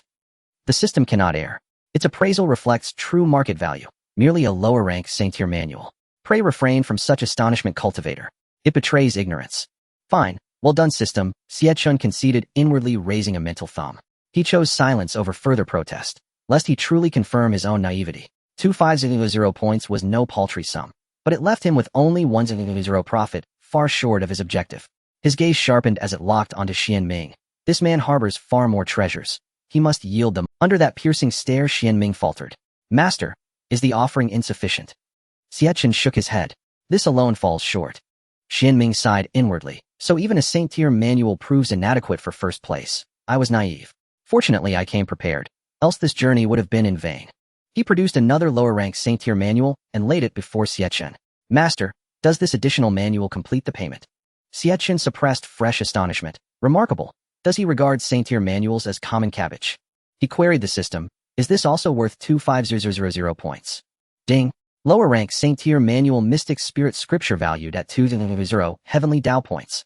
What a... Why 5,000 less? Do manuals truly vary so widely in worth? Naturally. The mystic spirit scripture is an auxiliary cultivation art. Its value pales beside the mystic heaven blazing flame art. Ah, very well, Xie Chen murmured, silenced once more, then fixed Xianming with a knowing, melancholy glance. It seems your sincerity remains incomplete. Do you truly wish your sect to triumph in the secret realm? No, master. Of course I desire victory above all. Xianming stammered, stunned. The master of the Heavenly Dao Pavilion is terrifying. He knew I concealed. Gritting his teeth, Xianming produced a third saint-tier manual and placed it upon the jade table. Master, how about this one? Xie Chen glanced briefly, then asked the system, how many points for this one? Lower rank saint-tier manual blazing sun annihilation art valued at 300 Heavenly Dao points. A quiet thrill surged within him. Excellent. This is the most valuable yet. Indeed, one must press deeply to discover the true depth of another's wealth. Seeing Xie Chen's continued silence, Xianming hastily declared, Master, these are all I brought. I possess nothing further. If even this fails, I must withdraw from the transaction entirely. Xie Chen, sensing genuine earnestness, not deception, eased his stance. After all, he had already secured 600 Heavenly Dao points from this single patron. To bleed him dry would forfeit future opportunity. Cultivating trust ensured enduring prosperity. All right, seeing that you seem sincere, I will reluctantly help you this time. As Xianming noticed that Xie Chen had agreed, he felt relieved and hurriedly said, Thank you, Palace Master. Thank you, Palace Master. Furthermore, Xie Chen continued, in future dealings you must show your genuine intentions and not play petty tricks. Think on a larger scale. Your little schemes are of no use here. If I expose them right here, wouldn't that be quite embarrassing for you? Hearing Xie Chen's words, Xianming's face instantly turned red. Luckily, he was here alone. If any of the disciples or elders from the sect saw him, it would be extremely embarrassing, and he would truly have no face left to meet anyone. Yes, Palace Master, you are right. I will pay more attention in the future, Xie Chen nodded, and then put away the 3 books of techniques from the jade table. Moments later, the system transmitted the calculation results to Xie Chen, and a bamboo slip appeared in his hand, which he then handed to Xianming. Take this. The method for your Taishan holy sect to win is fully contained within this bamboo slip. As Xianming looked at the bamboo slip in Xie Chen's hand, an intense fiery light flickered in his eyes like a starving wolf discovering a tender lamb eager to devour it immediately. Thank you, Palace Master. Thank you, Palace Master. Xianming excitedly took the bamboo slip, holding it in his hands, turning it over and over, unable to let it go, slowly becoming infatuated. Then, Palace Master, I shall take my leave now. After the secret realm trial concludes, I will definitely come back to express my gratitude to you. He could hardly wait to return and check the contents of the bamboo slip, completely oblivious to how inappropriate his behavior seemed in front of Xie Chen. Xie Chen did not mind. Almost everyone displayed a reaction similar to Xian Ming's the moment they completed a transaction with him. Xie Chen nodded at him and smiled, saying, "Yes, go ahead." Zhang Dong, who was waiting outside the hall, immediately approached when he saw Xian Ming exiting. Zhang Dong asked, "So did you get what you wanted?" Xian Ming smirked slightly, his expression proud as he replied, "Of course. I believe this time during the Disciples' Secret Realm trial, the Kanglin Holy Sect will undoubtedly be trampled by my Tai Xian Holy Sect. I owe that to you. If you hadn't brought me to the Hall of Heavenly Dao, I really wouldn't know how to handle this secret realm." Zhang Dong then said, "Since I've helped you so much, how do you plan to thank me?" Xian Ming thought for a moment. "Next time I'll bring you a few jars of the fine wine from my Tai Xian Holy Sect. This wine cannot be bought outside, it's only available within my Tai Xian Holy Sect on the entire Tianqian continent. Once you drink it, you'll feel like a god with an aftertaste that lingers forever. Alright, I will be waiting for your fine wine here, haha." Xie Chen watched Xian Ming leave and suddenly had a flash of inspiration, realizing, "Yes, I can also create a secret realm trial, charge an entry fee, and then have a ranking system. With so many people in the eastern region, earning 1 million should be easy. It's decided I'll do it this way." Xie Chen immediately said to the system in his mind, "System, can you create a secret realm that everyone in the eastern region can participate in?" "Yes, but what kind of secret realm does the host want to create?" replied the system. Xie Chen contemplated, "Let's adopt a point system. The secret realm will contain various rare treasures. Each time a treasure is obtained, corresponding points can be earned. The higher the points, the higher the ranking. Finally, rewards will be based on the rankings, with special additional rewards for the top 10. The cultivation level will be limited to below tribulation transcendence." The system replied, "That can be arranged, but the host needs to spend 500 Heavenly Dao points." Xie Chen was startled. "So much? System, can you reduce it a bit? How about 40000? "No, can do," the system responded. Xie Chen then said, "Fine, 500 it is. I'm going all out with so many people, I don't believe I won't earn it back." Ding, deduction of Heavenly Dao points. Successful secret realm is being created. Creation time, 3 days. Xie Chen thought to himself, 3 days? That's not too long, just enough time for me to relax well. At that moment, a voice came from the entrance again. "Senior, may I come in?" Xie Chen looked up and found that the speaker was indeed Elder Hong Yun. Xie Chen had previously told him to return and find him, but he had been busy with transactions with others and had not had the chance to see him, almost forgetting about him. Elder Hong Yun had returned to Xixiao Mountain long ago. Just as he was about to find Xie Chen, he noticed Xie Chen was currently attending to customers. Not daring to interrupt, he simply waited outside until Xie Chen completed his transaction, and after seeking Xie Chen's permission, he finally stepped into the hall. He had performed quite well in the previous battles and had shown enough loyalty to the Hall of Heavenly Dao. Now, seizing this opportunity, Xie Chen planned to formally induct him as a member of the hall. "Come in," Xie Chen said calmly. "Yes, senior," Elder Hong Yun responded. Once Elder Hong Yun entered, Xie Chen immediately called in Zhang Dong, Qiongqi, and Tao Wu into the hall. Looking at them, Xie Chen said, "Today I have an announcement to make. From now on, Hong Yun will no longer be an external member of the Hall of Heavenly Dao, but a formal member." "What?" Zhang Dong exclaimed in disbelief, his eyes wide open. He couldn't understand why Xie Chen suddenly promoted Hong Yun. Had something happened while he was away? Qiongqi and Tao Wu, however, had little reaction. To them, it made no difference whether Elder Hong Yun became a formal member or not, as he still had to serve them well. Elder Hong Yun also widened his eyes, looking at Xie Chen in shock, unable to believe his ears. He had just been promoted, feeling an unreal sensation in his heart. Once he realized that everything was real, tears of joy streamed down his face. Immediately, Elder Hong Yun knelt before Xie Chen, repeatedly thanking him. "Thank you, senior.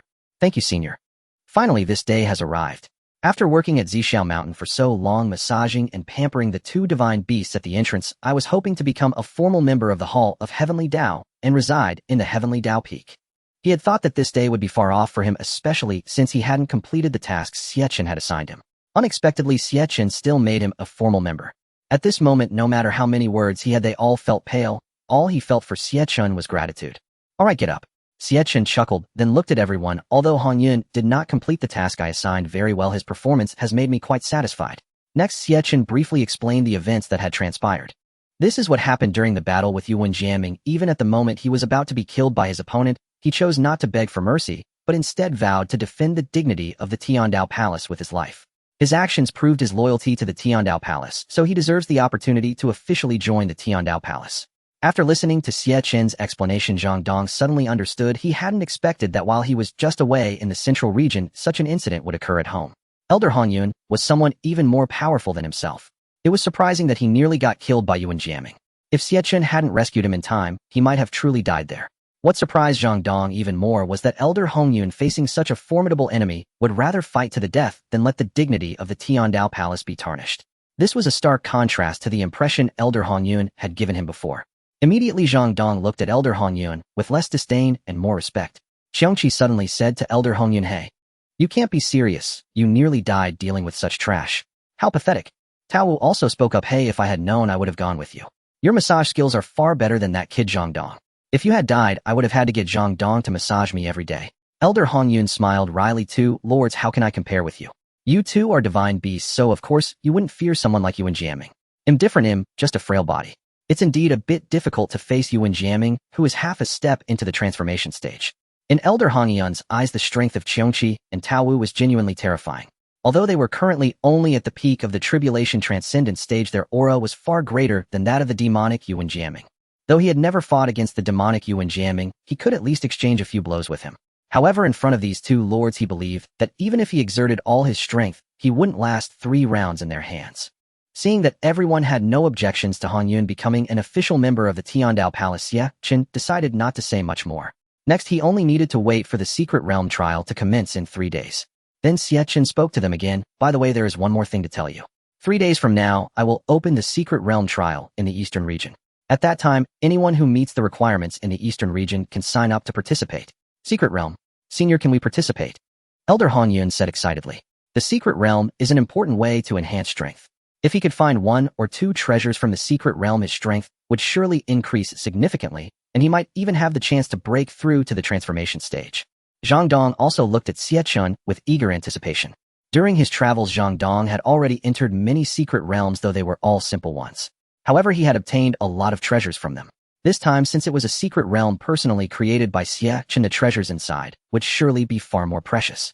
Seeing the eager expressions on the faces of the two, Xie Chen smiled faintly, and then shook his head, saying the conditions for entering this secret realm are restricted to those below the tribulation transcendent stage, so you won't have the chance.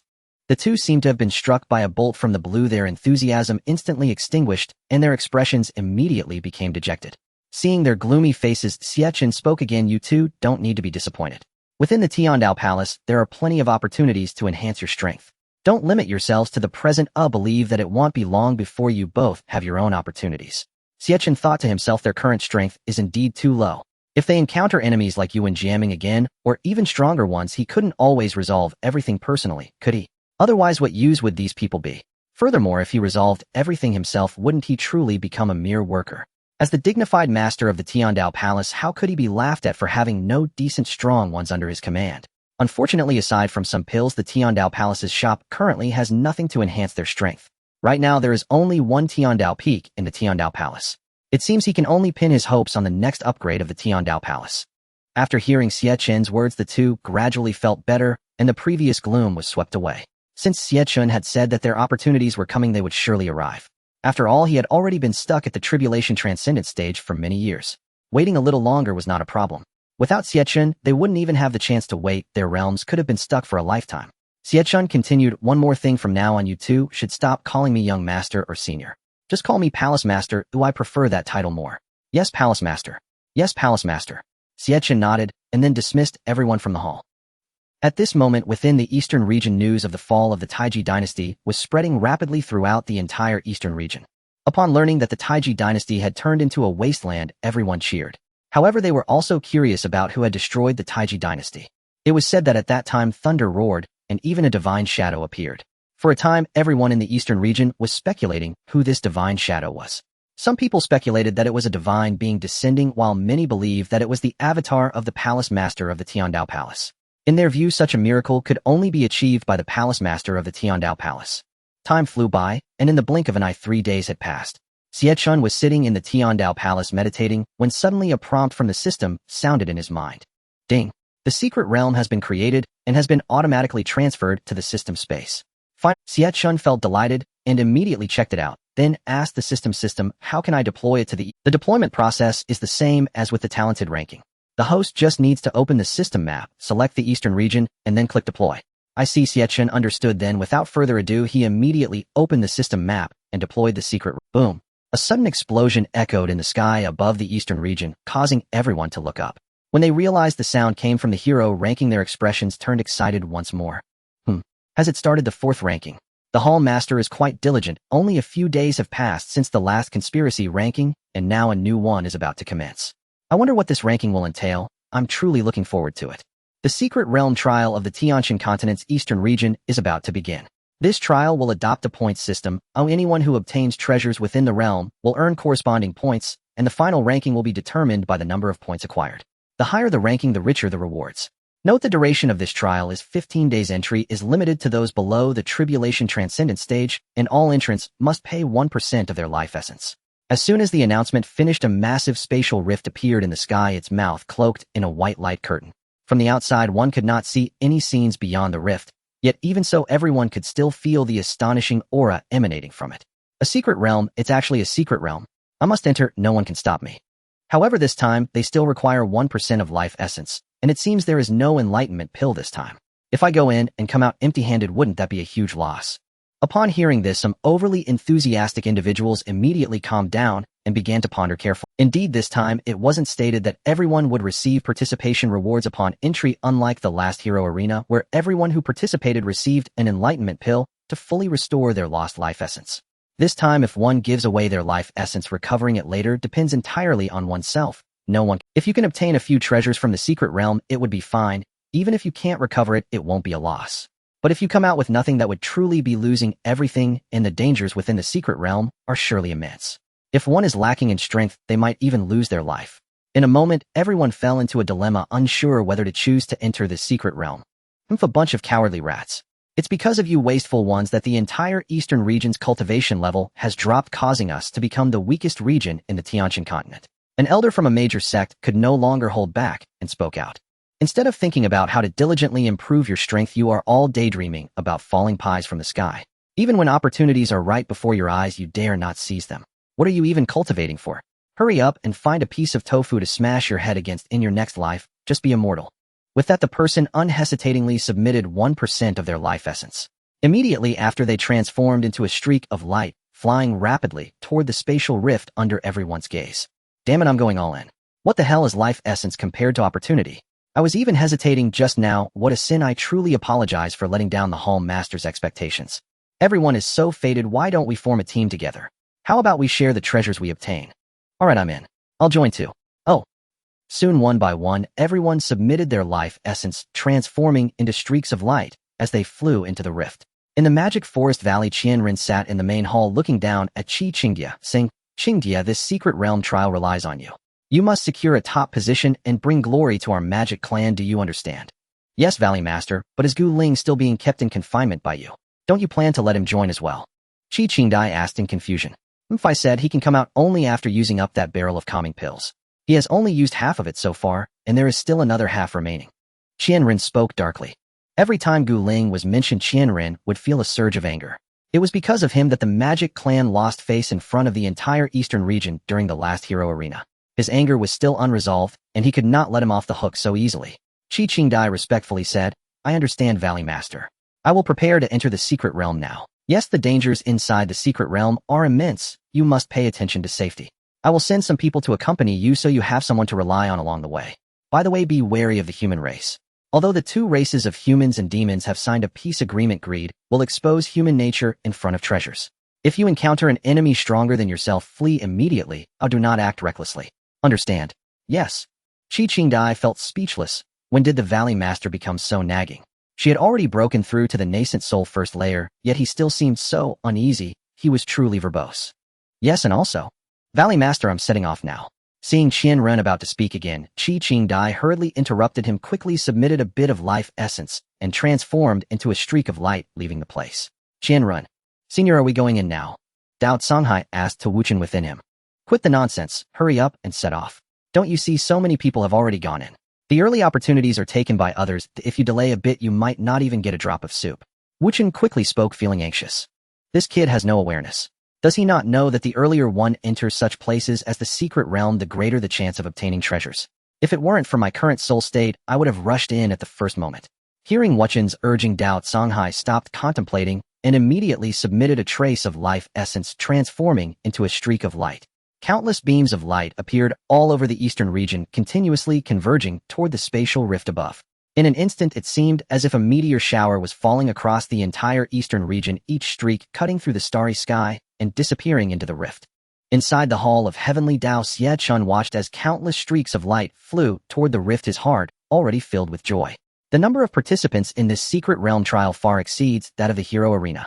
He believed that at this rate, it wouldn't be long before he could earn 2 million Heavenly Dao points. Xie Chen chuckled, saying, "Do your best, everyone. My Heavenly Dao points depend on you. I hope you all gain something valuable." Gradually, as the last streak of light in the sky entered the spatial rift, the rift began to heal and eventually vanished completely.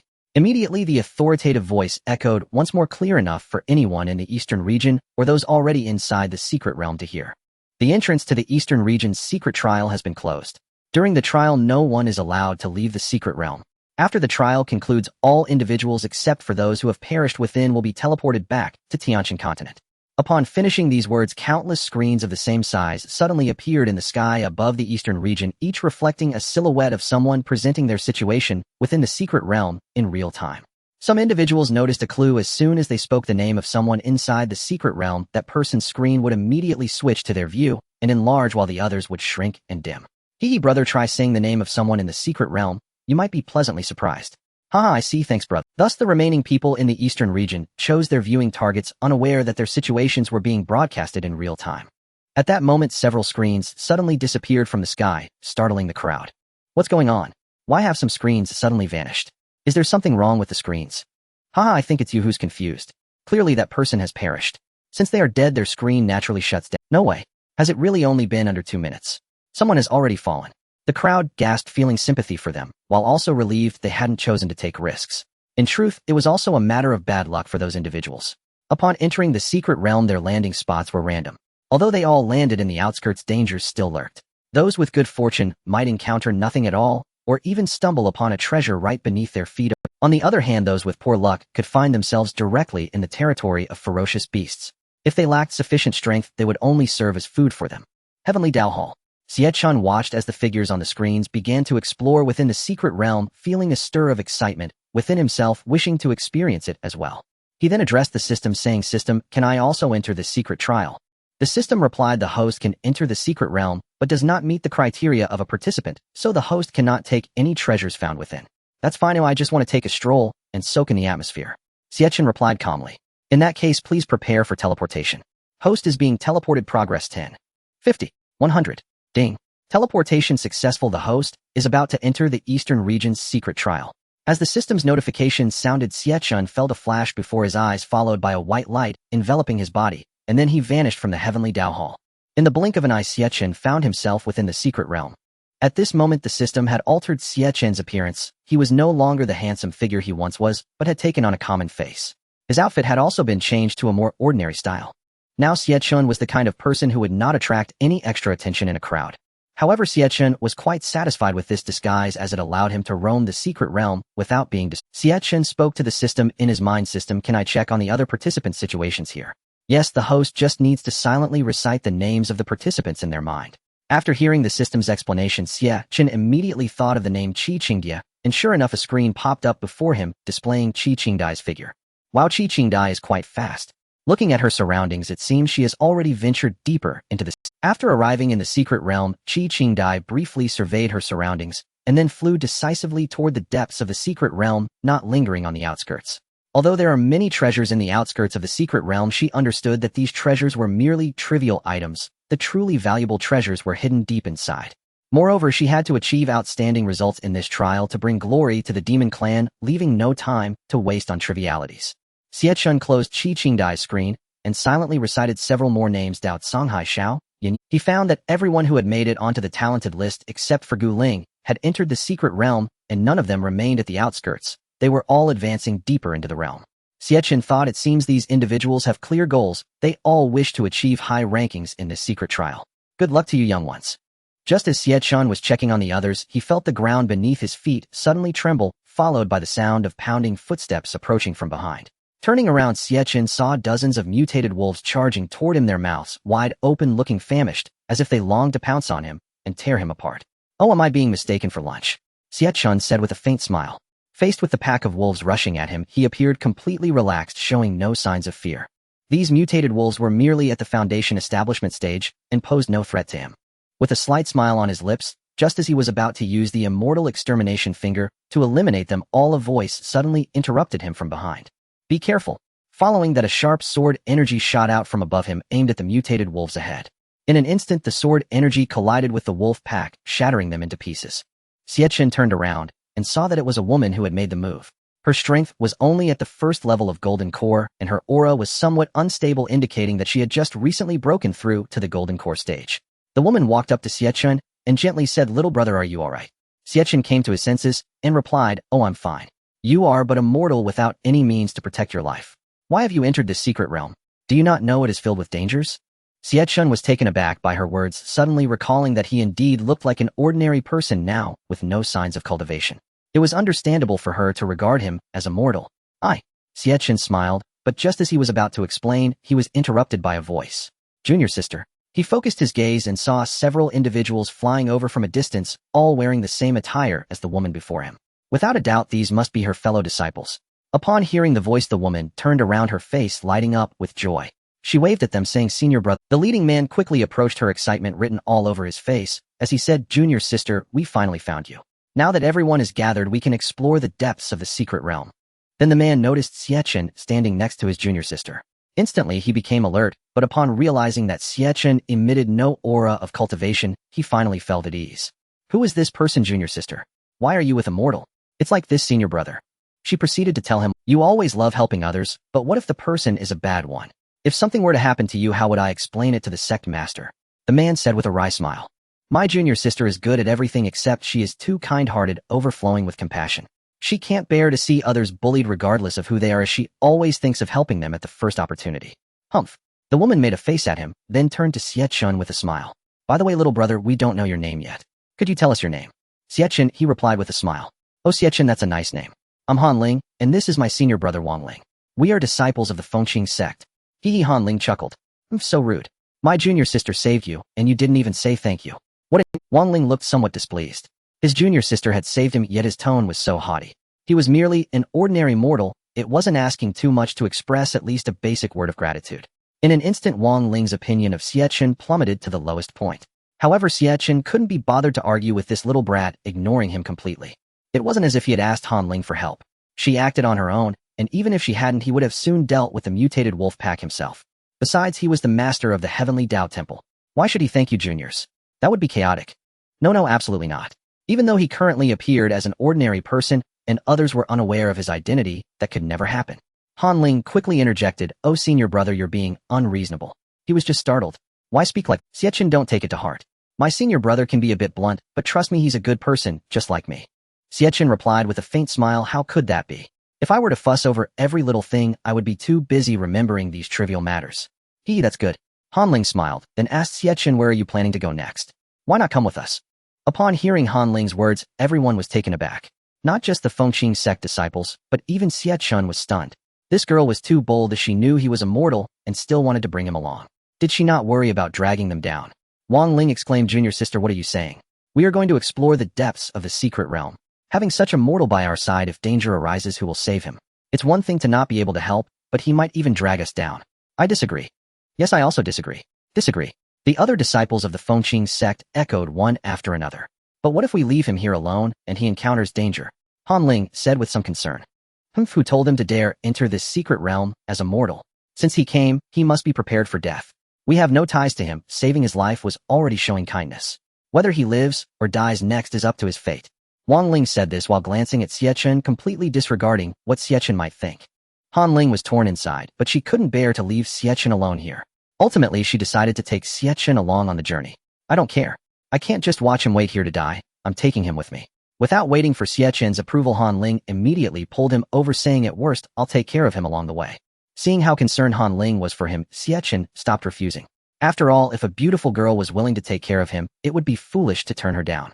Seeing how concerned Han Ling was for him, Xie Chen stopped refusing. After all, if a beautiful girl was willing to take care of him, it would be foolish to turn her down. Han Ling also showed a troubled expression. This was indeed a problem. She couldn't really carry Xie Chen on her back. Although she was willing to take care of him, she couldn't do that. Xie Chen noticed her predicament and stepped forward saying, "Don't worry everyone. I can fly by myself, there's no need for Miss Han to carry me." After saying that, Xie Chen gradually floated into the air. "Oh, you can fly?" Han Ling exclaimed with surprise. Xie Chen smiled faintly. "I just happen to have learned a flying technique, it's nothing significant." Since that's the case, let's go together. Don't blame us if you can't keep up." Wang Ling said no more and turned to lead the Fengqing sect disciples deeper into the secret realm. Seeing Wang Ling flying away with others, Han Ling's expression turned slightly displeased. "Sai senior brother Wang Ling is really something." Han Ling muttered towards the direction Wang Ling had left, then turned her head towards Xie Chen. "Xie Chen, let's go too. Don't worry, I won't leave you behind. Since I promised to take care of you, I will definitely ensure your safety." Looking at Han Ling's innocent and cheerful appearance, Xie Chen couldn't help but smile, and his mood brightened. "Since Miss Han is so thoughtful, then I shall trouble you." Xie Chen replied lightly with a smile. Don't call me Miss Han, it feels too distant. Just call me Han Ling." Xie Chen was taken aback for a moment, then responded, "All right, Han Ling." "Okay, Han Ling. Hee, that's more like it. Let's hurry up, or we'll really be left far behind by senior brother." And with that, Han Ling took Xie Chen and flew towards the direction where Wang Ling and the others had departed. The group was continuously exploring deep within the secret realm. Along the way, they had obtained quite a few precious spiritual herbs, some of which were even guarded by fierce beasts, but those beasts were not high in rank, merely at the foundation establishment level.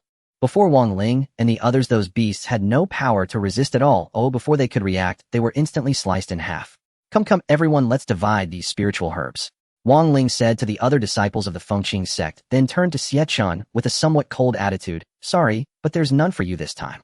However, Xie Chen merely nodded and smiled, showing no displeasure at not receiving any spiritual herbs from. To Xie Chen, these spiritual herbs were no different from garbage.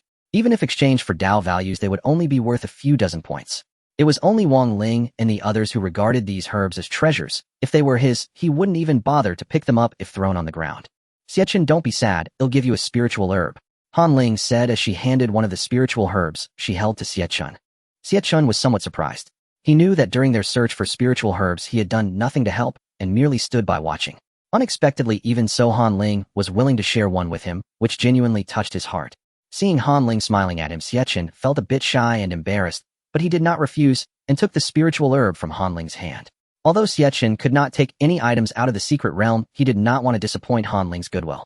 At worst, he could secretly return the herb to her later. Wang Ling, watching his junior sister give a spiritual herb to Xie Chen, felt a bit displeased. However, since it was Han Ling's own thing, how she distributed it was her business, and he could not interfere. He snorted coldly and turned his head away.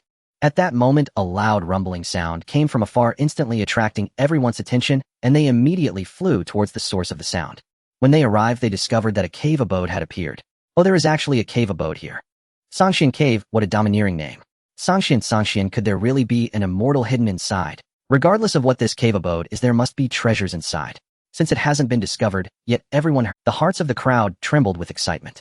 Although they had been exploring deep within the secret realm for the past few days, they had mainly only found some spiritual herbs and had not encountered any real treasures. Now they had finally discovered a cave abode that might have been inhabited by a powerful being, and the excitement in their hearts could no longer be concealed. Xie Chen looked thoughtfully at the cave abode, then spoke to the system in his mind. "System, is this Sangxian Cave real? Did an immortal really live inside? This is merely a simulation created by the system. There may be a real Sangxian Cave elsewhere, but the one in front of you is definitely not real. It is merely crafted by the system." "I see." Xie Chen had thought that the system had really brought Sangxian Cave into the secret realm, which startled him. If that were true, then the system's crafted secret realm would truly be astonishing. With a loud bang, just as Wang Ling and the others approached the cave entrance, it felt as if they had touched an immensely powerful force, and they were instantly knocked back and fell heavily to the ground. At that moment, a golden light membrane suddenly appeared at the originally dark cave entrance. Although it was just a thin layer, it seemed to be the hardest thing in the world, as no attack could break through it. Seeing the golden light membrane at the cave entrance, everyone understood that there was actually a restriction within the Sangxian Cave, and not everyone could enter. "Damn it, I didn't expect there to be such a restriction at the cave entrance. Everyone step back, let me break this restriction." With that, Wang Ling picked up his weapon and slashed at the golden light membrane of the cave entrance. However, his attack had no effect at all. No matter how he slashed, the restriction at the entrance showed no signs of change. "I refuse to believe it. Everyone, let's join forces. Today I must break this restriction." Next, everyone took up their weapons and attacked the restriction together, but the result was no different from before. The restriction showed no signs of loosening, and they were exhausted instead. "Damn it!" Wang Ling shouted in frustration. The treasure was right in front of them, yet they were blocked by a restriction and he had no way to break it. This made him feel very unwilling. Did they really have to give up on this cave abode? Just when they were at a loss, Xie Chen quietly extended his large hand using the power of the system to launch an unseen attack towards the restriction at the cave entrance. As soon as the attack touched the restriction, the golden light membrane rippled like water flowing from the center out. Immediately afterward, the entire golden light membrane shattered like foam, and with a pop, the restriction at the cave entrance completely vanished. Seeing that the restriction at the cave entrance had disappeared, Wang Ling and the others couldn't help but rejoice. No matter how they had attacked the restriction before, it had shown no signs of budging. Unexpectedly, it suddenly vanished at this moment, proving that their attacks had indeed been effective. I told you it's just a trivial restriction. How could it possibly stop us? Let's go everyone, let's go in together. Xie Chen, let's go in together. Han Ling smiled at Xie Chen and reached out to take his hand. Wang Ling sneered coldly at Xie Chen. Listen carefully. You may enter with us, but everything inside belongs solely to us. From beginning to end, you've contributed nothing. So naturally, none of the treasures within will be shared with you. Xie Chen shrugged indifferently. Don't worry. I have no interest in what's inside. Take it all. Seeing that Xie Chen was at least pragmatic, Wang Ling said nothing more, drew a deep breath, and strode onward into the Zongxian cave. The moment they stepped inside the Zongxian cave, every one of them froze, eyes wide with disbelief, staring blankly at what lay before them, momentarily doubting whether they had even entered the right place. Before them stood no endless hoard of treasures, no densely packed scrolls of cultivation techniques, nor any divine weapons gleaming with ancient might. None of the wonders they had imagined. In truth, the interior of the Zongxian cave held absolutely nothing. Merely an utterly ordinary stone cavern, indistinguishable from countless others scattered across the Eastern realm. Were it not situated within a secret realm, and were it not for the three large characters Zongxian cave carved above its entrance, no one would ever believe this unremarkable grotto could possibly be the abode of immortals. It was simply too mundane. Damn it, we've been tricked. There's absolutely nothing here. One cultivator muttered bitterly, seething inwardly. He had expended immense effort shattering the barrier at the entrance, only to be met with such barren emptiness. That can't be right. If this were truly just an ordinary cave, why would such a formidable barrier guard its entrance? Something must remain hidden, something we've overlooked. With that, Wang Ling began scanning the cavern intently. Calmer and more composed than the rest, he refused to accept that the cave was genuinely unexceptional. There had to be something they'd missed. At that very instant, a voice echoed through the Zongxian cave, and with it a figure materialized before them, as if conjured from thin air. Ha! Congratulations, you have passed the first trial of the Zongxian cave. Now prepare yourselves for the second. All eyes snapped toward the sudden intruder, hands instinctively gripping their weapons, ready to strike without hesitation should he make even the slightest move. While Wang Ling and the others stood rigid with suspicion, Han Ling stepped forward and met the stranger's gaze. Senior, who are you? Are you the master of this Zongxian cave? One could say so, the man replied with a faint smile. I oversee the Zongxian cave. Should you wish to claim its treasures, you must first pass my trials. Hearing his reply, the group exhaled in quiet relief. Then Wang Ling asked cautiously, Senior, may we inquire what this trial entails? The barrier at the entrance was your first trial, and you have already succeeded. As for the second trial, it is simple: defeat a 5th-rank golden core demonic beast. What a... Wang Ling cried out in shock. Among their party, he and his junior sister Han Ling were the strongest, both merely at the first rank of golden core cultivation. The rest of the Fengqing sect disciples were still at the foundation establishment stage. To expect them to slay a 5th-rank golden core demonic beast was tantamount to sending moths into flame, certain senseless self-destruction. Accepting the trial risked annihilation, refusing it meant forfeiting the treasures entirely. Faced with the lives of his sect brothers and sisters on one side, and unimaginably precious treasures on the other, Wang Ling hesitated, torn over whether the gamble was worth the cost. So you're afraid? Then leave.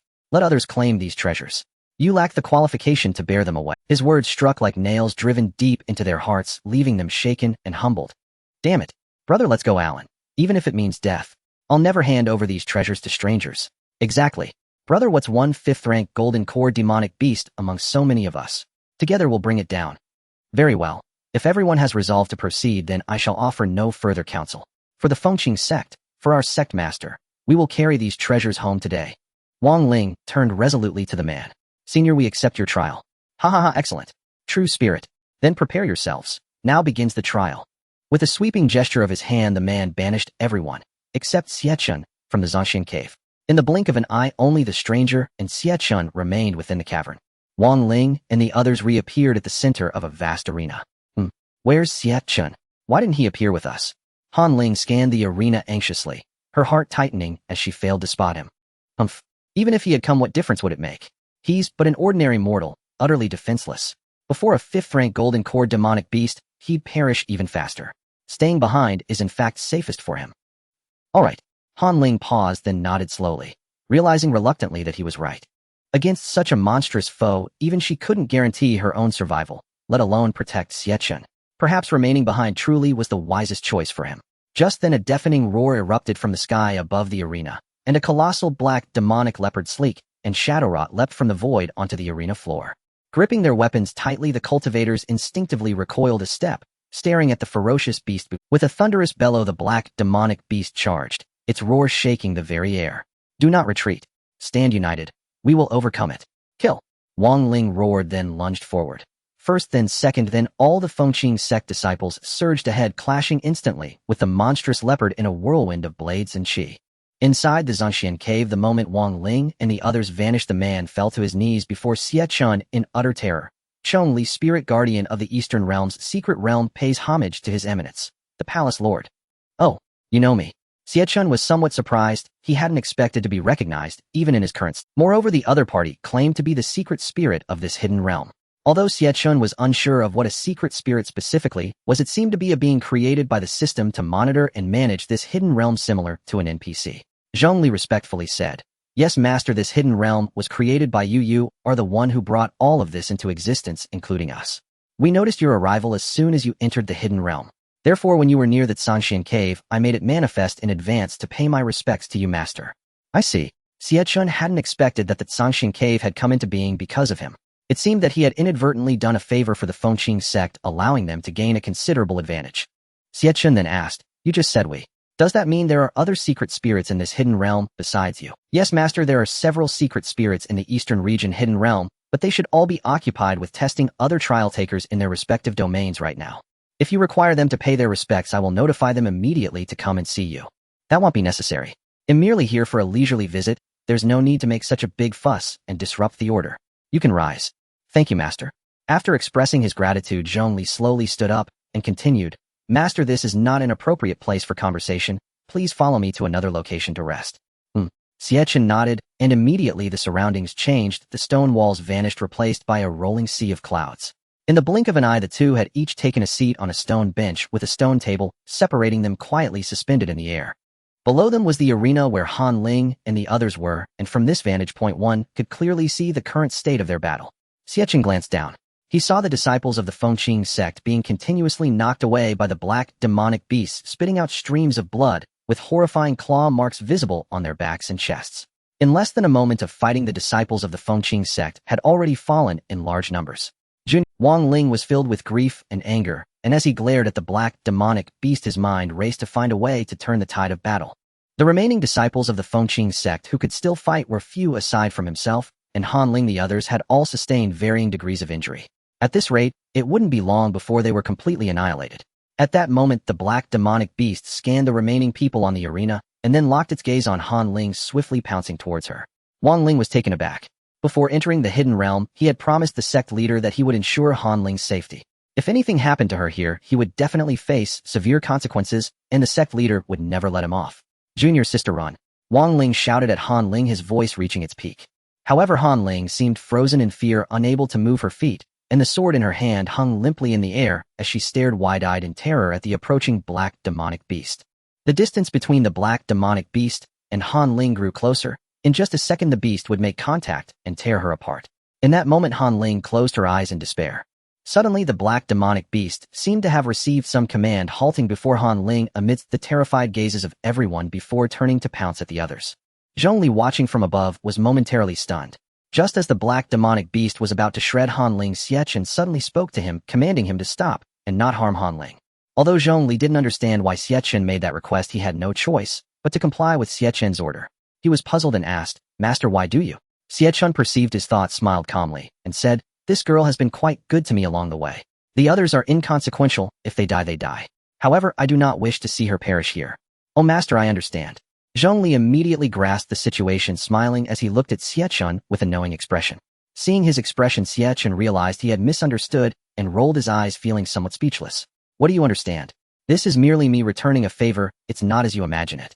However, he did not intend to explain. The more one explained, the more convoluted it became. After all, the other party was just an NPC. He couldn't be bothered to discuss it further. Wang Ling felt a wave of relief as the black demonic beast did not attack Han Ling. Although he didn't understand why the beast spared her, at least Han Ling was safe now, and he wouldn't face punishment from the sect leader. Then Wang Ling shouted into the air, "Senior, we concede." There was no choice, only a few of them could still fight, and after so much time the demonic beast hadn't sustained a single injury. Continuing to fight would only increase their losses. As soon as Wang Ling's words left his mouth, the black demonic beast immediately stopped its movements, vanishing from the arena. Following that, Wang Ling and the others also disappeared from the arena, reappearing in the Zhangxin cave. Zhongli shook his head, observing Wang Ling and the others in a disheveled state, sighing. "I'm afraid you did not pass this trial, so you cannot take the treasures from this Zhangxin cave." After hearing Zhongli's words, everyone silently lowered their heads. After all their strength was lacking, they were too weak to inflict any damage on the demonic beast, not even able to harm its fur, let alone defeat it. Han Ling wore a dejected expression, no longer the lively and cheerful girl she once was. Seeing her like this, Xie Chen shook his head and turned to Zhongli, saying, "I heard that one can obtain a treasure after passing a trial. Although they did not pass the second trial, they did pass the first trial, so they should still be able to obtain a treasure." Upon hearing Xie Chen's words, everyone was taken aback. Was there such a rule? They immediately lifted their heads, looking at Zhongli with hopeful expressions, waiting for his response. Oh. Zhongli was momentarily stunned, displaying a bewildered expression. Was there such a rule? How come he, as a secret spirit, was unaware of it? He then met Xie Chen's gaze, finding Xie Chen looking at him with a half-smile, which made him feel tense. "Oh right, I almost forgot. There is indeed such a regulation. If you pass a certain trial, you can receive a small reward." Zhongli quickly spoke up. The crowd's expressions brightened, the gloom on their faces dissipating as their hearts eagerly anticipated what kind of treasure they would receive. Immediately, Zhongli extended his hand into the void and retrieved a book of techniques, handing it to Han Ling. Han Ling took the book from Zhongli's hands in a fluster. When she saw the title of the technique, her face instantly changed, her expression shook, and her hands trembled uncontrollably. "Heavens, it's actually a heavenly level technique!" Han Ling exclaimed in terror. "What? A heavenly level technique?" The crowd was taken aback, their eyes fixed on the technique in Han Ling's hands, their shock rendering them speechless. They knew that in their Fengqing sect, not to mention a heavenly level technique, even a ground level technique was rare, with only one available, and it was a low-grade ground level technique that only the sect leader could practice. Ordinary disciples had no chance to even glance at the cover. Initially, they thought they would be satisfied with receiving a powerful weapon or a pill to break through their realm, but they never expected the other party to be so generous as to directly give them a heavenly level technique, which truly surprised them. Instantly, they turned to Zhongli, cupping their hands in salute and thanking him. "Thank you, Senior. Thank you, Senior." Zhongli forced a smile, thinking to himself that they were thanking the wrong person. The one they truly should be thanking was right beside them. However, he could only think this in his heart and dared not voice it. He simply accepted their gratitude on behalf of the Hall Master. "Well, since you have received your reward, you may leave now." "Yes, Senior." The crowd once again thanked Zhongli before promptly departing from the hidden Immortal cave. Xie Chen and the others arrived at a spacious area to rest. At this time, Wang Ling and Han Ling were tending to the injuries of the Fengqing sect disciples who had been wounded in the previous battle. Xie Chen, seeing their busy figures, refrained from interrupting and stood to the side, opening a screen to check on the situation of others. Xie Chen casually recalled a person's name, and a figure appeared on the large screen. "Isn't that Yao Sheng and the others? Indeed, they have also entered the secret realm. It seems they are besieging someone. The person in the black robe looks familiar, as if he is the so-called Five Poison Taoist." At this moment, the Five Poison Taoist was surrounded by Yao Sheng and the others, with green blood continuously flowing from the corners of his mouth and numerous bloody wounds covering his body. It was evident that he had sustained serious injuries. "Damn it, why haven't you collapsed after being exposed to my poison gas?" The Five Poison Taoist glared at Yao Sheng and the others with resentment, perplexed. He had clearly released the poison gas in secret, and he was certain that it had infiltrated their bodies. Normally speaking, once they inhaled his poison gas, it wouldn't take long for them to succumb, yet now, after so much time had passed, they still stood in front of him seemingly unaffected, as if they had not been poisoned at all. The Five Poison Taoist was greatly alarmed. Could it be that his poison gas had lost its efficacy? That was impossible. He understood his poison's power better than anyone. Every time someone came to kill him, he could rely on his poison to turn the tide and even counterattack. Moreover, just recently he had ascended the conspiracy ranking and received the 5 Poison Pearl as a reward. With the 5 Poison Pearl, the effect of his poison had been further enhanced, making it even more potent than before. The situation before him left him utterly confused. Had the other party found a way to become immune to his poison gas? If that were the case, then he truly was in grave danger today. Facing the 5 Poison Taoist's question, Yao Sheng laughed heartily. "Haha, 5 Poison Taoist, did you not expect that your poison gas has no effect against us? Let me tell you the truth. The reason we are not afraid of your poison gas is that we went to the Heavenly Dao Hall and asked the hall master for a method to avoid your poison gas. Otherwise, do you think we would dare to confront you? We are well aware of the terror of your poison gas. If we hadn't made some preparations, we would truly not have dared to come after you. What? You actually went to the Heavenly Dao Hall. The 5 poison Taoists' heart trembled looking at them in horror, fear evident in his eyes. Indeed, there was the Heavenly Dao Hall. Apart from the Heavenly Dao Hall, who else in the eastern region could find a way to counteract his poison gas? There was no one else, only the Heavenly Dao Hall. At this moment, the 5 poison Taoists' face turned ashen. His greatest trump card was his poison gas, and now that it had lost all effectiveness, he was no match for these people. Moreover, he was now surrounded, unable to escape. Unless something unexpected occurred, he might truly perish here. Originally, he had hoped to seek opportunities in the secret realm, but unexpectedly, not only did he fail to find any chance, but he might also lose his life here, leaving him with a deep sense of regret. A bunch of despicable and shameless people unable to defeat me, yet seeking help from the Heavenly Dao Hall. It's truly disgusting. The 5 poison Taoists said, viciously cursing their families in his heart. Huh, I say you poison practitioners have no shame. If you didn't use underhanded methods and poison, do you think we would fear you? We would have eliminated you long ago instead of letting you run amok for so long. Exactly. After killing so many people, you probably never imagined you would meet such a fate today. So now you know fear. You no longer dare to be arrogant. Stop wasting words with him. Everyone, let's attack together. Today we must eliminate this scourge for the eastern region and avenge the innocent lives lost at his hands. Kill. Kill. The moment the words fell, everyone launched an assault on the 5 poison Taoists. This day had been awaited for far too long. They transformed their pent-up rage into a barrage of attacks, unleashing all of it upon him. Without the effects of the poison gas, the 5 poison Taoist was powerless against the onslaught of the group. Every attack struck him accurately, and he was instantly slain. Thus the 5 poison Taoist met his end completely dead. I didn't expect him to die just like that. Oh, what a pity for the rewards of the heavenly ranking. Xie Chen sighed and shook. He was not saddened by the death of the 5 poison Taoist. After all, the 5 poison Taoist was a notorious criminal throughout his life, and his death was a relief for the people, so Xie Chen naturally felt no sympathy for him. However, the 5 poison Taoist had ascended the heavenly ranking twice, earning 2 rewards, and with his death, those rewards naturally vanished, which made Xie Chen feel it was somewhat wasteful. Then Xie Chen closed the screen in front of him and recited the names of a few other individuals in his mind. That Feng Xiaodian fellow seems to have good luck. He actually obtained a treasure. Yi Feng is currently battling a beast on the arena. It seems he has also encountered an opportunity and is now undergoing a test of the secret spirit. Lu Yen'er is meditating in a cave, presumably having discovered something and gained some insights. Xie Chen checked on their situations one by one and found that each of them, to varying degrees, possessed their own fortuitous encounters. He couldn't help but marvel, truly deserving of being on the list of prodigies. Not only do they possess strength, but they also have good fortune. If they can grow smoothly, this eastern region will surely belong to them in the future. As Xie Chen watched, he expressed his admiration for them, but just as he opened the screen of Dao Songhai, he was immediately shocked by the scene before him, leaving him dumbfounded. No way, how could these two be together? In the screen, Dao Songhai and Qi Qingdai were sitting around a campfire chatting and laughing like close friends, appearing quite intimate. The scene shifted back 2 hours earlier. Qi Qingdai found a cave deep within the secret realm where a sunflower water immortal herb was growing. This herb is immensely beneficial for cultivators at the nascent soul stage, as consuming it not only enhances spiritual strength, but also allows one to elevate a small realm within the nascent soul stage. Faced with such an easily obtainable treasure, Qi Qingdai would naturally not let it slip away. Just as she was about to reach out to pick it, a beast suddenly emerged from the cave. Qi Qingdai was taken aback. She didn't expect that the sunflower water immortal herb was guarded by a beast, and it was a nascent soul 7th tier beast. She was only at the 1st tier of the nascent soul stage, and fighting a beast 6 minor realms above her was quite a challenge. However, Qi Qingdai did not retreat, possessing the crying blood demon scripture, and aided by a mid-grade innate treasure, the soul-chasing bell. She fought the beast for several hundred rounds before finally killing it, and successfully harvesting the sunflower water immortal herb. Although she barely defeated the beast, she was severely injured in the process and needed to find a place to rest and recover from her injuries. Just as she picked the sunflower water immortal herb and stepped out of the cave, a voice suddenly came from ahead. Very well, very well.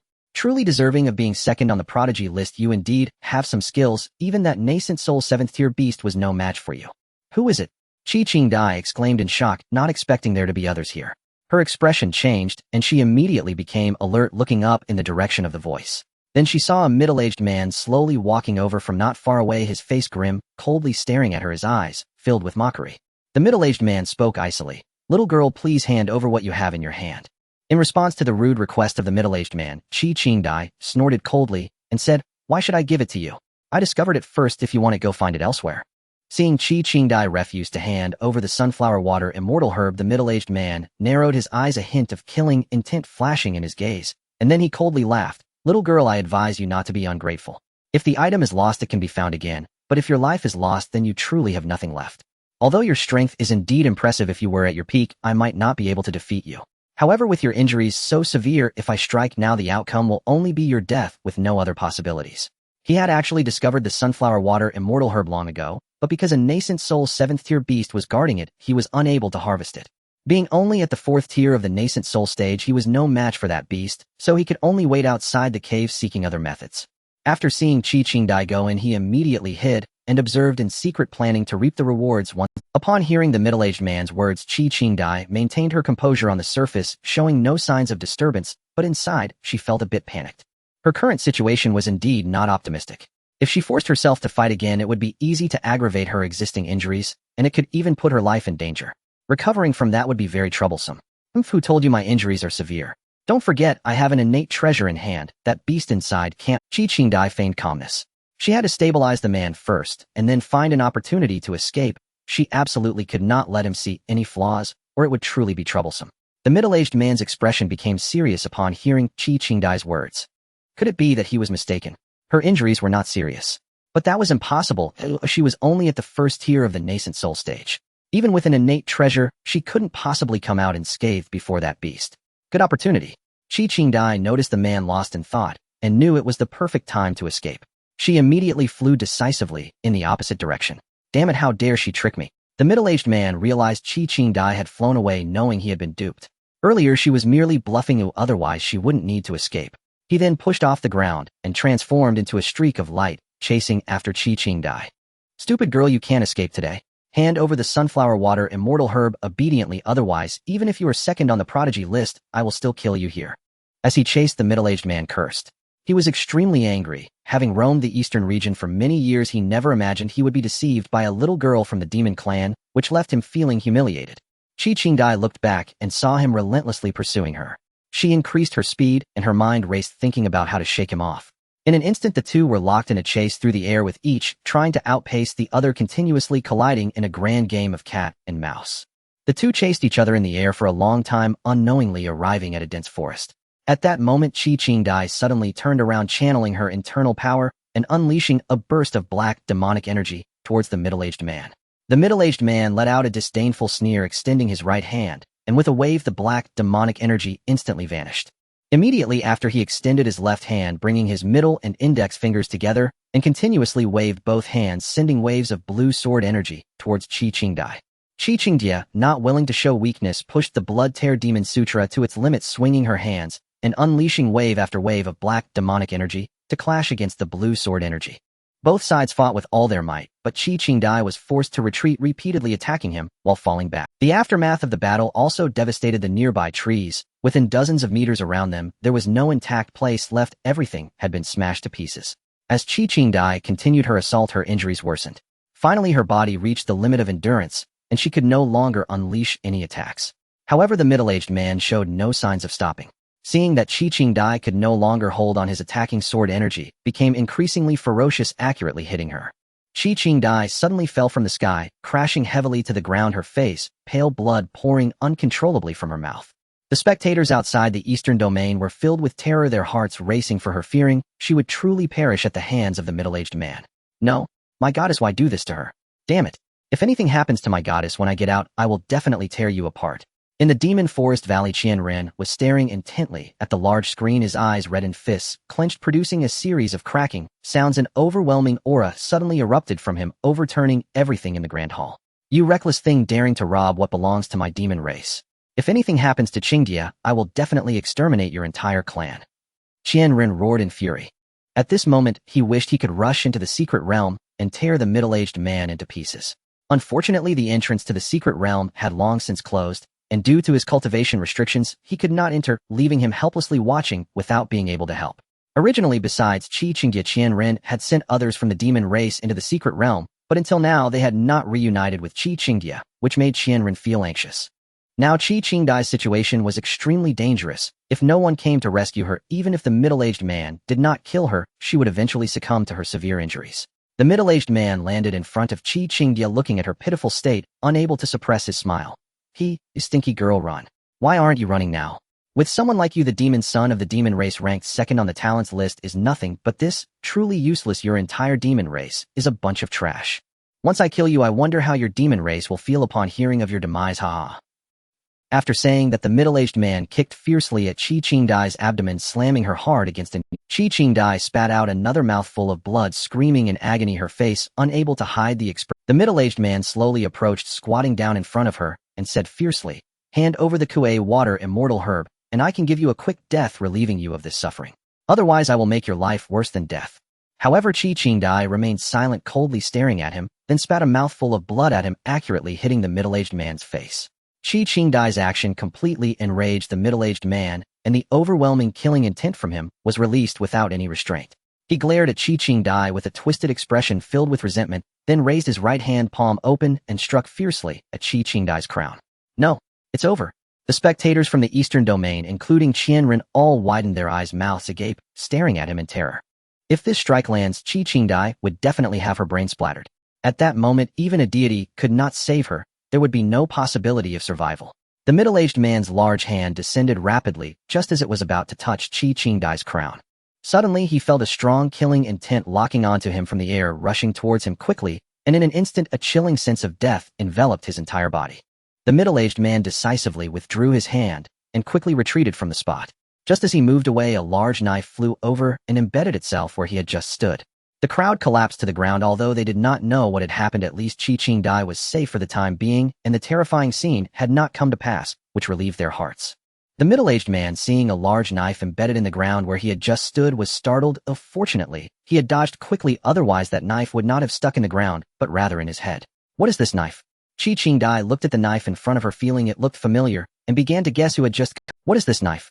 Xie Qingdai looked at the knife in front of her, feeling it looked familiar, and began to guess who had just... Then a young man flew out from the side, quickly reaching Xie Qingdai's side, picking up the large knife that was embedded in the ground, and then gazed at Xie Qingdai with a gentle expression. "Miss Qi, are you okay?" "It's really you." Xie Qingdai smiled slightly upon recognizing the person. It was none other than Dao Songhai. He had been searching for treasures nearby, but upon sensing a fight, he curiously came to take a look and happened to witness the scene before him. Upon recognizing Xie Qingdai, he felt a surge of joy. However, before he could be happy for long, he saw the opponent strike at Xie Qingdai's head. Dao Canghai's expression changed instantly, and he quickly threw his soul-breaking knife to save her. "Thank you." Xie Qingdai attempted to stand up, but moved her injuries, causing a painful expression to instantly flash across her face. "Hey Miss Qi, you're seriously injured? Don't move around. Leave the rest to me. Rest assured, with me here no one can harm you." Hearing Dao Canghai's blunt words, Xie Qingdai's small face flushed red. Feeling somewhat shy, she softly replied, then no longer forced herself, obediently lying down on the ground. After calming Xie Qingdai, Dao Songhai turned to look at the middle-aged man, his gaze sharp like a sword, piercing directly into his heart. Feeling Dao Canghai's chilling gaze, the middle-aged man felt as if he had fallen into icy lake water, his entire body shivering, as though trapped in an endless abyss from which he could not escape. Upon recognizing the figure before him, he was overwhelmed by a strong aura of death that hit him like a wave, causing his face to change dramatically. Clearly, he had recognized the identity of the man before him, Dao Songhai, who was ranked first on the hero ranking. He never expected that just as he was about to eliminate Xie Qingdai, Dao Songhai would save her at the critical moment. Moreover, judging by the situation between the two of them earlier, their relationship seemed extraordinary, and having severely injured Xie Qingdai and nearly killed her, Dao Songhai would definitely not let him off easily. The middle-aged man instinctively swallowed, suppressing the fear within him, and pointed at Dao Songhai, trembling. "What do you want?" At this moment, the middle-aged man was extremely tense, fully aware of how powerful the number one ranked on the hero ranking was. He was certainly no match for Dao Songhai. In the previous hero arena competition, Dao Songhai had showcased his immense strength in front of everyone in the eastern region. Even Xie Qingdai, ranked second, was like a blade of grass before him, equally weak and vulnerable. Although he had managed to defeat Xie Qingdai before, it was only because she had already been in a fierce battle, injured and unable to exert her full strength, which allowed him to take advantage and leave her severely wounded. Otherwise, Dao Songhai aside, even Xie Qingdai was not someone he could handle. He could very well end up dead. "You say, what do I want?" "You not only injured my friend, but also attempted to kill her. Had I not arrived in time, she would have truly been killed by you. Do you think I could let you go?" Dao Songhai said coldly, his eyes filled with cold light. The middle-aged man, terrified, replied, "Young Master Dao, I didn't know she was your friend. I accidentally injured her. I apologized to her." Could you please let me go and allow me to leave? Dao Kanghai's expression darkened, the killing intent in his eyes continually coalescing as he coldly replied, no need to say more, you are destined to die today. Damn it. Seeing that Dao Songhai was still unwilling to spare him, the middle-aged man's face went pale with fear as he decisively flew backward. Dao Songhai saw the other party, fleeing. His gaze sharpened, the corners of his mouth curling slightly. To think someone would dare to escape in front of him, it was as if they didn't regard him at all. If they managed to escape, that would be their victory. Then Dao Songhai raised the Duanhuan knife in his hand and swung it in the direction the middle-aged man was fleeing. In an instant, an incredibly fierce blood-red blade aura emanated from the Duanhuan knife, slicing towards the middle-aged man at an astonishing speed. The middle-aged man turned his head and immediately widened his eyes, launching an attack against the blood-red blade. However, his attack was as frail as paper before the blood-red blade aura. As soon as it made contact, it was instantly shattered into fine particles, dissipating into the air. Next, the blood-red blade aura struck precisely against his body, causing a burst of blood light to erupt in the air, showering down a large spray of blood. The middle-aged man let out a piercing scream as a massive blood hole pierced through his abdomen, and a rain of blood fell from the sky, like countless stars. Immediately after, he fell heavily to the ground, lifeless, having become a corpse. The people from the eastern region who were watching erupted into enthusiastic cheers as they saw the middle-aged man being slain by Dao Songhai with a single strike. Well done, Dao Songhai. Damn, that scoundrel got off easy. I couldn't avenge the goddess myself, it's a bit disappointing. With that kind of strength, wanting to take something from my goddess. TCH, utterly delusional. Seeing the other party fall from the sky, Dao Songhai paid him no further mind, having been struck by his dominance. There was absolutely no chance of survival, and he had complete confidence in his swordsmanship. He then turned around and walked towards Qi Qingdai. Dao Songhai squatted down and helped Qi Qingdai up, saying, Miss Qi, it's all right now, that person has been dealt with. Qi Qingdai's face was pale as she weakly said, thank you for saving me, young Master Dao. Having known each other, I couldn't just stand by and watch you be killed, could I? Dao Songhai smiled, gazing at her gently. You're seriously injured? Oh, let me take you to a safe place to treat you. Without waiting for Qi Qingdai's response, he directly scooped her up in a princess carry. Qi Qingdai was taken by surprise as she never expected Dao Songhai to be so bold as to hold her in his arms. Instantly, her ears turned red and her face flushed as if it could drip with water. She wanted to struggle, but Dao Kanghai's strong arms held her tightly, and with no strength left in her body, after a few feeble attempts to break free, she fell silent. Eventually, she simply closed her eyes, burying her face in Dao Kanghai's chest, not daring to look at him. Everyone watched this scene with gritted teeth, their expressions filled with despair, their eyes brimming with envy, wishing they could be the ones holding Qi Qingdai at that moment. Damn it, can't you carry her on your back? Why must you hold her like that? Qian Rin spoke angrily. The feeling was unbearable, as if his most cherished treasure had been snatched away, leaving a void in his heart. After a while, Dao Songhai found a flat area and set Qi Qingdai down to begin treating her injuries. Watching Dao Songhai carefully tend to her wounds, Qi Qingdai felt a strange sensation arise within her, and she couldn't help but smile, secretly pondering, this Dao Songhai is quite attentive and his strength is formidable. He seems honest, he might make a good partner. Wait, what's wrong with me? Why am I thinking like this? Could it be that I've developed feelings for him? Oh no, oh no, oh no. Qi Qingdai hurriedly shifted her gaze to the sky to mask her flustered heart, yet her eyes would occasionally. At that moment, a phrase from Xie Chen echoed in her mind, spoken back in the hall of Heavenly Path. When you gaze at the starry sky, listen closely to your heart. Immediately, Qi Qingdai looked up at the sky again, then glanced at Dao Songhai, secretly wondering, could the person that senior mentioned really be him? All right, Miss Qi, your wounds have all been bandaged. Just rest for a few days, and you will be fine. After Dao Songhai finished tending to Qi Qingdai's wounds, he noticed she had not responded, and looked at her, finding her gaze fixed on him, seemingly lost in thought. Oh, thank you. Qi Qingdai quickly snapped back to reality, stammering, her heart racing. Damn, I actually stared at him just now. He wouldn't think I like him, would he? What a shame. Dao Songhai seemed oblivious to anything unusual, simply smiling and nodding before sitting next to her. The two sat together in silence, creating an awkward atmosphere. Finally, Qi Qingdai could no longer bear it, and broke the silence. Dao Gongzi, thank you so much for saving me today. If it weren't for you, I might have really died at that person's hands. By the way, this is the Kuei Shui Xian Ji which I found in a cave earlier. The person who severely injured me did so for this item. Since you saved me, consider this Kuei Shui Xian Ji a token of my gratitude. As she spoke, Qi Qingdai took out the Kuei Shui Xian Ji and handed it to Dao Songhai. The voice of Wu Chen echoed in Dao Kanghai's mind, so it's Kuei Shui Xian Ji. Kid, quickly accept it. This item is incredibly useful for you right now. It can help you advance a small realm in the nascent soul stage. Upon hearing Wu Chen's words, Dao Songhai realized how precious this Kuei Shui Xian Ji was, and hurriedly waved his hands to refuse. No, Miss Qi, this item is too valuable. I cannot accept it, you should keep it for yourself. Seeing Dao Songhai refuse, Wuchen sighed, helplessly feeling a bit frustrated. You. Sigh, what a disappointing thing. Xie Chen continued, just accept it. If it weren't for you, I wouldn't have survived, let alone this Kuei Shui. But Dao Songhai wanted to continue declining, but Xie Chen interrupted him, forcefully shoving the Kuei Shui Xianji into his arms, and said fiercely, all right, just accept it. You're a grown man, stop being so indecisive. If you refuse again, I won't talk to you anymore.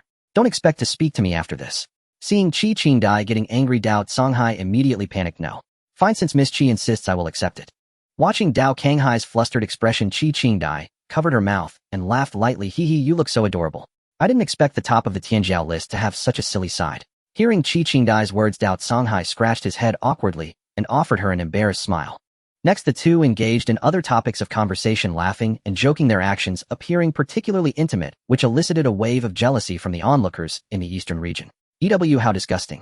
Xie Chen watched them exchanging glances and sharing laughter and couldn't help but scornfully remark before closing the screen to stop watching them. At that moment, Han Ling approached Xie Chen and said, Xie Chen, thank you for your help earlier.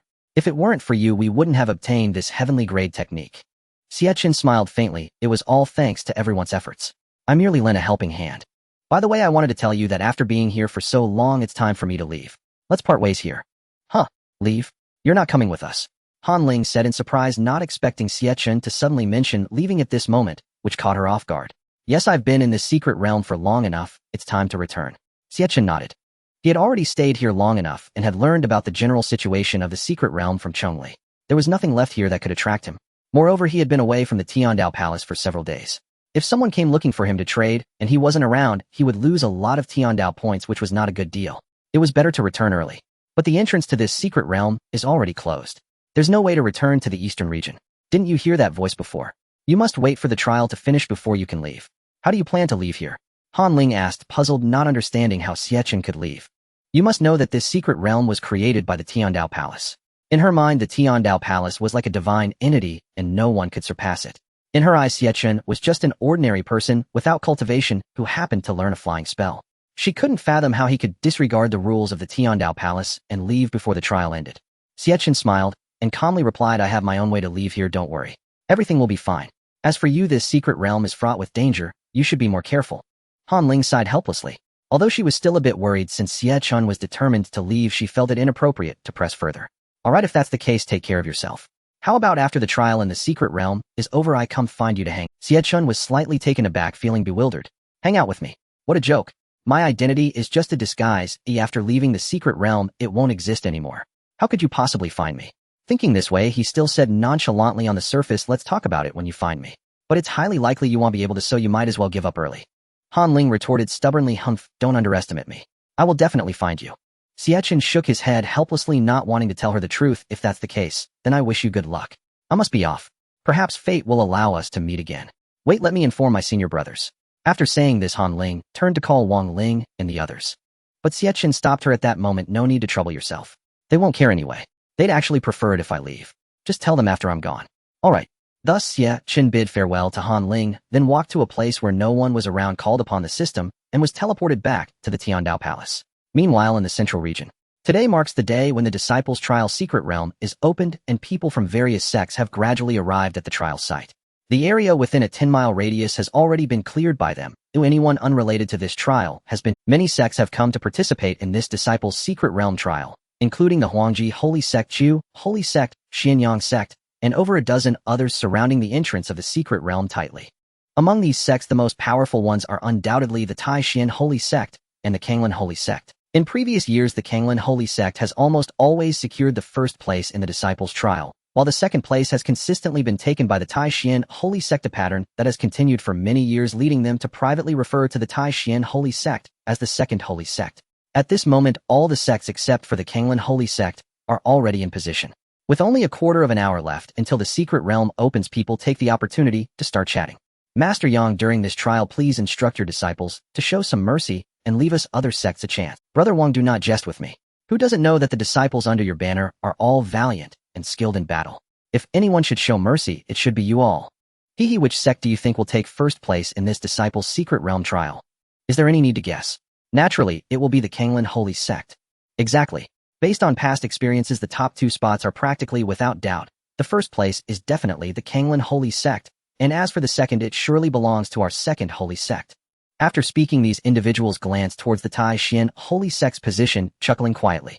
Xianming noticed the discussion about himself, but merely curled his lips dismissively, showing no concern. Laugh all you want. When the trial rankings are announced, I want to see how you will still be laughing. Xianming thought to himself, eagerly anticipating the moment after the trial, when he could watch them be slapped in the face. At this moment, swish, swish, swish, figures suddenly descended from the sky, landing in front of the entrance of the secret realm. Each of them exuded an air of pride, surveying the other sect members with arrogant gazes. The people from the Kanglin Holy Sect have arrived. The sound of discussion came to an abrupt halt, and everyone looked towards the direction of the Kanglin Holy Sect. The disciples of the Kanglin Holy Sect stood in neat rows, brimming with vigor and energy. The person standing at the forefront exuded an even more commanding presence, invoking respect and a strong sense of pressure. This person was none other than Song Tianqing, the sect leader of the Kanglin Holy Sect. Xianming looked at Song Tianqing, his eyes filled with mockery. Oh, you Kanglin Holy Sect really have a lot of arrogance. Everyone else is already here, and you just arrived. Do you think you are so special that you look down on staying with us? Hearing Xianming's sarcastic remarks, everyone exchanged meaningful glances. The secret realm trial hasn't even started yet, and the atmosphere is already so tense. Song Tianqing chuckled and calmly replied, the secret realm hasn't officially opened yet, so it's not too late to arrive now. The outcome is already determined. It makes no difference to me whether it's early or late.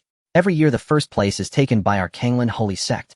To be honest, we feel a bit embarrassed, unlike some people who will probably never have a chance at first place in their lifetime, forever remaining second. Ha ha ha. With that, the other members of the Kanglin Holy Sect burst into laughter. Xianming snorted coldly and said icily, Song Tianqing, stop being so self-righteous. Do you really think you have already won? Let me tell you, if you manage to secure first place this time, I will twist my head off and give it to you to kick around. Hiss, really? Is Xianming that ruthless? Does he really have the confidence to defeat the Kanglin Holy Sect in this trial? He doesn't seem to be joking. Could it be that this time the Tai Xian Holy Sect is truly going to shed the title of Second Holy Sect? Everyone was taken aback by Xianming's bold claim, not expecting him to wager his own head. They wondered where he found the courage to make such a ruthless statement. However, Song Tianqing didn't take Xianming's words to heart. He merely considered them as a way for Xianming to boost his own reputation. He was well aware of the other party's strength and did not believe that Xianming had any real means to defeat their Kanglin Holy Sect. Seeing that the other party ignored him, Xianming was not angry. He looked at him with a mocking expression, secretly thinking, Song Tianqing, I hope that after the trial ends you can still remain this calm. Finally, the time for the secret realm to open has arrived. Disciples from various sects began to enter the secret realm one after another. Xianming and Song Tianqing exchanged glances, neither willing to yield to the other. Song Tianqing spoke coldly, Master Xian, do your best. If you end up being second again, it would be quite embarrassing for your Tai Xian Holy Sect. Xianming smiled lightly. You should worry more about yourselves. Oomph. Song Tianqing snorted coldly and then walked away. Xixiao Mountain Hall of Heavenly Dao. After returning to the Hall of Heavenly Dao, Xie Chen immediately called Zhang Dong over to inquire about the situation in the hall during the past few days of his absence. Zhang Dong respectfully said, Lord, the Hall of Heavenly Dao has been very peaceful these past few days, and no one has come to seek you out. Due to the opening of the secret realm, even the number of people coming to Xixiao Mountain for transactions has decreased significantly, with only a handful of a dozen people each day. Xie Chen nodded. This was something he had anticipated. The secret realm is the fastest way for these people to increase their strength. As long as they are willing to take risks and are lucky enough to obtain a treasure, it could greatly aid their future cultivation. Xie Chen continued, What about Hong Yun? Why haven't I seen him around? It's like this, Lord. After finishing his work, that fellow Hong Yun immediately rushes to the Hall of Heavenly Dao, sometimes spending an entire day without being seen. As we speak, he is still in the Hall of Heavenly Dao cultivating. Zhang Dong said helplessly. Regarding the Hall of Heavenly Dao, Hong Yun is even more fanatical than he is. Although he is also cultivating in the hall, he only spends a few hours doing so, unlike Hong Yun, who cultivates for an entire day, neglecting everything else. Really, Hong Yun is truly enamored with the Hall of Heavenly Dao. Xie Chen couldn't help but exclaim. All right, if there's nothing else, you can go ahead and get busy. Yes, Lord. After Zhang Dong left, Xie Chen immediately summoned the system in his mind. System, how much Dao value did I earn from this secret realm trial? The system responded. This time many participated in the secret realm trial, and the host earned a total of 3 million Dao value. Wow, that's a lot. Xie Chen exclaimed, his tone filled with disbelief. He never expected that by merely initiating a secret realm trial in the eastern region, he would fulfill the required Dao value for the task, and he even exceeded the target, earning an extra 1 million Dao value. Previously, Xie Chen was worried about how he could earn 2 million Dao value within 6 months considering that the people in the eastern region were so poor. He was anxious over this seemingly impossible task.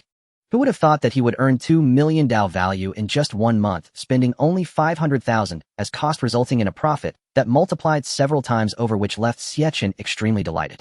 Suddenly, Xie Chen seemed to think of something and said to the system, "Hey, wait a minute, system. I remember that a strand of 1% of life essence can be exchanged for 50 Dao value, right?" With so many participants in this secret realm trial, nearly half of the eastern region's people joined. If each person is calculated at 50 Dao value, then 300 million Dao value would mean only 60,000 people participated. That doesn't seem possible, does it? Xie Chen was somewhat puzzled. With so many participants in the secret realm trial, there must have been at least several million. Logically, there should be over 10 million Dao value. Could the system be secretly withholding his Dao value? I knew the host would think this way. According to the host's logic, this secret realm trial would indeed yield over 10 million Dao value, but this time the exchange rate is different from that of the genius competition. A strand of 1% of life essence can only be exchanged for 0.5 Dao value. Overall, this secret realm had about 600,000 participants, which is why there are only 300 Dao value. No way, your pricing is too harsh, Xie Chen said somewhat dejectedly. He did not expect the system to directly reduce the price by 100 times. If calculated at previous rates with 600,000 people, he could have earned 3 billion Dao value this time. If he had 2 more such opportunities, reaching 10 billion Dao value would be quick, and then he could directly purchase the Immortal Emperor Realm card, feeling the thrill of such an achievement. Don't be upset, host. 3 million Dao value is already quite substantial. Currently, the task only requires 2 million Dao value. You previously said you couldn't complete the 2 million Dao value task, but look, you finished it in less than a month. As long as the host keeps completing tasks and publishing rankings, I believe it won't be long before you earn enough Dao value for an Immortal Emperor Realm card. Hearing the system's praise, Xie Chen began to smile. Yes, system, I love what you said. A mere 10 billion is nothing. With my intellect, earning such small change is easy for me. Host, keep it up. Oh, I have faith in you. Xie Chen immediately stopped dwelling on the system's pricing issue. Next, he checked his panel and found he currently had 3,470,000 Dao value. After excluding the 2 million required for the task, he had 1,470,000 Dao value available. Xie Chen promptly opened the Dao value mall. Previously, he had refrained from purchasing the Dao Hall upgrade card due to insufficient Dao value. However, things were different now. His Dao value was plentiful. He was practically a small tycoon and could easily afford the upgrade card without any pressure. He decisively spent 300,000 Dao value to buy the Dao Hall upgrade card and immediately crushed it. At the moment Xie Chen crushed the upgrade card, the entire Dao Hall, including Xixiao Mountain, trembled violently. What happened? Why did it suddenly shake? This is the Dao Hall. Does anyone dare to cause trouble here? The crowd waiting in line at the mountainside to trade at the Wangxian Gate was startled, unable to understand the sudden tremor. The Red Cloud ancestor who was cultivating within the Dao Peak was also startled awake by the sudden shaking. Could someone be attacking the Dao Hall? I must hurry out, the Red Cloud ancestor exclaimed, immediately stopping his cultivation and leaving Dao Peak. At this moment, inside the Dao Hall, aside from Xie Chen, Zhangdong, Xiongqi, and Tao Wu had all arrived at the main. Zhangdong and Xiongqi had experienced the changes of the Dao Hall before, so they were no longer surprised by this situation, hence they didn't react much. At that moment, the Red Cloud ancestor suddenly burst out from the light gate. As soon as he entered the main hall, he shouted urgently, "Where is the enemy? Where is the enemy? Let me take care of him." Red Cloud, be respectful. What's with the panic? The hall master is here, Zhangdong said sternly, then gestured for Red Cloud ancestor to be mindful of his demeanor. After Zhangdong's reminder, the Red Cloud ancestor immediately calmed down and saw Xie Chen, who was faced. Quickly, the Red Cloud ancestor ran towards Xie Chen, bowing. "Hee Hall master, you're back. Why didn't Zhangdong notify me? I could have gone out to welcome you." Xie Chen glanced at him and said calmly, "All right, no need for pleasantries. I have an announcement to make. Please stand over." "Yes, Hall master," the Red Cloud ancestor respectfully replied, then joined Zhangdong and the others. Xie Chen spoke calmly. "You all should have noticed that I made some minor adjustments to the Dao Hall, resulting in the emergence of Dao Peak. Now that I have some free time, I have upgraded the Dao Hall once again, adding some new features. The earlier tremor was caused by the upgrade of the Dao Hall." As he spoke, Xie Chen extended his left hand, pointing to a newly appeared light gate nearby. Everyone followed Xie Chen's gesture and indeed saw a new light gate appeared next to the previous one. In an instant, everyone became excited, eager to rush in and see what was inside the light gate.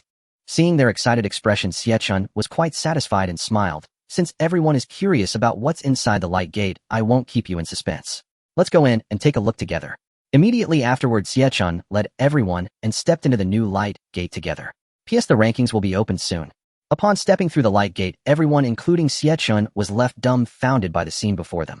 Unlike the Heavenly Dao Peak, there were no ethereal immortal mountains or magnificent palaces here, only a colossal tree that overshadowed the sky, towering into the clouds with no end in sight.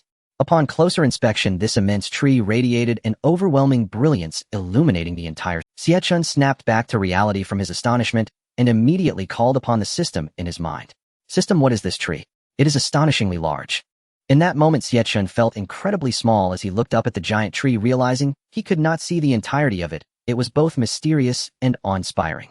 The system replied, "This is the Tai Chu ancient tree, which the host can also refer to as the Tai Chu tree. The Tai Chu tree has existed since the dawn of chaos. It comprises countless branches, each capable of connecting to a world, sustaining the operation of that world.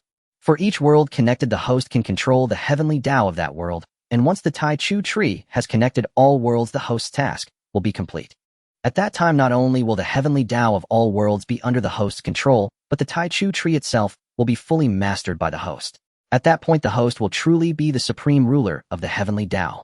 After hearing the system's explanation, Xie Chen suddenly felt as if he had awakened from a dream, pondering. So this is my ultimate task. I didn't expect that the condition to become the ruler of the heavenly Dao would be to connect the Tai Chu tree to all worlds. From the very beginning, he had declared his intention to become the ruler of the heavenly Dao, yet he had no idea how. He had asked the system for the method to become the ruler, but the system merely told him to calculate more and publish more rankings without providing any specific conditions. Finally today, Xie Chen understood everything. To realize his goal, he must connect all worlds to the Tai Chu tree, allowing it to take shape. Xie Chen gazed quietly at the Tai Chu ancient tree before him, involuntarily sighing, then continued speaking to the system. "System, I now understand the function of the Tai Chu tree, but I have one more question. How can I connect the Tai Chu tree to a world? Right now, aside from some leaves, I don't see any worlds connected to the Tai Chu tree." The system responded, "This question has actually been answered for the host many times, as long as the host." However, before the system could finish, Xie Chen interjected, "Calculate more and publish more rankings, right?" Oh, the host is quite clever, already learning to answer ahead of time. Xie Chen rolled his eyes at the system in his mind and said slowly, "I already know you. You always use this excuse to brush me off with no creativity whatsoever." The system said, "But that is indeed how it works. Whenever the host completes publishing a ranking in a world, the Tai Chu tree will connect completely to that world, and a new world will then appear. Then the host continues to publish rankings in the new world, and after that another new world will emerge, and so on until the host has published all rankings for every world." "Oh, so that's how it is." Xie Chen nodded. He had never understood the significance of the system asking him to calculate for others and publish rankings, always wanting to find the answer. But once he truly understood the reasoning behind it, a heavy feeling settled in his heart. He realized how significant the mission he bore was. Indeed, all things in the world, all beings relied on him to maintain their functioning. Xie Chen thought to himself, truly being the ruler of the heavenly Dao is not an easy task. While he controls the heavenly Dao, he must also be responsible for the world it inhabits. But system, if I have to publish rankings for so many worlds, just relying on me alone, how long will it take to complete this task? I might just exhaust myself to death." While he understood the method to connect the Tai Chu tree to the worlds, he did not know how many worlds he needed to connect. If there were tens of thousands or hundreds of thousands of worlds, perhaps with enough time, he could complete it, but how long? Hundreds of years, thousands of years, or even longer? This was truly a waste of time for him. The system said, "Host, don't be anxious. Becoming the ruler of the heavenly Dao is not so easy. It must be done gradually. This matter is still too distant for the host. Don't think too much about it. First complete the rankings for the Tianqian continent, then worry about the others. Moreover, it is not necessary for the host to personally publish the rankings in every world. Others can do it on behalf of the host." "Oh, that's great. I can have someone else publish for me." Xie Chen was instantly delighted. Since he could find someone to take his place, it would be much more convenient. When new worlds appeared, he could directly send Zhang Dong or Hong Yun to do it, allowing him to be a carefree manager, enjoying life without worry. As Xie Chen thought this way, he glanced at the two of them, a subtle smile spreading across his face. Bringing them into the Heavenly Dao Hall was indeed the right decision, saving him a lot of trouble in the future. Just as Xie Chen was secretly rejoicing, a statement from the system pulled him back from his daydream. The host should not celebrate too early. Although the host can have others publish rankings on their behalf, this only works when multiple new worlds appear at once. If only one new world appears, the host must still personally go to publish the rankings. Xie Chen shrugged nonchalantly and said, "That's fine. If I need to publish it myself, then so be it. It's my duty, and there's no way around it. If I really can't manage, then I can let others do it." The system is glad that the host thinks this way. Also, let me correct the host's earlier mistake. The Tai Chu tree has already connected to one world, which is the Tianqian continent. Oh, After hearing the system's words, Xie Chen began to carefully observe the Tai Chu tree again. Indeed, he discovered a spherical object beneath one of the branches of the Tai Chu tree. This spherical object was completely transparent, containing a continent inside. Without a doubt, this continent was the Tianqian continent. This continent was enveloped in a circular transparent light membrane, growing like a fruit beneath the branches of the Tai Chu tree, quietly floating there. The crowd remained in shock when suddenly Qiongqi spoke up, pulling them back from their astonishment. Is this the Jin? Zhang Dong and Hong Yun Laozu were immediately puzzled, looking at it curiously. Jinmu. What is that? How come they had never heard of it before? However, Tao Wu shook its head, saying no, although this tree resembles Jinmu, it is not Jinmu. Upon hearing Tao Wu's words, Qiongqi calmed down instantly, observing carefully once more, and then spoke again. Indeed, this is not Jinmu. This tree is even more powerful than Jinmu, and it has existed far longer than Jinmu. Hearing them discuss Jinmu, Zhang Dong could no longer contain his curiosity and asked Qiongqi, big brother, what exactly is Jinmu? Hong Yun Laozu also leaned in, looking at it with a face full of curiosity. He was also very interested in the Jinmu mentioned by Qiongqi, as it seemed that Jinmu did not exist in their Tianqian continent, but rather belonged to the world where Qiongqi and Tao Wu originally came from. Qiongqi glanced at the two, pride evident in its expression, and said, in our world, Jinmu is a truly remarkable divine tree. It grows at the center of the universe, towering hundreds of feet high, connecting the three realms of heaven, earth, and humanity, and it is home to 3,000 deities. Even the legendary Heavenly Emperor once resided upon it. What, the Heavenly Emperor? Zhang Dong and Hong Yun Laozu gasped in shock, unable to believe what they had just heard. The term Heavenly Emperor was far too distant for them. They had never even left Tianqian continent, and the highest level cultivator they had encountered was merely at the transformation stage. They had never imagined that one day they could be associated with the term Heavenly Emperor. What shocked them more was that after hearing Qiongqi's description, they already considered Jinmu to be extremely powerful, not only housing deities, but also having the Heavenly Emperor reside upon it. And this tree before them seemed to be even more formidable than Jinmu. At this moment, their curiosity deepened, struggling to comprehend what kind of tree this could be, one that even Jinmu could not compare to. Then not only did the two of them look towards Xie Chen, but Qiongqi and Tao Wu also turned their gaze to him, hoping he could provide them with an answer. Xie Chen looked at their curious expressions, smiled mysteriously, and casually said, this tree is called the Taichu ancient tree. You can also refer to it as the Taichu tree. Taichu tree. Now it was Qiongqi and Tao Wu who were puzzled. They had lived for millions of years, seen countless things, but had never heard of a Taichu tree. They immediately continued to ask, Xie Chen, master, what is this Taichu tree? Xie Chen smiled and replied, Qiongqi just mentioned that Jinmu is indeed very powerful, sheltering deities, and even having the Heavenly Emperor reside upon it. But this Taichu tree is even more domineering. What it houses is incredibly formidable. At this point, Xie Chen paused, and the crowd swallowed hard, quickly perking up their ears, fearing they would miss a single. Xie Chen continued, Jinmu is home to 3,000 deities, while this Taichu tree nourishes the entire 3,000 worlds. What? 3,000 worlds? The crowd was instantly left speechless, as this truly shattered their existing perspective. The idea that entire worlds could grow upon a single grand tree seemed utterly absurd to them. However, they did not doubt Xie Chen's words for a moment. They knew what he said was the truth. Since Xie Chen had said so, it must be the case, but they still found it hard to believe, as it was simply too unfathomable. Even after accepting this fact, they still felt it was incredible. Seeing their astonished expressions, Xie Chen pointed at the fruit containing Tianqian continent and said, look over there. That is the world we currently inhabit. Tianqian continent is inside. The crowd followed the direction Xie Chen pointed and indeed discovered a spherical fruit containing the continent. Following that, Xie Chen led them to stand before this fruit. Is this where Tianqian continent is contained? I'm so surprised. Hong Yun Laozu said in shock, extending a finger to touch the surface of the glowing membrane. Hey, what are you doing?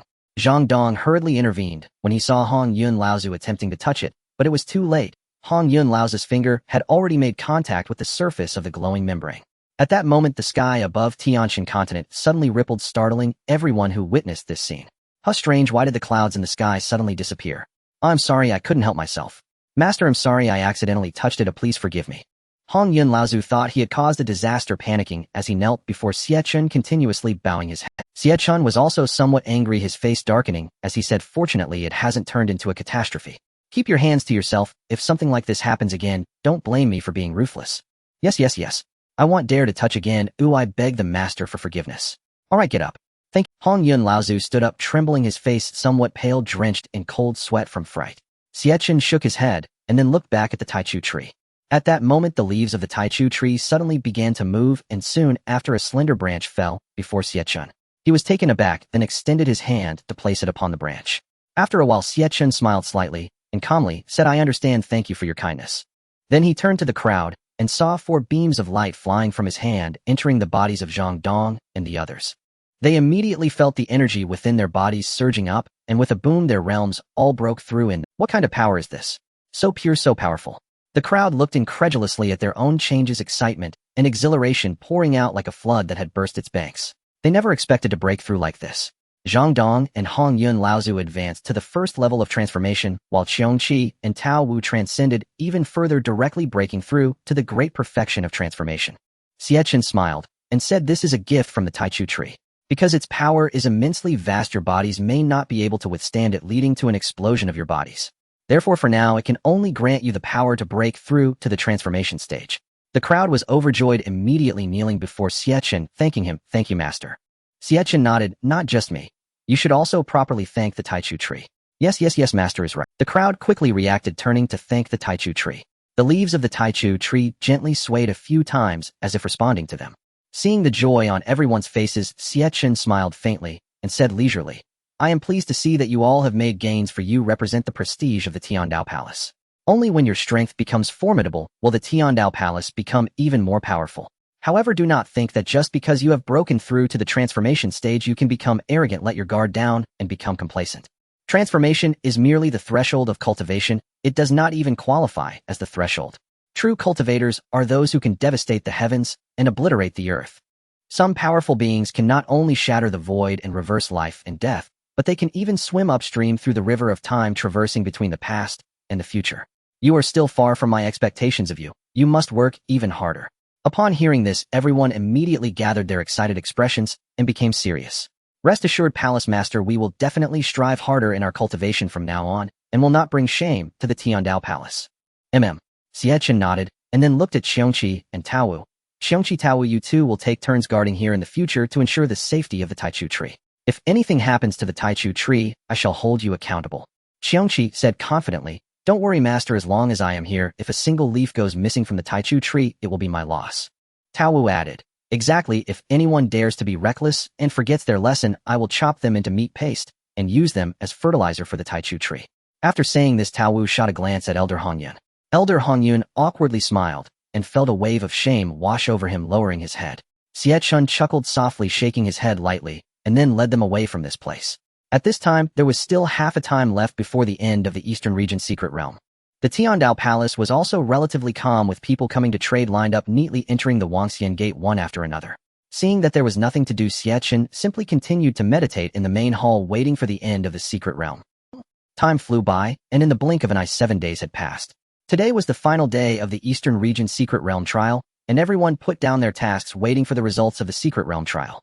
"Hey, who do you think will have the highest score in the Secret Realm trial?" "It must be Yifeng. I saw him personally pass the test from that senior and obtained an astonishing treasure. The value of that treasure is immense, so he surely gained a lot of points." How could it be Yifeng? It is clearly Dao Canhai who is the best.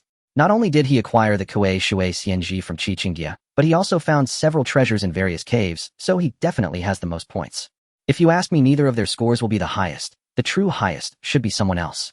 This isn't just about combat, it's about strength, and luck is the most important factor. As everyone was discussing fervently, a sudden rumbling sound echoed through the sky. Following that, a grand voice resounded once more. "The Eastern Region Secret Realm trial has concluded." After the words fell, everything in the Secret Realm seemed to pause. Then various caves, treasures, and even monsters disappeared from the Secret Realm. Some people were in the midst of the trial with the Secret Spirit, and suddenly they found the monster they were battling had stopped there motionless.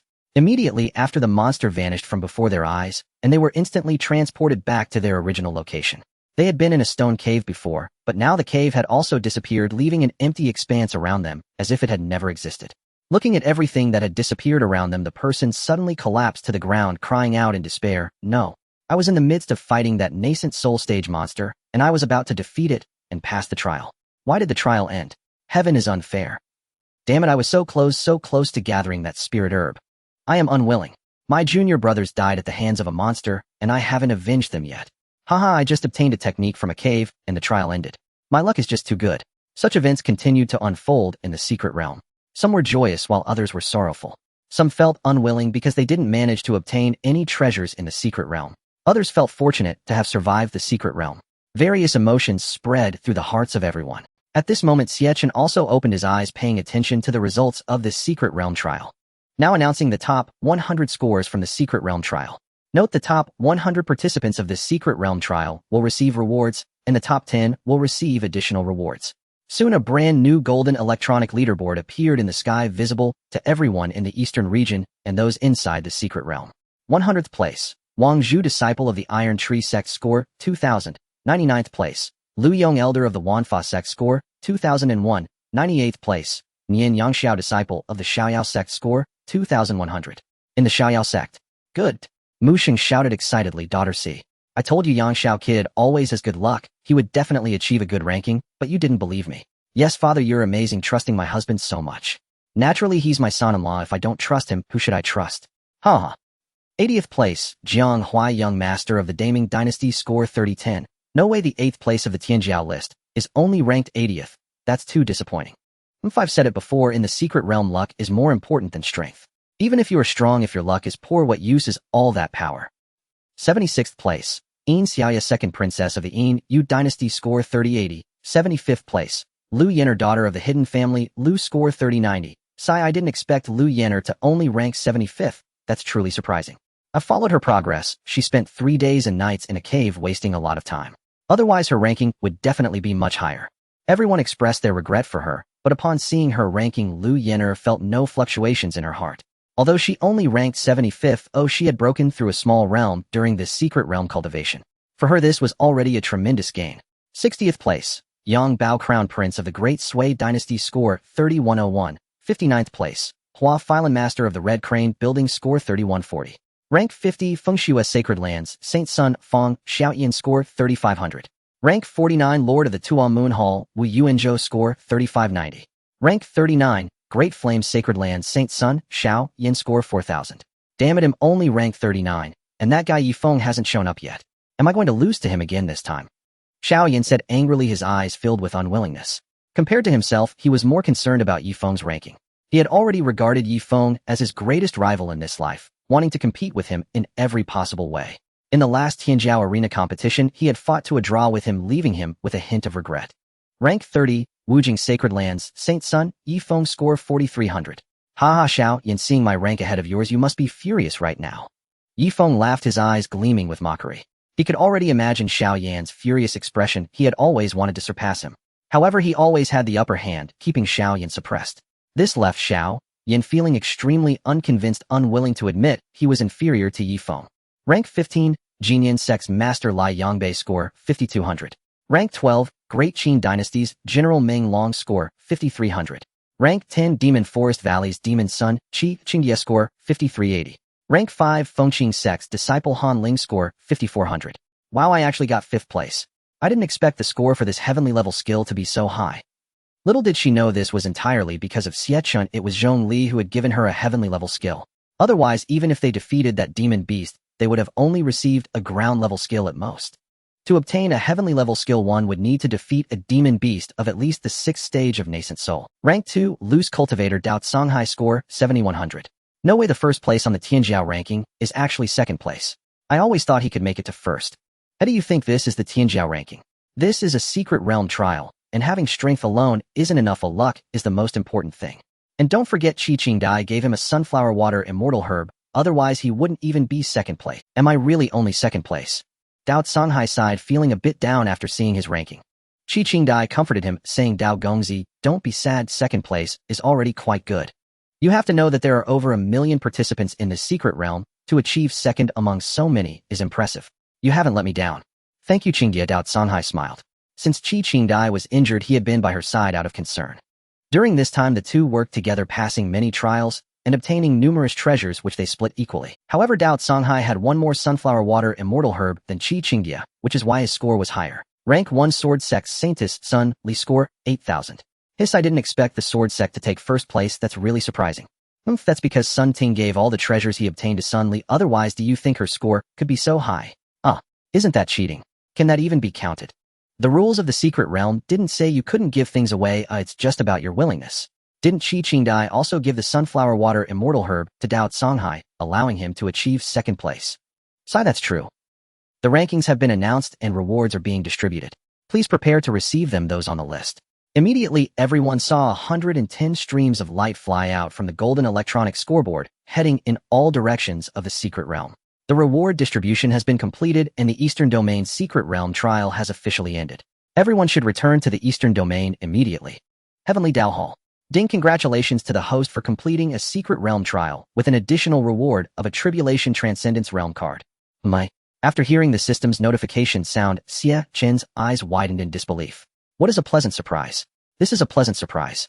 He was just worried about how to break through to the Tribulation Transcendence period, and unexpectedly the system immediately sent him a card for that period. Truly, it was like finding a treasure without effort. System, you are my god. Xie Chen excitedly said to the system, then eagerly crushed the Tribulation Transcendence Realm card. In an instant, Xie Chen felt the power within him continuously accumulating, his momentum rising. Boom. A thunderous sound echoed.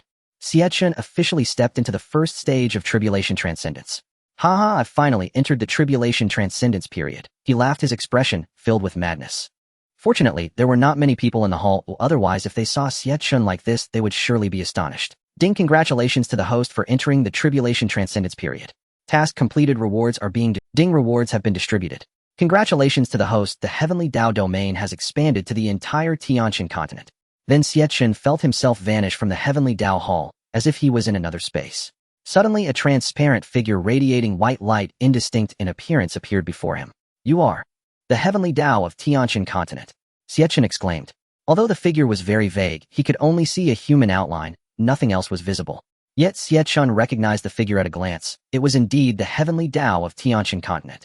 Then to Xie Chen's astonished gaze, the transparent figure transformed into a stream of light and entered his body.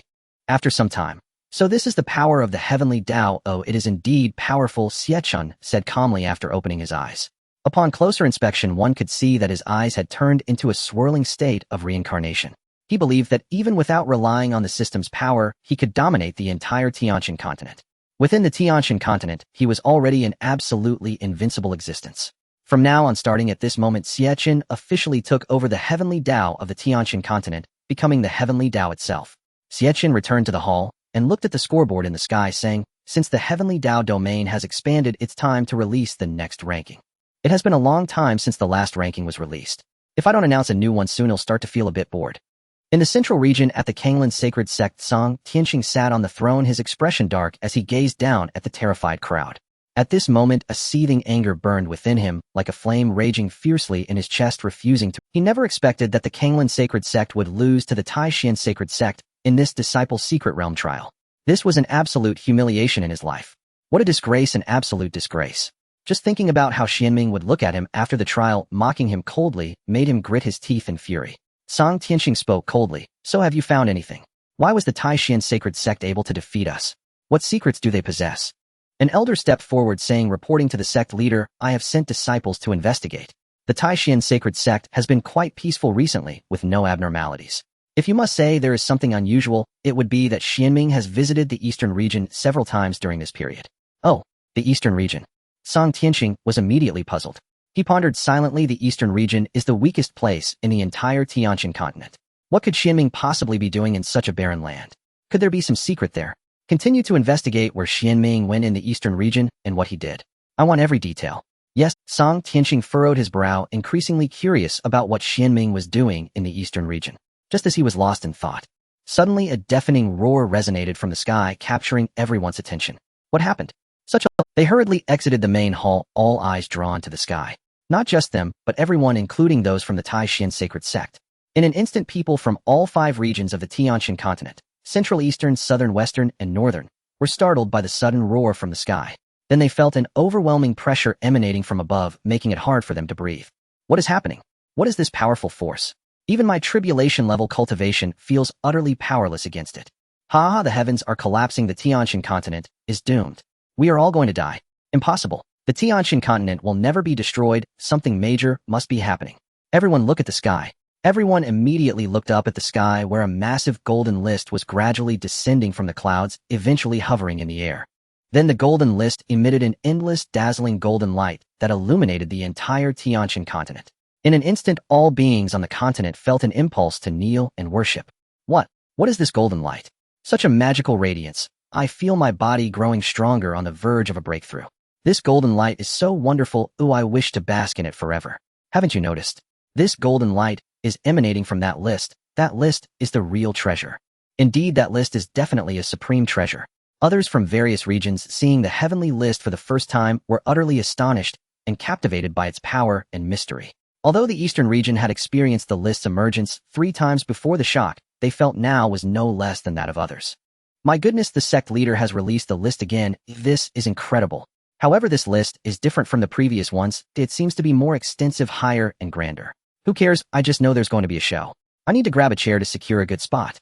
That is the heavenly list, the heavenly list. Xuanming's blood surged instantly. The moment the list appeared, he recognized it as the work of the Heavenly Dao Palace.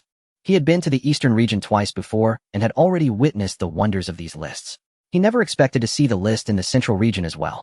I knew it, the sect leader would eventually release the list in our Central region, Xianming said excitedly. He had long suspected that since the sect leader of the Heavenly Dao Palace was so powerful and the Tianqian continent was so vast, it would be impossible for him to only release lists in the small Eastern region. Indeed, his intuition was not wrong. The day for the list to be released in the Central region had arrived. Is this an independent space? The power of the Dao laws. An ancestor of a major sect recognized the extraordinary nature of this heavenly list. They understood that it was precisely because of the independent space and the enhancement of the power of the Dao laws that they could see this list clearly regardless of where they were.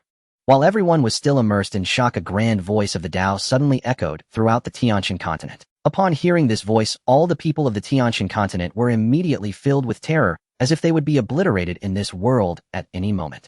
High above the 9 clouds, resting on a mat of Dao truth beyond the mysteries of heaven and earth, I shall preside over the teachings, knowing the causes of past lives and the effects of this life. There is nothing I do not know, nothing I do not understand today. The Heavenly Dao Palace announces that the Tianqian continent's genius list will officially be released at noon today. The genius list includes the talents under 30 years old in the Tianqian continent, ranked comprehensively based on strength, talent, and aptitude. This list will rank the top 20 talents of the Tianqian continent with rewards for those who make it onto the list. When this voice concluded, the cultivators of the Eastern region leaped up in excitement. They never expected to witness the brilliance of the geniuses from the entire Tianqian continent one day. The sect leader is truly amazing. I thought it would be another list related to our Eastern region, but I never expected this one to encompass the entire Tianqian continent. Exactly. Our Eastern region's genius list is already explosive enough. Oh, I can't imagine how shocking the Tianqian continent's genius list will be.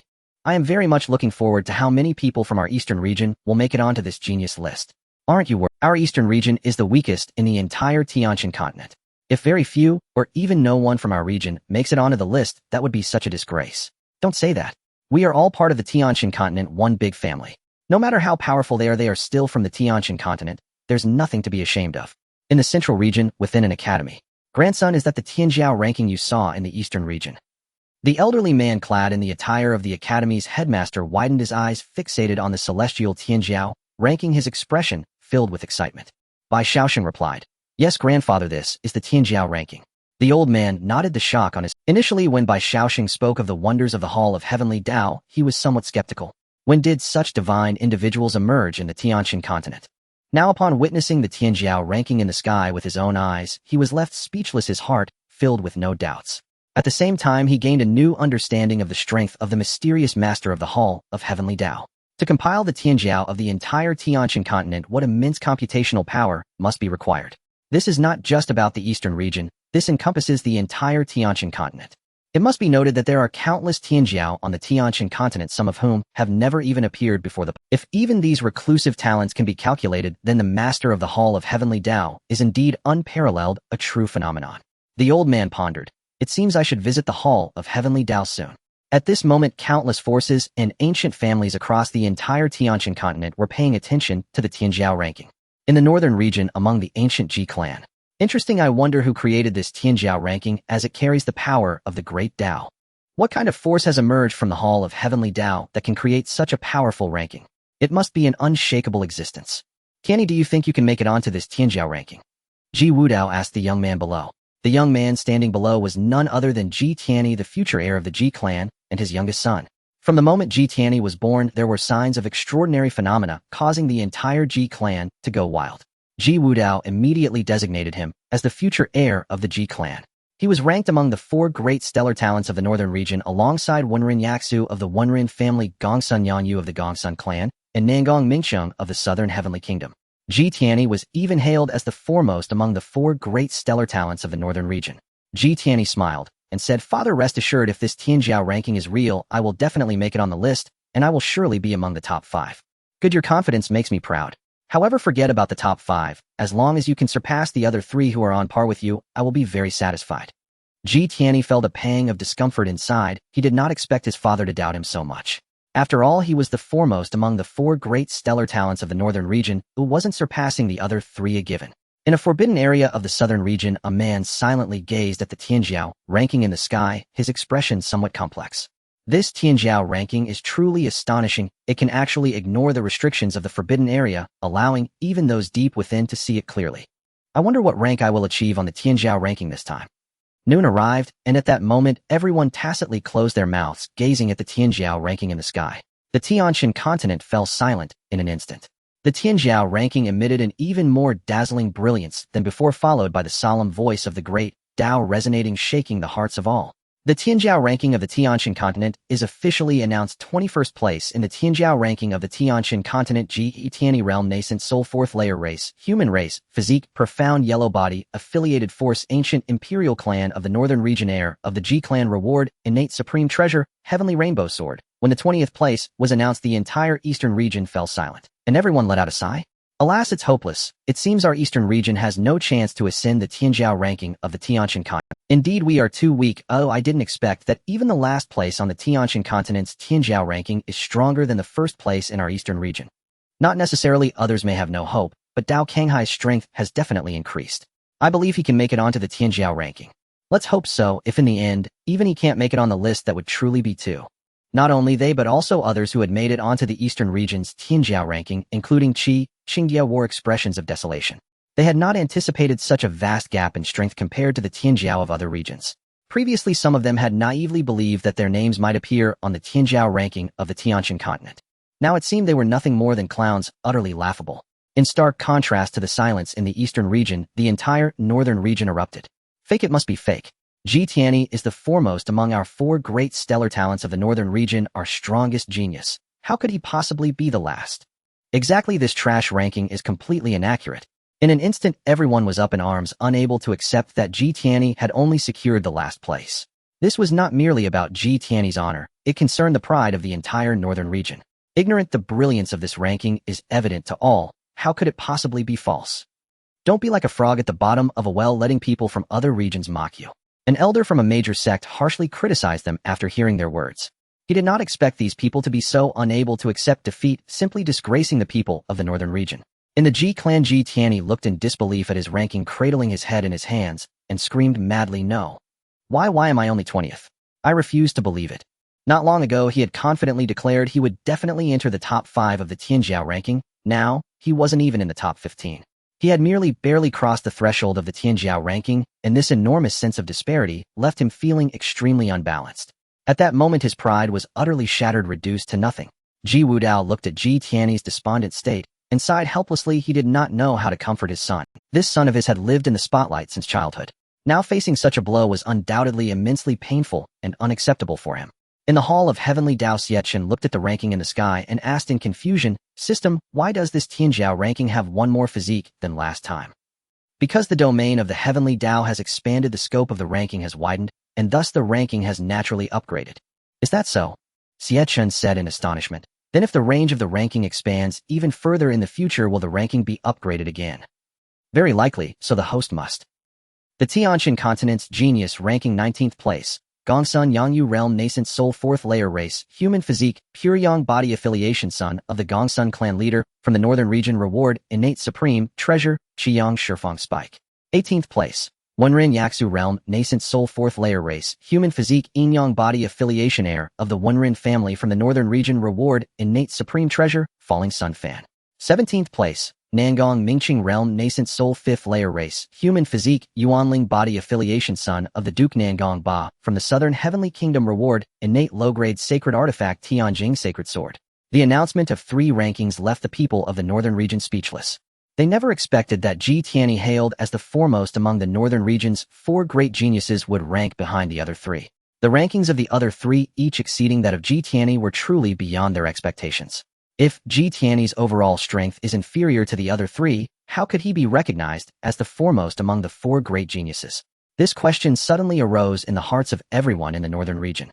Inside the Xie family, how could this happen? How could this happen? Why are the rankings of those 3 ahead of mine? Even that effeminate Wenren Yaxu ranks higher than me. Is it because their names are longer than mine? Impossible, absolutely impossible. Xie Chen shouted crazily in the hall. At this moment his expression appeared even more frantic than before. It was not just that he placed only 20th on the genius ranking. What he found even harder to accept was that the other 3 ranked higher than him. Better to be the head of a chicken than the tail of a phoenix. Yet now he found himself not only at the tail, but even beneath the head. At this moment, he harbored a deep hatred for the genius ranking. Why should it bring him such humiliation? How could he maintain his standing in the northern region after this? Wenren brother, I bet Xie Chen must be going insane right now. I can already imagine his furious expression. Gongsun Yangyu chuckled, his eyes full of mockery. Wenren Yaxu picked up his fan to cover his mouth and glanced at him with a flirtatious look. Why mention him? He's just a self-righteous fool. If it weren't for his status as a descendant of an ancient imperial clan, how could he possibly be worthy of the title of the foremost genius? Don't you think so, Gongsun brother? After saying this, Wenren Yaxu winked at Gongsun Yangyu, causing him to shiver with discomfort. Wenren Yaxu, due to his yin-yang physique, always spoke in a peculiar manner. As he developed his yin-yang body, not only his speech, but also his behavior began to grow increasingly eccentric. At times he could appear quite normal, but most of the time he looked rather effeminate, making others hesitant to approach. Cough cough indeed, but what surprises me is that this Nangong Mingsheng has actually broken through to the nascent soul 5th layer. He's one step ahead of us now. Wenren Yaxu sighed. Who wouldn't say so? Moreover, his reward is a sacred artifact. If that reward is truly distributed, it will be even more difficult for us to catch up with him. Gongsun Yangyu sighed in agreement. Wenren Yaxu was right. Even for prominent families like theirs, they only had one sacred artifact.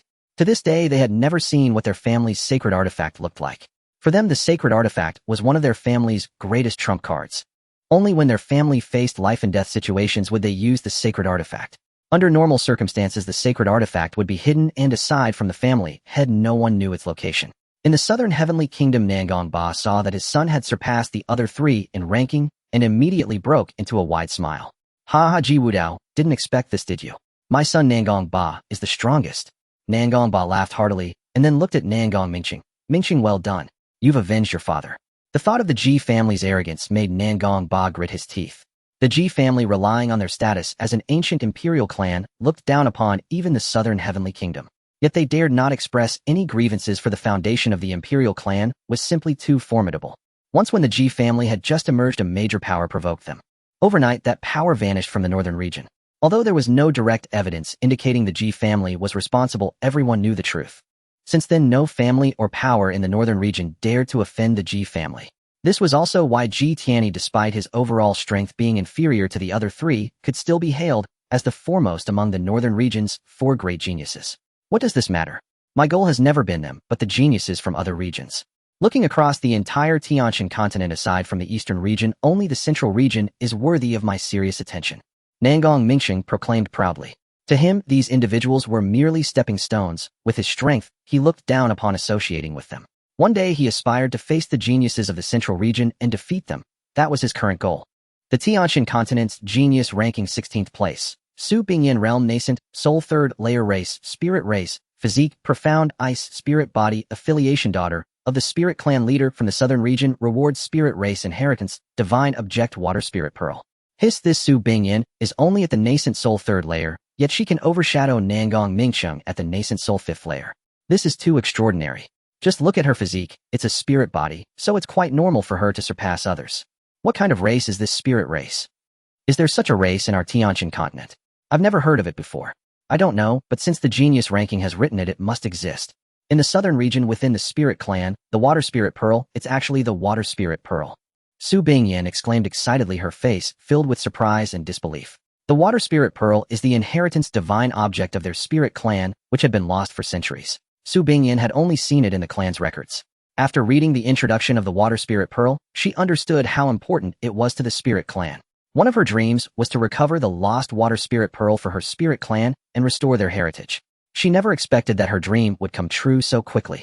Su Bingyan pinched her cheek, fearing that she was dreaming and that everything would vanish upon waking. When she felt the pain on her cheek, she realized that it was all real. Her reward was indeed the Water Spirit Pearl. Genius ranking, I truly adore you. If you really give me the Water Spirit Pearl, I will worship you from now on and offer you incense daily.